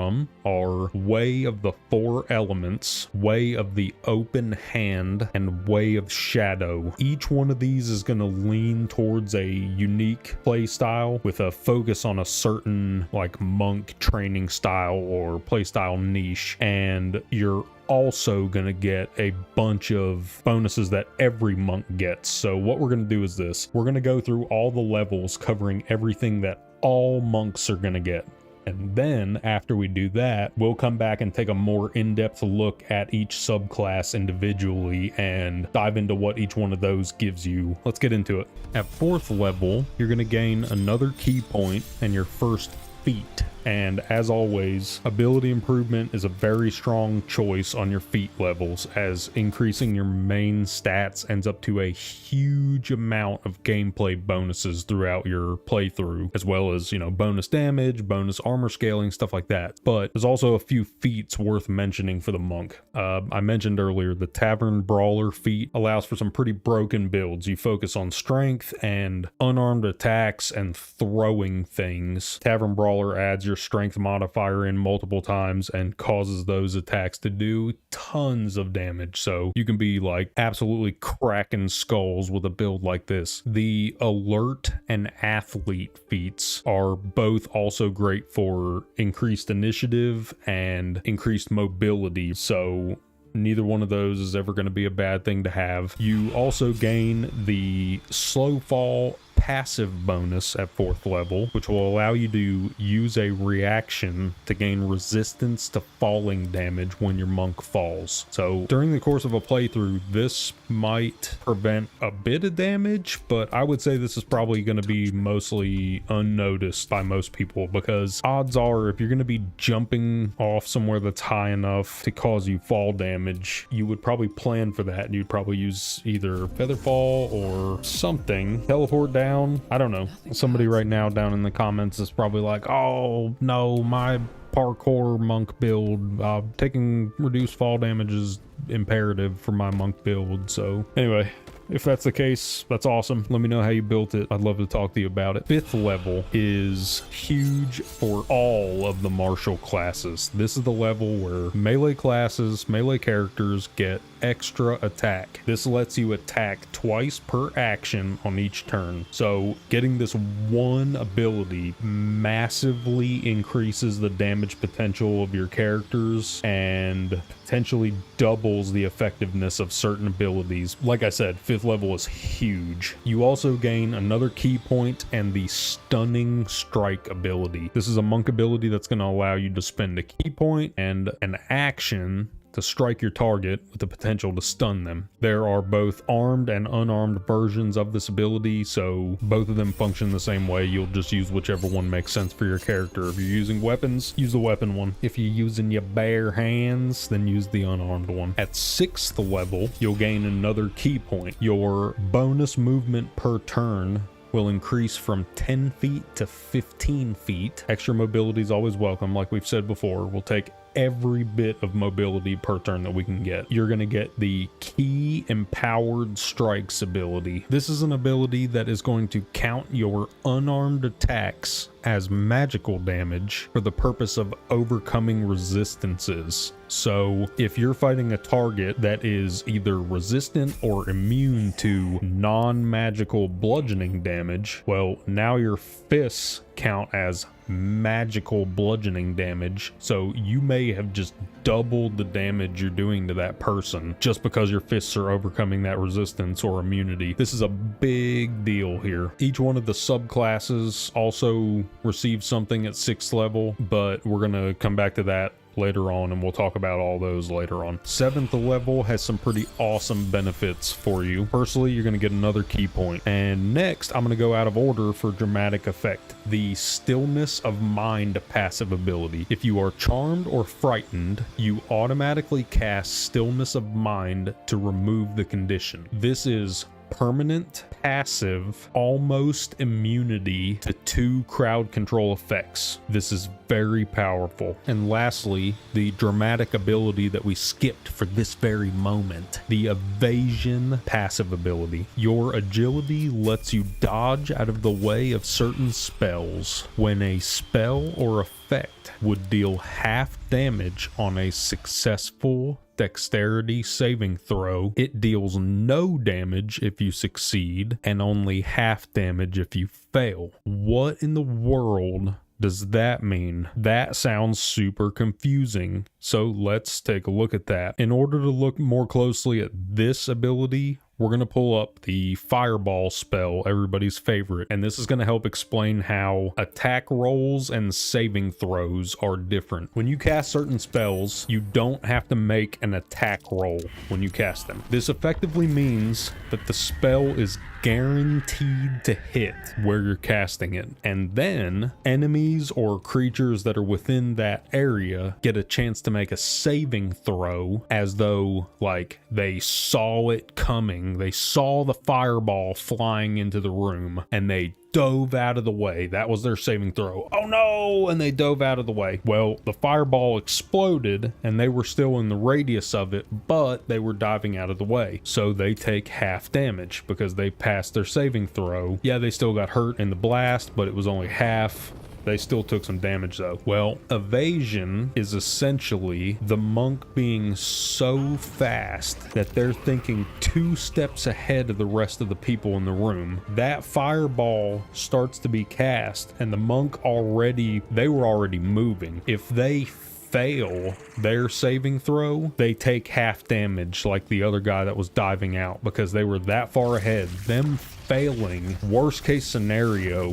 they only take half damage now. If they succeed their saving throw, they take no damage. Your monk is so fast that he can just dodge out of that fireball explosion now, take no damage, which is awesome. At 8th level, the monk is going to receive another key point and their second feat. Bump your main stats a little bit more if you want, or take a look at the feats. See if something sounds interesting for your character. If it sounds like it's good for your character, it probably is. 9th level is going to grant you a few things. You're going to get another key point. Your martial arts deft strikes passive is going to upgrade your unarmed strikes damage from the 1d6 that it currently is to 1d8 now. So now everything that uses your unarmed attacks as the base damage is using a 1d8 instead of the original 1d4 you started with. So we've moved up quite a bit in damage there. You will also get the advanced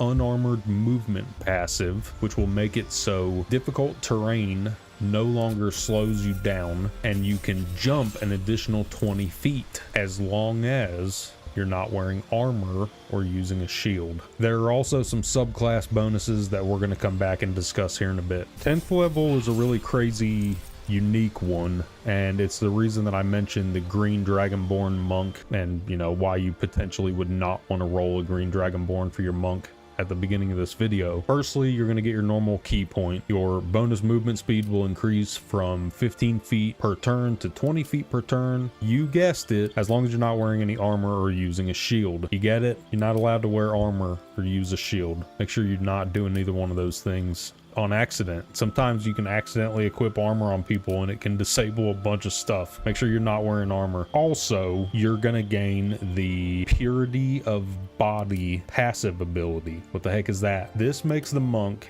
completely immune to poison damage, being poisoned, and being diseased. So from now on, your monk just doesn't take poison damage and can't be poisoned or catch diseases just for hitting 10th level. That's pretty busted. That's crazy good. 11th level is going to be a key point and a subclass ability, so we'll cover these in a second. And 12th level finally will be your final key point, so you're going to end up with a total of 13, and your third and final feat. That covers everything for the bonuses that every monk is going to get. Now we're going to go backwards in time to the monk's third level again. We're going to look at each subclass, starting with the Way of the Four Elements monk, and eventually we're going to find out what each one grants you, what the benefits and drawbacks of each one are. Let's go take a look at the Way of the Four Elements monk. You focus your ki to bend the elements to your will, using them as an extension of your own body. At third level, the Four Elements monk receives the Harmony of Fire and Water ability. This allows the monk to spend an action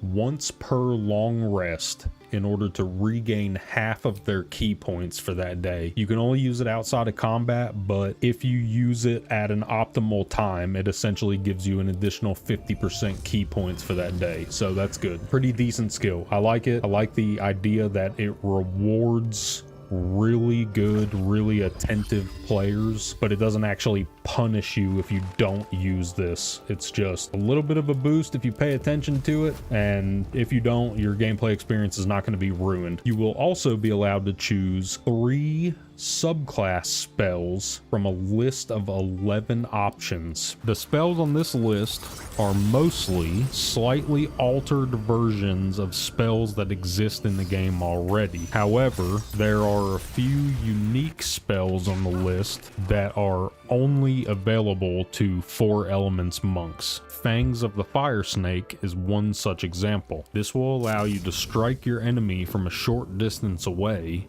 while infusing your attack with fire damage. You can then follow up with another hit for a bit more fire damage. Fist of Unbroken Air is another monk unique spell. This is a punch that utilizes the monk's ki to produce a ranged blast of air, causing bludgeoning damage to your target. This will send most enemies flying up to 20 feet and possibly knock them prone, leaving them vulnerable to follow-up attacks. Shaping of the Ice is a unique spell, which allows the monk to create an ice cube that can be climbed on. This is usable in combat to help with high ground advantage or positioning your team better, or you can use it in the open world for just straight up exploration, helping yourself climb up onto ledges you can't reach and stuff like that. I think the spell is cool, and the times where you're going to get use out of it are going to feel incredible, but I find it pretty hard to justify using this one over some of the other spells that are available on the list. I understand anybody that wants to take this and gets use out of it. I'm super happy for you. I just find it hard to take and use this one with so many other cool spells available. And finally, Water Whip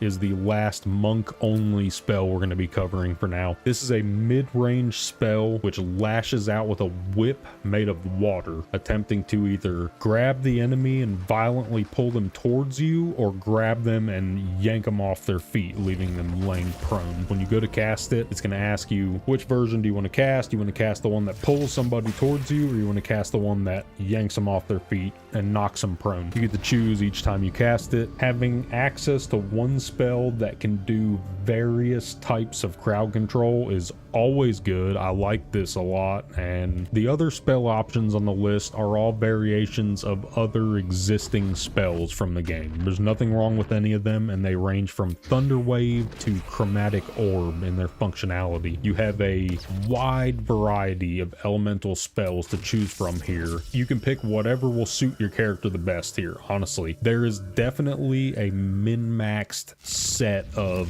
specific best spells you're supposed to choose at this level, but I have no clue what it is because that's not how I have played this game. I think if you want to be able to wave your fists in the air and shoot a piercing shard of ice across the room into somebody's chest, I think you should go ahead and be able to do that, because I think that sounds cool enough to justify potentially doing a little bit less damage with your build. But I get it, some people want to min-max their builds. I'm not sure what the specific best spells to pick here are, but I'm 100% in favor of just going with what you like. None of the choices are bad here. 6th level is when the 4 Elements monk is going to receive their next bonus. You're going to be allowed to choose one more spell to add to your spell bar, and this time the list you have to choose from is going to include the original spells that you saw the first time, plus 3 new spells. These are the monk's variations of Hold Person, which is a really good crowd control ability that you can use to take people out of the fight for multiple rounds. Scorching Ray, which is a multi-targetable beam of fire that you can shoot out, where you shoot out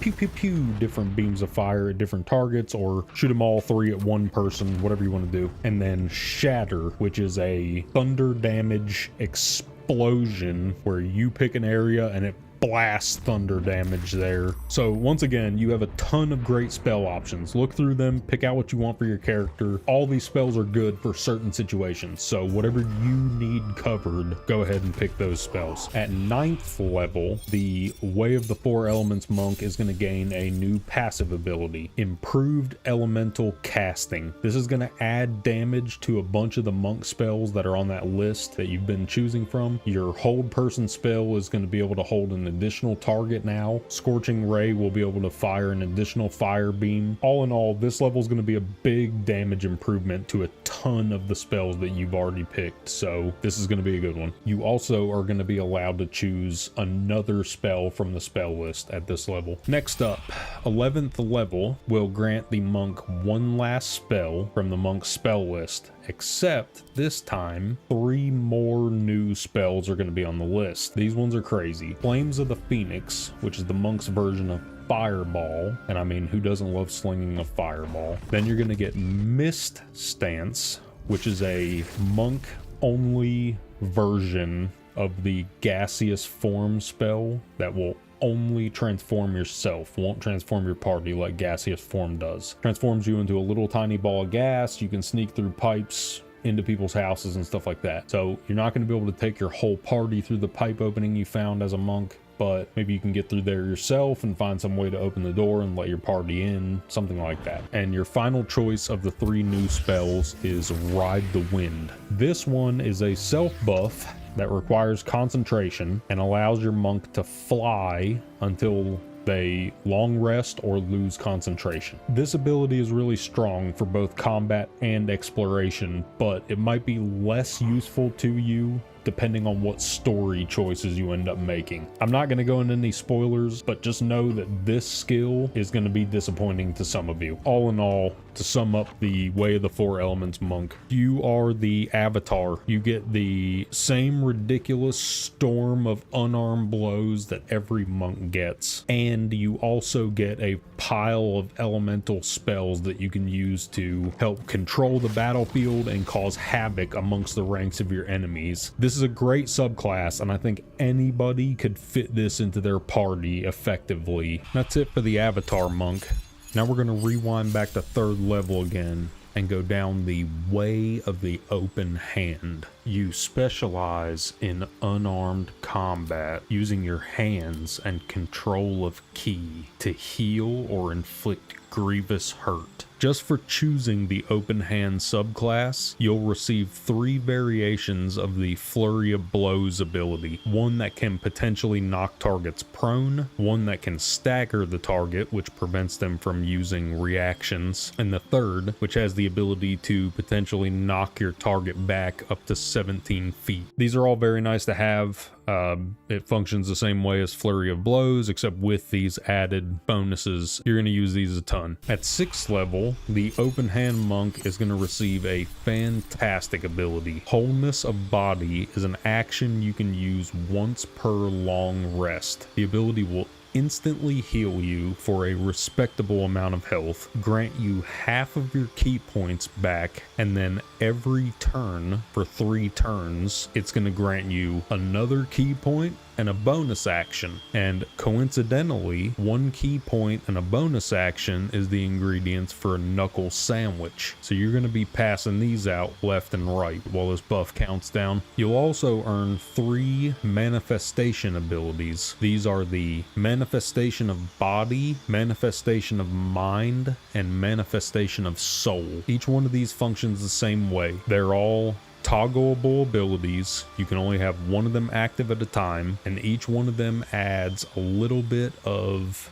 magical damage to your unarmed strikes of a different type for each buff. So if you activate Manifestation of Body, you're going to get necrotic damage added to your unarmed strikes. Manifestation of Mind adds psychic damage, and Soul adds radiant damage. Being able to toggle on-demand magical damage of different types is very, very useful. There's going to be definite situations where having a little bit of radiant damage might make your life a lot easier. So anyway, these will be great to have. The next bonus for the Open Hand Monk will be at 9th level. You'll receive some very unique abilities this time. The first 2 are strikes that will cause your target's ki to resonate with your own for 10 turns. During that time, if you trigger the Ki Resonation Blast ability, you will detonate the resonant ki in each target you have struck with the other 2 abilities. The other 2 strikes are the same. They function the same way, except that one of them is an action, the other one's a bonus action, so you can spread multiple of them per turn by using both. Can't stack multiple stacks of this on one target, so basically you're trying to get as many people resonating with your ki as possible in that 10-turn limit. The final bonus the Open Hand Monk will get is at 11th level. Tranquility is a passive ability that will cause the monk to gain the effects of Sanctuary after any long rests that you take from this point forward. So when your monk wakes up from long rest, they're under the effects of Sanctuary, which means that they can't be specifically targeted with an attack. They can still be hit by an explosion from somebody else near them being targeted or something like that, but they can't specifically be targeted. And what makes it immediately go away is if your monk performs any kind of hostile action against somebody else. It's game on. They can be targeted by everybody. Still fantastic ability to have. So my final thoughts on the Way of the Open Hand Monk. This one is absolutely ridiculous. It's definitely, of the 3 subclasses, it's the most straightforward one. You're making a character whose fists do the talking. Absolutely. You're going to be hitting multiple unarmed attacks per turn that will deal more damage than some of the strongest weapons in the game. Your fists are going to be just tearing people to shreds. This is the ultimate form of martial arts training. Your monk's body is a lethal weapon, and they infuse their strikes with magical ki and plant explosive ki in the bodies of their foes. You're going to be putting out ridiculous damage numbers with quite a few crowd control options built in as well. I highly recommend this monk for any party as well. So far, monks 2 for 2 on recommendations. If you want to use either of the 2 monks we've talked about in your party, 100% agree. So now for the 3rd and final time, let's rewind back to 3rd level and let's see if I recommend the third monk subclass as well, the Way of Shadow. You value the arts of stealth and subterfuge, bending the shadows to your will to strike without warning. Upon first choosing the Way of Shadow subclass, you will be granted a ton of new abilities. These are Shadow Arts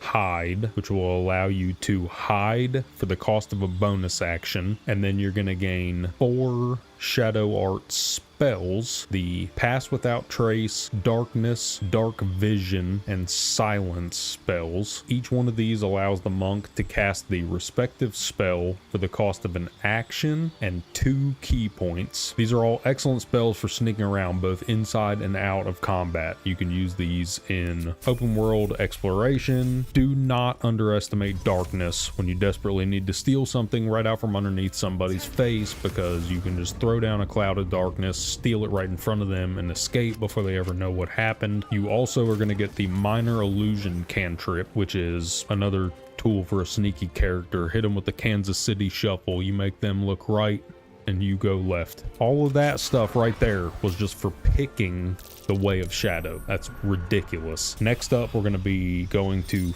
5th level. On top of receiving the normal key point, an extra attack passive ability that every monk gets at this level, the Way of Shadow monk is also going to gain access to Cloak of Shadows. This is an action that allows the monk to become invisible if they are currently obscured. The invisibility will last for 10 turns or until the monk attacks, casts another spell, takes an action, takes any damage, or steps out into a brightly lit area. So as long as you keep to the shadows, then you'll stay invisible. Being invisible will grant the monk advantage on their attack rolls and grants enemy attack rolls disadvantage against them. So as you can tell, they were very serious about the shadow portion of the name for this subclass. At 6th level, the Shadow Monk will get the Shadow Step ability. This will allow the monk to teleport from one shadow to another within a 60-foot range. This is pretty much exactly as awesome as it sounds. If you can imagine having access to Misty Step pretty much at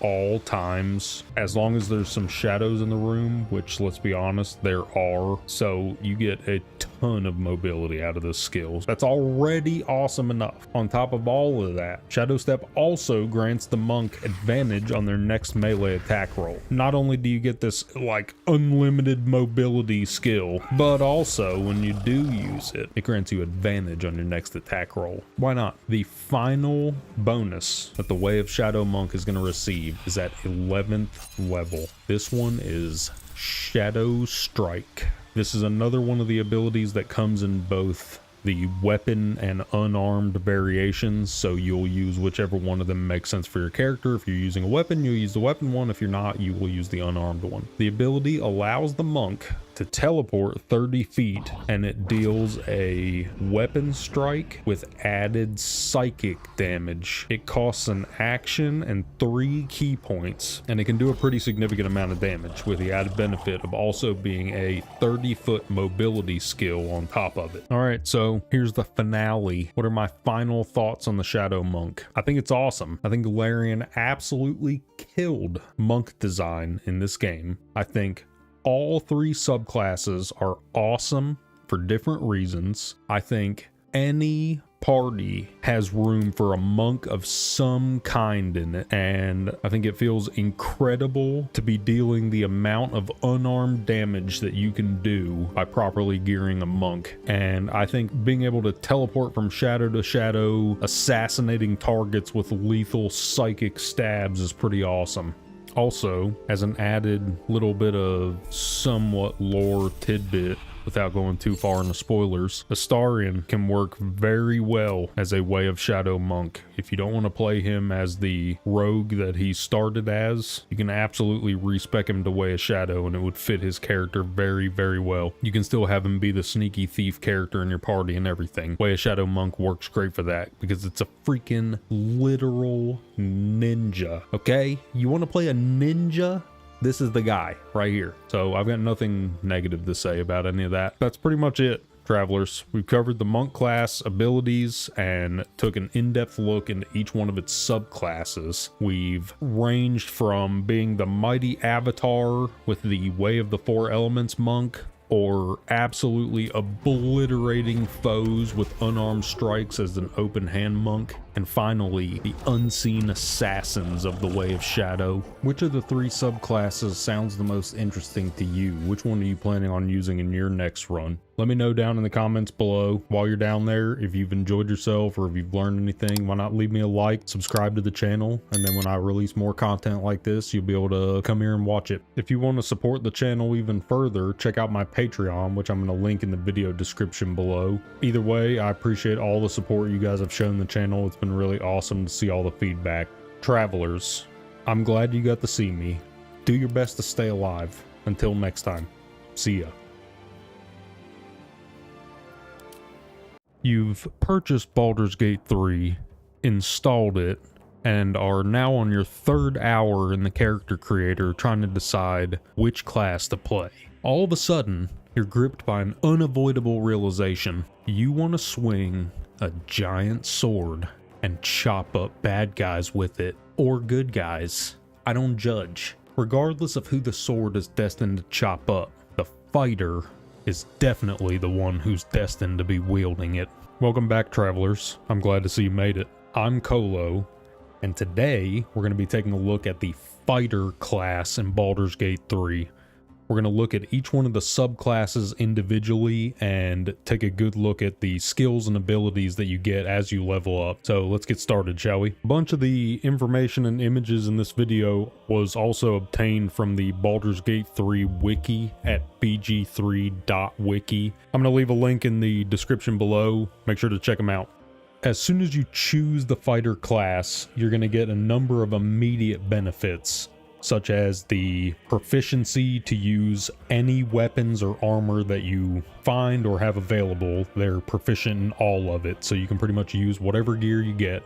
The Second Wind ability, which is a bonus action self-heal that heals a respectable amount of health throughout the game and can be used once per short rest. That's very powerful. And then you'll also be prompted to choose a fighting style. The options for the fighting styles are archery, which grants you a +2 bonus to ranged weapon attack rolls. And it's important to distinguish here that the attack roll is how accurate it is, not how much damage it does. So this is a +2 bonus to your roll to actually see if you hit somebody. So still great to have, but it's not going to increase the damage that your attacks do. Defense, the next fighting style, grants you a +1 bonus to armor class while you're wearing armor. This is super straightforward, +1 AC buff if your fighter has any armor on, which they almost certainly will, so anybody can benefit from this. The next fighting style is dueling. This one is a +2 bonus to the damage rolls when using a one-hander and no offhand weapon. You do still get this bonus if you're using a shield in your offhand, you just can't be using another weapon. So if you're planning on playing with a rapier and an empty offhand, or some kind of one-handed weapon and a shield, this is a very strong option. This is the opposite of what I said about the archery fighting style. This one is a +2 bonus to the damage rolls, not the attack roll to see if it hits. Say you're swinging a weapon that hits for 10, +2 bonus to that is 20% extra damage. This ends up being quite a bit extra damage you do, so it's a good one to have. The next fighting style, great weapon fighting, is also incredibly good. When you roll a 1 or 2 on a damage die for a two-handed melee weapon, you get to re-roll the die once. So think about it this way. You're swinging around a giant weapon. It's already hard enough to hit people with because it's so huge and unwieldy, and you manage to hit somebody with it, and then you go to deal damage and you roll a 1. So you're swinging a freaking school bus around, you hit somebody and deal 1 damage to them. That sucks. That's not fun. So this right here will re-roll that, and you may end up hitting for 10 or 12 damage instead, like you should have. It's really good to have. Anything that'll re-roll a bad roll for you is fantastic. The next fighting style is strange. It can be good under the correct circumstances, but you pretty much have to change up how you play the game to revolve around this fighting style if you want to min-max how you use it. The fighting style I'm discussing is protection, and here's what it actually says. When you have a shield equipped, if an enemy that you can see attacks one of your allies while you're within 5 feet of them, the ally, you can impose disadvantage on the attack. So basically you're deflecting an attack against one of your allies. So this can be really powerful. It's imposing disadvantage on an enemy's attacks is very good. Disadvantage means they have to roll the die twice and then take the lower of the two numbers. So if one of the rolls passes and the other one fails, the attack fails. It's great, but you have to be really close to the ally. 5 feet is not that far in this game. You have to be like standing on top of them to be able to use this ability. And like I said, if you're not like actually planning and playing around it, it's difficult to make enough use of it to justify taking this over one of the other ones. The final fighting style is 2-weapon fighting. When you make an offhand attack, you can add your ability modifier to the damage of the attack. This is a big damage buff to anybody that's planning on playing a dual-wielding fighter character. You will definitely want to take 2-weapon fighting 100%. This adds a ton of damage. One thing that I have read is that offhand attacks with hand crossbows already add your dexterity modifier to the damage. So this fighting style is not necessary to use if you're planning on playing that way. But if you're planning on dual wielding melee weapons and, you know, being the guy with heavy armor and 2 swords standing up there fighting, 2-weapon fighting absolutely needs to be one of the fighting styles you choose. As you can tell, each one of these fighting styles can potentially have a very big impact on the gameplay of your actual character. So, like I said, if you want to be swinging that big sword we were talking about at the beginning of the video, great weapon fighting is the amazing choice because it'll end up causing a ton of extra damage passively. So you can get back to chopping up kids or whatever it is you do in your free time. Alternatively, the protection fighting style sets your guy up to be like a tanky protector style of character where you can mitigate some of the damage that your teammates take as long as you guys stick together and everything. It's a cool role play thing, but it's just difficult to pull off in the game. Somebody in the comments right now is probably blowing me up about how protection is the best fighting style, and I probably am wrong, but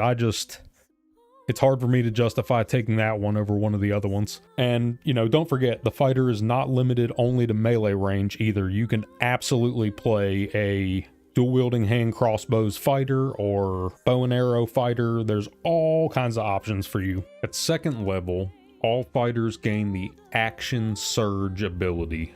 This thing is a friggin' monster. Once per short rest, you can use Action Surge to immediately grant your fighter another action for that turn. That already sounds broken right now at level 2, and just wait until you see what a fighter ends up being able to do with 1 action point later on. This thing gets gross. When you reach 3rd level, you'll be charged with one of the most important choices you're going to make for this character. You see, the fighter has 3 available subclasses: the Battle Master, the Eldritch Knight, and the Champion. And this is the level where you have to make the decision. Which route are you going to go? Each of these subclasses is going to gain unique bonuses and abilities that are going to drastically change your play style. So we're going to take a deeper look into each one of these after I go through the list of levels that each one of them shares in common. So we'll get all the normal fighter levels out of the way, and then we'll come back and do a deep dive into each one of the subclass specific things. That way it's much easier to understand what each one's giving you. At 4th level, you'll receive a feat, and as always, ability improvement is always a good choice to get your main stats maxed out, but there's a number of actual feats depending on what type of weapons and armor your character is using that you can make pretty good use of with a fighter. The Polearm Master, Savage Attacker, Great Weapon Master, and Dual Wielder feats are all really good for certain fighter play styles. Just take a look at the feats list when you're going through this and see if anything sounds good. If it sounds like it would be good for your character, it probably is. 5th level is huge for fighters. This is when you get the extra attack ability, and you're about to start to see what I was talking about earlier with the action point thing. The extra attack ability allows you to attack twice per action point per turn. So when you swing your sword to do your first attack, you can just attack again for free, and you can already see how that's just doubled your fighter's potential damage per turn. Just wait. 6th level for fighters is going to grant you another feat. This is a fighter unique thing. Every other class in the game only gets feats at 4th, 8th, and 12th levels for a maximum of 3 feats. The fighter gets this extra one at 6th level for a maximum of 4 feats, because you still get the other 3 also. Pretty awesome. Feats are very good, and the fighter can get 4 of them. 7th level is going to be purely subclass specific stuff. So like I said before, we're going to come back to this. Let's just go through the other levels first, but we'll be coming back to 7th level for sure. 8th level, you're going to get your 3rd feat. So 2 extra feats within 2 levels of each other. Really nice. At 9th level, all fighters are going to gain the Indomitable ability. This will allow you to re-roll a failed saving throw and use the new result once per long rest. Like I said before, anytime that the game will re-roll a bad roll for you, that is an incredible bonus to have, because that can get you out of some really bad situations. So this thing's good, and you get it for free just for hitting 9th level on a fighter. 10th level is the next subclass specific bonus level, so we'll come back to this one here in a second. 11th level, all fighters are going to obtain the improved extra attack ability, and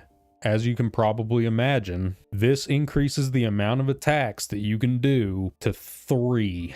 3 attacks per action. And then if you throw haste on top of that, now you've got 2 actions that turn, 6 attacks. And then you've got action surge, and you just got another action back. So now you can do 3 more attacks. It's ridiculous. On a good turn with a fighter, you can clear half the battlefield by yourself. Basically, you're like a whirling tornado of steel across the battlefield, just chopping everyone to pieces. You seriously end up with like an irresponsible amount of attacks per turn on the fighter. You end up being able to do like 1,200 attacks per turn, something like that. That's not the real number, but you'll be doing a ton of attacks. At 12th level, you're going to get your 4th and final feat. Feat levels are always good. All right, so that's all the levels that the 3 subclasses share bonuses for. So let's go back now and revisit the 3 levels where you get subclass specific things that are different.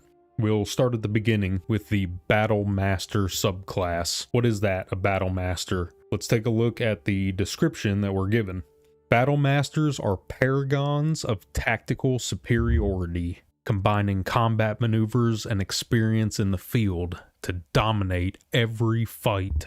That's a fancy way of saying the Battle Master is essentially a person who has trained in different combat techniques and perfected them, which allows them to produce different and more advanced results with their weapon strikes, such as disarming people or knocking them prone or knocking them backwards, stuff like that. We'll see a little bit of that here in a second. When you first select the subclass at 3rd level, you will be granted 4 superiority dice. These dice are D8s, which means they're 8-sided dice.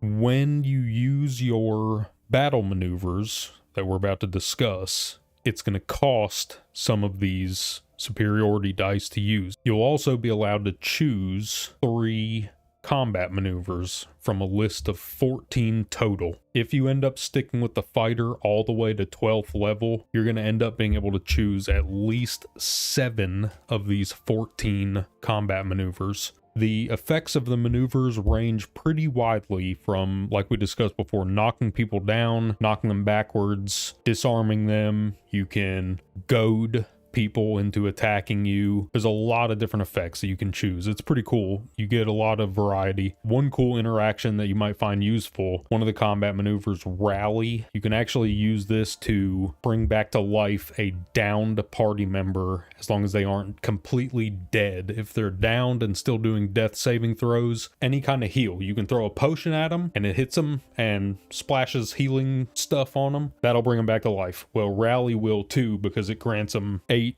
temporary hit points, so it'll res them. Like I said before, you can just throw a potion, but sometimes you can't. Sometimes you don't have a potion on you, or sometimes the arc of the throw is going to hit the ceiling of the building you're in or whatever and won't let you throw it. So it's just something to know that you have available. At 7th level, the Battle Master is going to get a 5th superiority die, as well as 2 more combat maneuvers that you get to choose from that list. Pick 2 more that sound cool that you can make use of, and now you have 1 additional use per short rest, so not a bad level. And then finally, at 10th level, you're going to receive 2 more combat maneuvers, so that brings us up to 7 out of 14 total. And more importantly, the superiority dice that you've been using for these combat maneuvers are going to get upgraded from being D8s to being D10s. So now all the superiority dice rolls you have the potential to do even more damage or, you know, higher effects. Pretty good buff. So all in all, you can't go wrong with a Battle Master. You get 14 million attacks per turn like every other fighter, and the attacks are fancier than theirs because you get to put some flourish behind it and knock somebody off their feet, knock them prone, and then slap the weapon out of their hand and smack them on the head and they go flying 15 feet away. You can do all kinds of crazy stuff. So if you were wanting to play a character that gives their weapons names and knows them inside and out like an extension of their own body, the Battle Master is your subclass for sure. Next up, we're going to head back to 3rd level again, and this time we're going to discuss the more arcane focused fighter, the Eldritch Knight. The description of this subclass is as follows. Eldritch Knights study magic to supplement their weaponry, allowing them to overcome resistance from the toughest foes. Sounds pretty sweet, but what does that actually mean? Let's take a look. When you first choose the subclass, you're going to be granted 2 level 1 spell slots, 2 cantrips, and you're going to be allowed to choose 1 spell from the Eldritch Knight spell list and 1 spell from the Wizard's entire spell list. Now, what's the difference between those 2 spell lists? The Wizard spell list is much bigger. You get access to all of the level 1 wizard spells. The Eldritch Knight spell list is the same list, but it's only the abjuration and evocation spells from the list. All the rest of the schools of magic are not there. You also get the Weapon Bond ability, which is going to cast a buff on your main hand weapon that lasts until long rest. This buff is going to make it to where your weapon is impossible to disarm from your character's hand, and if you throw it, it automatically comes back to your hand. So think of like Thor's hammer or Kratos' axe. You throw it and it comes back. Pretty good. This also opens up potential cool throwing builds where, like, if you have a really good throwing weapon, the ability to have that weapon just come back to your hand can drive an entire build. It's pretty good. 7th level is going to grant you 1 more level 1 spell slot, as well as 2 level 2 spell slots. You're also going to be able to choose 2 more Eldritch Knight spells, and the list of options now includes your level 2 spells also, so you'll have more choices than last time. You'll also gain the War Magic ability. This is a passive bonus that allows you to make a weapon attack as a bonus action after casting a cantrip. This is the beginning of a gameplay loop of mix and matching spell casting and weapon attacks together to grant bonuses to each other, and it's a pretty cool way to play the game. At 8th level, on top of the feat that everybody else gets, you as an Eldritch Knight will also be allowed to choose a single spell from the level 2 wizard spell list. So you get all the choices again from the wizard's list. There are some very powerful options here that are definitely worth pointing out. Mirror Image is a very strong spell, increases your armor class by 3 per mirror image, and it summons 3 of them. So you get a +9 to your AC right off the bat. Every time an attack misses the character that cast mirror image, one of the images goes away. So the second attack, you're going to have +6 to your AC. The third attack, you'll have +3. And then finally, the buff will wear off. Really good spell. Misty Step is also absolutely worth talking about. Being able to teleport across the room is super strong. Any kind of mobility increase or movement ability like this, especially a teleport where you don't actually move through things like dangerous terrain, is fantastic. In a tactical game like Baldur's Gate 3, movement is king. The more movement you have, the better off you are. So this is a really good spell. I'd definitely recommend at least considering it. At 10th level, you're going to gain another level 2 spell slot, one more Eldritch Knight spell, and the Eldritch Strike passive ability. This is kind of a continuation of that idea I mentioned before. This one is going to cause your weapon strikes to grant the target disadvantage on its next saving throw against the next spell you cast, as long as you do it before the end of your next turn. That's super confusing. What does that mean? You hit somebody with your weapon, and then as long as next turn you cast a spell at them, they have disadvantage on the saving throw against that spell. There you go. Boom. So this plays into that loop of weaving spell casts and melee attacks together. Pretty cool idea. At 11th level, you're going to be allowed to choose one more spell from the Eldritch Knight spell list. And then, you get the normal 12th level feat like everybody else. In summary, as an Eldritch Knight, you don't get access to a massive amount of spells, and you're definitely not going to be like a full spellcaster. You're just not going to be able to fill that role, but you can absolutely pick which spells you take strategically and use the magic to supplement your weaknesses in physical combat and stuff like that, and you can absolutely have a nightmare of a character here. I like to think about Eldritch Knights as kind of like a Darth Vader style of character. Like, you're there with a weapon. This is it. This is my weapon right here. This is what I'm going to kill you with. But if I need to thunder wave and blast you backwards a couple of feet, I've got that too. If I need to misty step across the room and teleport right behind you because you're trying to run away, boom, I've got that available too. You're like this creeping wall of steel and magic that they just can't get away from. It's cool. Am I crazy for thinking about it like this? I don't know. I'm probably looking too far into it. Let me know in the comments. How do you like playing your Eldritch Knights? How do you imagine that character RPing? If you're enjoying yourself, also, if you've learned anything, leave me a like down below, leave me a comment, subscribe to the channel, come hang out. Let's rewind back to 3rd level one more time. And this time, we're going to look at the 3rd and final fighter subclass, the Champion. The description reads, you approach the complex problems posed by combat with one distinctly effective solution.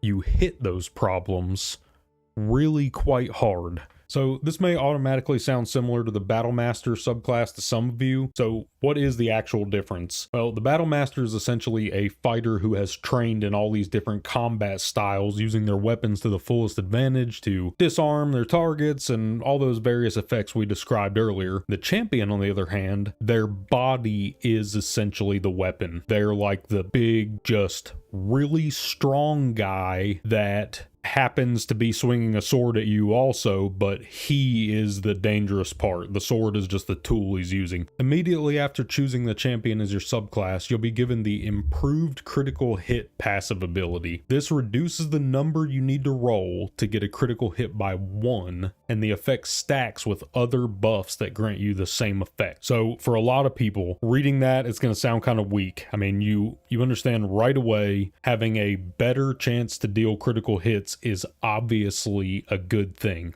but how good is this really? Well, let's look into what a critical hit in Baldur's Gate 3 actually is. When a character performs an attack roll against another character, you roll a 20-sided die. When you roll a 20, it results in a critical hit. The damage roll for a crit will be done with double the normal amount of damage dice. So, for instance, just using round numbers, if you swung a weapon and it had 1 to 10 as its damage range, on a crit you would throw double the amount of dice, so the range would be 2 to 20 for the damage potential. So this sounds pretty straightforward. You roll a 20 on your attack, you deal possibly double damage. So why is reducing the number by 1 such a big deal? Let's do some math. Rolling a 20 on a 20-sided die is a 5% chance, 1 in 20. So that means every time you roll an attack roll, you have a 5% built-in chance to perform a critical hit under normal circumstances. Reducing the required number by 1 means that a roll of either 19 or 20 will result in a critical hit. So you've doubled your crit chance to 2 out of 20 or 10% now. Each time you reduce that number by another 1, it increases your crit chance by 5%. So that is insanely strong, especially for just choosing the subclass. Like, you get this bonus right away. It's super strong. At 7th level, the champion fighter gets 2 passive buffs. You get the Remarkable Athlete Jump ability, which will passively increase your jump distance by 10 feet. So that's good. Like I said, more mobility is always good. And you'll also get the Remarkable Athlete Proficiency ability. This one's more unique. It allows you to add half of your proficiency bonus to any strength, dexterity, or constitution check that you aren't proficient in. This just further reinforces the fact that the champion fighter is essentially like their body is the weapon. They're really good at everything that's physical. They're the jock character that just is really good at being strong and being coordinated, and he's also swinging a sword into your head wearing heavy armor. 10th level will grant the champion their final unique upgrade. They will be allowed to choose 1 additional fighting style from the list we saw at the very beginning of this video. So if you went with 2-weapon fighting at the beginning, now you can take defense or archery if you want to use a bow also while you're using your 2 weapons. Whatever you want to do, you get a choice of another fighting style to help, mold your character's identity. To recap this final subclass a little bit, it's not necessarily as flashy or fancy as the other 2 subclasses when it comes to, you don't have combat maneuvers to perform, you don't have spells to cast. As a champion fighter, your bar actually looks pretty empty, like there's not that much stuff to do. And it's not there to be fancy. You're there to do a ton of damage. You take your 47 billion attacks per turn and you do twice as many crits as the other fighters do. And then if you find gear pieces that increase that anymore, even more crits. You're throwing crits left and right. So you can put out quite a bit of damage.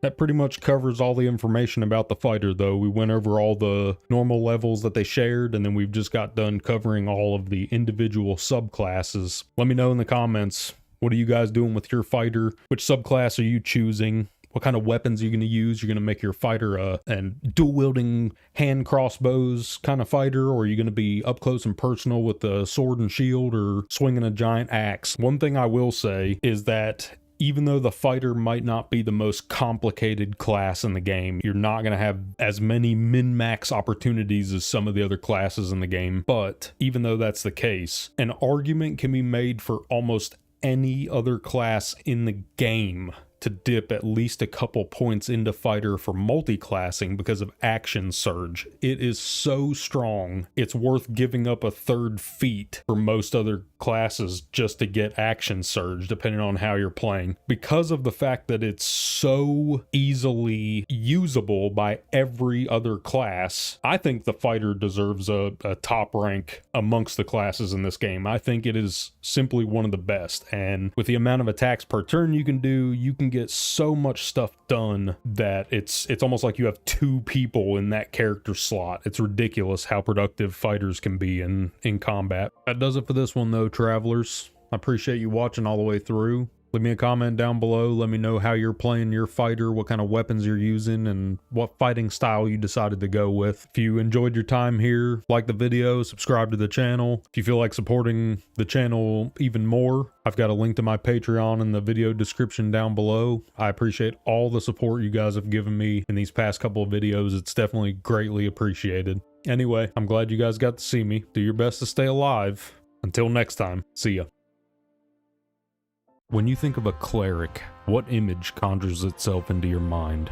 Is it the image of a priest-like character, using holy magic to inspire and heal their allies, perhaps? What if I told you that there was much more to the cleric than that? Stick around. I'm going to show you the cleric in a brand new light, and together we'll find out how versatile they really are. Welcome back, travelers. I'm glad to see you made it. I'm Colo, and today we're going to be taking a look at the Cleric class in Baldur's Gate 3. We'll be going in depth into their subclasses, their spells and abilities with a little bit of lore to spice things up. Some of the information and images in this video did come from the Baldur's Gate 3 wiki at bg3.wiki. Those guys do a great job collecting and organizing information. It's a really easy to use wiki setup. Highly recommend checking them out. I'm going to leave a link in the video description below, but definitely give them a look. So let's get into it. Firstly, I want to cover some information about creating a cleric as a custom character, but we will definitely discuss Shadowheart as well, because a lot of people are going to use Shadowheart as their group's cleric. It's what I did, it's what most people are going to do, so we'll cover both. When creating a custom character, you can pick whatever race you want. If you want to play as a halfling cleric, do it. If you want to play as a tiefling cleric, nothing's stopping you. However, there are bonuses that you can get if you choose certain races. If we take a look at the Githyanki cleric, they are granted proficiency with great swords, long swords, and short swords just because of their previous past growing up with the Githyanki. They're all trained in combat like that, so they know how to use a sword. Shadowheart, on the other hand, being a half-elf, was given proficiency with pikes, spears, halberds, and glaives for her racial weapon proficiencies. Wood elf clerics and half wood elf clerics would have bonus movement speed, so they'd be able to move further during their turns, so on and so forth. There's benefits and drawbacks to each race. Take a look at all of them, or just pick whichever one you like the looks of the best. Like I said, it's not going to hold you back. Play whatever you like. Clerics are unique when it comes to character creation as well, because when you make a cleric, you get to pick a deity to be a follower of. If you're using Shadowheart as your cleric, her deity's already been chosen, because that's a big part of her personal storyline, her personal quest, so that's already been chosen for you if you're going to use her. Loth Sworn Drow can only choose Loth as their sworn deity, which makes sense because they're Loth Sworn. I would recommend being careful going down that path, because Loth is known for turning her devout followers into these precious creatures whenever they don't live up to her standards. Luckily, this isn't going to happen to you in the game, so you're welcome to worship the Spider Lady if you want, but that's going to be up to you. I am eventually planning on making a video going much more in depth into the gods of this universe and taking a look at each one of them individually. There's definitely some interesting stories to be told, so be sure to subscribe to the channel, hit the bell. That way, whenever I post videos in the future, that you're notified and you can come watch them. Now that we've got our race and deity chosen, now you have to decide which subclass, or domain as they're called, your cleric is going to belong to. Each one of these domains is going to have access to the cleric's entire spell book by the time you get to max level. So each one of these, there's 7 of them, all of them are going to have the same base spell list. And then as you level up, you're going to get domain specific things at certain levels, which will vary drastically. The domain spells you're going to get are always prepared, so you don't have to prepare and unprepare them in your spell book. They're just always available. It definitely opens up the cleric to being able to cover multiple roles in the same group. Let's go through and take a look at each one of the domains individually, and we'll cover the spells and abilities that each one grants you if you decide to go down that route. The first subclass on the list is the Life domain. This is probably the one that fits the image that we talked about at the beginning of the video most closely. This is the healer cleric. They use holy magic to keep their teammates safe and keep their hit points topped off, just like you were probably imagining. When you first choose this domain, you will receive the Disciple of Life ability, which will cause your healing spells to restore a couple extra hit points and passively over time, this ends up adding up to a ridiculous amount of extra healing that gets done. This is a super strong ability overall. You also gain the Cure Wounds and Bless spells as domain spells, and the Life Domain Cleric will also get proficiency with heavy armor, so you can cast spells while wearing heavy armor without having to invest a feat to unlock that proficiency, which is really strong. At second level, each domain is going to receive their first divinity charge, the Turn Undead ability, and also a domain-specific ability that will use channel divinity charges as well. The life domain specifically is going to gain access to the Preserve Life domain action. This is an AoE heal that triggers from your cleric's location, so you can use one of your actions and a channel divinity charge, and it will cause basically an explosion of healing around your cleric that'll heal any allies that are caught within it. It's a very strong skill. If your guys are all close enough together, this will count for a ton of healing, especially since each person that gets healed by that cleric's AoE heal gets bonus healing from the other passive you already have, and there's much more down the line that unlocks to where more effects go off once you heal people. It's crazy. Life clerics are really good healers. They're probably the strongest healers in the game. At third level, every cleric will be granted access to all of the level 2 cleric spells. Like I said, all clerics end up with the same base spell list, as well as 2 domain spells, which are Aid and Lesser Restoration, as long as you're playing the life domain. Pay attention to the fact that Aid can be cast at higher levels if you want to upcast it, and it works on summonable minions, all your party members. So group up everybody in your camp before you cast the spell and give your party a massive amount of maximum HP boost just by casting this one spell where everybody is. A Lesser Restoration cleanse debuffs off of your party members whenever they have them. You won't find nearly as many uses for that as you will Aid, but it's still a good spell to have. Upon reaching 4th level, your cleric will gain access to their first feat. The feat levels are going to be big.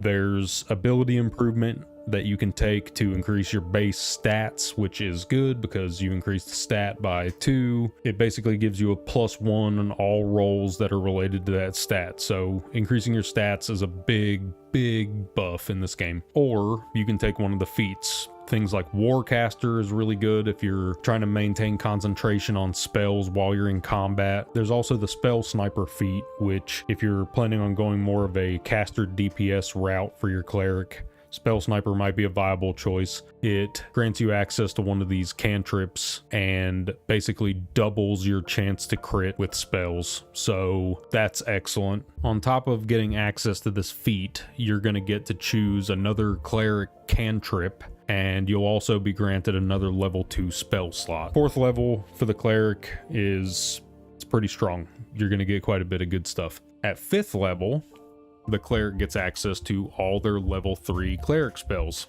as well as the Scaling Cantrips ability, which increases the damage of your cleric cantrips. You'll also get the Destroyed Undead passive ability, which causes successful Turn Undead casts to deal a decent chunk of radiant damage to any targets that actually are affected by the turn. The Life Cleric is also going to get the 2 domain spells, Revivify and Beacon of Hope. Both of these spells are excellent. You're going to be glad you have them on your bar, because Revivify allows you to bring fallen teammates back to life. You click on the target that you're trying to resurrect, you click a destination, and it'll attempt to res that target in that destination. Very strong. Beacon of Hope is a buff that you cast right before you would do like a bunch of party-wide AoE heals or something like that, because what Beacon of Hope does is, instead of having a roll happen where it determines how much healing each spell is going to do, it just instantly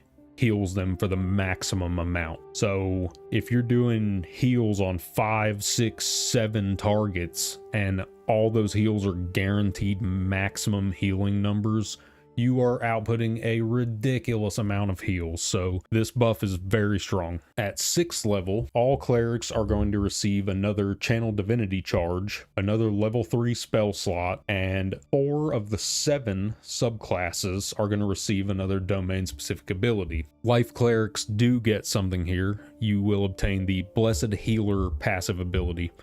This causes the cleric to also be healed for a few hit points every time they heal someone else. This ability right here pretty much makes it to where you never have to specifically target a heal onto your cleric ever again, because they are going to be healing everybody else, and every time they heal somebody else, they get a heal, to the point where the cleric basically never has to be targeted with a heal ever again. At 7th level, your cleric will get access to their level 4 spells, as well as 2 more always prepared domain spells. The Life Cleric gets Guardian of Faith and Death Ward at 7th level. I don't find myself using Death Ward very often. I'm sure someone loves it. It's just not been a spell I've had to use a lot. Guardian of Faith, on the other hand, is incredibly useful. This is basically a little angel that acts as kind of a stationary turret. You'll see a ring around the Guardian that will show you the radius of its attacks, and any enemies that come within that ring or attack somebody in that ring or anything like that, this Guardian is going to react and is going to take a swing at them. It's going to hit these people for 20 damage, I believe, and then it also deals 20 damage to itself.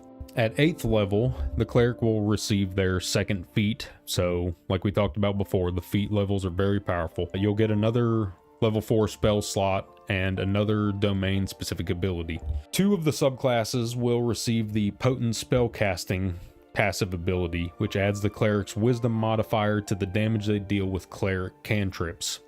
So, more damage added to your cantrips. The other 5 subclasses will receive a Divine Strike ability, which will add damage to your next weapon strike. The type of damage will depend on your cleric's domain. Life clerics specifically get the Divine Strike Radiant ability. Upon reaching 9th level, the Life cleric will gain access to the level 5 cleric spell list, as well as 2 more domain spells. The Life domain spells for 9th level are Greater Restoration and Mass Cure Wounds. Both of these spells are amazing. You're gonna use them both a lot. Put them somewhere on the bar where you can get to them quickly. Greater Restoration is a spell that gets rid of debuffs off your party members, and Mass Cure Wounds is just that. You get to cure a ton of people at once, which is always powerful, and the range on this thing is pretty good. When you get to 10th level, the Life Cleric is going to get another level 5 spell slot, another cantrip, even more cantrip damage scaling, and the Divine Intervention class action. This one's interesting. Pay very close attention to the wording on the spell. You can only use the ability 1 time per character. That's it. Once you click it, it brings up 4 choices. You'll choose which version of the Divine Intervention spell you want to cast, and once you cast that, the ability disappears off your bar forever. You can't use it ever again. This is something you definitely need to think about when you're planning on using it, and potentially, make your choice and use it, or save it for the perfect moment that may never come. That's what I'm doing. The 4 options you get to choose from are: number 1, Sunder the Heretical. AoE damage attack, a 50-foot radius that will potentially deal between 8 and 80 radiant damage to all enemies in the area. It's a big boom that goes off. The second one, Opulent Revival, a 60-foot radius circle around the cleric that will resurrect fallen allies, restore half of their hit points, and restore all nearby allies as though they had long rested. If everybody in your party is dead except the cleric, and you use that ability, you might win a fight that you were getting destroyed in just a second ago. You just have to make sure that your cleric doesn't die first. The third option you have is Arm Thy Servant. This one will place a legendary weapon, the Devotee's Mace, into your cleric's main hand. This mace is a permanent weapon. It's something that you own now. It's in your inventory. You can trade it to your other characters. It doesn't have to be the cleric that uses it. You can sell it to a vendor, whatever you want to do. It's a weapon that's yours now. It's a +3 mace, and it's got a healing aura ability that you can use that is very strong. The final choice is Golden Generosity. This divine intervention causes a chest to spawn in front of your character that contains a bunch of potions, elixirs, and camping supplies. You can get quite a bit of good stuff in this chest, but I'll leave it up to you whether it's worth using your one-time only spell to get some food and potions. Somebody out there is gonna yell at me in the comments about how this is the best one by far. I'm telling you right now, my cleric is never gonna use theirs for this because I would rather hold on to the amazing heal ability and never need it and never use it. But for that one instance where the cleric is the last man standing and you can come in clutch with that huge res and heal everybody, oh my god, that'd be excellent. That's good enough to justify never having this legendary weapon. But I'm gonna tell you a secret. Like I said before, divine intervention can only be used one time per character. So after your characters are 10th level, respec all your characters to clerics, use their divine intervention. You can spawn the mace on each one of them. You can spawn the box of food and potions if you want, and then change that character back to whatever class they were to begin with. And your regular cleric still has their divine intervention available for that other thing. So you can basically have your cake and eat it too if you want. At 11th level, the life cleric gains access to their level 6 spells list, which all clerics will get at this level. The level 6 spells for cleric have some very powerful options available as well. Also note, you can upcast other spells to level 6. At 12th level, all clerics are going to get their final feat. It's not a very exciting level as far as, you know, class specific options, but like I said before, feat levels are always awesome. You're going to be excited to get to this one. All right, so anyway, let's recap the life cleric. You're going to gain access to a ton of bonus passive healing. You're going to get a ton of the healing and debuff cleansing abilities that you need as always prepared versions of spells. So you don't have to worry about putting them on the bar. They're going to be there. If you're looking for a healer, a solid through and through healer, I don't think the life cleric can be beaten in this game. So the second subclass we're going to discuss is the light domain cleric. When you first choose this class, you will be awarded the warding flare ability, which basically will trigger as a reaction whenever your cleric gets attacked. It'll give you the opportunity to use warding flare to set off a blinding flash into the attacker's face, causing disadvantage on the attack and increasing the chances of the attack missing you. You will also gain the 2 domain spells, Burning Hands and Fairy Fire, which are both decent spells, and you'll receive the light cantrip as well. The light domain cleric also does not receive the heavy armor proficiency, so you'll either have to invest a feat point at level 4, 8, or 12 into heavy armor proficiency, or you can just wear clothing or light or medium armor. So you've got options. You don't have to be heavy armor. It's just nice to have if you can get it. At 2nd level, the light cleric will get the normal level 1 spell slot. You get your channel divinity charge. You get turn undead. And they will also be granted the Radiance of the Dawn domain action. This will use an action and a channel divinity charge to cause a 30-foot radius burst of light centered on your cleric. The light will deal damage to any enemies that are in the area, as well as dispel any magical darkness from the area. At 3rd level, you'll gain your level 2 cleric spells, your 2 domain spells, which are Flaming Sphere and Scorching Ray. Both of these spells are very good for different situations. Flaming Sphere is essentially a flaming boulder that you spawn, and you can actually control this thing on its turn like it's a minion. Roll it towards enemies and it'll burn them if they're standing too close to it. You can use it to block off doorways, and there's all different kinds of things you can do with it. Scorching Ray is a very interesting spell because just like Magic Missile, where you cast the spell and it lets you target multiple targets and you can see the little counters ticking up. You get 3 rays if you don't upcast it, that you can choose 3 different targets or put 2 of them on one target, 1 of them on another, or all 3 on one target if you want.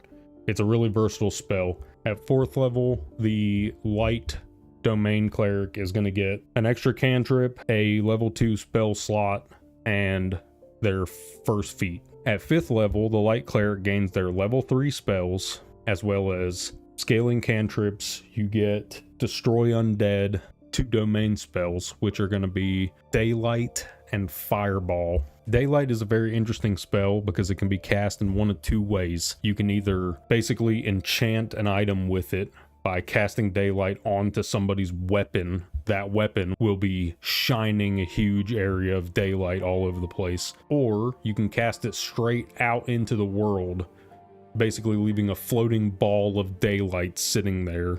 Fireball is much more straightforward. It is a massive exploding ball of fire that you hurl. This will deal crazy collateral damage to your own teammates. Be careful where you're flinging these things, but it's absolutely going to be one of your staple damage abilities. You can upcast it later on to even higher spell slots, dealing way more damage. It's a great spell. You'll be using this forever. At 6th level, the light cleric gets the usual, another level 3 spell slot and channel divinity charge. You also get the improved warding flare domain ability. You got warding flare when you first took the subclass. It's the reaction that lets you impose disadvantage on somebody's attack against you by basically blinding them with a flash of light. Now you can use that on your party members. If they get attacked, you can flash the attacker to impose disadvantage on the attack against that party member. So basically this just makes you more of a team player. Same effect, but now you can use it on your teammates. At 7th level, as usual, you're going to get your level 4 cleric spells, and you will unlock 2 domain spells, which for the light domain are Guardian of Faith and Wall of Fire. So we talked about Guardians of Faith before. It's a very good spell, plenty of uses for it. Wall of Fire can also be very good, but there's some things you should keep in mind when you go to use it. It does an absolutely insane amount of damage if enemies or friendlies have to walk through it for any amount of steps.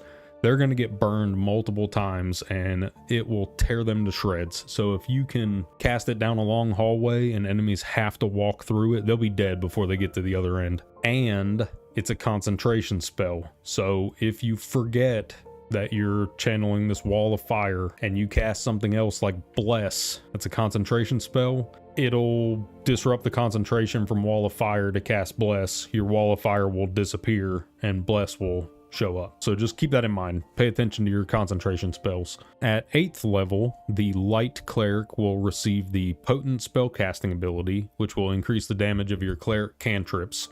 And you'll also get a level 4 spell slot and your second feat. So, like we said before, pick whatever you need. 9th level will grant the level 5 cleric spell list, as well as the 2 domain spells, Destructive Wave and Flame Strike. Both of these are very heavy hitting area of effect spells. Destructive Wave can either be cast as a radiant or necrotic version, so when you go to cast it, you'll have to choose. You click on the spell, it'll bring up 2 choices, a radiant version that does thunder damage and radiant damage, and then there's one that does thunder damage and necrotic damage. So it's a pretty big blast radius around the cleric when you go to cast it. Pretty good sized spell. Flame Strike is a smaller area that you'll pinpoint target. Basically a pillar of radiant fire will blast down and deal strong damage to any enemies that are within that area. At 10th level, as usual, you're going to get your level 5 spell slot. You're going to get a cantrip. You're going to get Divine Intervention. We already covered the 4 choices for Divine Intervention. They're the same for all 7 subclasses. And remember, you only get to cast it once. The 11th and 12th levels will again see you earn your level 6 cleric spells and then a 3rd and final feat. So it's pretty safe to say that the light cleric is very different from the life cleric. You're given far more DPS caster tools. You get fireball, you get wall of fire, you get couple of different things that the life cleric doesn't have access to. If you're interested in playing a cleric as more of like a fire mage, the light cleric is the way to go. The next subclass we're going to talk about is the trickery domain. This is the domain that Shadowheart originally has selected. It makes sense for her character that she would belong to this domain, but you are absolutely able to and probably should change what domain she's a part of on your first playthrough at least, because trickery domain clerics are not bad by any means, but they're much more niche as far as their specialization and the abilities you'll get and everything than some of these other domains are. So overall, you might find another domain to be a better choice, but it's up to you, entirely up to you. You can play with this one, no problem. When you first choose the domain, you will receive Blessing of the Trickster, which is unique. It allows you to grant advantage on stealth checks to somebody else. You can't cast this on the cleric themselves.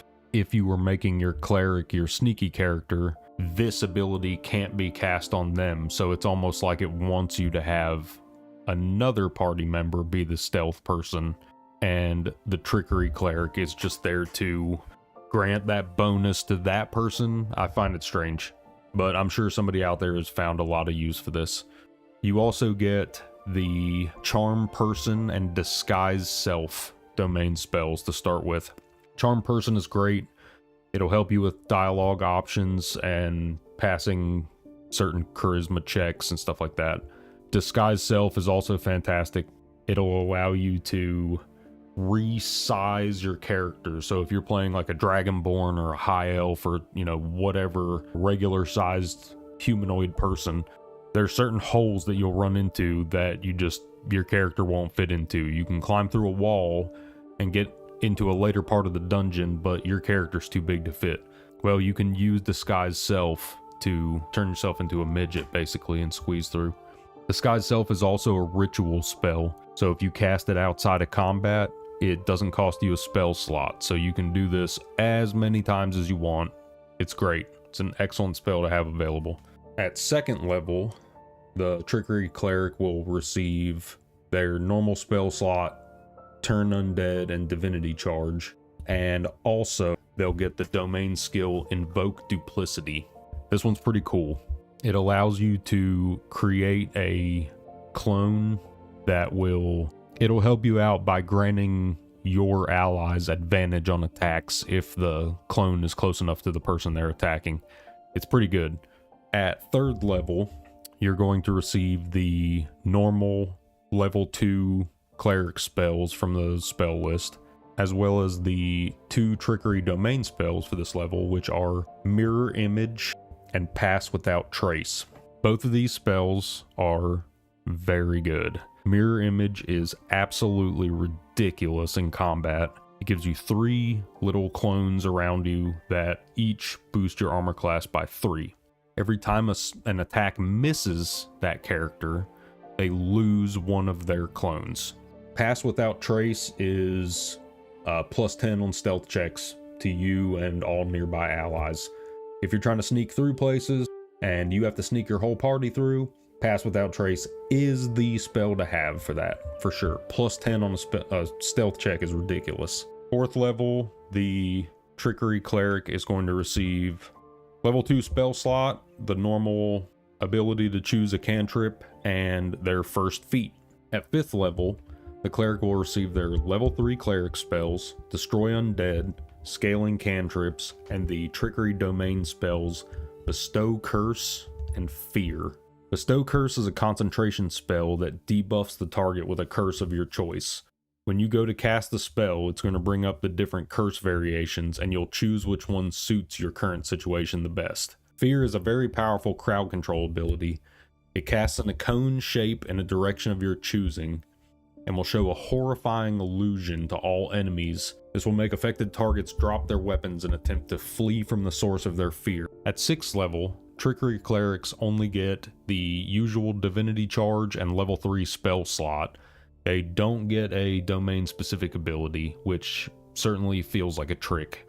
At 7th level, they'll earn their normal level 4 cleric spells, and the trickery domain spells Polymorph and Dimension Door. Polymorph can be cast on a target to turn them into a harmless sheep. This thing doesn't have a lot of health, and if it loses all of its health, it reverts back to the original form with whatever health that form had when you polymorph them. But you can use this to take a dangerous enemy out of the fight for a couple of turns, just have them wandering around the battlefield as a sheep. Anyway, it's great. It's a great ability to have access to. Dimension Door is also a cool one. It's like the Misty Step spell, which is a teleport, except that Dimension Door lets you take a passenger with you, which is really great. Having more mobility is always good. 8th level will see the Trickery Cleric earn their 2nd feat, another level 4 spell slot, and the Divine Strike Nightshade Poison ability. And you guessed it, it adds a bit of poison damage to the hit when you use it. At 9th level, the Trickery Domain Cleric will get their level 5 cleric spells and 2 domain spells, which are Dominate Person and Seeming. Dominate Person is a great spell to not only take an enemy out of the fight, but you actually get them fighting for you for a couple of turns, which is pretty awesome. You can have them do damage to their own allies, which is great. Seeming is essentially the same thing as Disguise Self, except you can cast it on your entire party. Once you cast this on your party, what it's going to do is it's automatically going to pick a different form for each character in your party. But what if you were trying to turn him into a halfling or a gnome so that you could squeeze him through a small area? Well, you can. You can go in here and change your disguise, pick whatever you want. So you're not stuck with what it gives you. It's a pretty good spell. There's plenty of uses for this. At 10th level, the Trickery Cleric will get the normal level 5 spell slot, Scaling Cantrips, choice of another cantrip, and Divine Intervention. Same thing as before. You get your 4 choices, make sure you don't waste it. 11th and 12th levels are just like normal. Everybody's 11th and 12th levels are the same. You get your level 6 spells at 11th level, you get your 3rd and final feat at 12th level, and that's max. So, in summary, it's more of a niche thing. You're looking at more of a shadowy, let's sneak around and do not so nice things kind of character, but they're perfectly viable. You absolutely could leave Shadowheart as a Trickery Cleric the entire time, and she will provide you with still excellent utility and even better open world sneaking utility and stuff like that. So definitely an option to keep in mind. The next subclass we're going to take a look at is the Knowledge Domain Cleric. This one's actually unique in that when you choose it, you don't immediately get a passive ability like you do with the others. Instead, what you get to do is choose 2 skills to gain further proficiency in. If you want your character to be more of a learned scholar type, the Knowledge Cleric is definitely the way to go for this. You'll also get the domain spells Command and Sleep, both of which are excellent early game spells, and Command will still be good later on. Sleep, not so much because it's based on the target's hit points. So it's still usable later on if you whittle down their health, but it's not nearly as good as some of the other crowd control abilities in the game, so it won't last you too long. At 2nd level, Knowledge Clerics will be granted the Knowledge of the Ages domain action. This will cost an action and a Channel Divinity charge, and it will allow you to choose an ability, which is Strength, Dexterity, Wisdom, etc. You're choosing one of the stats, and you'll gain proficiency in all skills that are related to that stat. This lasts until long rest. You can't buff 2 skills at the same time. It will override the first one, so keep that in mind. At 3rd level, the Knowledge Cleric will receive the normal level 2 cleric spells as well as the 2 domain spells, Calm Emotions and Hold Person. Calm Emotions can be used to prevent humanoids in an area from becoming charmed, frightened, or enraged. There's definitely reasons to use it, but it's not going to be one of your go-to spells. Hold Person, on the other hand, is a very good crowd control spell. Be sure to pay attention to the fact that this spell can be upcast. Each level that you upcast it will allow you to attempt to crowd control an additional humanoid target. This spell is super good. You can take 3, 4, 5 people out of a fight by casting this. Attacks against a held target are always critical strikes if the attack is made within a certain distance of the held target. At 4th level, you'll get the normal level 2 spell slot, you get a new cantrip, and you'll get your first feat. At 5th level, knowledge clerics get their level 3 cleric spells, scaling cantrips, the destroy undead ability, and 2 domain spells, which will be the slow and speak with dead spells. Speak with dead is very handy, and I want you to pay attention to the fact that it's a ritual spell, so you can cast this outside of combat without spending a spell slot. It's always great to have some ritual spells on your barb. That being said, I want to talk about slow. This spell might have one of the most hilariously misleading effect descriptions of any ability or skill in the game. It says, and I'm going to read this because I want to directly quote it to you, alter time around up to 6 enemies and slow them. They won't get far, they can't do much, and they're easier to hit. That's the description the game gives you. Now let me tell you what the spell actually does.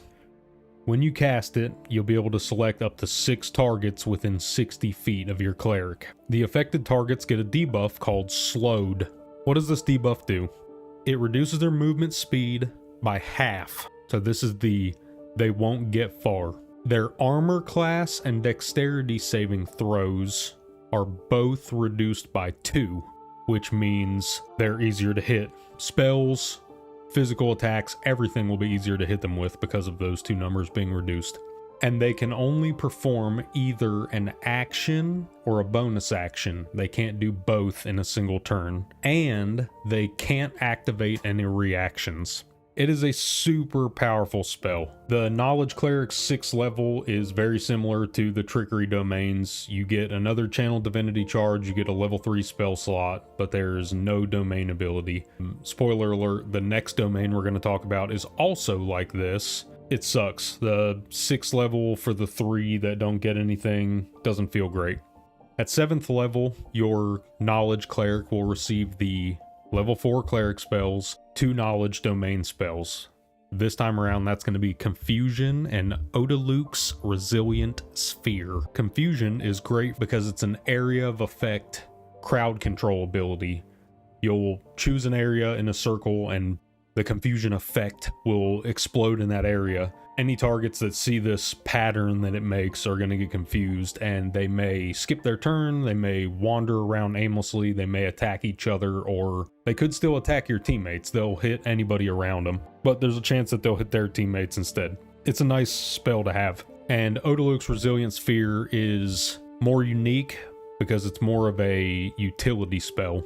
It surrounds the target in a magical barrier that will prevent the person inside from dealing or receiving damage of any kind. They have their movement speed reduced by half while they're inside of this thing, and they can't hurt anybody, and they can't be hurt through this thing. It's interesting. You can use it as a get out of jail free card, cast it on one of your party members, and they can escape at half speed, or you can use it to imprison an enemy in a sphere that they can't attack through.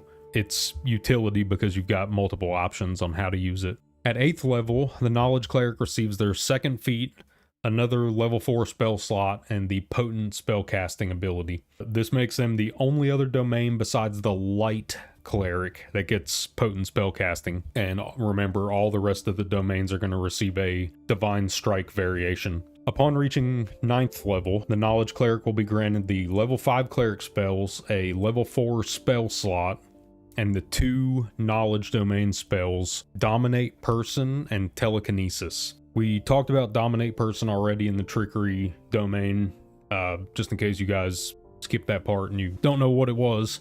It's a decent crowd control ability that you can use to get through some tough spots. Telekinesis is probably exactly what you're imagining it is.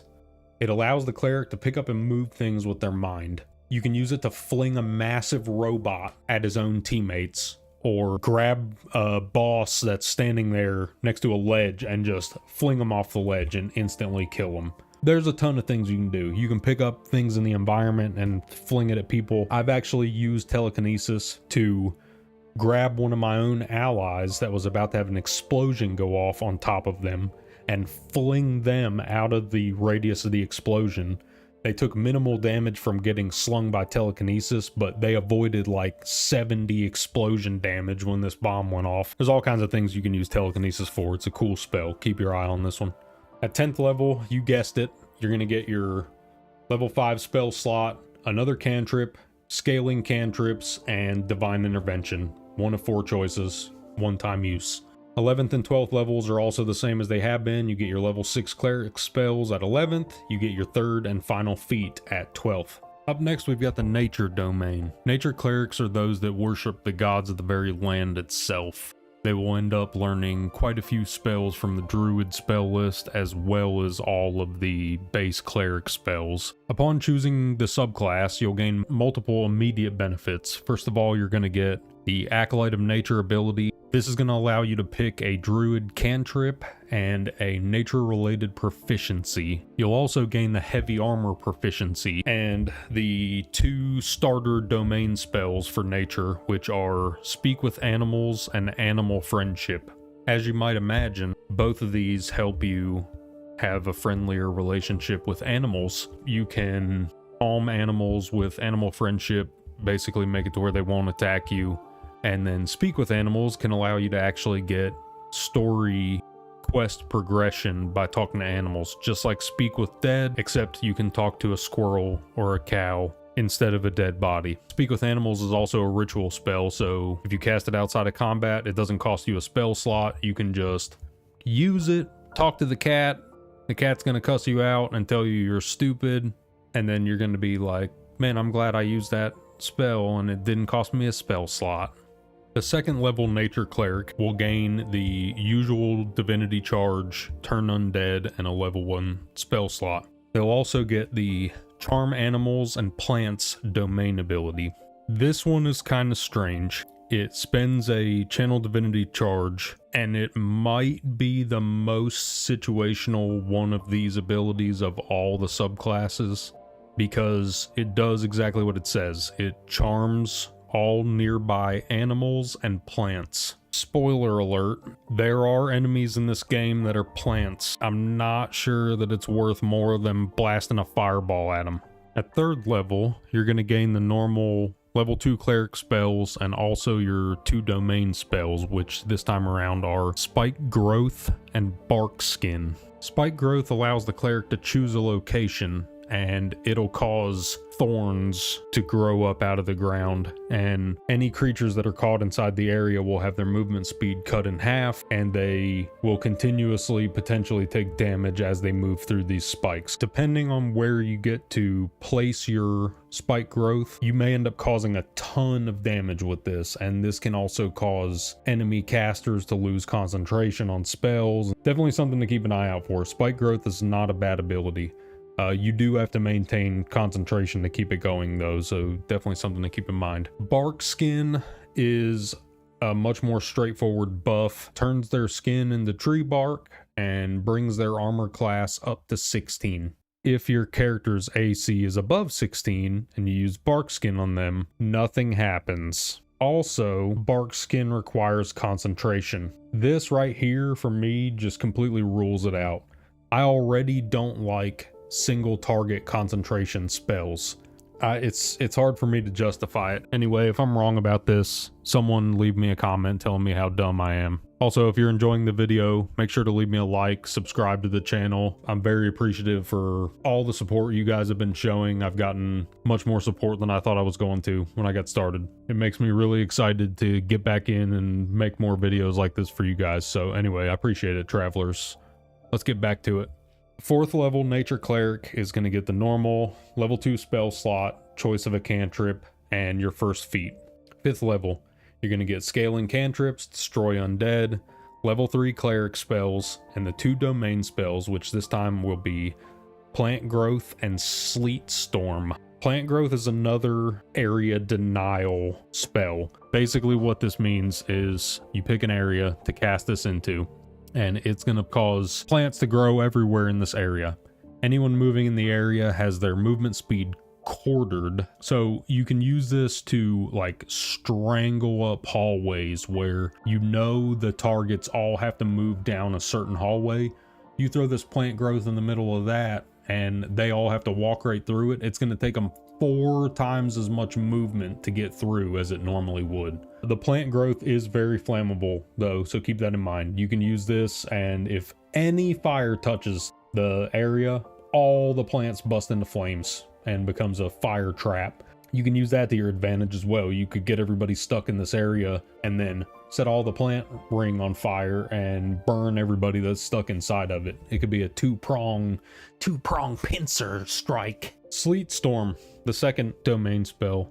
This one's really crazy. It's essentially a concentration spell that exists for the purpose of interrupting other concentration spells. You choose an area once again, except instead of growing plants this time, you'll be blasting down a storm of sleet everywhere. The way it works is that every time the sleet blasts down once per turn, every caster that's concentrating on a spell within that area has to do a saving throw to maintain their concentration, just like they got hit. It also makes an ice surface on the ground, which has the potential to cause those same casters to slip and fall prone.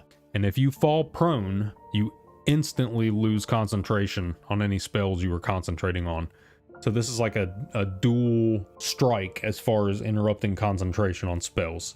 Definitely a good spell to have. At 6th level, you will get your level 3 spell slot, your Channel Divinity charge, and for the final time, thankfully, nothing else from the domain side. So it sucks, but that's the way it is. 7th level, Nature Cleric. You get level 4 Cleric spells. You get your 2 domain spells.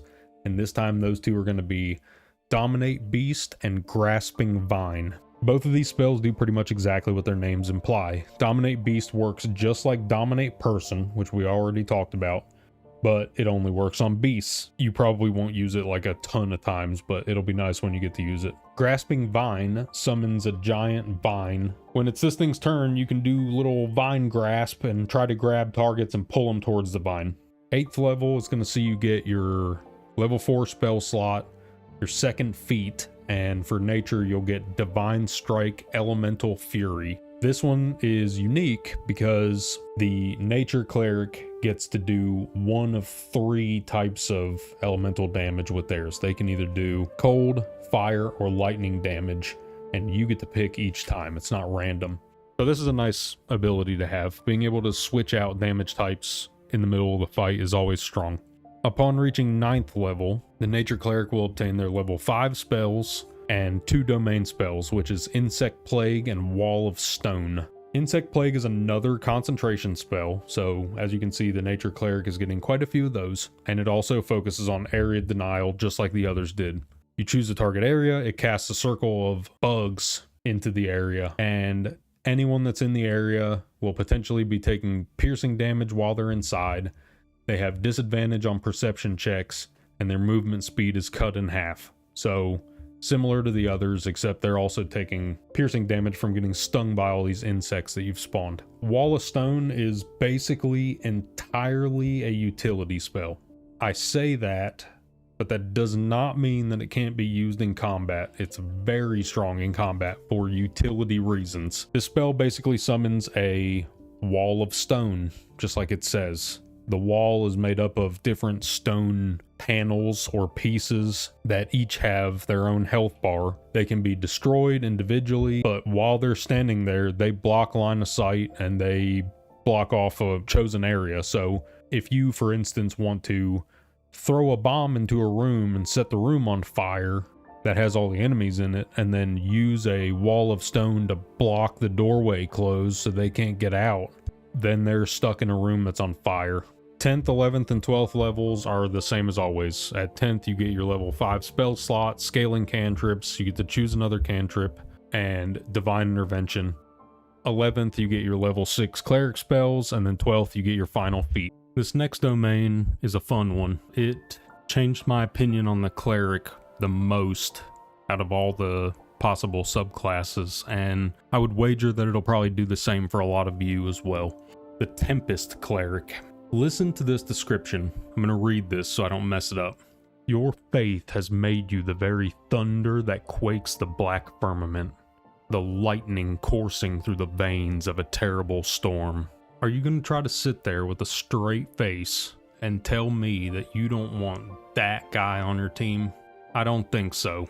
When you first choose the Tempest domain, you're going to be granted the Wrath of the Storm domain ability. This allows you to use a reaction when someone attacks you to retaliate against their attack with either thunder or lightning damage. You will also gain martial weapons proficiency and heavy armor proficiency. You can be a thunder and lightning knight.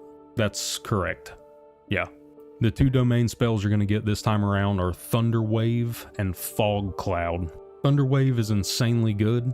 You use this to deal minor thunder damage to targets in a very small area in front of you. And it has the opportunity to blast your targets right off a cliff and instantly kill them. So that's why that spell is super great. Fog Cloud is also a fantastic spell. This one probably doesn't get nearly enough attention. In combat, it's great. You select an area, you spawn a huge dense cloud of fog, and it blinds and heavily obscures everybody that's inside of it. So you can cast this onto your enemies to blind them, to make them have to move out of the area because they can't attack very far. They can't attack out of the area because they're blinded. So you can use it as a area denial crowd control, or for more utility purposes, let's say you're standing in the middle of town and there's a door that you want to lockpick, but everybody and their mother is standing there staring at you. Well, you drop a cloud of fog and your party stands inside of it. None of them can see what you're doing inside there. Your whole party can disappear through the door, and then the fog is still standing there concealing the whole thing, and you get away scot-free. If you need to rob somebody blind right in front of their face, drop fog, walk up, steal whatever you're trying to steal, and get out of there. At second level, Tempest Clerics receive one of the most powerful abilities in the entire game. I promise you that's not an exaggeration either. Firstly, you're going to get the normal stuff, your level 1 spell slot, your divinity charge, and turn undead, all the normal cleric stuff. The real reward here is the domain ability, Destructive Wrath. This thing is a monster. Whenever you deal thunder or lightning damage, it's going to ask you as a reaction, would you like to spend one of your channeled divinity charges to guarantee that that thunder or lightning damage you just did rolls the maximum possible damage? What if it's an area of effect spell that hits multiple targets and you can guarantee that it deals maximum damage to each one? It's absurd how much damage you end up being able to do. At third level, you're going to receive your level 2 cleric spells and the domain spells Shatter and Gust of Wind. Shatter is a nice thunder damage AoE that does more damage against brittle targets, so enemies that are made out of stone. Gust of Wind is also nice. It's sort of like Thunder Wave. Doesn't deal damage, but it pushes targets back, and if you use this spell over top of a cloud that has already been formed, like a cloud of darkness or fog cloud or anything that's a cloud spell, it'll cut a path right through the cloud wherever the wind blasts through, so you can cut yourself a path of safety through poison or darkness or anything dangerous like that. At fourth level, the Tempest Cleric will gain the normal stuff. You get level 1 and 2 spell slots, a new cantrip, and your first feat. The fifth level Tempest Cleric is going to gain level 3 cleric spells, destroy undead, scaling cantrips, and the 2 domain spells, Call Lightning and Sleet Storm. We've already covered Sleet Storm. It's the one that I said was really good at interrupting concentration spells. You cast it and it has a chance to break target's concentration every time it pulses. It also makes ice patches on the ground. Ice patches turn into water patches. Water patches can be electrified, and you're playing the guy that has lightning spells, so it's good. Call Lightning is an interesting spell. There's a few spells like this in the game that you cast it one time, you maintain concentration, and it basically, the spell stays open over to the side as a cantrip, basically. And as long as your character maintains concentration, you can recast the spell every turn without spending another spell slot. You cast this, you pick an area, a lightning bolt strikes down. You maintain concentration, and then next turn you can cast it again, next turn you can cast it again, as long as your concentration doesn't break, and I think it lasts 10 turns. At 6th level, Tempest Clerics get the usual level 3 spell slot and Channel Divinity charge, but they also get a domain ability, finally. The Thunderbolt Strike ability will cause your thunder and lightning damage to push enemies backwards up to 10 feet whenever they get struck. It'll only push enemies up to a certain size, and it doesn't push them super far, but having a caster DPS character that's able to create space between them and enemies is always a strong thing, so this is nice to have. At 7th level, you're going to unlock your level 4 cleric spells, as well as the domain spells Freedom of Movement and Ice Storm. Freedom of Movement is a great buff you can use to prevent your target from being paralyzed or restrained or being slowed by difficult terrain. Ice Storm is a powerful damaging AoE that allows you to capitalize on any wet targets you may be facing, as it doubles the cold damage they take as well. And Ice Storm will leave another giant ice patch underneath the targets, which has a chance to cause them to slip, become prone, lose concentration, all kinds of good benefits that making your targets slip and slide can give you.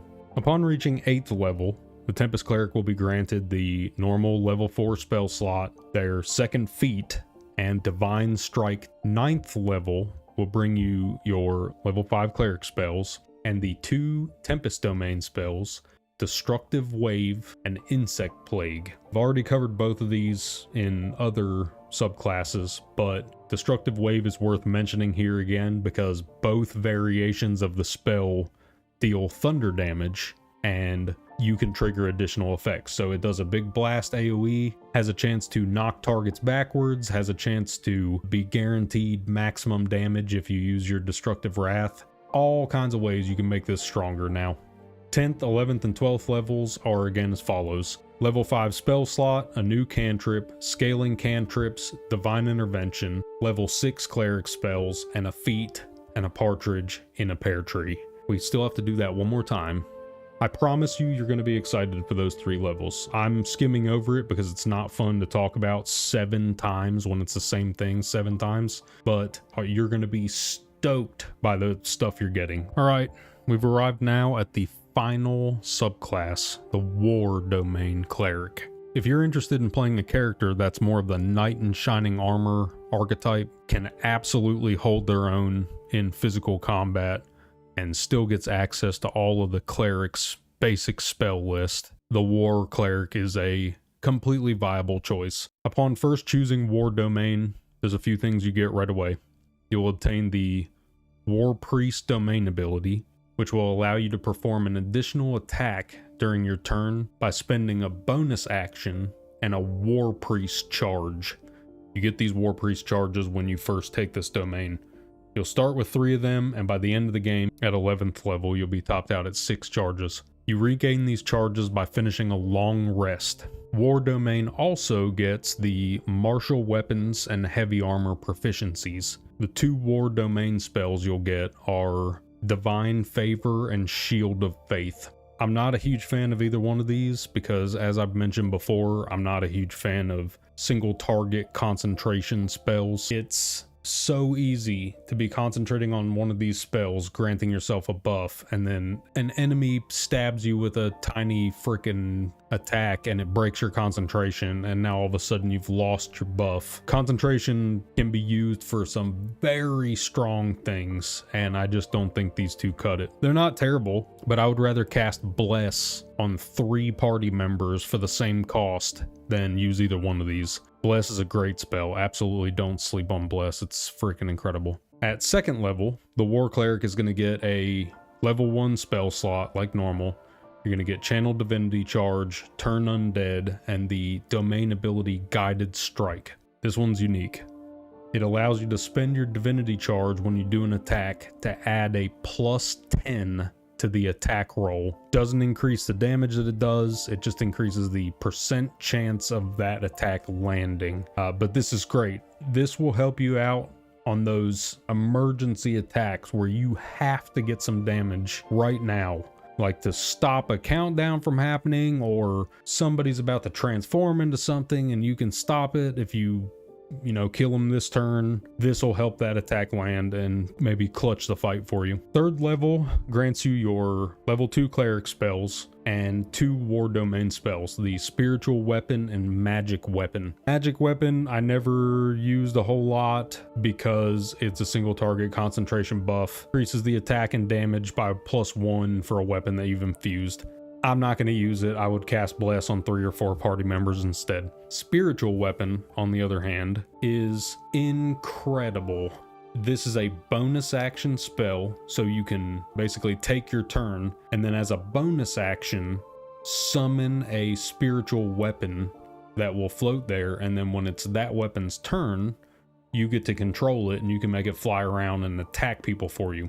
The weapons come with one of 3 abilities, depending on which weapon you summon. Each one of these abilities does something a little bit different.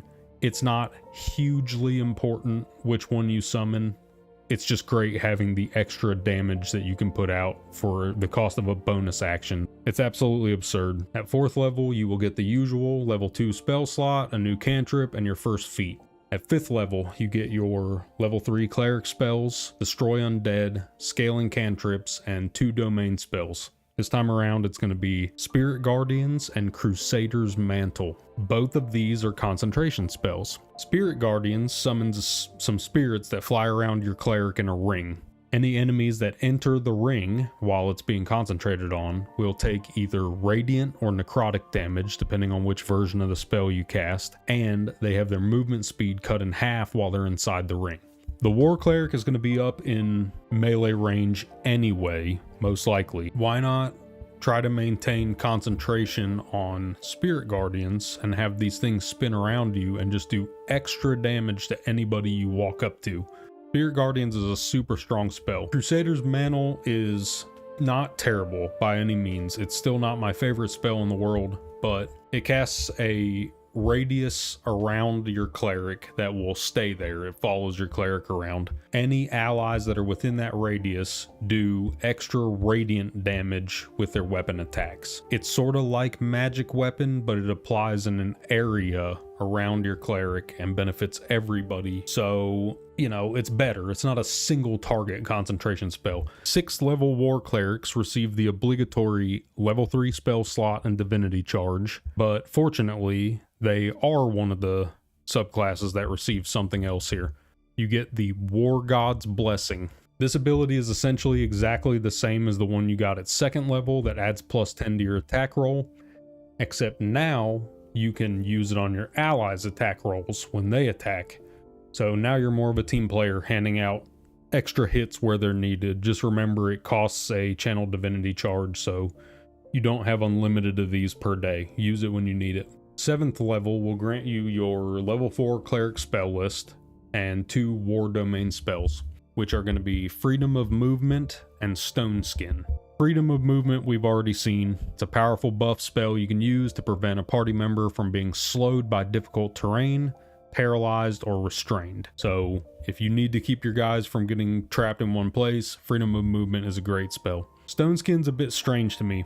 This is a level 4 spell, costs a level 4 spell slot or higher to cast. Requires concentration. You basically have to be in melee range to cast it, and it grants resistance to all bludgeoning, piercing, and slashing damage from non-magical sources. The issue that I have with the spell is that the Blade Ward cantrip that you could have had since level 1 does almost exactly the same thing.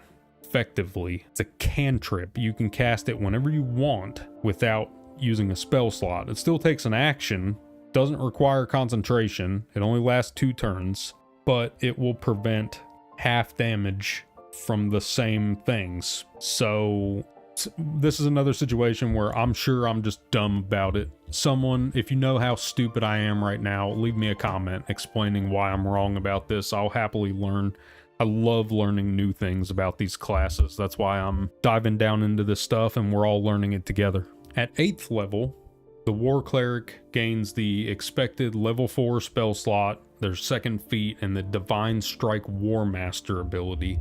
This one is strange because it adds an additional 1d8 physical damage to the strike, and the physical damage type is determined by the damage type of the weapon in your cleric's main hand. 9th level will grant you the level 5 cleric spells, your 2 war domain spells, Flame Strike and Hold Monster. Both of these spells are incredible. Flame Strike we've already looked at. I told you it's the pillar of radiant fire you call down. It does radiant damage and fire damage, and it's a great spell to have. Hold Monster functions essentially the same way as Hold Person does, which we already covered. It's a crowd control ability you can use to basically paralyze somebody, and they're just held there.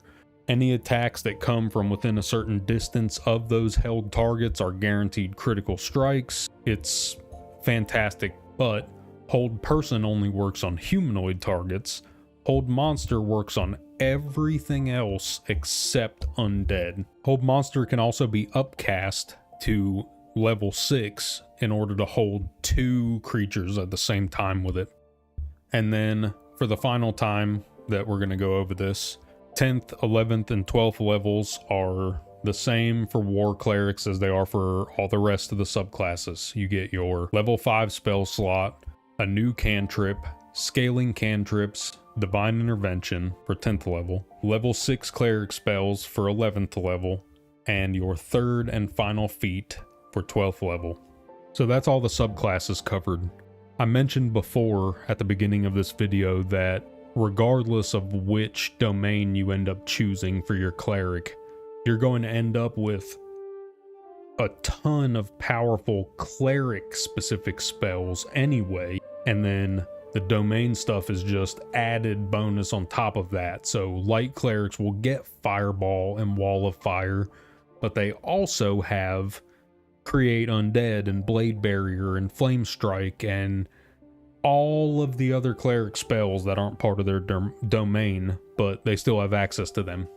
The class definitely has much more versatility than people probably give it credit for. I know it had a lot more than I thought when I first started. So with that being said, do not be afraid at all to make your custom character a cleric and then also run Shadowheart as a cleric. You'll be perfectly fine having 2 clerics in the group. Have right at it. There's plenty of different options. If you do end up playing a cleric, depending on which deity you choose, you and Shadowheart may have some funny dialogue options between the two of you as well, so keep that in mind. If you enjoyed your time here, remember to leave me a like and subscribe to the channel. If you want to support the channel further, check out my Patreon. I've got a link to it in the video description below. But I appreciate all of you watching. The support is greatly appreciated. Are you planning on making your main character a cleric, or are you just going to run Shadowheart as the sole lonely cleric in the group? Leave me a comment below and let me know what your plan is. But anyway, travelers, that's the end of the video. I appreciate you watching it all. I'm glad you got to see me, and do your best to stay alive. Until next time. See ya. Whether you're a professor at a university of magic, teaching your students profound lessons in the arcane, or a grizzled battle mage, hurling fireballs across countless battlefields, if the study and pursuit of magical knowledge is what drives you, the mighty wizard is your perfect class. Welcome back, travelers. I'm glad to see you made it. I'm Kolo, and today we're going to take a look at the lore and abilities of the wizard class in Baldur's Gate 3, as well as a few comparisons to its D&D 5th edition counterpart, just for a bit of added fun. Wizards are unique amongst the spellcasters in Baldur's Gate 3 in that their main casting ability is intelligence, with the other caster classes using either wisdom or charisma to determine the accuracy and damage of their spells. This is something you'll need to keep in mind for the purposes of keying, as well as multi-classing, should you decide to do so. At 4th, 8th, and 12th level, you'll be able to select a feat for your wizard. Ability improvement is always a solid choice, as it will allow you to bump up your intelligence modifier even higher for higher damage rolls and higher spell save DC. This will make your enemies have a harder time avoiding the effects of your spells. There are a few feats that are worth looking into, however. These include Spell Sniper, which grants you access to another cantrip and doubles your chance to land a critical hit with spells. Warcaster, which makes you much less likely to have your concentration broken during combat when you're concentrating on important spells. And even Dual Wielder can be used for some interesting builds, as it will allow you to use 2 staves at the same time, gaining the bonuses of both, as well as a +1 to your armor class just for dual wielding. At first level, your wizard will have access to only level 1 spells, and every 2 wizard levels will gain access to spells that are 1 level higher, as well as spell slots with which to cast them. So when you reach wizard level 3, you'll unlock your level 2 spells. At 5th wizard level, you'll unlock your level 3 spells, and so on. 11th wizard level is the final spell level unlock, granting you your level 6 spells. These spells are extremely powerful, and can easily turn the tides of battle in your favor if used correctly. As your wizard gains levels, you'll also be able to choose 2 spells per level from the wizard spell list. Alternatively, as you explore and loot chests and bookshelves along your journey, you will undoubtedly find scrolls and books that contain magical spells inked upon their pages. Any adventurer can read these spells from the scroll and cast the associated spell, but what if I told you there was a better way to utilize these arcane treasures? What if you could permanently learn the spell from the scroll rather than consuming it for a single use? This is where the wizard's spell book comes in. While you do still have the option to use the spell scrolls as single-use items, you can also open the spellbook menu by clicking this button in the character skills menu. This will show you a list of spells that your wizard doesn't currently know, but that your party is currently carrying in scroll form. By checking the box next to a desired spell, you can pay a small amount of gold and permanently add the spell to your list of known spells. You'll then be able to prepare and use the spell just as you would any other you've learned through leveling up.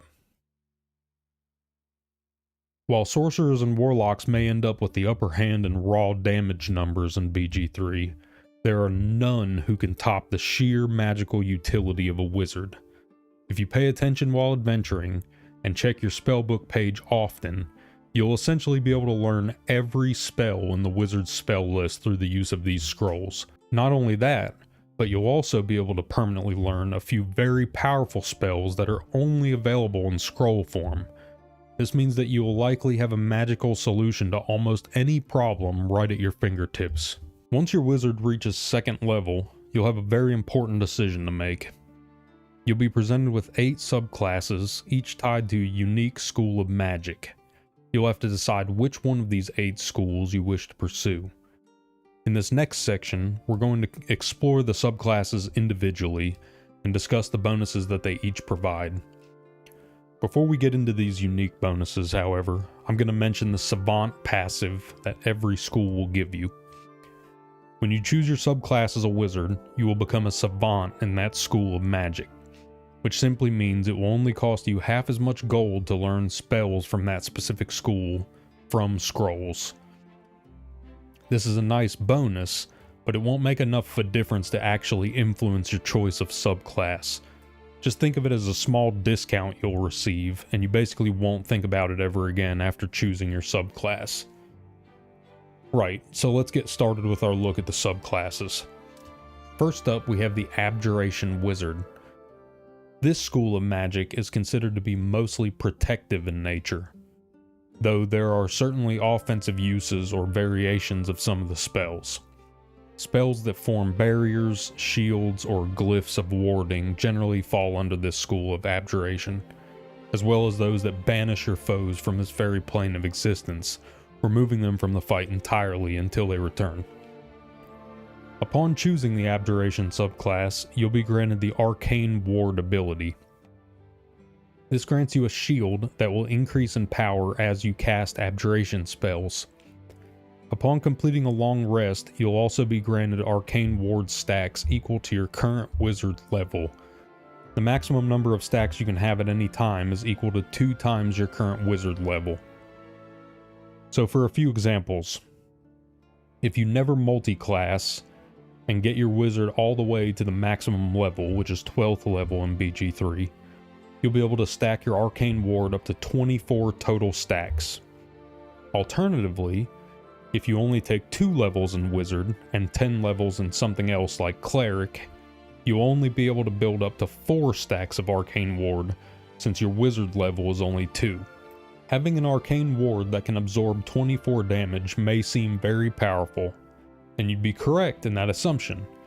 But what if I told you that it was even better than you might be imagining? Upon first reading the ability, you'd be forgiven for thinking that your arcane ward would simply act as a shield that absorbed a certain amount of damage and was depleted by the same amount of stacks. But that isn't how it works. Your arcane ward stacks will only decrease by 1 per hit that it absorbs. So for example, I have a situation here where my character was struck for 51 total fire damage, and he had 20 stacks of arcane ward at the time. The ward absorbed 20 damage, and my character took the remaining 31 fire damage. But if we look over here, you can see that he still has 19 stacks of arcane ward remaining. So if he were to get hit again, the next hit would be reduced by 19 damage, and his ward would drop to 18 stacks. The mitigation potential of this ability is insane. At 6th level, the Abjuration Wizard obtains the Projected Ward ability. This is a reaction that you can choose to activate when a nearby ally is about to take damage. It will use your Arcane Ward to reduce the damage of that hit, with any overflow damage still carrying over to the targeted ally. Then, as before, your Arcane Ward will reduce by 1 stack. This allows you to mitigate even more damage for your party should you choose to, and can allow for some very clutch saves if the enemies are harassing a party member too much. At 10th level, the Abjuration Wizard will obtain the Improved Abjuration ability. This will grant your Arcane Ward stacks equal to your current wizard level whenever you complete a short rest. You already gain stacks equal to your wizard level on long rests, but now you can use short rests to stack your ward even higher. The next subclass we're going to discuss will be the School of Evocation Wizard. The spells in this school are generally of a more destructive nature, such as hurling explosive fireballs or calling down frigid ice storms to damage and destabilize your foes. Upon first choosing the Evocation subclass, you'll be granted the Sculpt Spells ability. This allows the evoker to create pockets of safety within their evocation spells, protecting their allies from the negative effects and damage of those spells.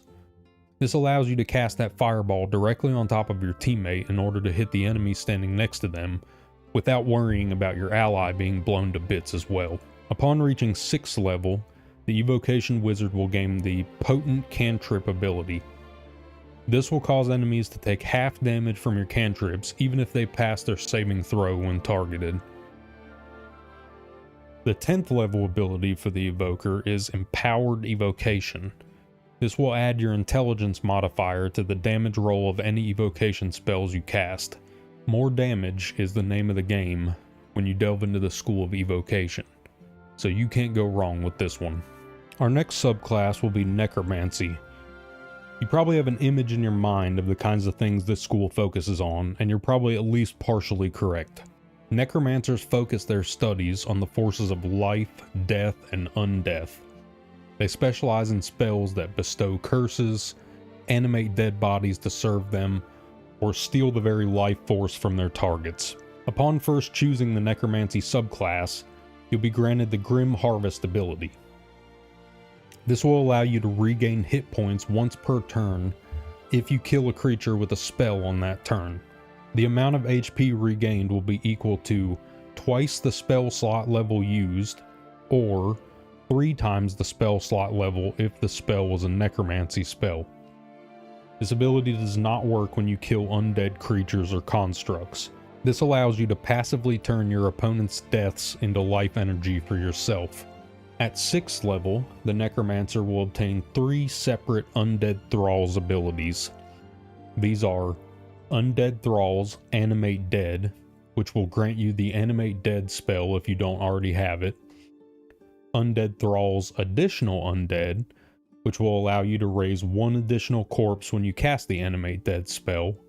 And, finally, the Undead Thralls Better Summons ability, which grants your animated dead extra hit points equal to your wizard level, as well as adding your proficiency bonus to their damage. All 3 of these bonuses are related to summoning multiple powerful minions who will aid you in combat. You can get even more minions than this, and eventually can have quite the army following you around doing your bidding.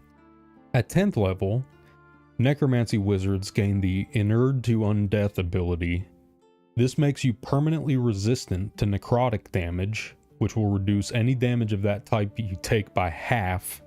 The ability also makes you immune to effects that would otherwise reduce your maximum hit points. Both of these can be very powerful under the right circumstances. Conjuration is the next subclass on our list. This school of magic focuses on the summoning or conjuring of creatures or objects seemingly out of thin air. The spells you'll specialize in will range from creating a fog cloud to obscure your movements, to summoning a powerful celestial being to aid you in combat. The first ability you'll be granted when you choose this subclass is the Minor Conjuration Create Water ability. This will grant you the Create Water spell as an always prepared spell, and will allow you to cast it once per short rest without consuming a spell slot. On its own, this may not seem very powerful, but there are plenty of uses for the Create Water spell. You can use it to douse fires, wash dirt and blood off your party, or to cause a group of enemies and a patch of ground to be soaking wet. Water surfaces can be easily frozen or electrified, causing other spells to have an even greater effect when cast into those areas, and wet enemies will take double damage from both lightning and cold, while being immune to burning and resistant to fire damage. When you reach 6th level, you'll gain the Benign Transposition ability. This will allow you to teleport yourself up to 30 feet, or swap places with an ally that is up to 30 feet away. After you use this effect, you will need to either complete a long rest or cast a conjuration spell of level 1 or higher before it can be used again. This ability will allow you to have an insane amount of movement, as well as being able to strategically position your allies in combat. At 10th level, the Conjurer will receive Focus Conjuration. This ability will stop your concentration from being broken by damage if you're concentrating on a conjuration spell. This can be a very powerful effect if you utilize it to its fullest capability, and can even save you from needing the Warcaster feat. This opens you up to possibly take other feats which might further improve your damage or health. All in all, the Conjuration School has some very potent and powerful concentration spells. By making proper use of these, you can single-handedly turn the tide of a battle by conjuring an arcane gate for your teammates to travel through, or summoning a field of twisting black tentacles to grab and strangle your enemies. Just remember, if you get caught in the tentacles yourself, the damage isn't going to break your concentration at 10th level and above, so you might just have to manually end the spell before it gets the better of you. Next up on our list is the Enchantment subclass. The spells you'll study when you follow this path are those that involve manipulating the target's mind, whether to make them more friendly to you or to issue commands to them, which they'll have no choice but to follow. This is also the school of magic that Gale obviously canonically belongs to, and I won't hear any arguments to the contrary. Look at this friggin' head of hair, and listen to his charming dialogue, and tell me this man isn't an enchanter. He seduced the goddess of magic herself, for God's sake. The man has us all under a spell. The subclass bonus for enchanters is the Hypnotic Gaze ability. Once per long rest, you'll be able to use an action to charm and incapacitate a non-ally creature for 2 turns. You can then use further actions to extend the duration of this effect if desired. The effect will end if the target takes damage, however.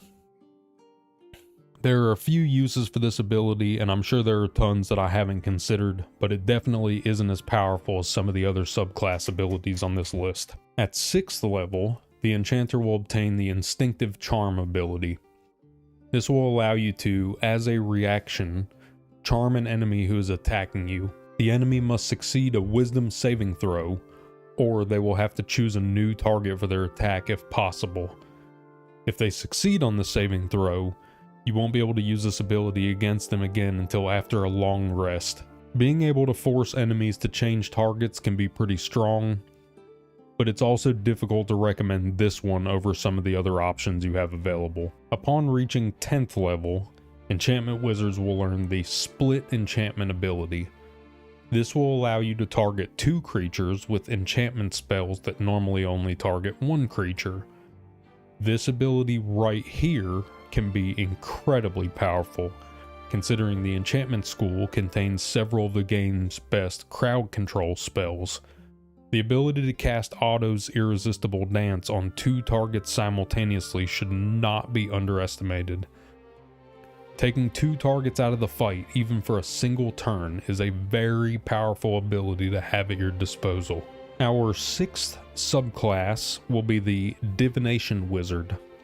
Known as Diviners, the students of this school of magic are known for their foresight, their enhanced vision, and their ability to detect the thoughts of their targets. Upon first choosing this subclass, you'll gain the Portent ability. This is arguably the most powerful of the subclass abilities depending on who you ask. After you complete a long rest, you'll be granted 2 Portent dice. During that day, you can use these Portent dice to replace a dice roll that happens near your wizard character. That sounds very confusing, so let's go over a hypothetical example. Let's say you take your long rest and your Portent dice happen to roll as a 1 and a 20. Now, during that day, you're attacked by a creature that rolls an 18 when it is attempting to perform a massive damaging spell against your team. You can use your Portent die to replace that 18 roll with a 1, forcing a critical miss. Then, your Barbarian is attempting to slam that enemy in the face with an axe, but he happens to roll a nat 1 on the attack. You can use your other Portent die to change his roll to a 20, and he'll get a critical success instead. The power to alter dice rolls as you see fit is insanely strong, as you might imagine, and as the subclass gains further levels, you'll only get more and more options for changing fate. At 6th level, the Diviner will get the Expert Divination ability.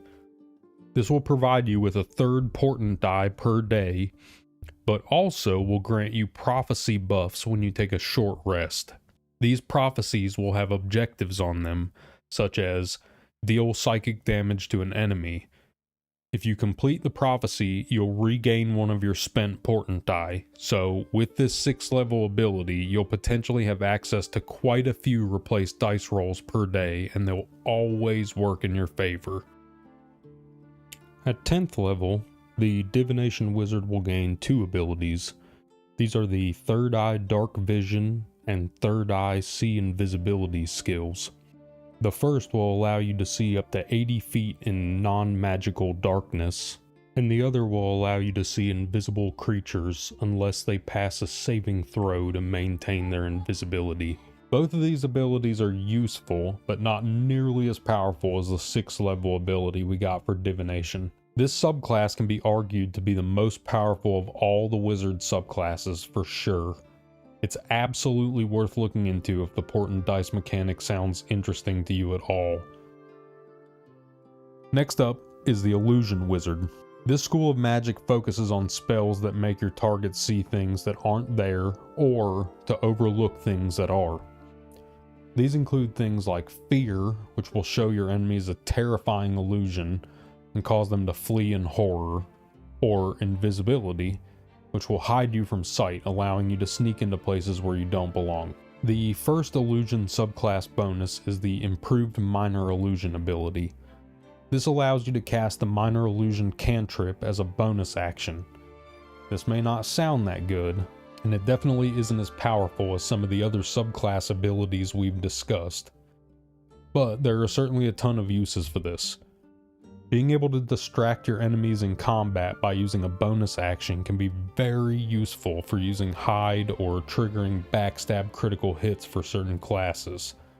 Being able to alter your opponent's line of sight can be a very powerful tool if you have the creativity to take advantage of it. The 6th level Illusionist will be granted the See Invisibility spell as an always prepared spell that can be cast without using a spell slot once per short rest. This can be useful, but it's nothing groundbreaking. At 10th level, you'll obtain the Illusory Self ability. This will allow you to form an illusory duplicate of yourself as a reaction when you're attacked. The duplicate will be positioned between you and the attacker and will cause the attack to automatically miss. This can be triggered once per short rest. Being able to force enemy attacks to miss is very powerful, but this ability doesn't hold up when you compare it to the Divination Wizard's ability to cause multiple misses or hits at will per day. And our final subclass choice is the Transmutation Wizard. Transmutation is a school that is defined by changing one thing into another. The spells you'll learn will include things such as Haste, which will double a target's actions and movement per turn while you maintain concentration, or spells like Fly, Enhance Leap, and Featherfall, which grant your targets the ability to fly, jump vast distances, and ignore fall damage respectively. This school of magic has some spells that are considered must-haves by a lot of players, myself included.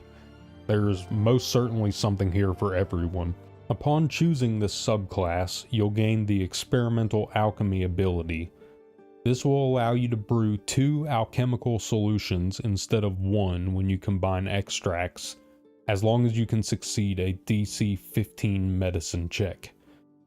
This is an ability that could either be very useful or completely useless to you, depending on how often you interact with the game's alchemy mechanics. If you're constantly brewing and using potions, poisons, and bombs, this ability could save you a ton of gold in the long run, but I wouldn't focus the whole build around it. At 6th level, the Transmutation Wizard will gain the Transmuter's Stone ability. This one's unique. It allows you to create a physical stone that will be held in your inventory and will grant the holder a permanent buff until the stone is either removed from their inventory or until you long rest. The stone can grant the holder 1 buff from a choice of 8.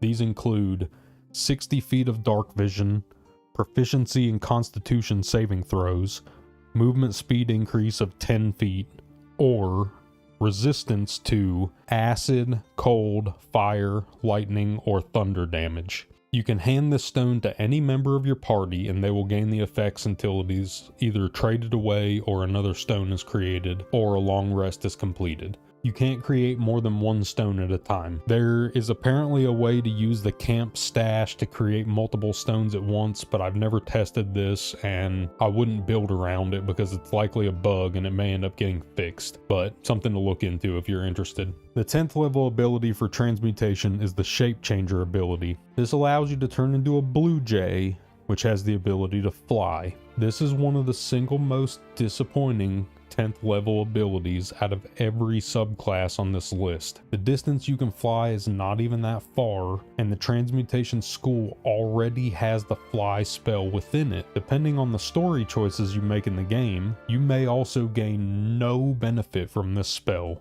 but I'm not going to get into those spoilers in this video. Just know that by the time you unlock this ability in the Transmutation subclass, you'll likely have no use for it. Turning into a bird is kinda cool though, I guess. I spoke earlier of the utility of having a wizard in your party over either a warlock or a sorcerer. Why is that exactly? Well, As sorcerers and warlocks level up, they get to choose less spells to learn than the wizard, and they don't learn and prepare spells in the same way that wizards do. It can be very difficult to justify learning a spell like Featherfall as a sorcerer or warlock with their very limited number of known spells, but a wizard can simply prepare the spell at any time outside of combat, use it as needed, and then swap it back out for something that may be more useful in a combat situation. You basically always have all of the wizard spells available to you at all times, except for in combat where you can't swap out your prepared spells. The limit of your utility really is your imagination. That's all for this video, travelers. Thank you very much for watching, and if you learned anything, leave me a like and don't forget to subscribe to the channel so you don't miss out on more videos like this one. If you wish to support the channel further, check out my Patreon, which I've linked in the video description below. Are you playing a wizard in BG3? Leave me a comment below and let me know which subclass is your favorite. Once again, travelers, I thank you for watching. I'm glad you got to see me, and do your best to stay alive. Until next time, see ya.